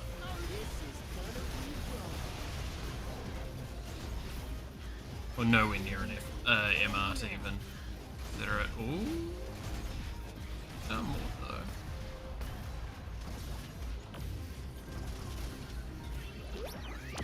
Alright. It was spooky. It was actually a little spooky.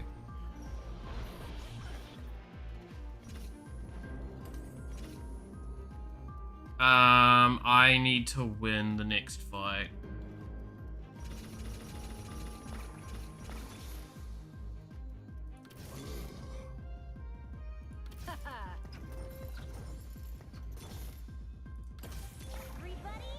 I should have picked up that echo. We fight for those who cannot.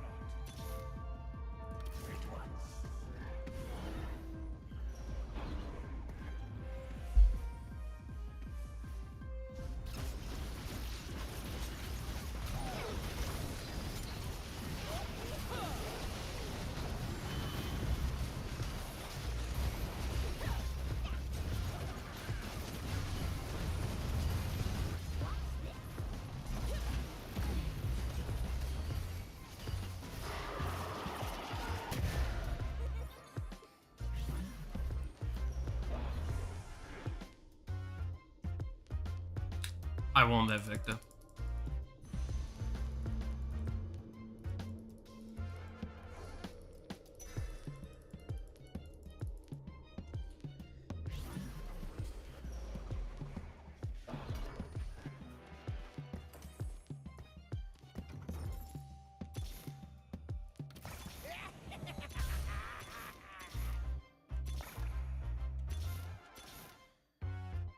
Zaun is the future. Okay, we've lost all of the gold-related stuff. That's fine.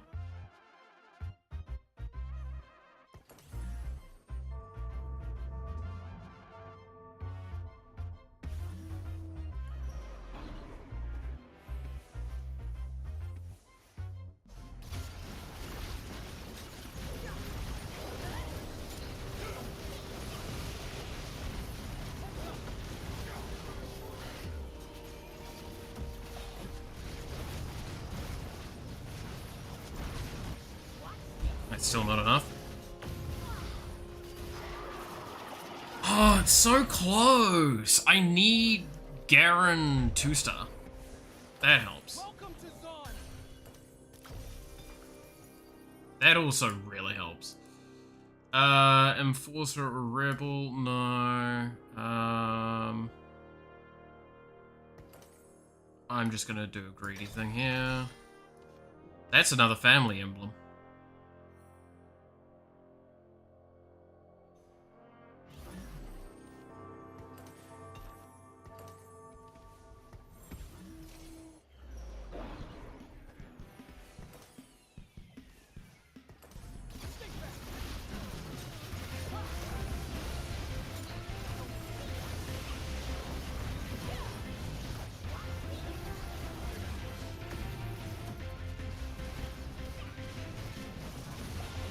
That might have been enough.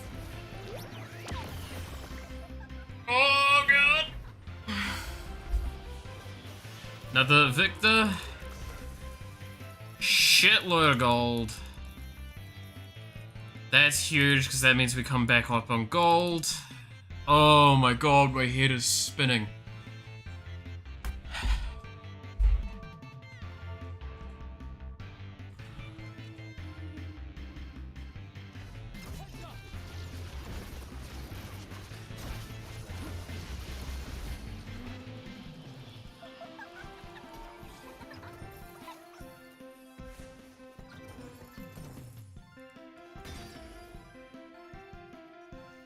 Okay, what do I need here? This.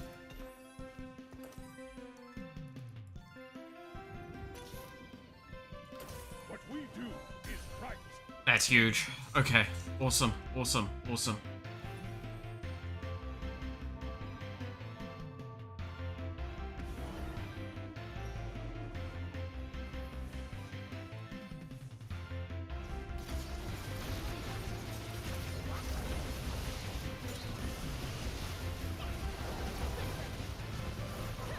I should win here.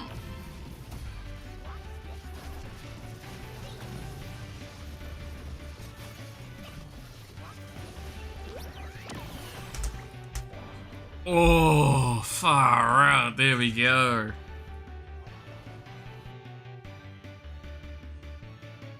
Oh, boy. That Victor won me the game. By far. That Victor and that final family emblem on Jinx really, really did a massive job there.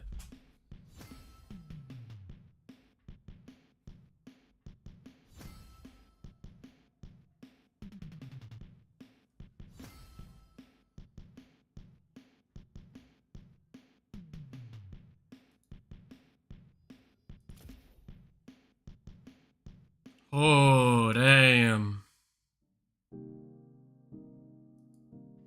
Alright, give me a moment to recoup myself, and then we'll get back to some work.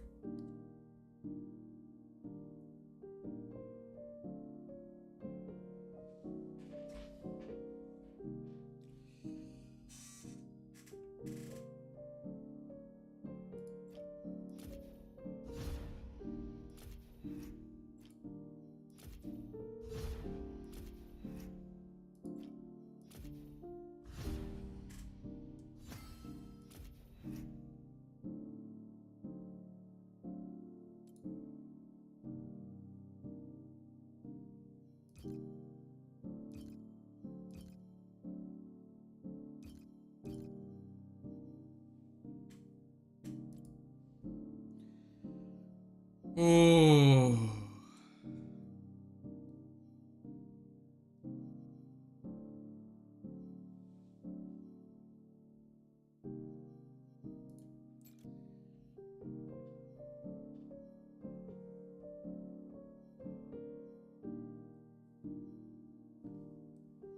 Man.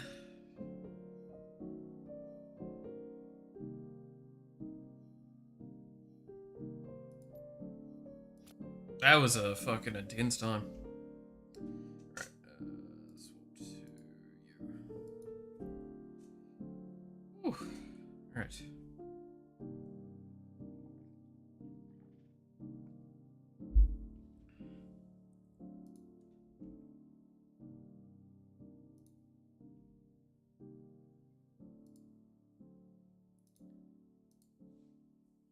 Catch up on these updates over here.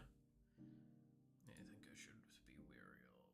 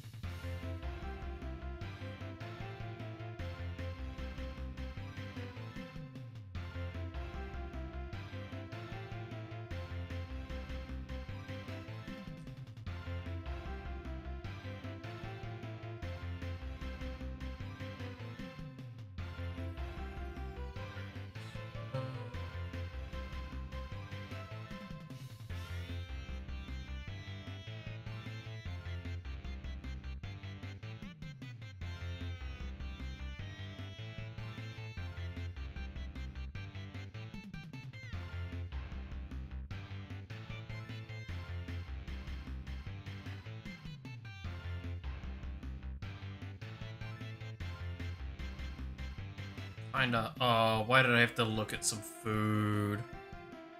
Kinda hungry.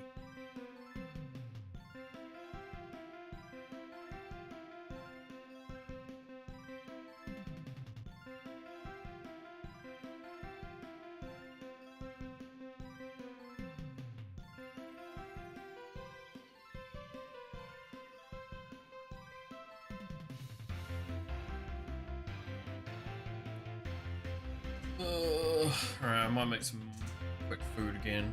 A sec.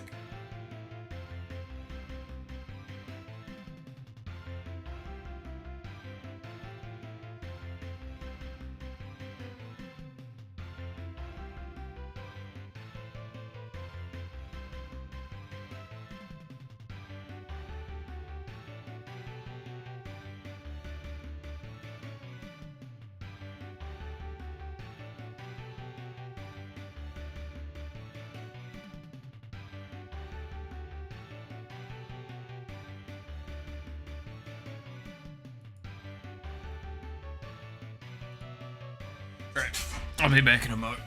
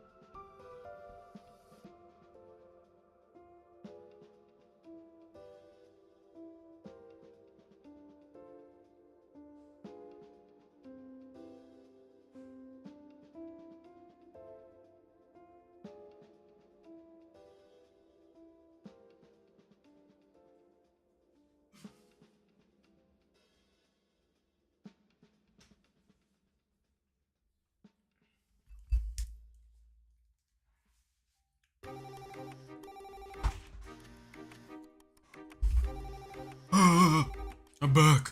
I have a little bit more rice. If you're wondering, I'm literally just like, I have a bunch of rice cooked up this morning for most of the week.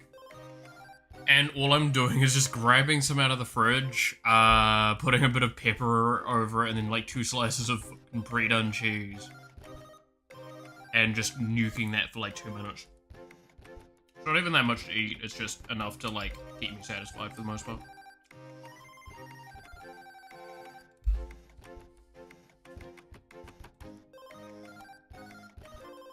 You said like you came back from the dead?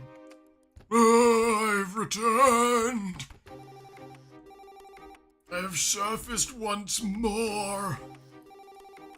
You will have to deal with my unholy gaze. No, I mean gaze, like in the view, not in... Alright, well, you know, that as well, I guess.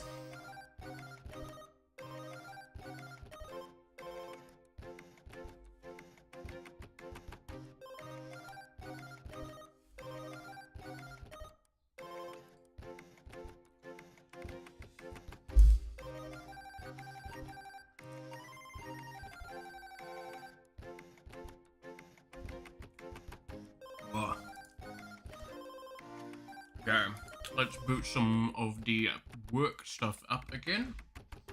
While I think about what I'm going to work on specifically. I still should get some more work done on the thing requested by Muffin. I'm trying to think how much I want to approach that today or right now. I should probably get some more of it done.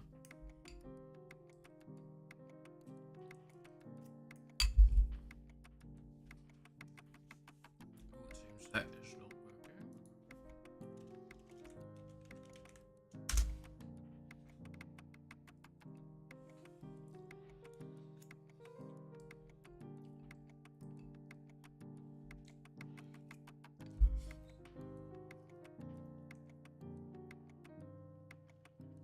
You talking about the Neurosprite? That and other stuff. So I won't go too far into it to obviously be like it is for Muffin to talk about. But the Neurosprite is part of that. There is some other stuff that I'm working on though, which you'll see. But it's basically just like some other bits and pieces.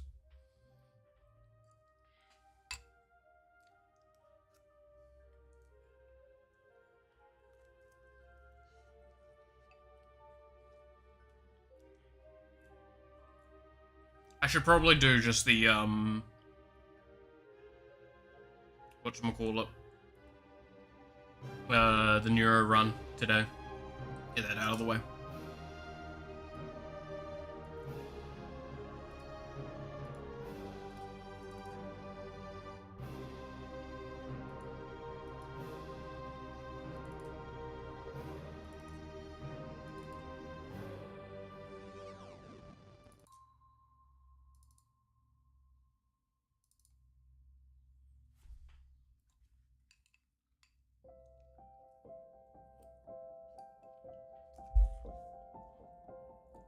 There are a few other things that I'll want to work on and do some cleanup on. Because I did a bunch of, yesterday I did a bunch of prototyping of some assets for them. And I want to just do a bunch more cleanup and get all of that in, like, a decent state.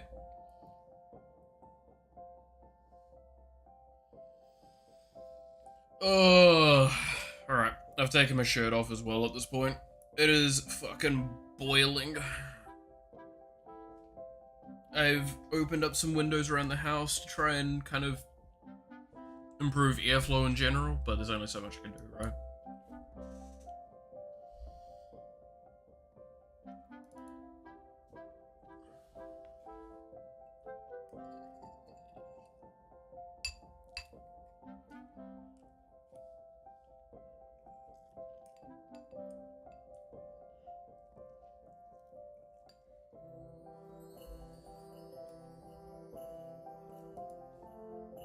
Getting hot and as hell in here.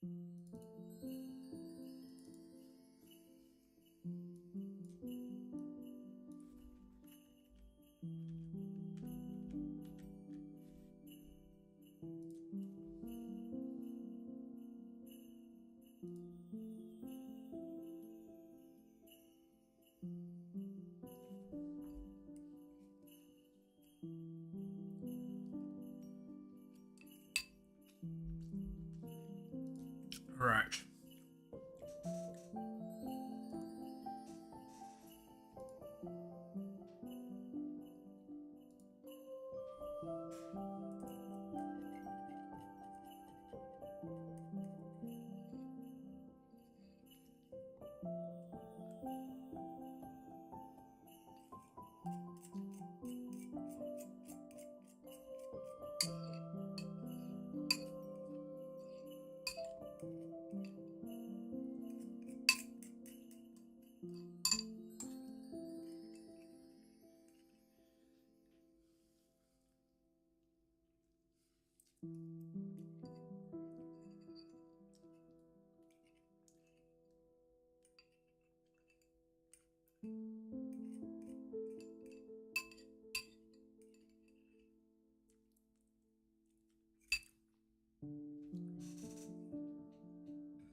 What was that?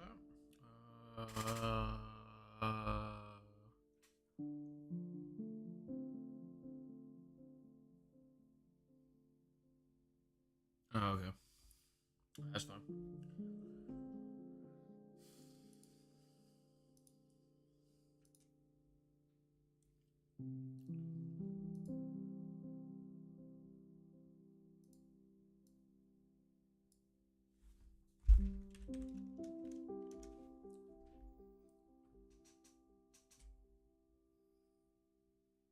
Oi, oi, oi.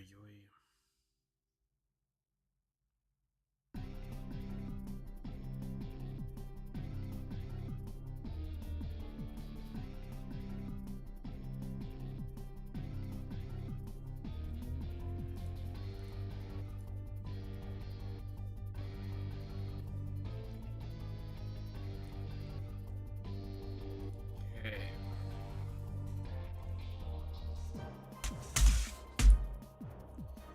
Alright, there we go.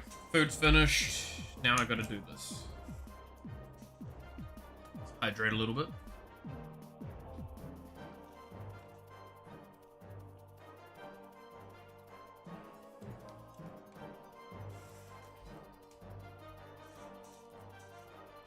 I do have some whiskey stones that I could toss into my cup at some point. $5 for eyes. Alright, let's get the colors going first.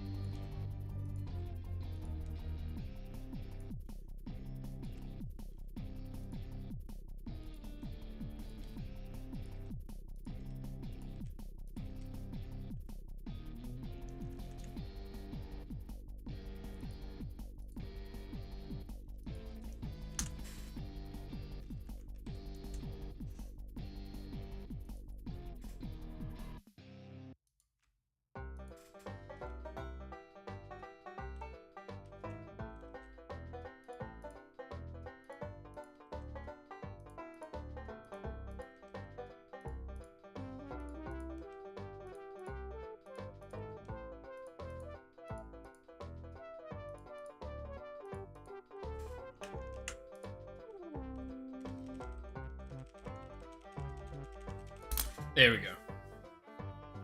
Alright, that's the foundation of Neuro Ready.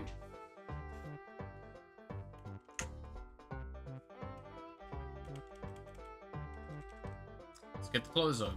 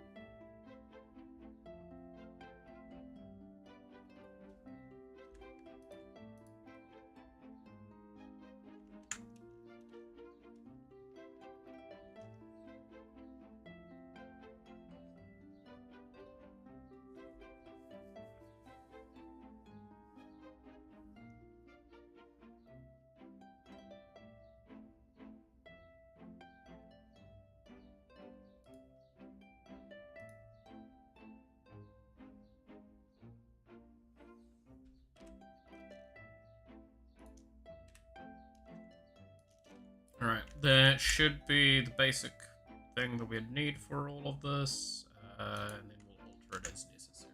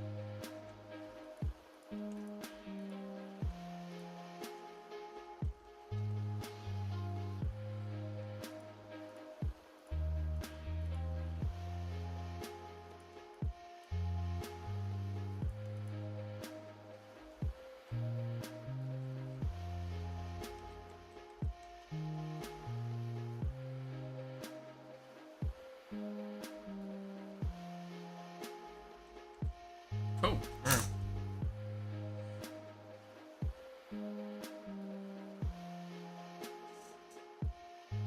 I'm getting a lot faster at these, which is both a good and a bad thing. Potentially it means that I'm lowering the quality, but it also potentially means that I'm staying the same quality and just getting faster. I do not know which one. Yes.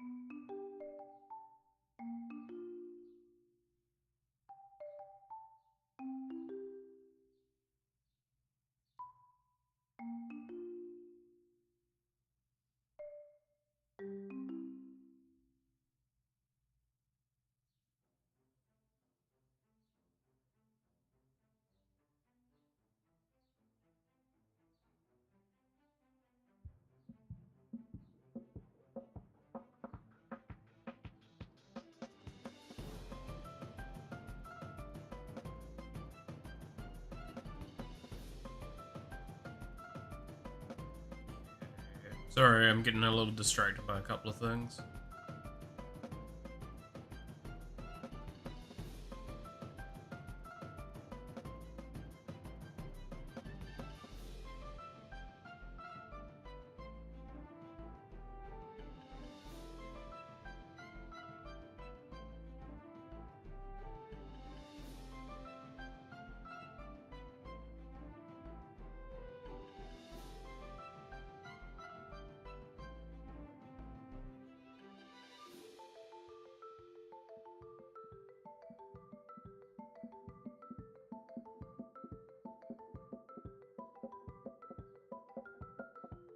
Hmm.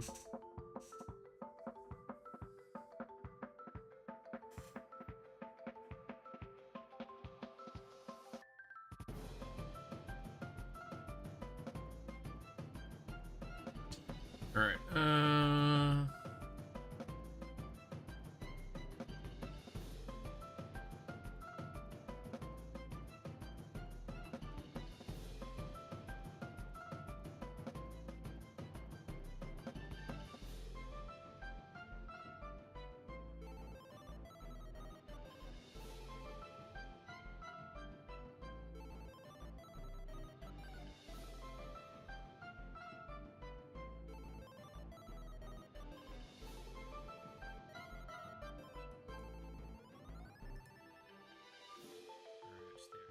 Sorry, I'm getting very distracted at this point because my brain tends to rot at this point of day.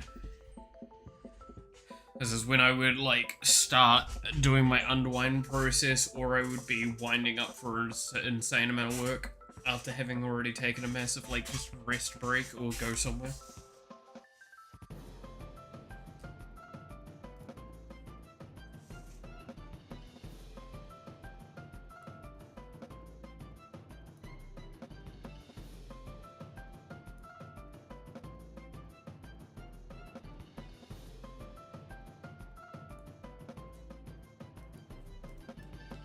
We'll get this Neuro run animation done today. Probably work on a little bit more of other stuff after a break afterwards, though. I think we get the Neuro sprint done now. Okay.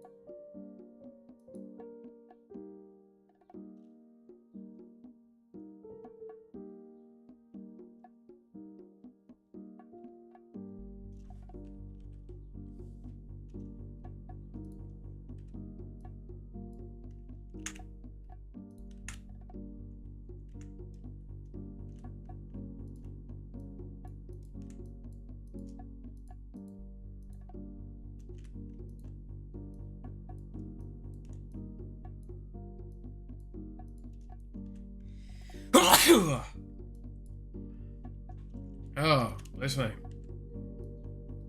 Surprisingly enough, having your shirt off is not a wise idea when it's like kind of chilly-ish. But, getting chillier. Who would have known?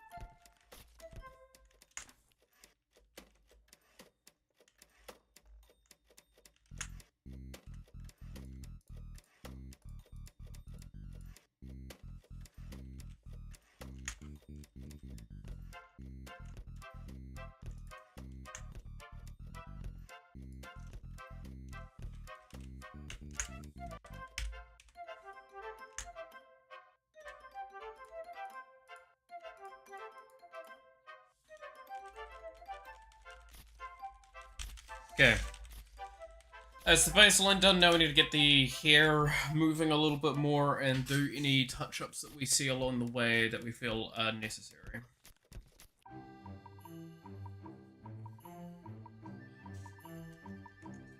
This is what I mean though by saying like I'm getting faster because I'm designing in a way that like works better at transposing over to like the next thing. Which is pretty cool.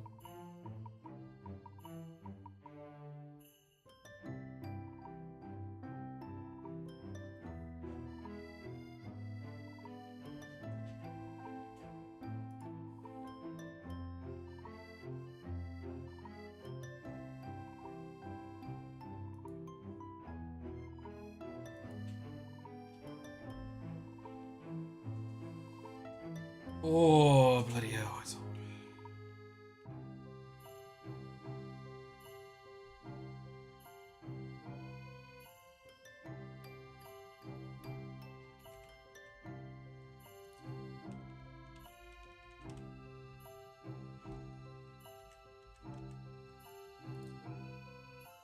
So, this is the furthest lift point it should get. No. This is the midpoint, that is the lift point, that is the down point. Midpoint, lift point.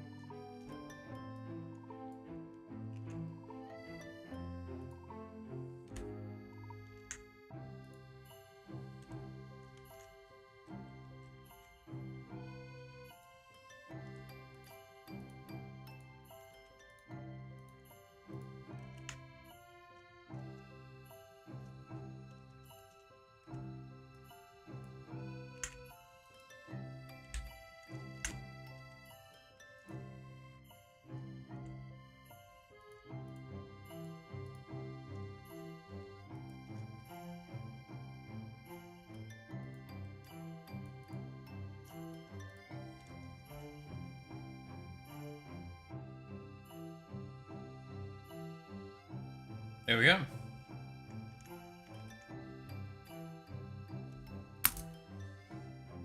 Oh my god, that's way faster now to get a lot of that done. I am definitely getting... Okay, it's not done, but it's getting way faster to produce that stuff. That's really nice. Sorry, I am speaking very far back. I do apologize. I am... Even the VTuber model is leaning back quite a ways. It's actually struggling to catch my eyes. I'm just taking a fucking moment. Welcome to me when I laze around a little bit more.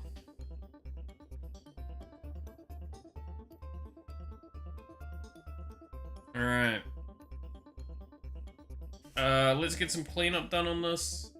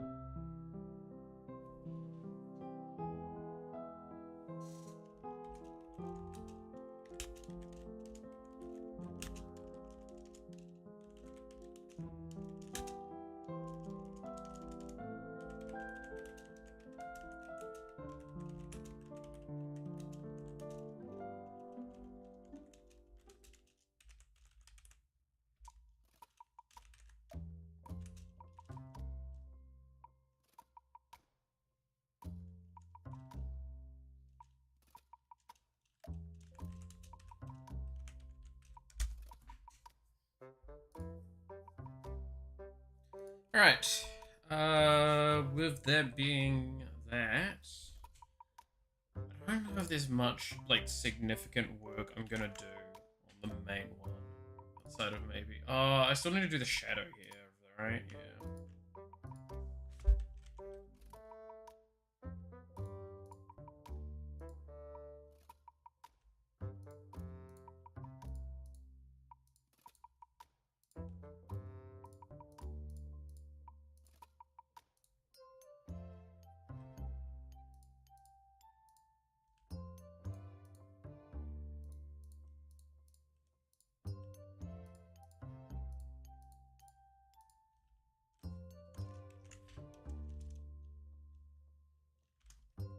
Cool.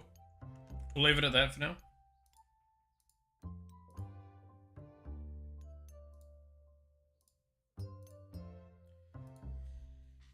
See, I need to do more like that, where I, like, do it, get it done fast, and then go, cool, now I can move on to another thing, and then I'll come back to it, then I'll do another thing, and I rotate like that. That's what I need to do more in my spare time. I'm just fucking terrible with it.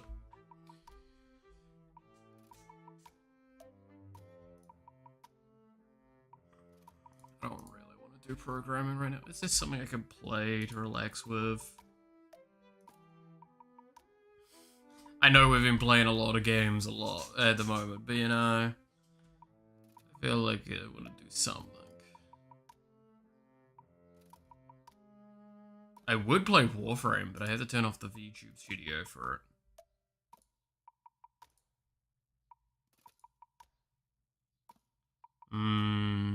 I want to do that right now.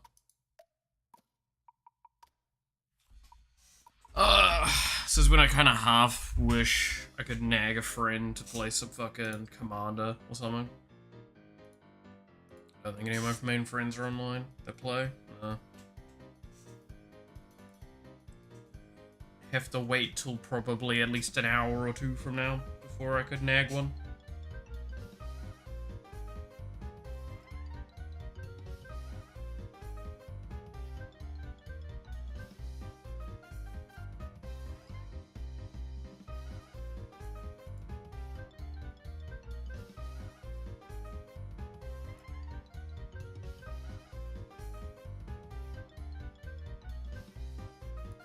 You know what? I need a bit of a dopamine hit.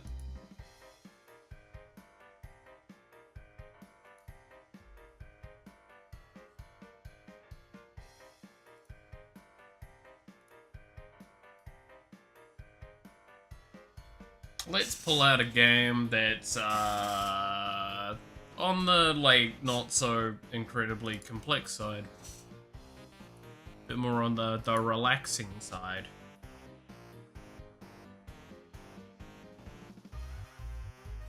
And I haven't played it on stream before, too, now that I think. Oh, no, maybe I have.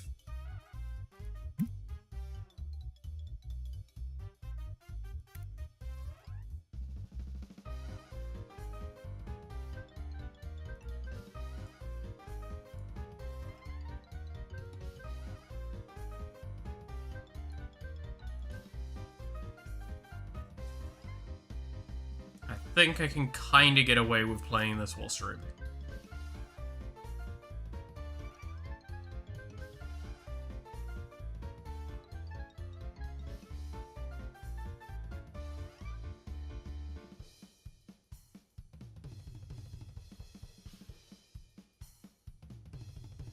I just can't probably do anything, like, substantial or major while I'm doing it.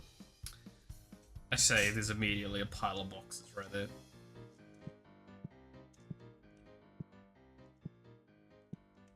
Say hello to my store.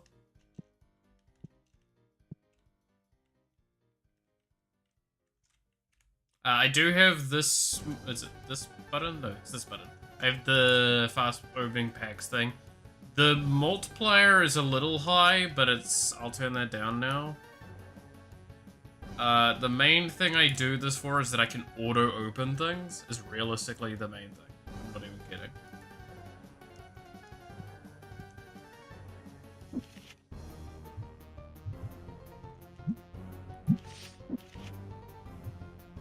Wow, I really don't have many expensive cards at the moment, so... Just know these are all sorted by duplicates at the moment. This is not my most expensive cards.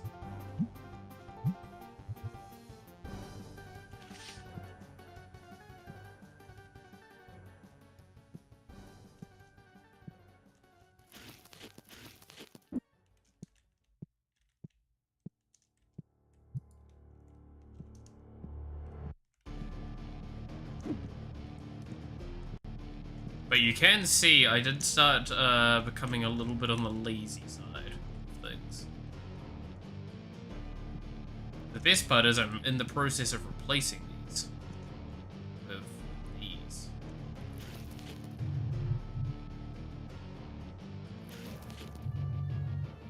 Can hold 64 packs at a time. Alright, let's see how this... Oh boy. Computer didn't like that for a moment.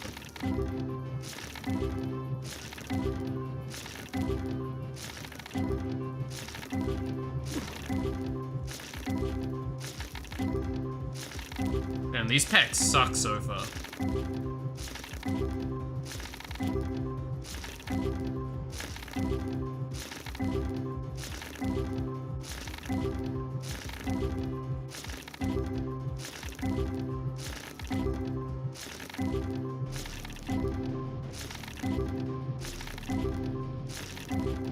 Wow, I'm very disappointed so far. Everything's under 100.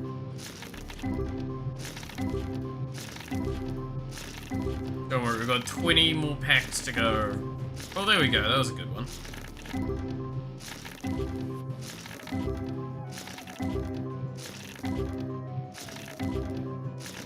Also, yes, my brain is now so fried in this game, if it's not $100 or more, the card's pretty much useless.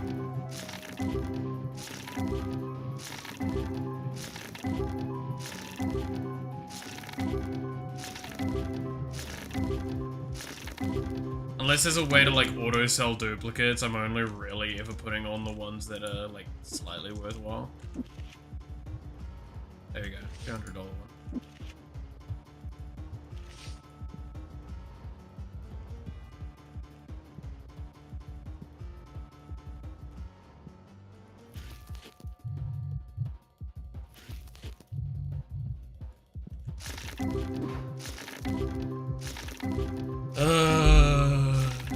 This is genuinely how I spend some of my evenings nowadays. It's just sitting here, looking at the packs open, looking at the money tick up. Being nice and chill and relaxed.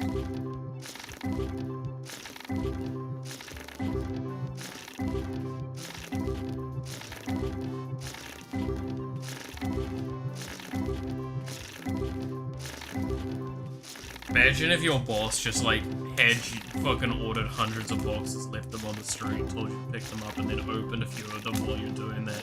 To just fucking open packs. It'd definitely be a concern of the workplace at this point.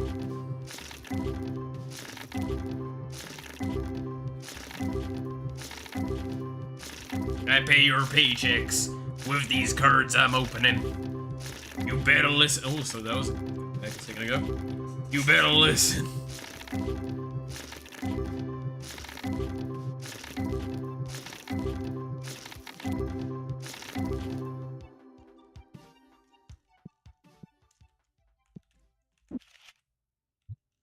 Say $300 card, not bad. $200 card, not bad. Then just a $75 one. That's the next highest. Oh, that's kind of tragic.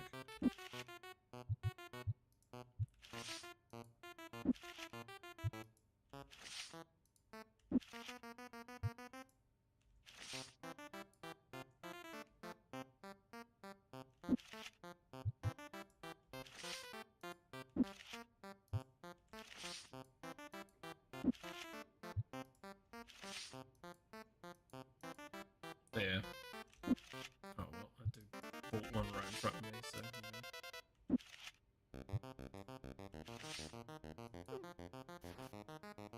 Also, yes, this is my resident price boy.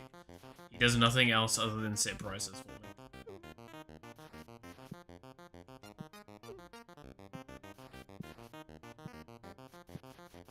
Good lord.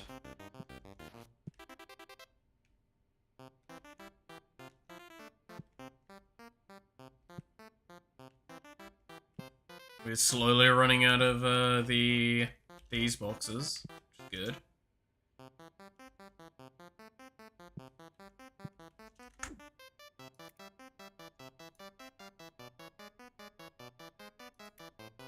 Also, for selling only one thing, this card shop is like really well rated. Also, we do have the max event.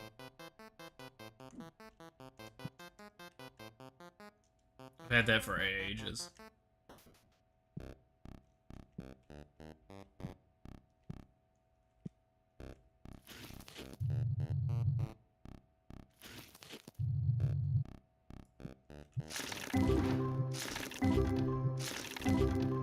So yeah, how's everyone's days going?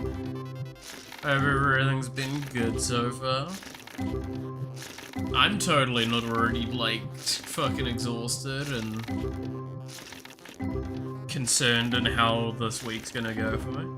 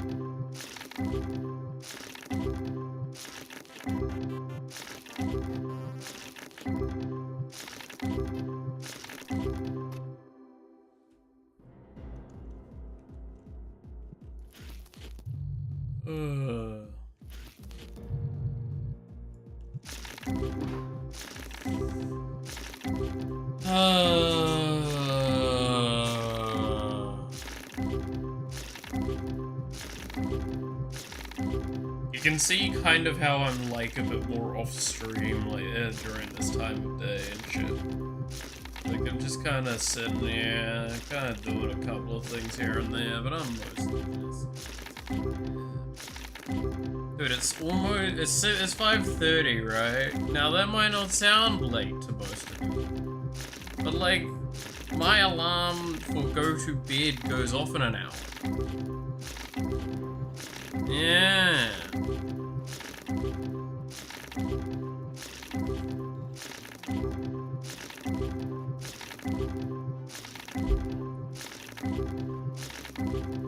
There is a reason why I get called an old man on a regular basis. Oh, there's a few reasons. That's one of them.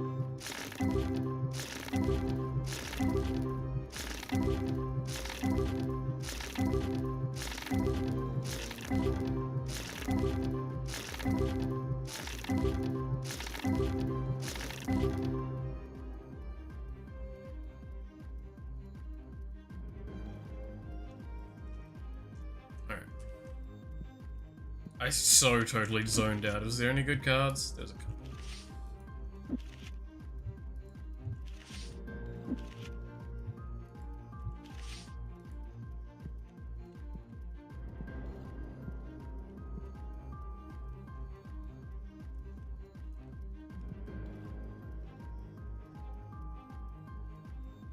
So we're hoping to see these disappear off the shelves. This one, that's the rare packs.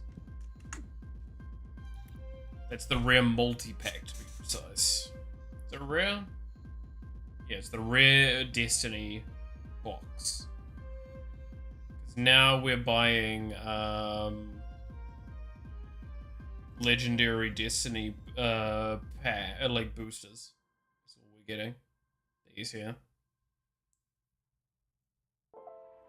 Until we can get probably the Destiny box.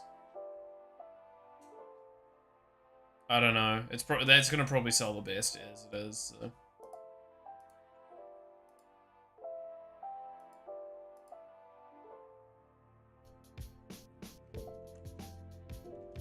Also, I'm not gonna lie. So the irony is, this is actually not even that inaccurate. The tabletop stuff worked really well early on, but like, fuck me, it got really bad later. Because the stock just didn't move and it took up so much space.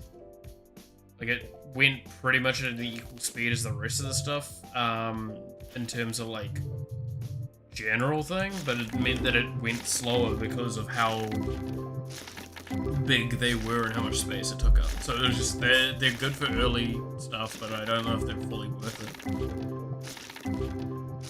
Because yeah, it was the local store that I'm at, the local card shop I go to. They recently stopped doing tabletop and board games and stuff. And it was obviously it was a very heavy decision to make, but like they basically said, like, we're just not, the stock doesn't move. It takes up so much of our space and it's so slow to sell that it's like, it's not that we don't make a decent bit of money off it, it's just so slow that it can't justify the amount of time it's there for, most of the time. So they just committed fully to card games and they've done really well with themselves so far. Apparently they agreed, they're like, yeah, it's the better decision, especially knowing that there is like, Warhammer store, like, right on top of it. Literally, like, the stairs next to it that go upstairs, go to a Warhammer and figurine shop. Stuff like that. So, and then you've also got Whitcool's nearby, which Whitcool's sells a bunch of board games as well. And they're about the best, one of the better prices you can get in New Zealand for that stuff.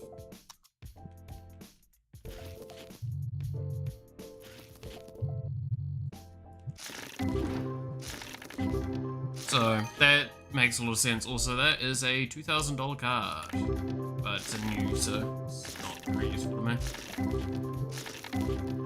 If you're wondering, I will refuse to ever sell the first of anything I get. So, here's hoping we eventually get multiple $1,000 ones, right?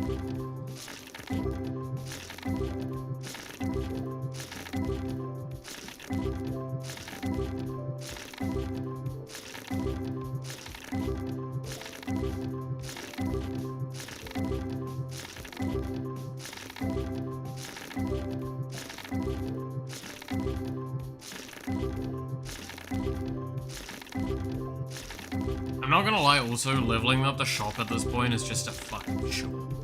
It takes multiple days to get a level. Of, like, pretty constantly opening packs and selling everything, right? I do want to expand the store as much as I can. I think I've expanded the base store as much as I possibly can, though. I think it's maxed out currently. We can look in a second. Oh, there's a good card in that one.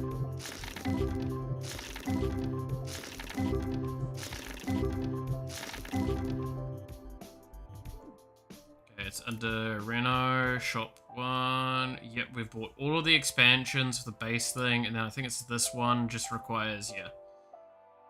We need to get to level 65 before we can max out fully. Apparently they're going to be adding more shop expansions, is what I believe I heard.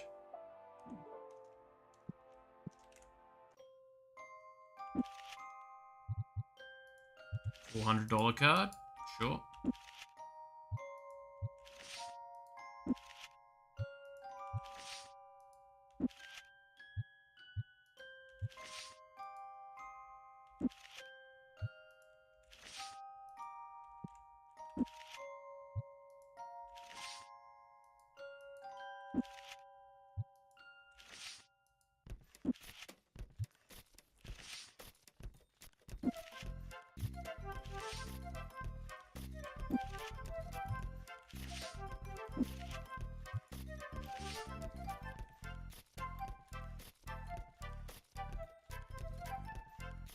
Damn, no.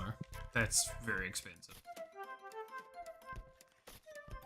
That's a decline for me as well. Fuck off.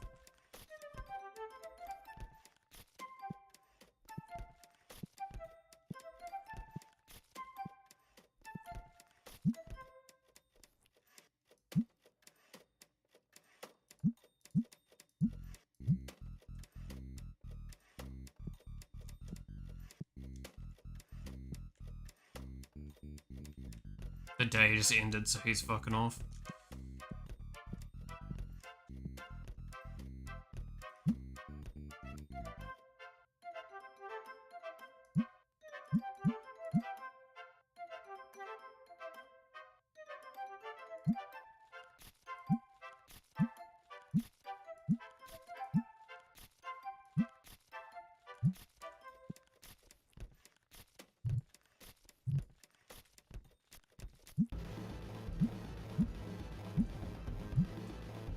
$20 per pack.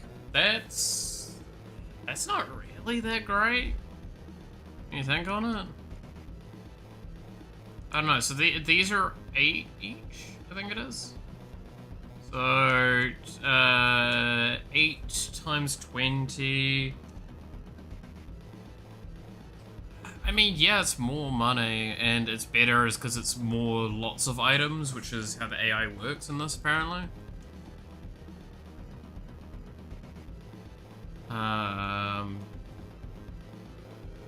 1660, yeah, so it makes like another $50 over the top. And technically it's cheaper? That's a 32 order. Yeah, it's significantly cheaper. So we do make a much better profit margin on average. That's $11 versus the $40 or $50 there. But that's $11 per item, so you times that by 8, that's $80. 80. Technically there's $2 on top of that, so that would be nearly 100. Yeah, it's nearly $100 increase on profit margin.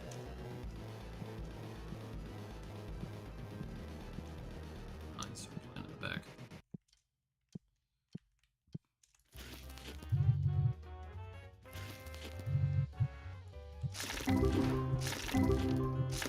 And they also produce more expensive cards in general, so I kind of just make it, in most of the time, I'm just making a straight up profit. To be fair, unless I'm doing an order day on this, I make a massive profit.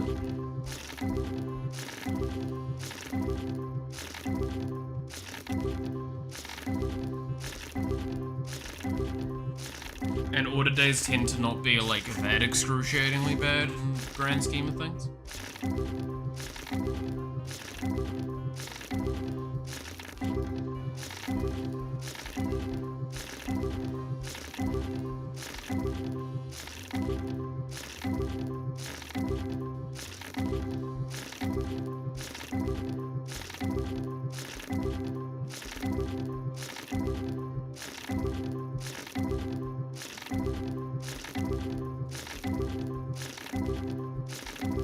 I got a new card in that. Ooh.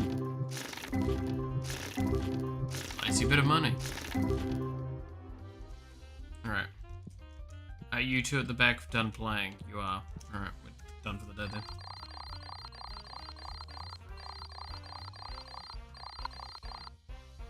There we go. That's exactly what I'm kind of talking about. It's like, overall the cost's really, really low for the amount of net profit we make per day.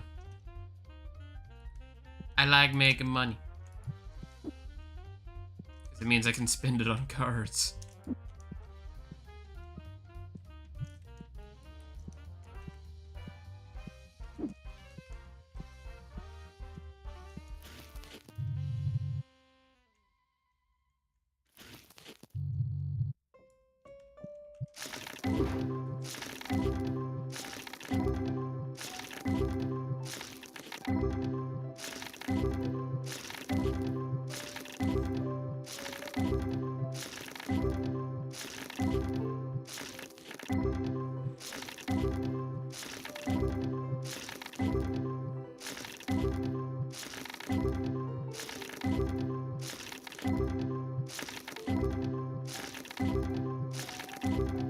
kind of like how silly this game is, though.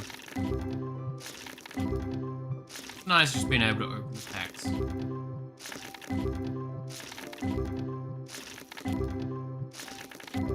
I just can't wait for the day where they do add the game playable, and it's just I go into every game in this with just only ghost versions of all the cards. Like ghost foil or some shit like that. Literally fucking hundreds of thousands of dollars worth of cards for a deck.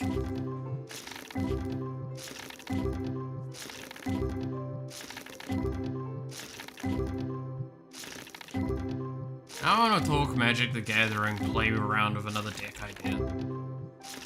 God damn it. We'll finish this day and then I'm gonna just like randomly figure out another deck idea that I might do. Dairycraft something else out. What do you want?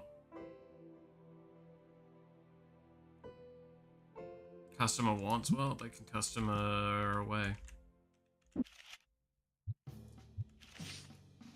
$500 card, let's go.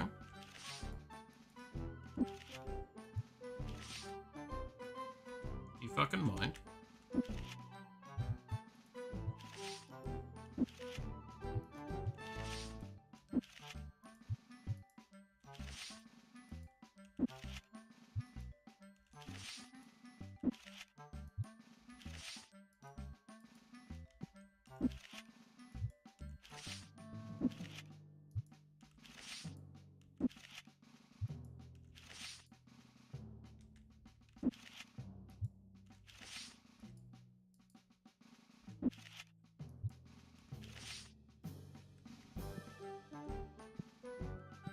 God, the stock in the store now.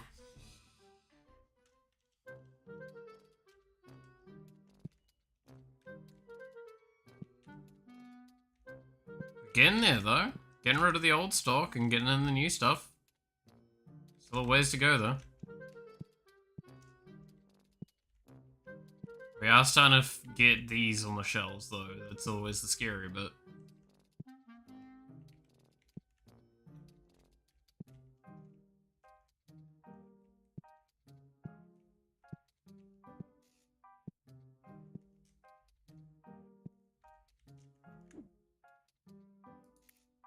Oh yeah, there's more people I could recruit, right? Yeah.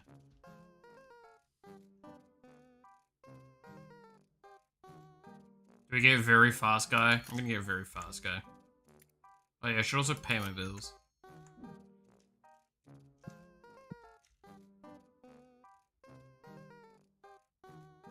Holy shit, very fast guy is very fast. No. He's gonna be stocking shelves, by the way.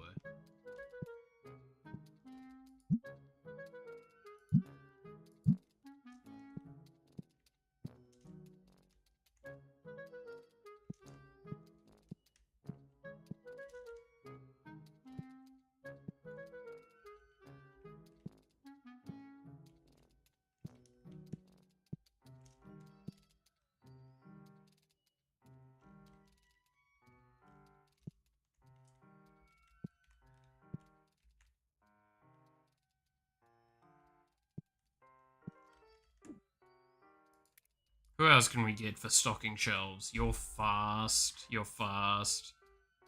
You're very fast, but we've already got you. So it's just 2 fast people.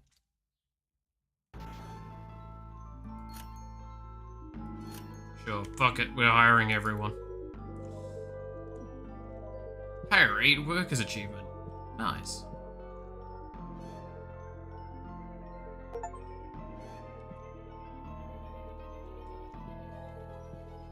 Everyone stock shelves.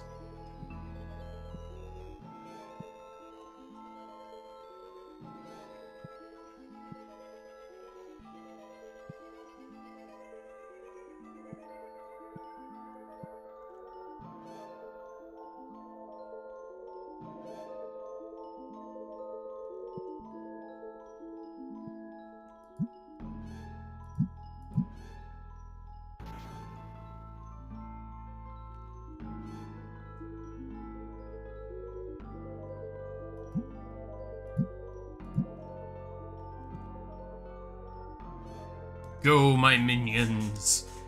Do the work for me.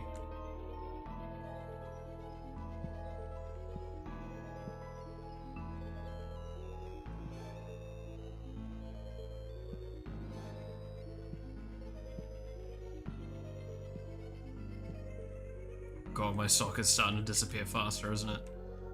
Because they're keeping up with it. They're actually keeping everything maxed out. I like this. I like this a lot.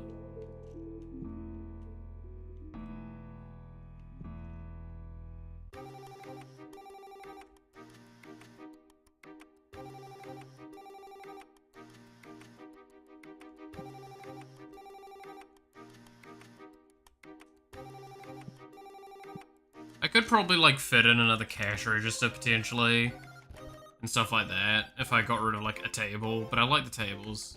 Tables are nice. Passive income, right?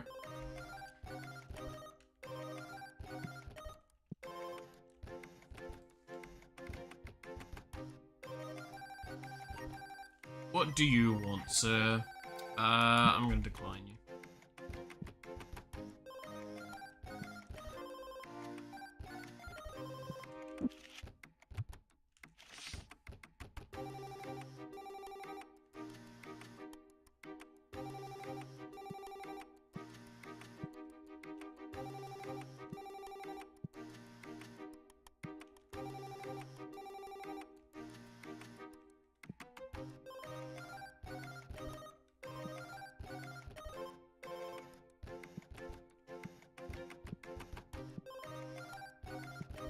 I like seeing them AFK because that means that things are working out. I can probably do another big order.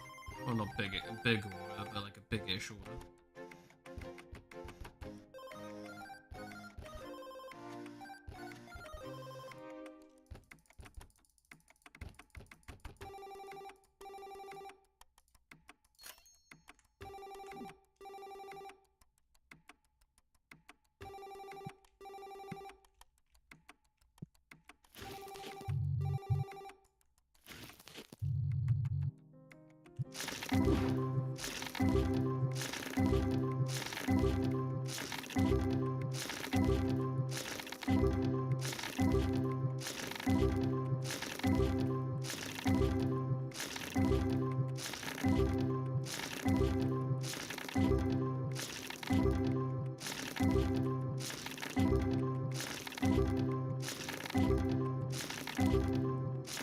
God damn, that's just saw 400 pop up there. Nice.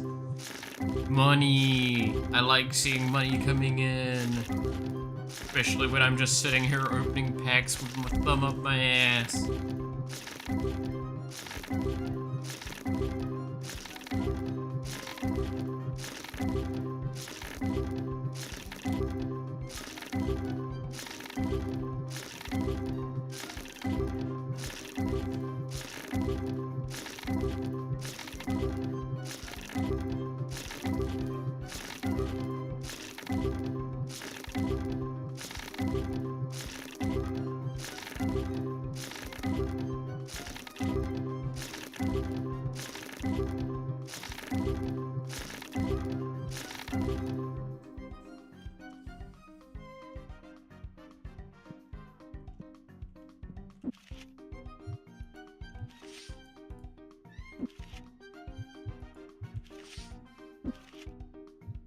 Gotta keep making money. Is there any ghost cards to sell? No.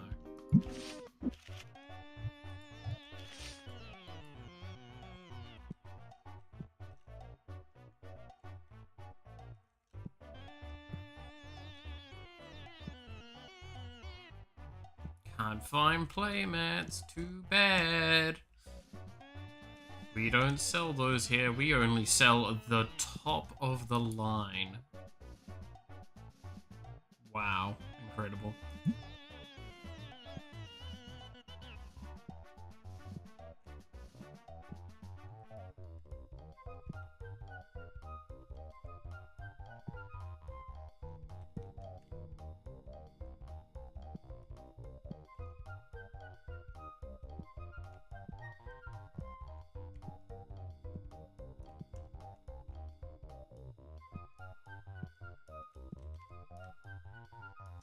As you can tell also by the audio level of the game, if it wasn't noticeable, I typically am watching something while playing this. It's just something to have in the background, giving me that little bit of extra oomph while I'm watching something at the end of the day. Like I said, I don't like doing, I like doing more than one thing at a time. What do you got for me? No thanks.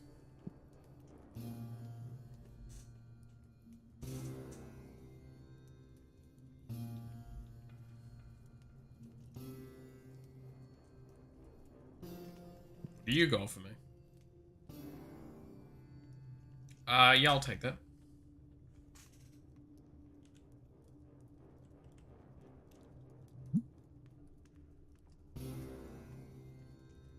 What?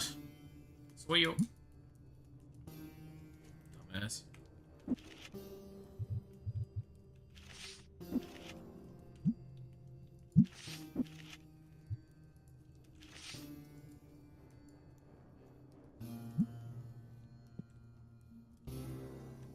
I'm gonna make a massive profit flip on that too, that's the best part.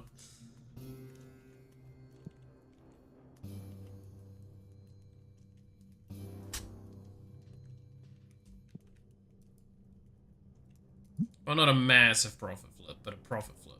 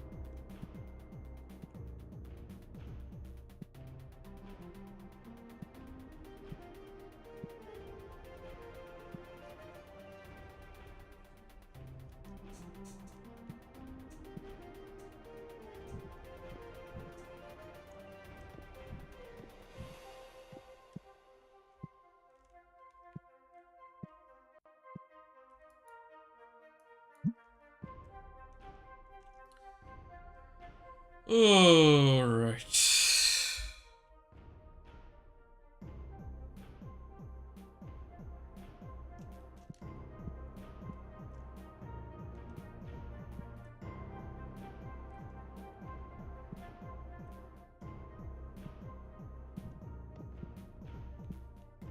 I'm still streaming? Yeah. Gonna be like that for the next few days. What do you mean?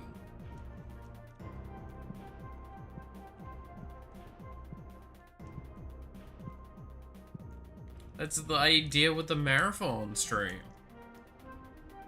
I'm going to hate myself and overheat. So it's like a subathon, but without the financial gains? Yeah, exactly. It's like a subathon, except I'm just torturing myself for the fun of it, not for actual any good benefit.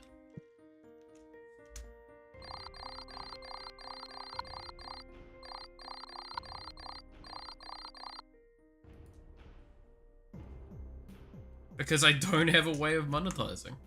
Alright. I'm gonna make one of those fucking dicks now. Alright, quit.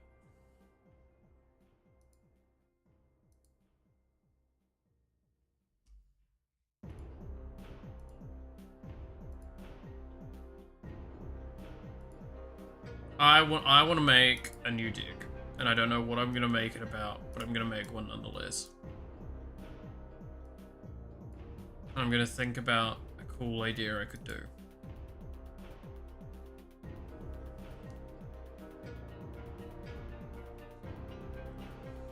What is a type of deck I've not done?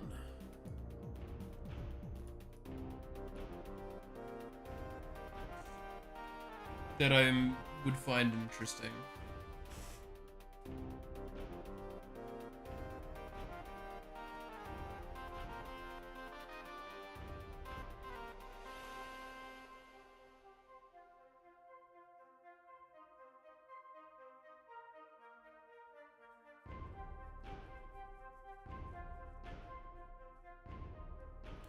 feel like I should do a Planeswalker one. Because I want to get rid of this one here and do a Planeswalker one instead.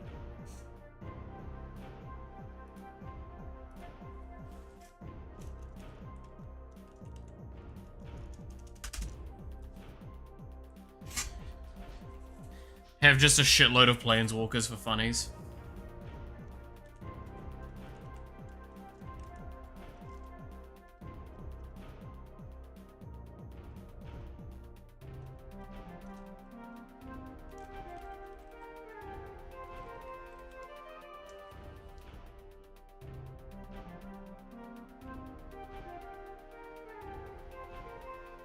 Okay, is this list got only Planeswalkers in it, or as the commanders, or has it got commanders that are good for Planeswalkers?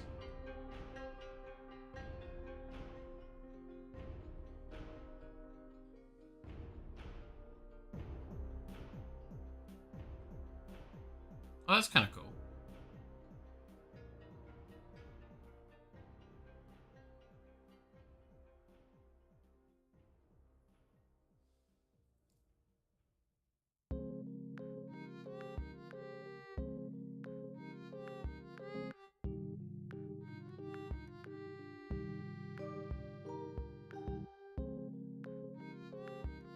Holy shit, the amount of text there.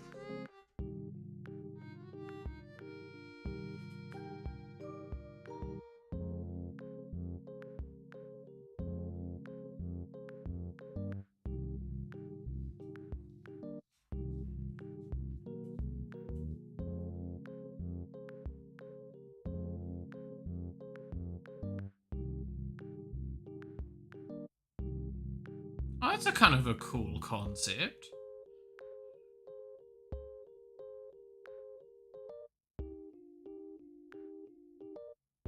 But no, that's actual planeswalkers that can be the commander. I want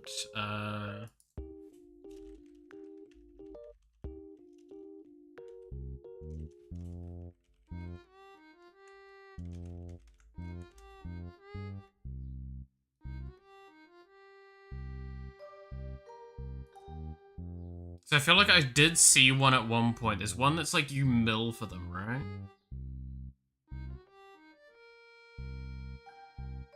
I mean, Atrax is obviously a good one. Yeah, I think it's this one, Karth the Lion. Enters the battlefield, or a planeswalker you control dies. Look at the top 7 cards of your library. You may reveal a planeswalker card from among them and put them into your hand. Put the rest in the bottom of your library in a random order. Planeswalker loyalty abilities you activate cost an additional +1 to activate. So it means that if it was 0, it'd be +1. If it's -1, it'd be 0. And if it was +1, it would be 2. Cool. So that's an idea. Probably, but that's so limiting. That's only 2. Like, that goes definitely into the deck, but I don't know if I can make that the commander, right?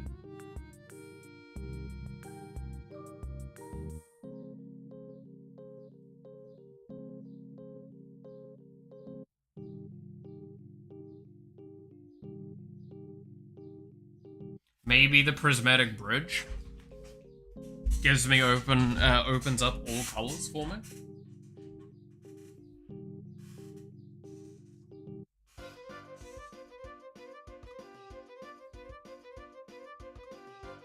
And like, yeah, that is all 5.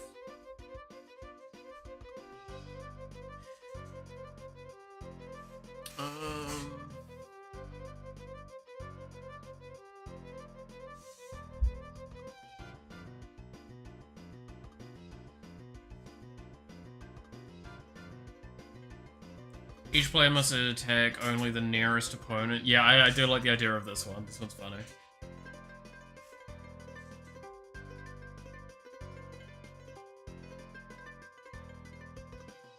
Proliferate twice when you proliferate, draw a card. It's a good card. Potentially.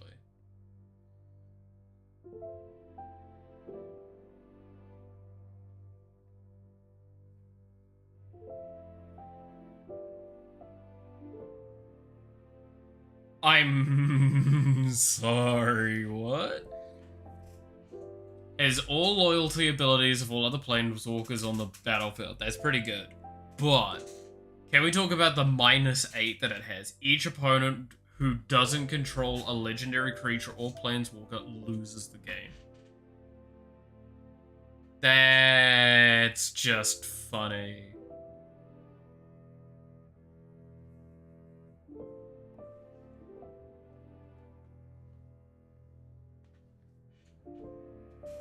Both of Teferi is really solid too. Yeah, okay. Let's go with the prismatic, this one and this, so we can get planeswalkers into board easy with the enchantment. At the beginning of your upkeep, reveal cards from the top of your library until you reveal a creature or planeswalker. Put that card into the battlefield and the rest of at the bottom of your library in a random order. So what's this one again? This is a 1/4 Vigilance, tap for 1 mana of any color. Other legendary creatures you control have Vigilance and tap. Add any 1 mana of any color. Yeah, I think we go with that one. I'm gonna make a,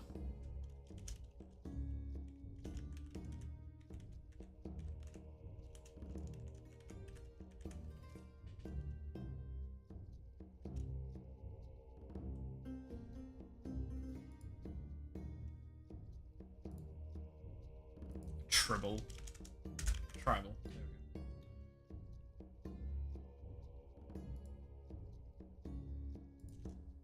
Let's start crafting this. I wanna play around with this concept to see what we can get. So by the way, I stand by. Don't try, like, I mean this is the nicest. I still have no fucking idea what these are off the top of my head. The colors. Like Witchmore, Ink Treader, June Brood, Glintai, Yortil. I don't fucking remember them.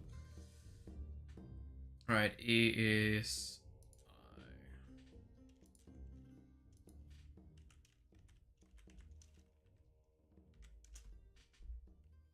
I don't care about price, by the way, for decks like this, because I'm just kind of fucking around.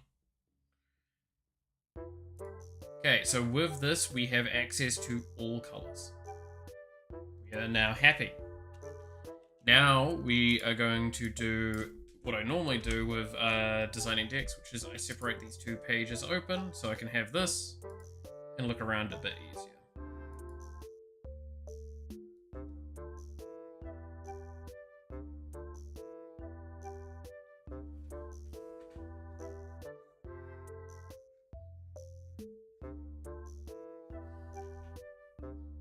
Up to 1 target creature you control can't be blocked this turn. Draw a card, then create a ninja token. You get an emblem whenever a player casts a spell, you create it.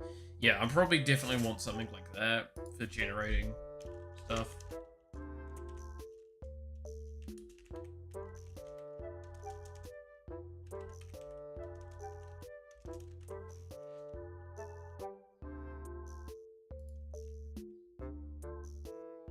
Cunning Infiltrator makes a lot of sense.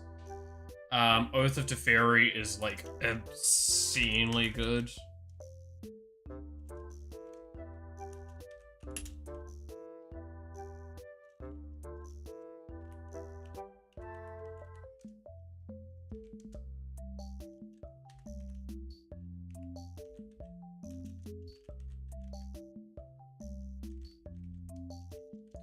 But yes, this Dragon God, that's probably just best to accept that's going in. Carth Lion seems very, very good into this deck.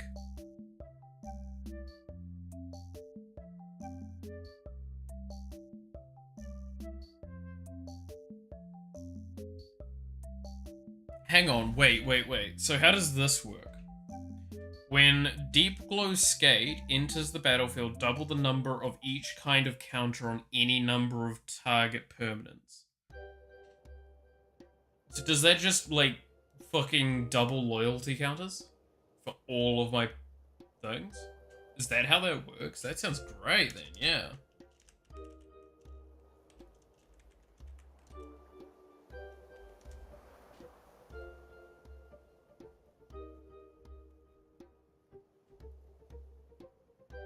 At the beginning of your blah blah blah. If you don't this turn, you lose 2 life. For each planeswalker you control, you may activate one of its loyalty abilities once this turn, as though none of your loyalty abilities have been activated this turn.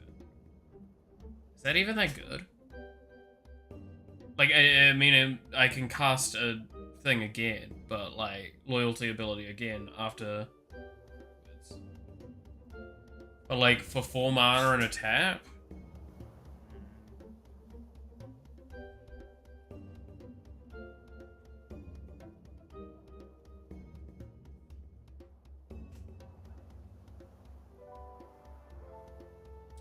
Ooh, that's a nice artifact.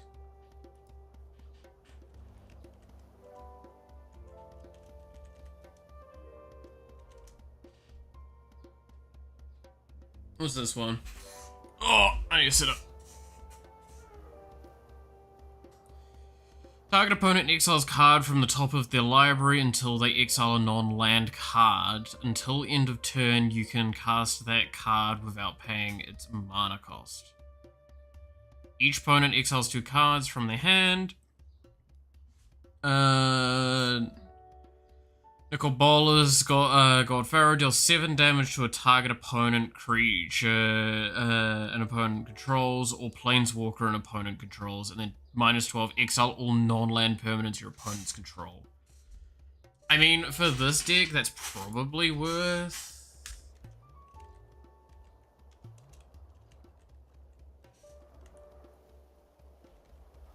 God Pharaoh, damn. Right, at the beginning of your combat, on your turn, put a 1/1 counter on a thing. Permanents you control with counters on them have ward 1, which is actually probably worth it. If you would put 1 or more counters on a permanent or player, put twice that many on each of those kinds of counters on that permanent or player instead. Innkeeper's Talent seems quite nice. You draw a card and you lose 1 life. Proliferate. So yeah, like that one's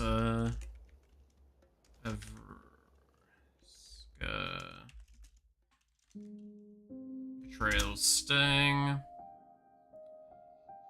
Commodore Guff. I didn't actually fully read him. At the beginning of your end step, put a loyalty counter on another target planeswalker you control. So that's probably worth.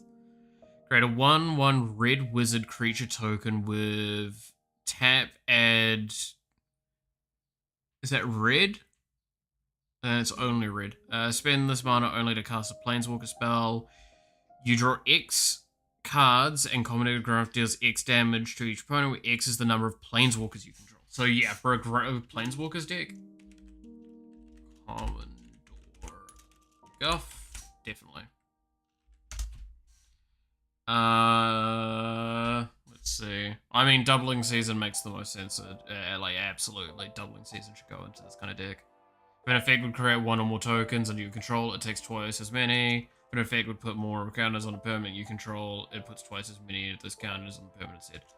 If an effect would put 1 or more counters on a permanent you control, it puts twice that many.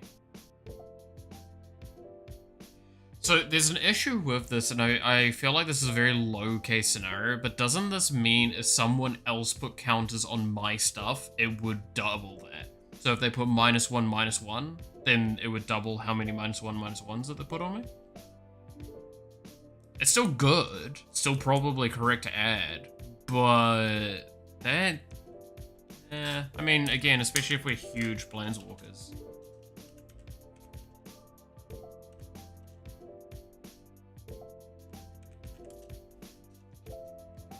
But again, doubling season alone should price check this deck a fair bit. Choose up to 2 target creatures until your next turn. Whenever either of those creatures deals combat damage, you draw a card. Tap up to 2 target non-land permanents. They don't untap during their controller's next untap step. Draw 3 cards. You get an emblem with... You may cast non-land cards from your hand without paying their mana cost. I'm sorry, what?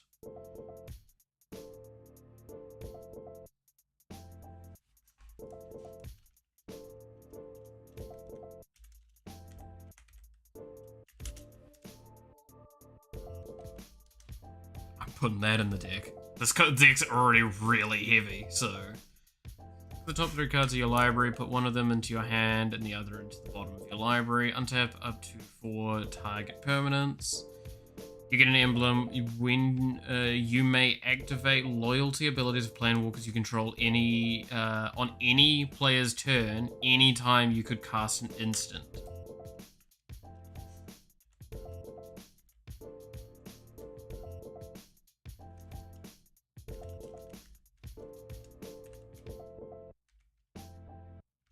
Definitely want to add that in. Do I put in a Traxxer? Probably. It is a proliferate, and a very good one at that.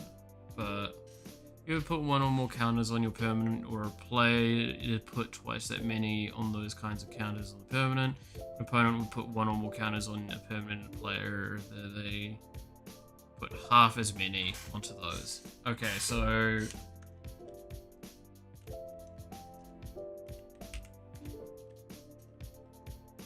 that one's probably worth adding into this kind of deck. I still think Atraxa Praetor's voice probably should go in here, but we'll come back to it. Creates social tokens, destroy all creatures with power 4 or greater. You get an emblem, creatures you control have +2/+2 in flying. Maybe. Spirit Dragon deals 3 damage to a target. Exile permanent with converted mana cost X or less. Then that's 1 or more colors. Gain 7 life, draw 7 cards, and put it to 7 permanent cards from your hand onto the battlefield. That is 8 mana. Is that good? That's good, but is that right in this deck? That's a lot of slapdown. That's a lot of slapdown.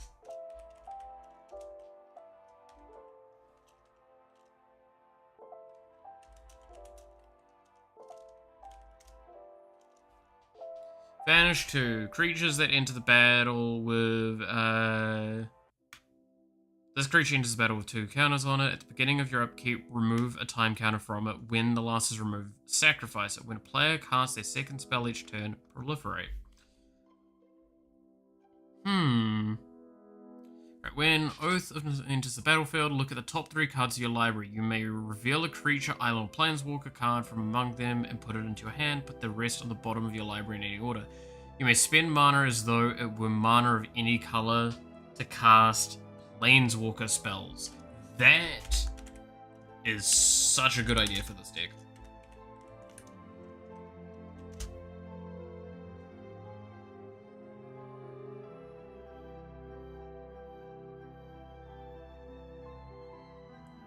That reminds me, let's have a little look at some more planeswalkers, shall we?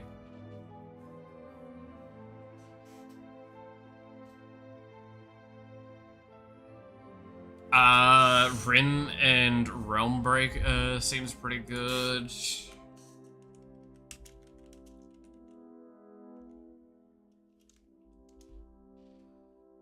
Create a food token, target artifact or creature loses all abilities and becomes an elk. Exchange control of a target artifact or creature you control and target creature an opponent controls with power 3 or less. You may activate loyalty to Master of Time. Could an instant. Target creature you don't control phases out. Take 2 extra turns after this one. The Teferi Master of Time is a bit rude, shouldn't, but I don't know if that's actually that good into this one. Because, like, draw a card, then discard a card's kind of worth it.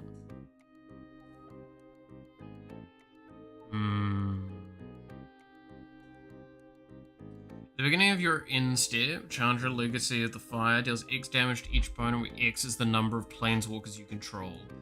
Add 1 for each planeswalker you control, 0. Remove a loyalty counter from each of any number of permanents you control. Exile that many cards from the top of your library. You may play them this turn.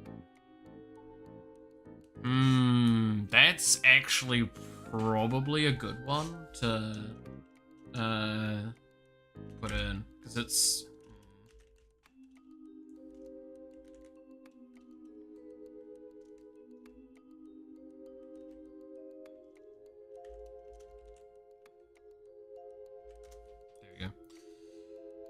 Now set Parter of Veils. Each opponent can't draw more than one card a turn. Look at the top 4 cards of your library. You may reveal a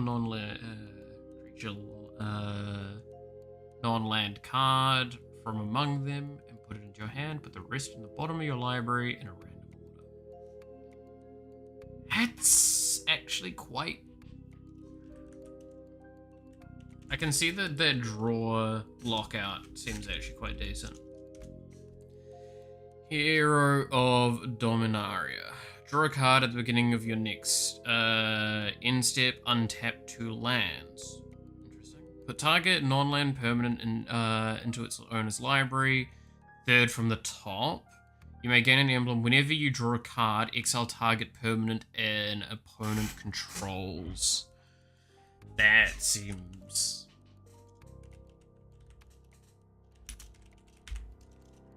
actually quite spooky. No more than one creature can attack the Eternal Wanderer each combat. Okay. Exile up to 1 target artifact or creature.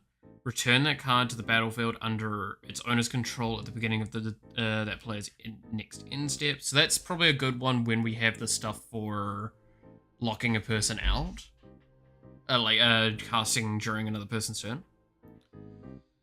Create a 2/2 white samurai creature token with double strike, and for each player, choose a creature that player controls. Each player sacrifices all creatures they control not chosen this way.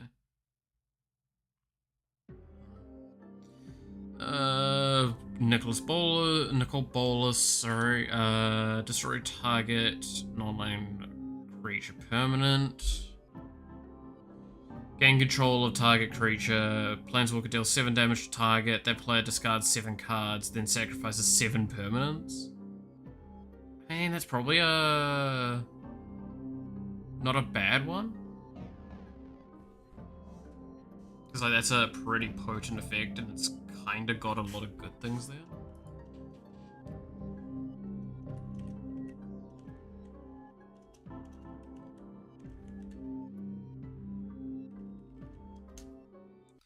Liliana, Dreadhorde General. Whenever a creature you control dies, draw a card, create a 2 creature token. Each creature sacrifices 2. Each player sacrifices 2 creatures of their choice, and then each opponent chooses a permanent they control each permanent type of each permanent time and sacrifice the rest. Each opponent. So that makes that actually quite good.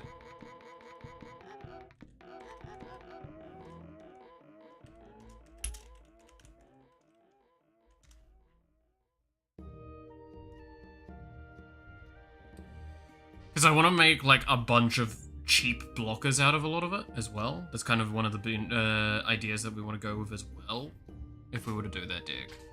Put a Ghost Form counter on up to 1 target more non-token creature. It gains when this creature dies, or is put in the exile, return it into the owner's hand, and create a 1/1 white spirit creature token with flying. Exile target non-land permanent, and then it's -7 is you gain an emblem at the beginning of your upkeep. You may cast a legendary spell from your hand, from your graveyard, or from among the cards you own in exile without paying its mana cost. Okay, Kaya.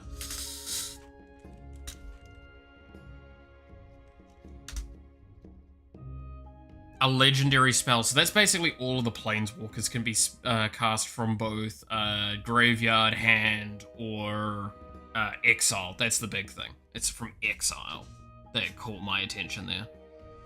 Up to 2 other planeswalkers you control phase out to the beginning of next step. Treat them as if the anything attached to them as though they don't count until your next turn. For each opponent, return up to 1 non-land permanent that player controls to their owner's hand. Then target artifact you control becomes a 9/9 construct artifact creature that gains vigilance, indestructible, and this creature can't be blocked. Ooh.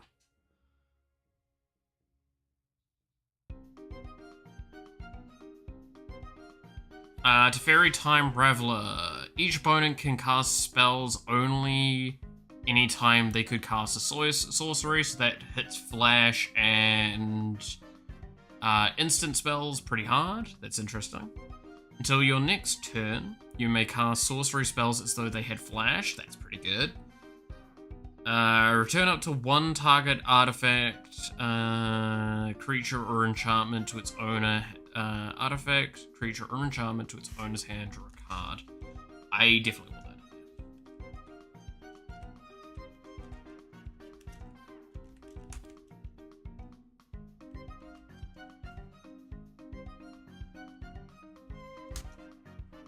Again, we're not gonna look at the cost of the deck, yeesh, for our own sake, right?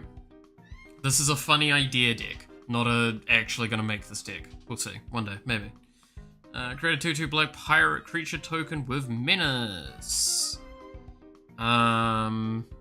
Destroy target artifact creature or enchantment. Create a colorless treasure token, treasure artifact token with the same blah blah blah. So I basically destroy artifact, creature, or enchantment, and give them a treasure artifact. Cool.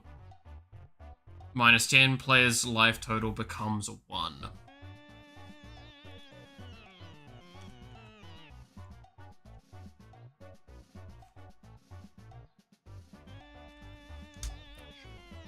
We've got enough ways to ping with some of the stuff.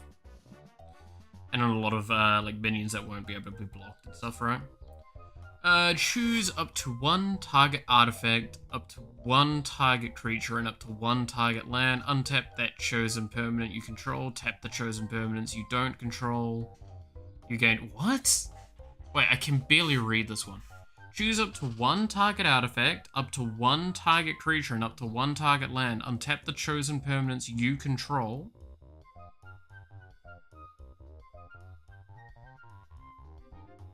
Tap the chosen permanents you don't control.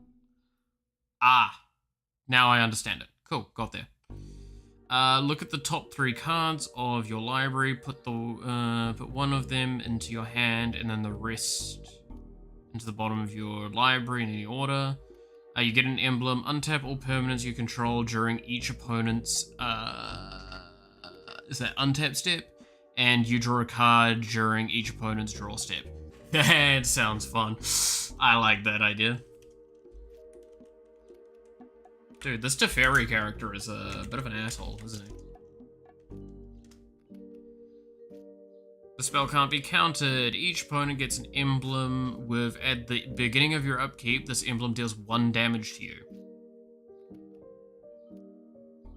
How many emblems can I give? Deals 3 damage to each non-elemental creature. Deals X damage to target creature or planeswalker. If a permanent dealt damage this way would die this turn, it is exiled instead. So I'm gonna actually ask that question. How many of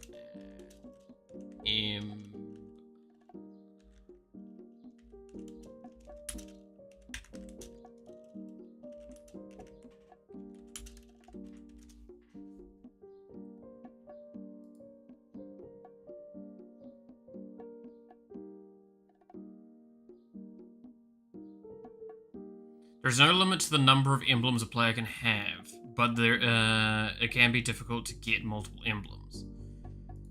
Emblem stack. Each emblem works independently, even if they come from the same planeswalker or different ones. Cool! So that answers that question. This Chandra sounds fucking insane.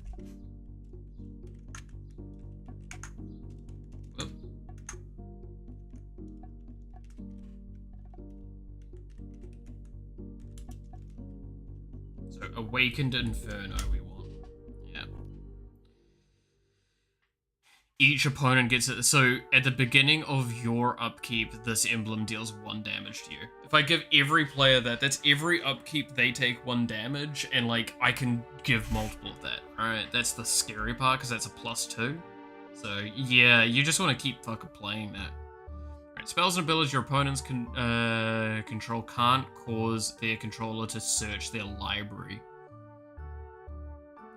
Target player puts the top 4 cards of their library into their graveyard, then exile each opponent's graveyard.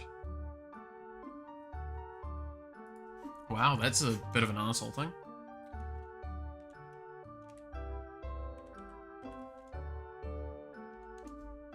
gonna add that in there. This deck is not supposed to be a nice deck. This deck is going to be an awful deck to play against.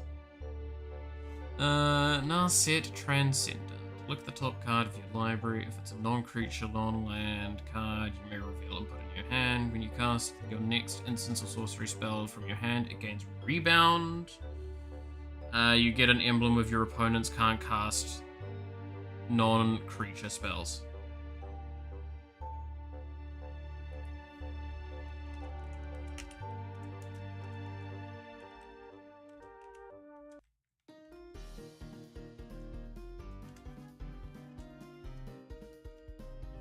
Yes, I'm adding that in. What the fuck? Completely just block people out of the game. Sounds funny. You look at the top card of the target player's library. You may put that card on the bottom of that player's library. Draw 3 cards, then put 2 cards from your hand into the top of your library in any order. Draw. Return target creature to its owner's hand. Exile all cards from target player's library, then that player shuffles their hand into their library.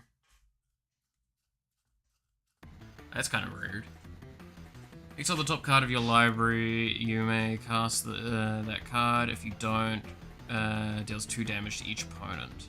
Then add 2 red. Deals 4 damage to target creature. You get an emblem with whenever you cast a spell, this emblem deals 5 damage to any target.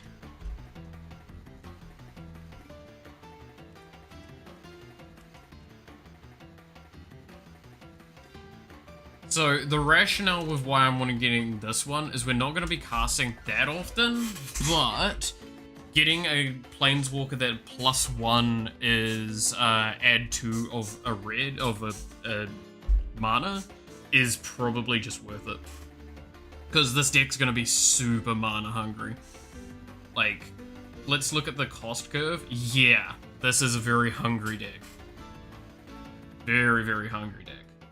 But I'm very, I'm producing a lot of stuff at the moment. So there's a lot of benefits we have with that. Right, Ajani. One of the Ajanis. Whenever you cast a creature or Planeswalker spell, target opponent gets 2 poison counters. That's an interesting one. Reveal the top card of your library. If it's a creature or Planeswalker card, put it into your hand, otherwise you may put it into the bottom of your library. Distribute 3 1/1 counters amongst up to 3 target creatures. They gain vigilance. I like the idea of that Ajani, just because it does give a little bit of an alternative win condition. Like, that's the point with the Planeswalkers, right? Is that all of them are a win con, in a sense. So, by playing so many of them, if you actually have the support for it, they'll come in and just kinda win you the game. But the problem is that this is such an expensive deck that I need, like, 2 or 3 turns before I can play it. Tap target permanent, then untap another target permanent. Okay. Deals 3 damage to any target, and alright, flip 5 coins, take an extra turn after this one for each coin that came up heads. That's probably not worth it, because that's a lot of RNG for its final cast. And that could be, like, the problem with that is that could be 5 or that could be 0. Spending 7 for 5 extra turns or 0 extra turns. And because of that variability, I can't justify it at that kind of cost. Okay, what's this one? Create notebook, a legendary colorless artifact token with spells you cast cost 2 less to cast and tap to draw a card. That's probably worth it. Tap up to 1 target artifact or creature. It doesn't untap during its controller's next untap step. That's kind of good. Exile target non-land permanent with non-land permanent card with mana value X from your graveyard. Create a token that's a copy of that card. It's probably not worth it though, is the problem. For a 6 cost? 5 cost, yeah. 5 cost, that's not great, especially when it's it's got the completed tag to it, so using a track, whatever it's called, the pay to life kind of mana. Fate Shifter, draw a card, then put a card from your hand on top of your library. Exile another target permanent you own, then return it to the battlefield under your control. Okay. Choose left or right. Each player gains control of all non-land permanents other than the control. Other than controlled by the next player in the chosen direction. No, that's a terrible idea for me.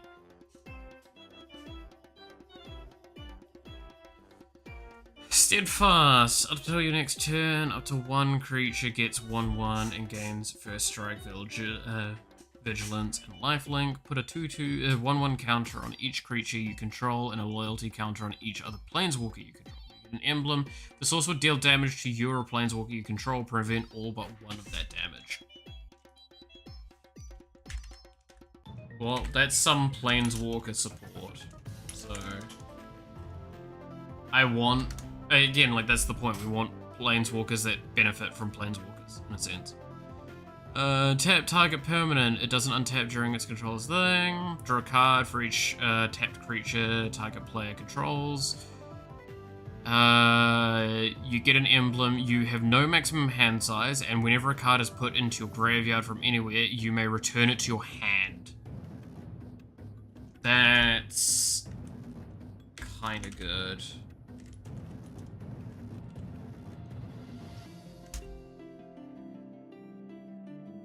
Unraveler of Secrets, scry one, then draw one, return target thing, get an emblem. Whenever an opponent casts his or her first spell each turn, counter that spell. That's kind of good, because that gets a draw as well. And it's kind of, it's not cheap, but...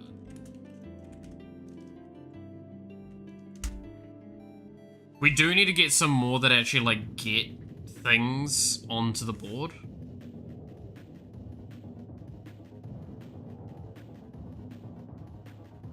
Vigilance, whenever you draw a card, put a 1/1 counter on this creature. Target opponent chooses a permanent they control and returns it to its owner's hand, then shuffle each non-land permanent they control into its owner's library. Kind of like the rest of that, though.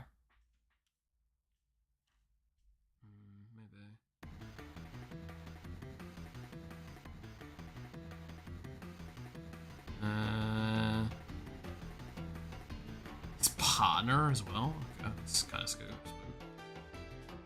Put 5 1/1 counters on each creature. 5 counters on each other planeswalker you control.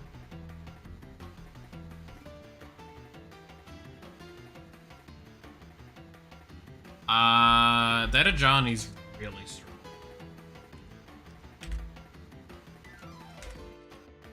But again, the problem is, I want to stress, most of these cards are very strong. The chance of casting them is the problem. They're very expensive at the same time.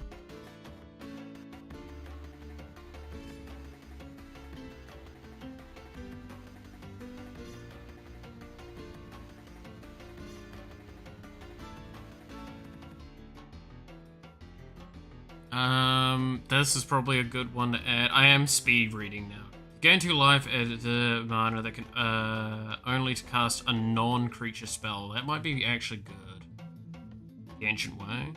Draw a card, then you may discard a card. When you discard a non-land card this way in a set of the Ancient Ways, deals damage equal to that card's mana value to target creature or planeswalker. You get an emblem. Whenever you cast a non-creature spell, this emblem deals 2 damage to any target. That's...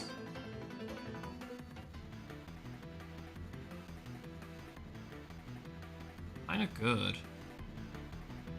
actually. Bit of mana gain, bit of life gain. That's it. The Ancient Way. Also the Wanderer.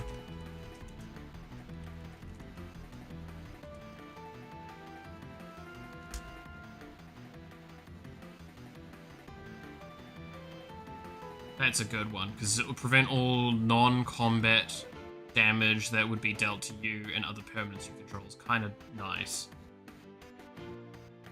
But yeah, the Green Heart's probably a good idea.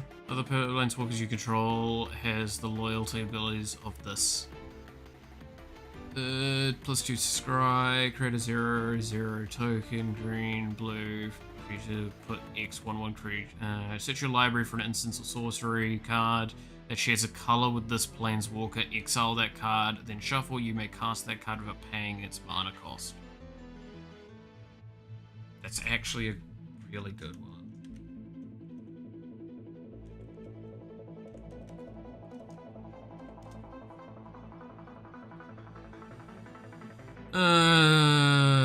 When this creature dies, put a loyalty counter on each Garruk you control, destroy a thing, get an emblem, creatures you have. Yes, that Garruk. Cursed Huntsman. Thopter artifact creature, token with flying, draw a card. If you control 3 or more artifacts, draw 2 cards instead. Get an emblem. At the beginning of your end step, search your library for a permanent card, put it into the battlefield, then shuffle your library. Oof.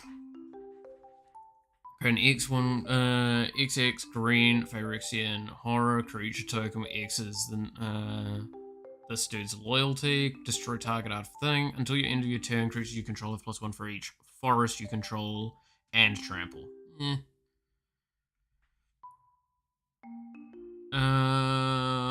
When enters the battlefield, create a 0/4 white wall creature token with defending and flying. You and other target opponent each draw a card. Choose left or right until your next turn. Each player may attack only the nearest opponent in the planeswalkers. Okay. Till your next turn, prevent all damage that would be dealt to and dealt by target permanent and opponent controls. Good versus narrow boards. Okay. You may play an additional land this turn. It's kind of good. Get an emblem at the beginning of your end step. Put a 9/9 blue Kraken creature token onto the battlefield. That's... is that worth it? It's kind of good. Come back to it, maybe. At the moment, I'm mainly looking at ones that kind of generate tokens and, like, creature value. Target player exiles a card from their hand, exile target permanent, restart the game, leaving in exile all non or permanent cards exiled with Khan liberated, then put those cards into the battlefield under your control. Holy shit, that is a scary card. That is like a end the game kind of card, alright? Because you just exile a bunch of cards. And smash. Yeah. Target player draws 2 cards, then discards 2 cards. Gain control of target artifact. You get an emblem whenever you cast a spell that targets 1 or more permanents. Gain control of those permanents. Okay. Reveal the top card of your library and put that card into your hand. Each opponent loses a life equal to its converted mana cost. Probably not actually a bad one for my deck. Deals X damage to target creature or planeswalker and I gain X life. Put a number of 1/1 black vampire knight creature tokens with lifelink onto the battlefield equal to the highest life total among all players. For a 9, that's kind of rough. Hexproof Kaya, each opponent loses 3 life, you gain 3 life. You draw 2 cards, then each opponent may scry 1. Exile target creature or enchantment. It is, if it wasn't an aura, create a token that's a copy of it, except it's a 1/1 white spirit creature with flying in addition to its other types. No. Protection from permanents with corruption counters on them. Gain control of corruption counter. No. Destroy another target planeswalker. Put a 3/3 black beast creature token with death touch onto the battlefield. That's very good.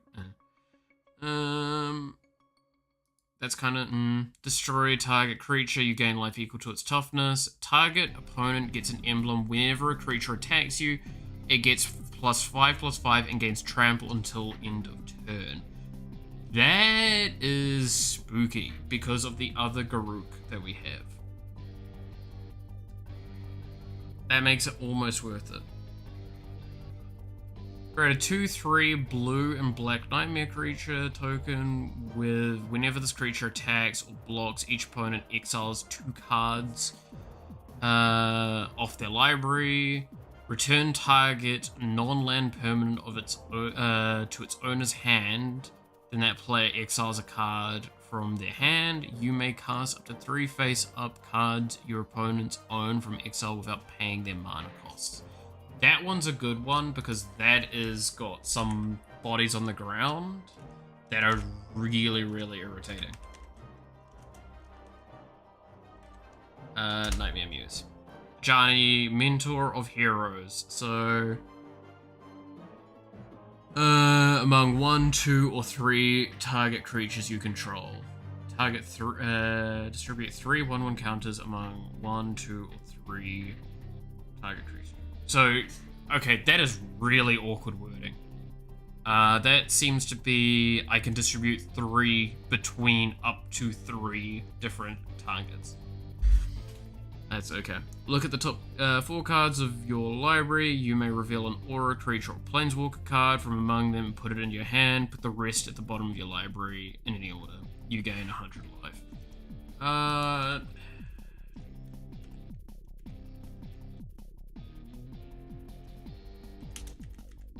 That gives me, like, a heal factor, I guess.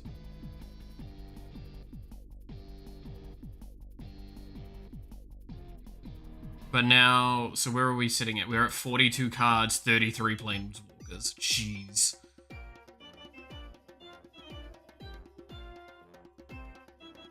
I'm gonna need some big mana for this. So we're definitely going to need Soul Ring, Arcane Signet, Chromatic Lantern,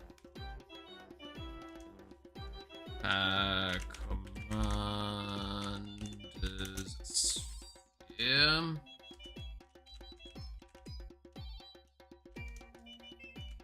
Command Tower,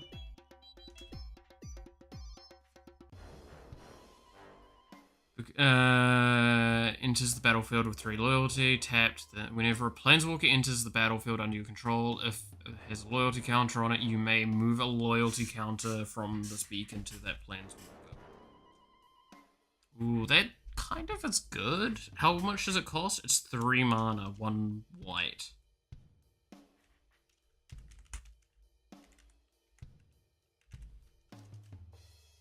Yeah, which beacon? There we go. You may spend mana as though it were mana of any color.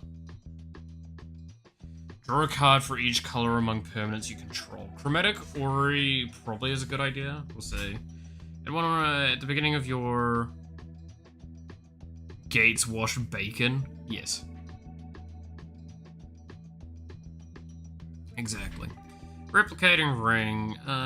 Let's see. At the beginning of your upkeep, put a night counter on Replicating Ring. If it has 8 or more night counters on it, remove all of them and create 8 colorless snow artifact tokens named Replicating Ring with tap one. Wow. Hello. Replicating Ring. I'm gonna take that in. So we're gonna need the mana. Like, we need mana in this deck. You may play Historics and cast Historics from top of your library. Yeah, that's probably a good one then.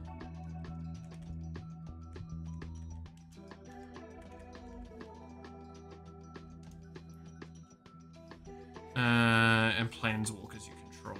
Yeah, Mox is definitely going to be a necessary one. 0 mana, put that in. Again, want to stress, I'm not looking at the cost of this. I'm just not going to look. I'm making a deck for the fun of making a deck. Roxamber, yeah. This is supposed to be a kind of good-ish deck. I'm making an attempt at a good-ish deck. Pay 3 life, proliferate, untap thing. I don't think that's quite what I need. Maybe. We can probably sacrifice a bit of health. Was a fun card in Magic the Gathering Arena. I mean, isn't it banned? I think it's banned now in Standard, right? But it's, to be fair, It's not banned in standard. It's not. Sorry, it's banned in standard, I believe, but it's not banned in Commander. But Mana Grip's now banned in Commander, and let's be honest, it was fucking obscene. 0 mana, add 2 is really good.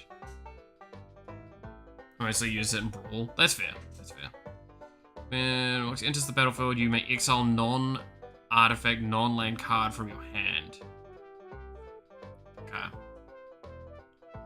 That might not be a bad one. Again, not looking at the price of that card. Holy shit, that's $100 US at least. But it would probably be quite good because we do have a lot of multicolor things. Tap an untapped legendary permanent you control, untap the Shaku. Okay. Have you considered adding Black Lotus? That's... is that actually banned? I can't remember.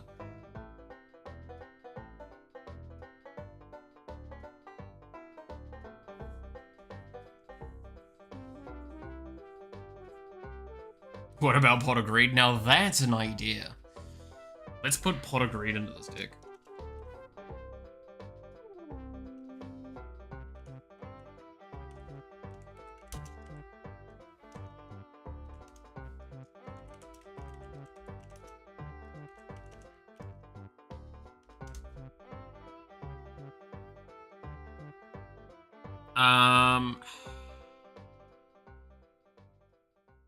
Okay, so this is a difficult one because, like, how we need to approach lands is going to be awful.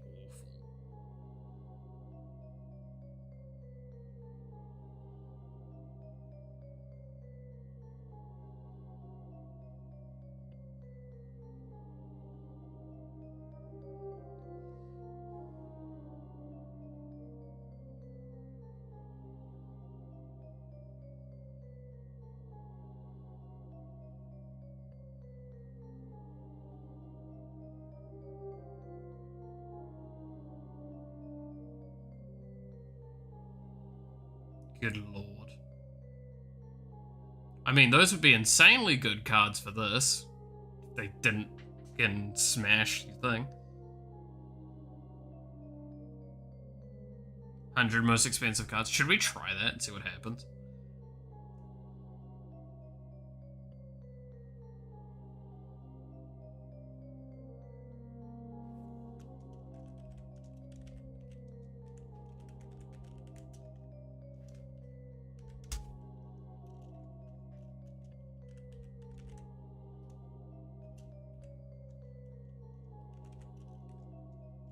Is there a way to sort by price? Kind of? I think there's a few ways.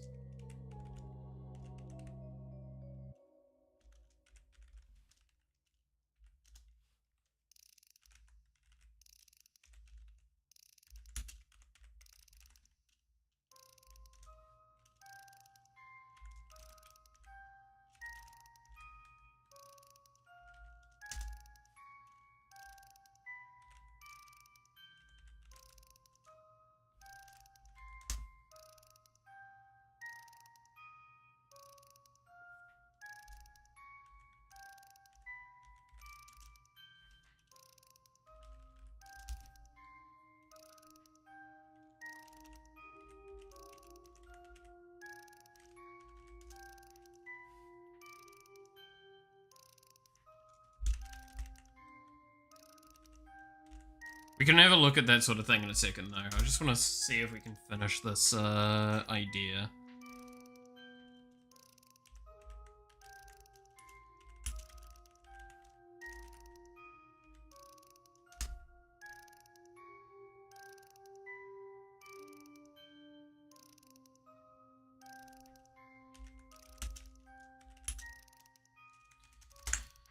Path of Ancestry is not going to be great in this one, actually. See it side.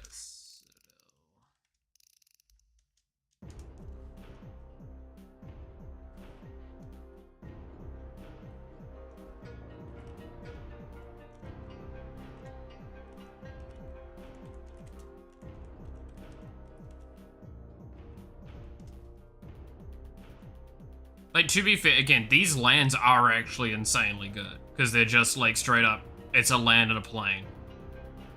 And you can, you can tap for island or plane. That's really good. It just sucks that it's like 200 fucking US dollars, right? And they're never gonna reprint something like that because that would be obscene. It's a really good card.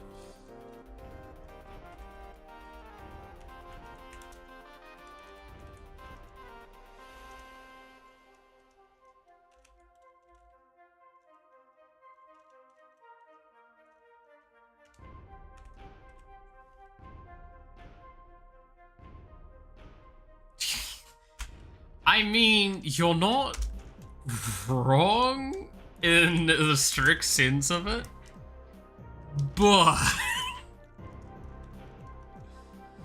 I will give you that. I will give you that.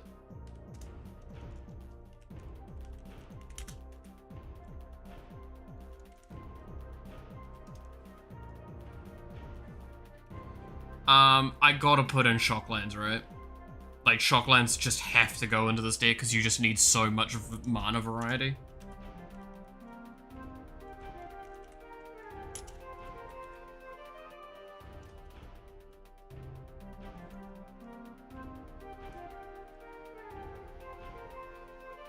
Oh, whoops, it's not this.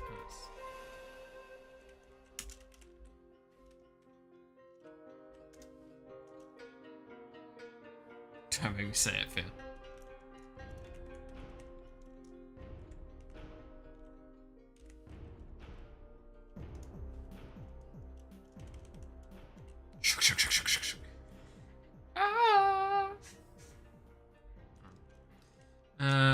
Then Catacombs, Zagoth, Triumph,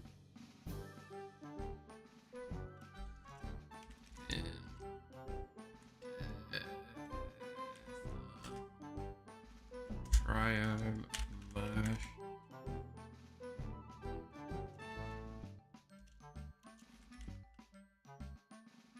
Fanboy daddy noises, you know, may as well be.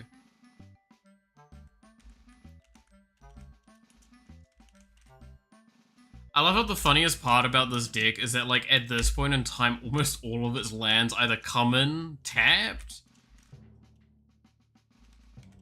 or they cycle for other land. It's just, like, genuinely how this is going with this deck.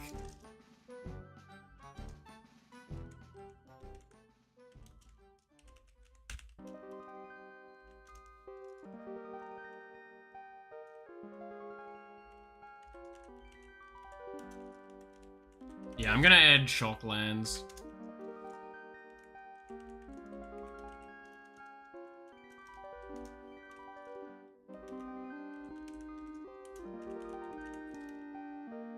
We need more ways of generating a little bit of health then.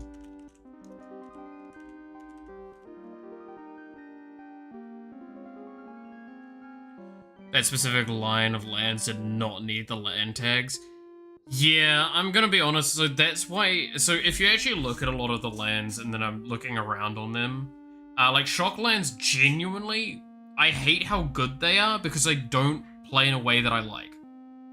I don't like the fact that it's like, oh, it enters tabbed unless you pay 2 life. Like, I don't quite like that, but the fact is they're just objectively correct to put in your deck because of that, but also because of that, they're not gonna reprint them because they're that good. Not often, anyway, and because of that, the prices are fucking hiked up. And it sucks. Honestly, I stand by a kind of thought that I've had. Land should be the cheapest part of your deck, most of the time. Unless it's a really grandiose, legendary kind of land, sure, that makes sense, right? But the fact that, like, Hall of Helioids, fucking something, the one that returns enchantments, that one is like not even $1. This shit is fucking 12 US. This is $20 here. I'm not even kidding. This is $20 for a card. That's a land.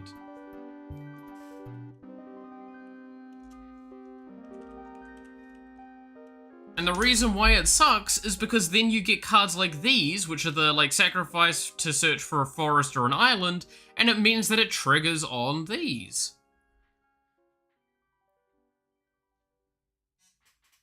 We need more monocolored color decks. You know, I don't know if I quite agree with that, but sure, why not?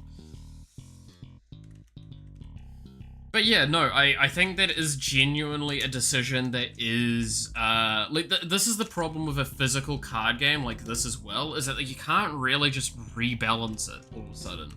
So all you do in the case of how Wizards can really do it is the only way to balance it is by price. Like, oh, well, if it's really fucking expensive, no one can use the card. In fact, I don't see any color, so I use my planes to pay for all my cards. You know, for a multicolored deck, that might not be a good idea, unless your pod realize, you know? Go for it, bud.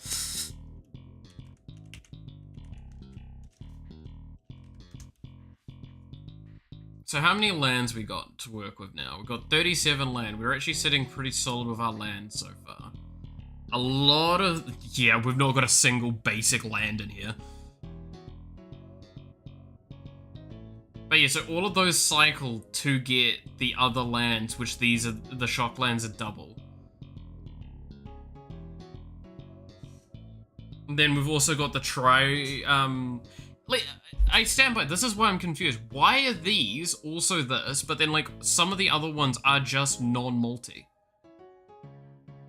That you can get, that are like, give you this sort of thing. Like, it feels really inconsistent of a decision sometimes.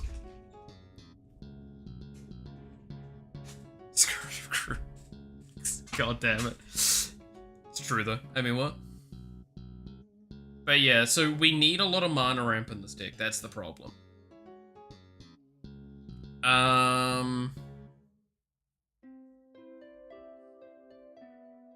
Actually, Field of the Dead might not be a bad one into this one.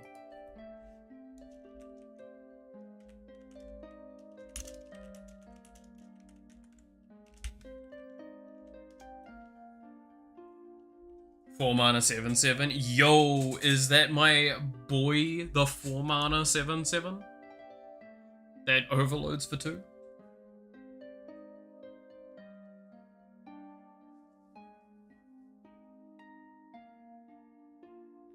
Okay, I have a really stupid idea for this deck. Let's try something.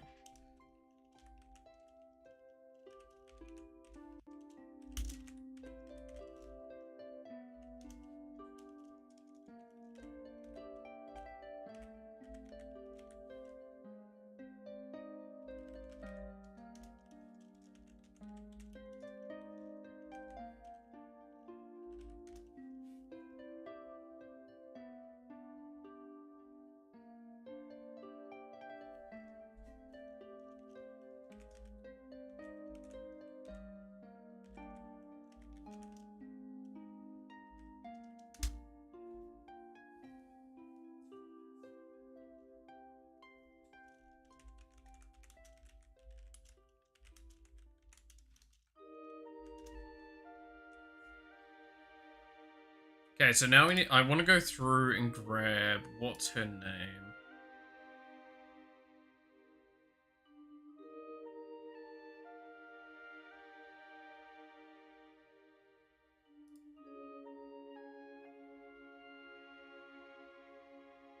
It's one of the Lilianas, though. Liliana.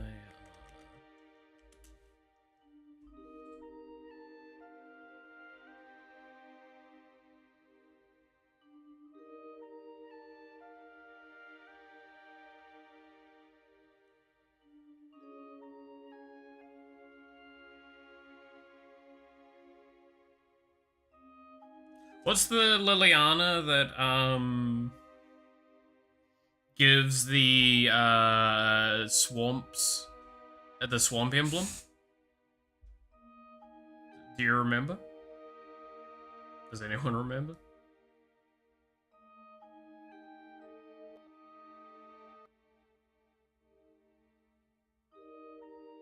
It's like something about void, isn't it?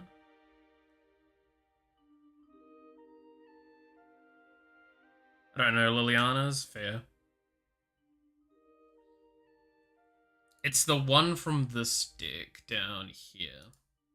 Because it's, this Liliana, has a Hatsune Miku, variant.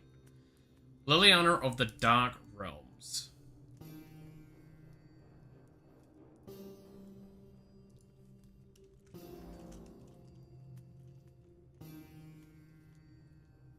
That one.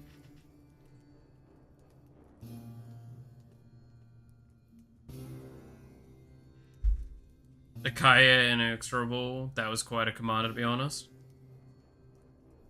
Yeah.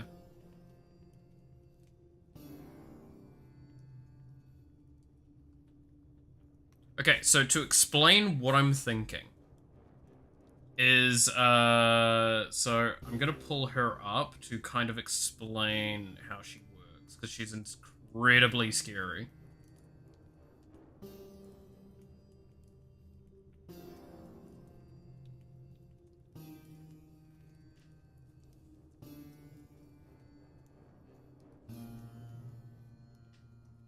Graver Exile. Yeah, I think that was one of the ones we added in, right?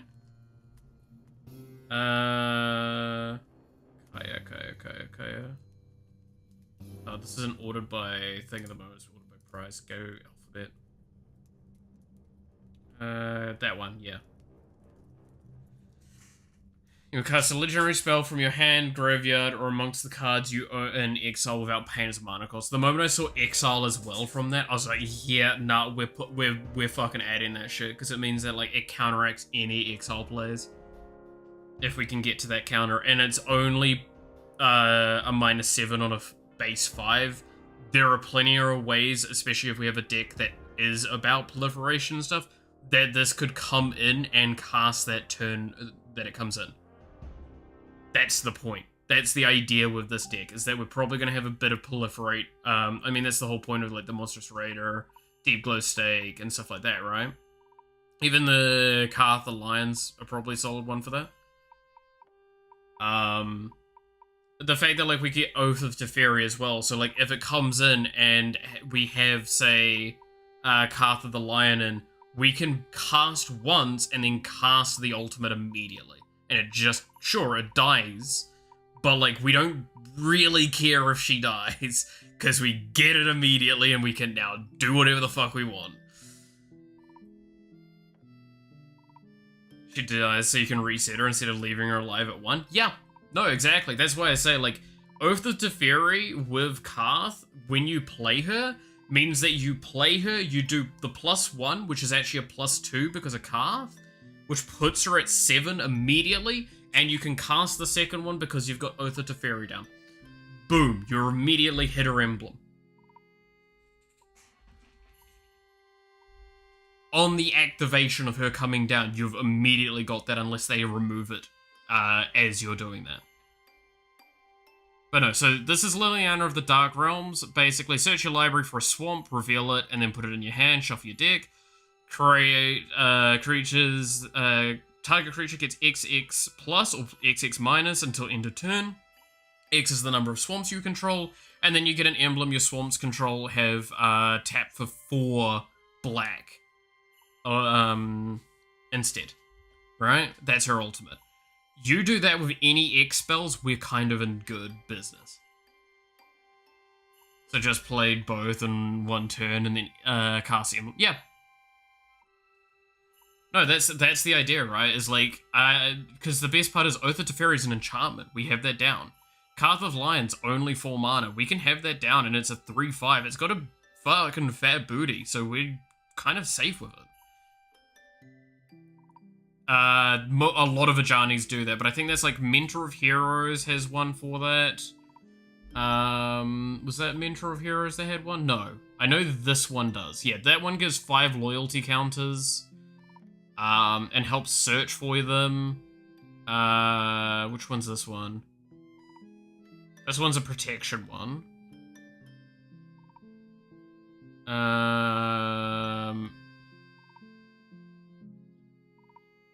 Yeah. No, so yeah. The unyielding is one of them. I know there was another one, but I decided against it because it just didn't have enough else with it to do it. But again, keep in mind that like the idea of this deck would also have Innkeeper's Talent, which is when one or more counters are put on a permanent or thing, put twice as many. So that's another proliferation effect sort of thing. Doubling Season as well is nice and observed. If an effect would create one or more tokens, but it's more that counters, because those actually are how this counts. Is the loyalty is a counter. That's probably the one you were talking about but didn't take. Yes, that sounds about right. Because it just felt a little short on terms of like the what I'd want.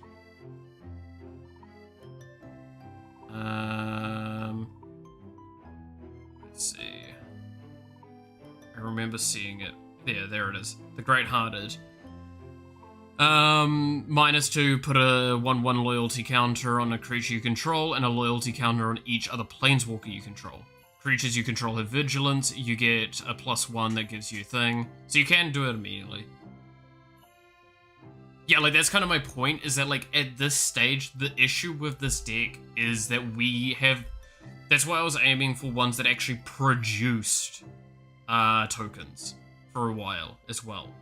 Which we do actually have a fair few of them. Like this one as well. This one's a really annoying token that it pulls out. And stuff like that. Because we need ways to block these attackers. The benefit we have is, ironically enough, if we get any form of recursion going at all, or any of our, like, emblems, big emblems,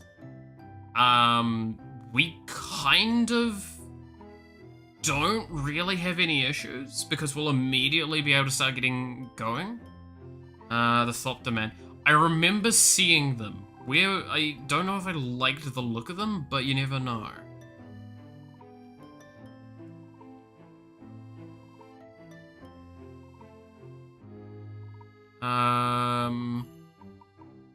Let's see. But I remembered the one you were talking about. Because it was just like, it didn't give enough otherwise, and that's kind of the mentality with it. Because, like, there's this dude as well, where it's like, create 2/0/1 Black Thrall creature tokens, but the rest of this is just kind of not that great. Gain control of all commanders, put all commanders from the command zone into the battlefield under your control as a -10. That's honestly not enough of a swing in some games. I've seen a vast majority of the commander games I've seen, the commanders very particularly designed, so the deck is what makes them good, not the commander themselves most of the time. And that's the issue. Whenever you cast a non-creature spell, create a 1/1 servo artifact creature. That could work, but no, not really.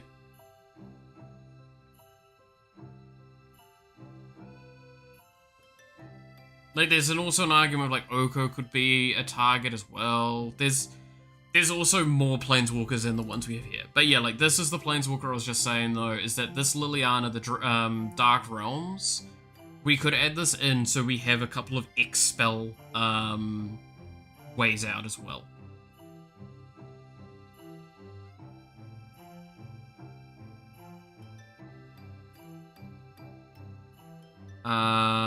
So specifically, let's scroll down quickly to see if we can find any X-Spells that we're like, ah, yeah, that would be a good one.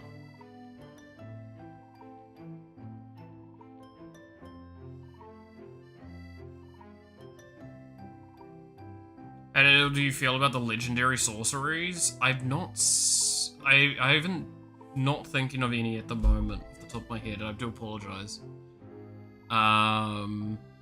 None that I can think of off the top of my head. It's kind of my thought on that.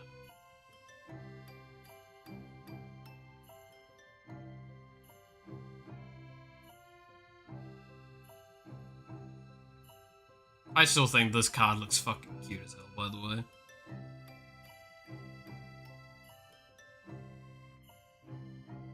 Delighted Halfling might be a worthwhile idea. Yogmore's Vile Offering. Let's have a look.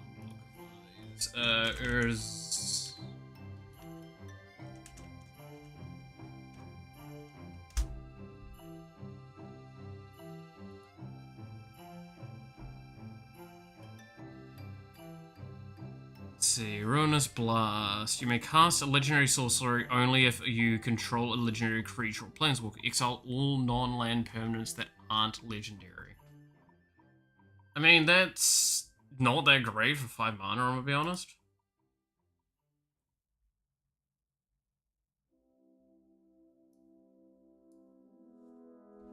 Like, that one's a bit disappointing, but I can see it being decent when you've got, like, only legendaries.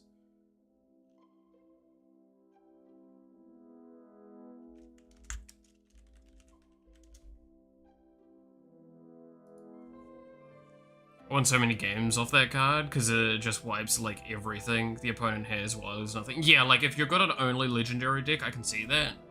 Like, a legendary tribal would probably be quite solid. Put up to 1 target creature or planeswalker's card from your graveyard onto the battlefield under your control. Destroy up to 1 target creature or planeswalker. Exile this offering. For 5 mana?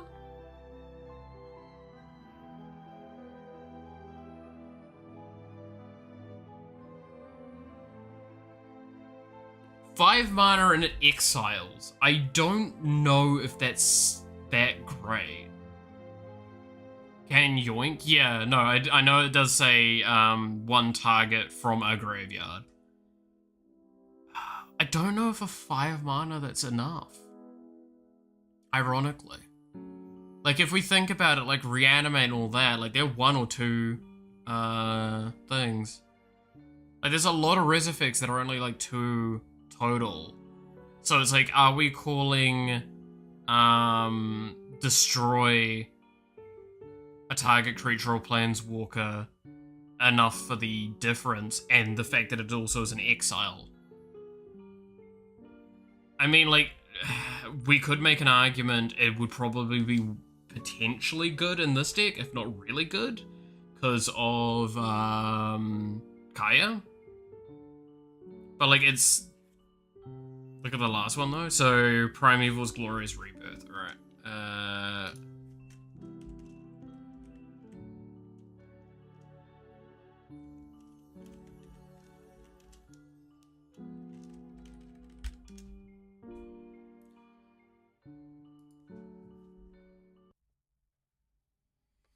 Let's see. It is 7 mana. You cast as you control a thing. Return all legendary permanent cards from your graveyard to the battlefield.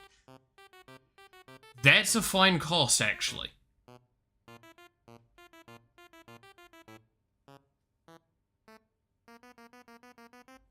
Like, okay, so this is where I'll say that's a reasonable cost because that with a, like, a legendary tribal deck is a Rise of the Dark Realms, basically, right?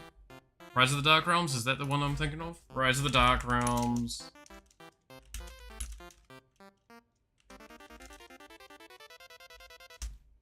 Actually, no, that's from all graveyards, actually, I think, but, eh.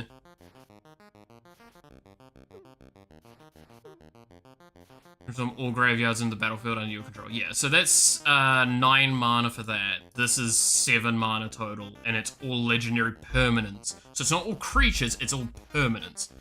If you only have legendaries, that's good. And you know what's also important to point out with this? Doesn't say exile. You can recast this from your graveyard easily. Legendary everything. Yeah, so that I can actually say is a good card in a legendary tribal deck. Because that's like your entire graveyard just comes back. So if they've not been exiling, that's a good one. But the other ones I would argue aren't as great because they are exile on cast. So outside of having something like the Kaya Inexorable, it doesn't feel as great.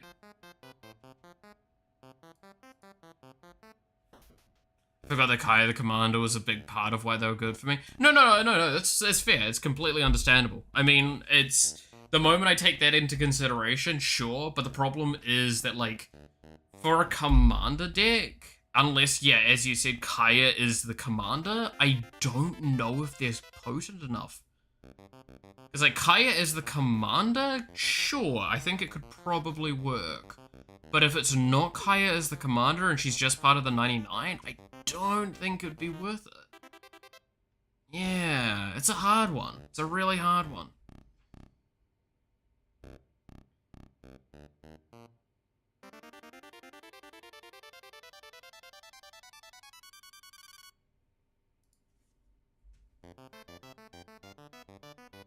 Okay, I was looking for X spells to add that, like, maybe bring a lot of shit back. So we're looking for primarily instants and sorceries. Probably sorceries mainly.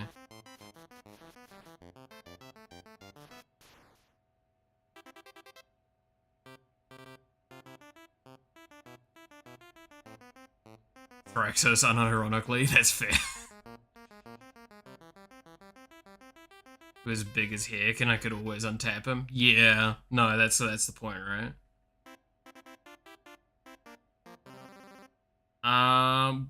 What is? I mean, Exsanguinate's a good one, but like, is that good outside of that case?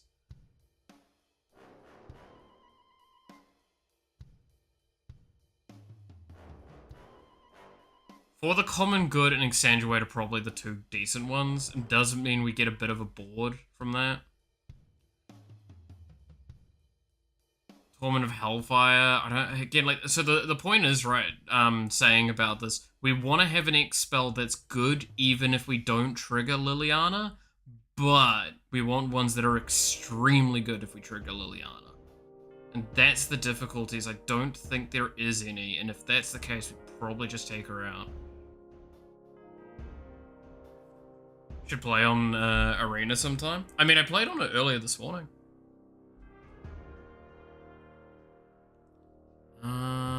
Black Sun Zenith? Black Sun Zenith is probably a good one. Actually, Black Sun Zenith is insanely good for this one.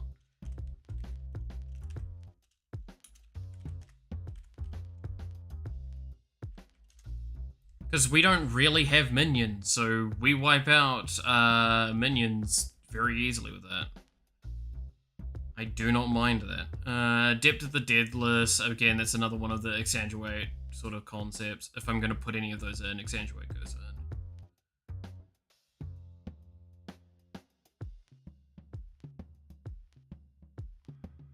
Yeah, no, I'm not really seeing any more in there that's, like, amazingly great.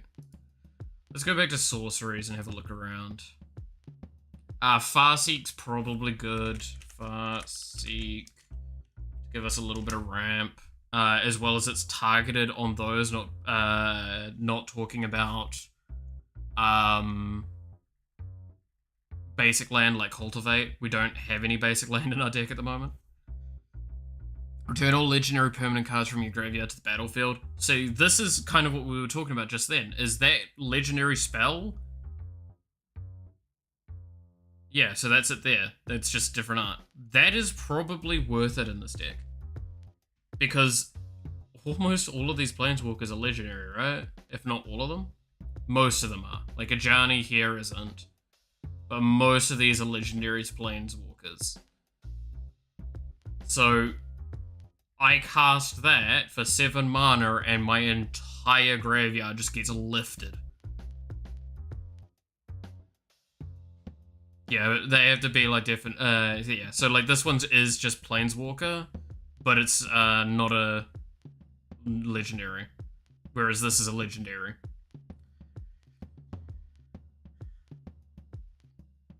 See? There is that aspect to it. Yeah, it's, so the vast majority. So you can have 2 of her? Well, I mean, this is a commander deck, so no. But I would assume maybe, if that's the case. I don't know enough of the rules around how the other formats work, so I'm definitely not the right person to ask. Tezzeret's Gambit might not be a bad one. Actually. Being serious?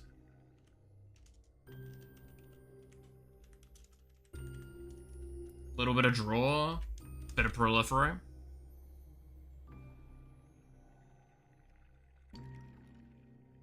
Three visits. It's probably a good one. So would Nature's War.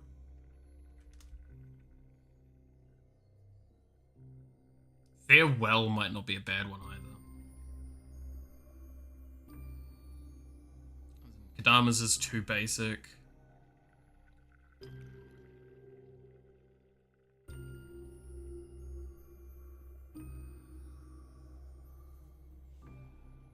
Ah, okay.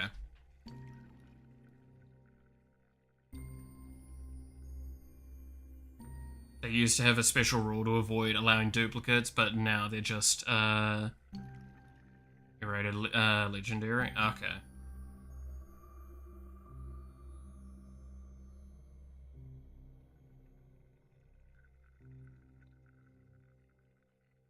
Unnatural Restoration, would that be a good one? Return target permanent card from your graveyard to your hand, probably worth.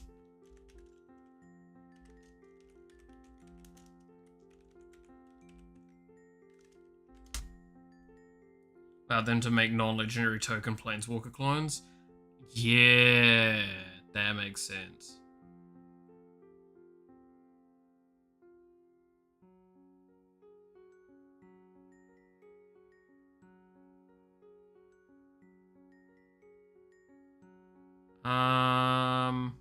Vandal Blast is probably worthwhile adding.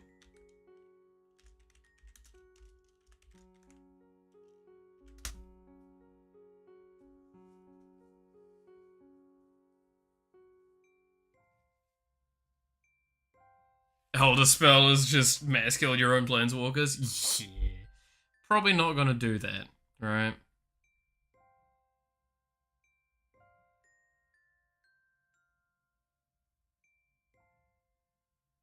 I mean, target any number of target Planeswalkers. Choose a Planeswalker you control. Put 2 loyalty counters for each Planeswalker destroyed this way. That actually... Yeah, like I was about to say, like, you could just smash Kaya up with that to just get her in a cast immediately. It is only 2 black as well. So it might not... That, ironically enough, creates a really weird combo thing. The Pacific stream. Honestly, this sounds really stupid, but I actually see it decently. I'm back from sleep, morning. Hey, ya Banky, how's it going? As you can see, I'm still sort of alive, maybe. We'll see.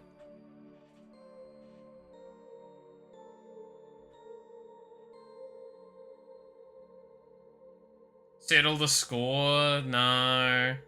Exile target creature for 4 mana. Even if it is, like, add 2 loyalty counters, that's kind of... It's basically exile target creature, proliferate twice, 4 mana. I don't think that's quite enough. Is it? That's the card you're talking about? Yeah. Maybe. Maybe. I mean, proliferate twice actually makes it worth it. Whoops. Settle the score. Each player sacrifices a creature. If you sacrifice a creature this way, you may return another permanent card from your graveyard to the battlefield. Return all creatures and planeswalker cards with mana value X or less from the graveyard to the battlefield. Exile this. That one could be a good one if we hit the Liliana. But I don't think we're going to play around that anymore. I think I'm going to remove that Liliana.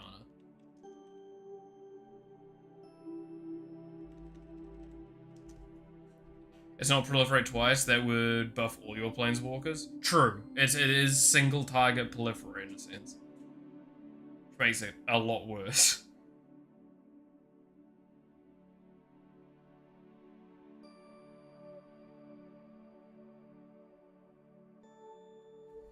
Looks like Magic the Gathering cards. It is. I'm fucking around while I'm kind of a bit more on the exhausted side. Just with a deck philosophy idea, and I wanted to see how we could make it work. This is a deck that is a Planeswalker tribal, so we've got 3 fucking creatures and like 30 something Planeswalkers. So I thought it would be funny to try and play around with this idea. See if I could make a deck that actually made sense to me.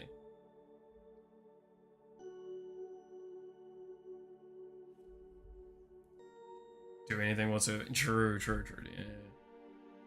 Whenever you activate an ability, if it isn't a mana ability, you may pay 2. If you do copy that ability, you may choose targets for that. Wait, would rings work on planeswalkers then? If I pay 2 mana, I basically double?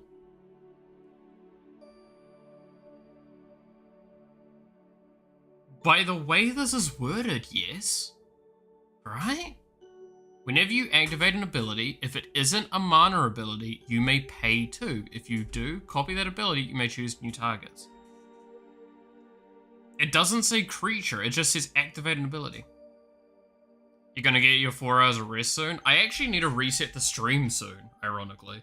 Let's do that, like, in a minute or 2. But I'm probably not gonna rest for a bit longer. I'll be fine.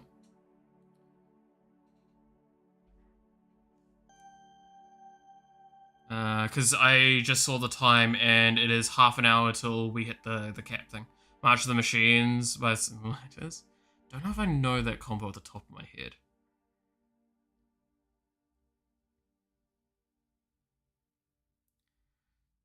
Each creature you control and a loyalty counter on each planeswalker you control. At the beginning of your end step, nah. I've already got Oath of Nissa in there. Check the cards and see what it does. Alright, give me a sec. Search. March of the Machines. So let's look at this. Each creature artifact. Wait. Each non-creature artifact is an artifact creature with power and toughness, each equal to its converted mana cost. Okay. That's an enchantment.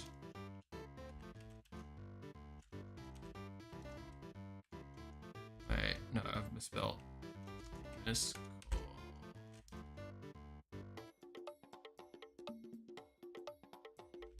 it is.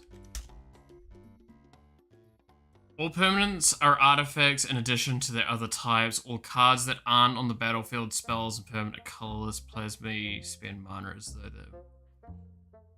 So would that make... So, okay, wait.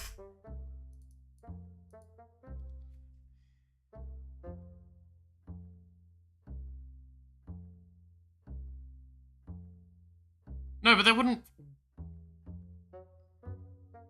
If it's already a creature and then it's an artifact... Yeah, it's an artifact's addition, so that shouldn't...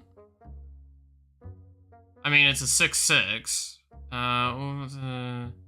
Colorless.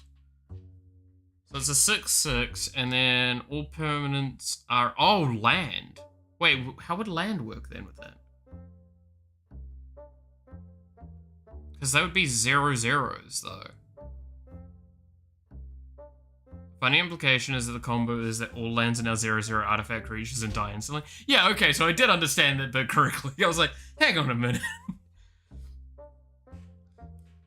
Yeah, no, that's a concern. Alright, I hope you'll just give me a moment. I'm going to reset the stream. We should be back very, very quickly. I'm just gonna bring up the stuff so I can do this.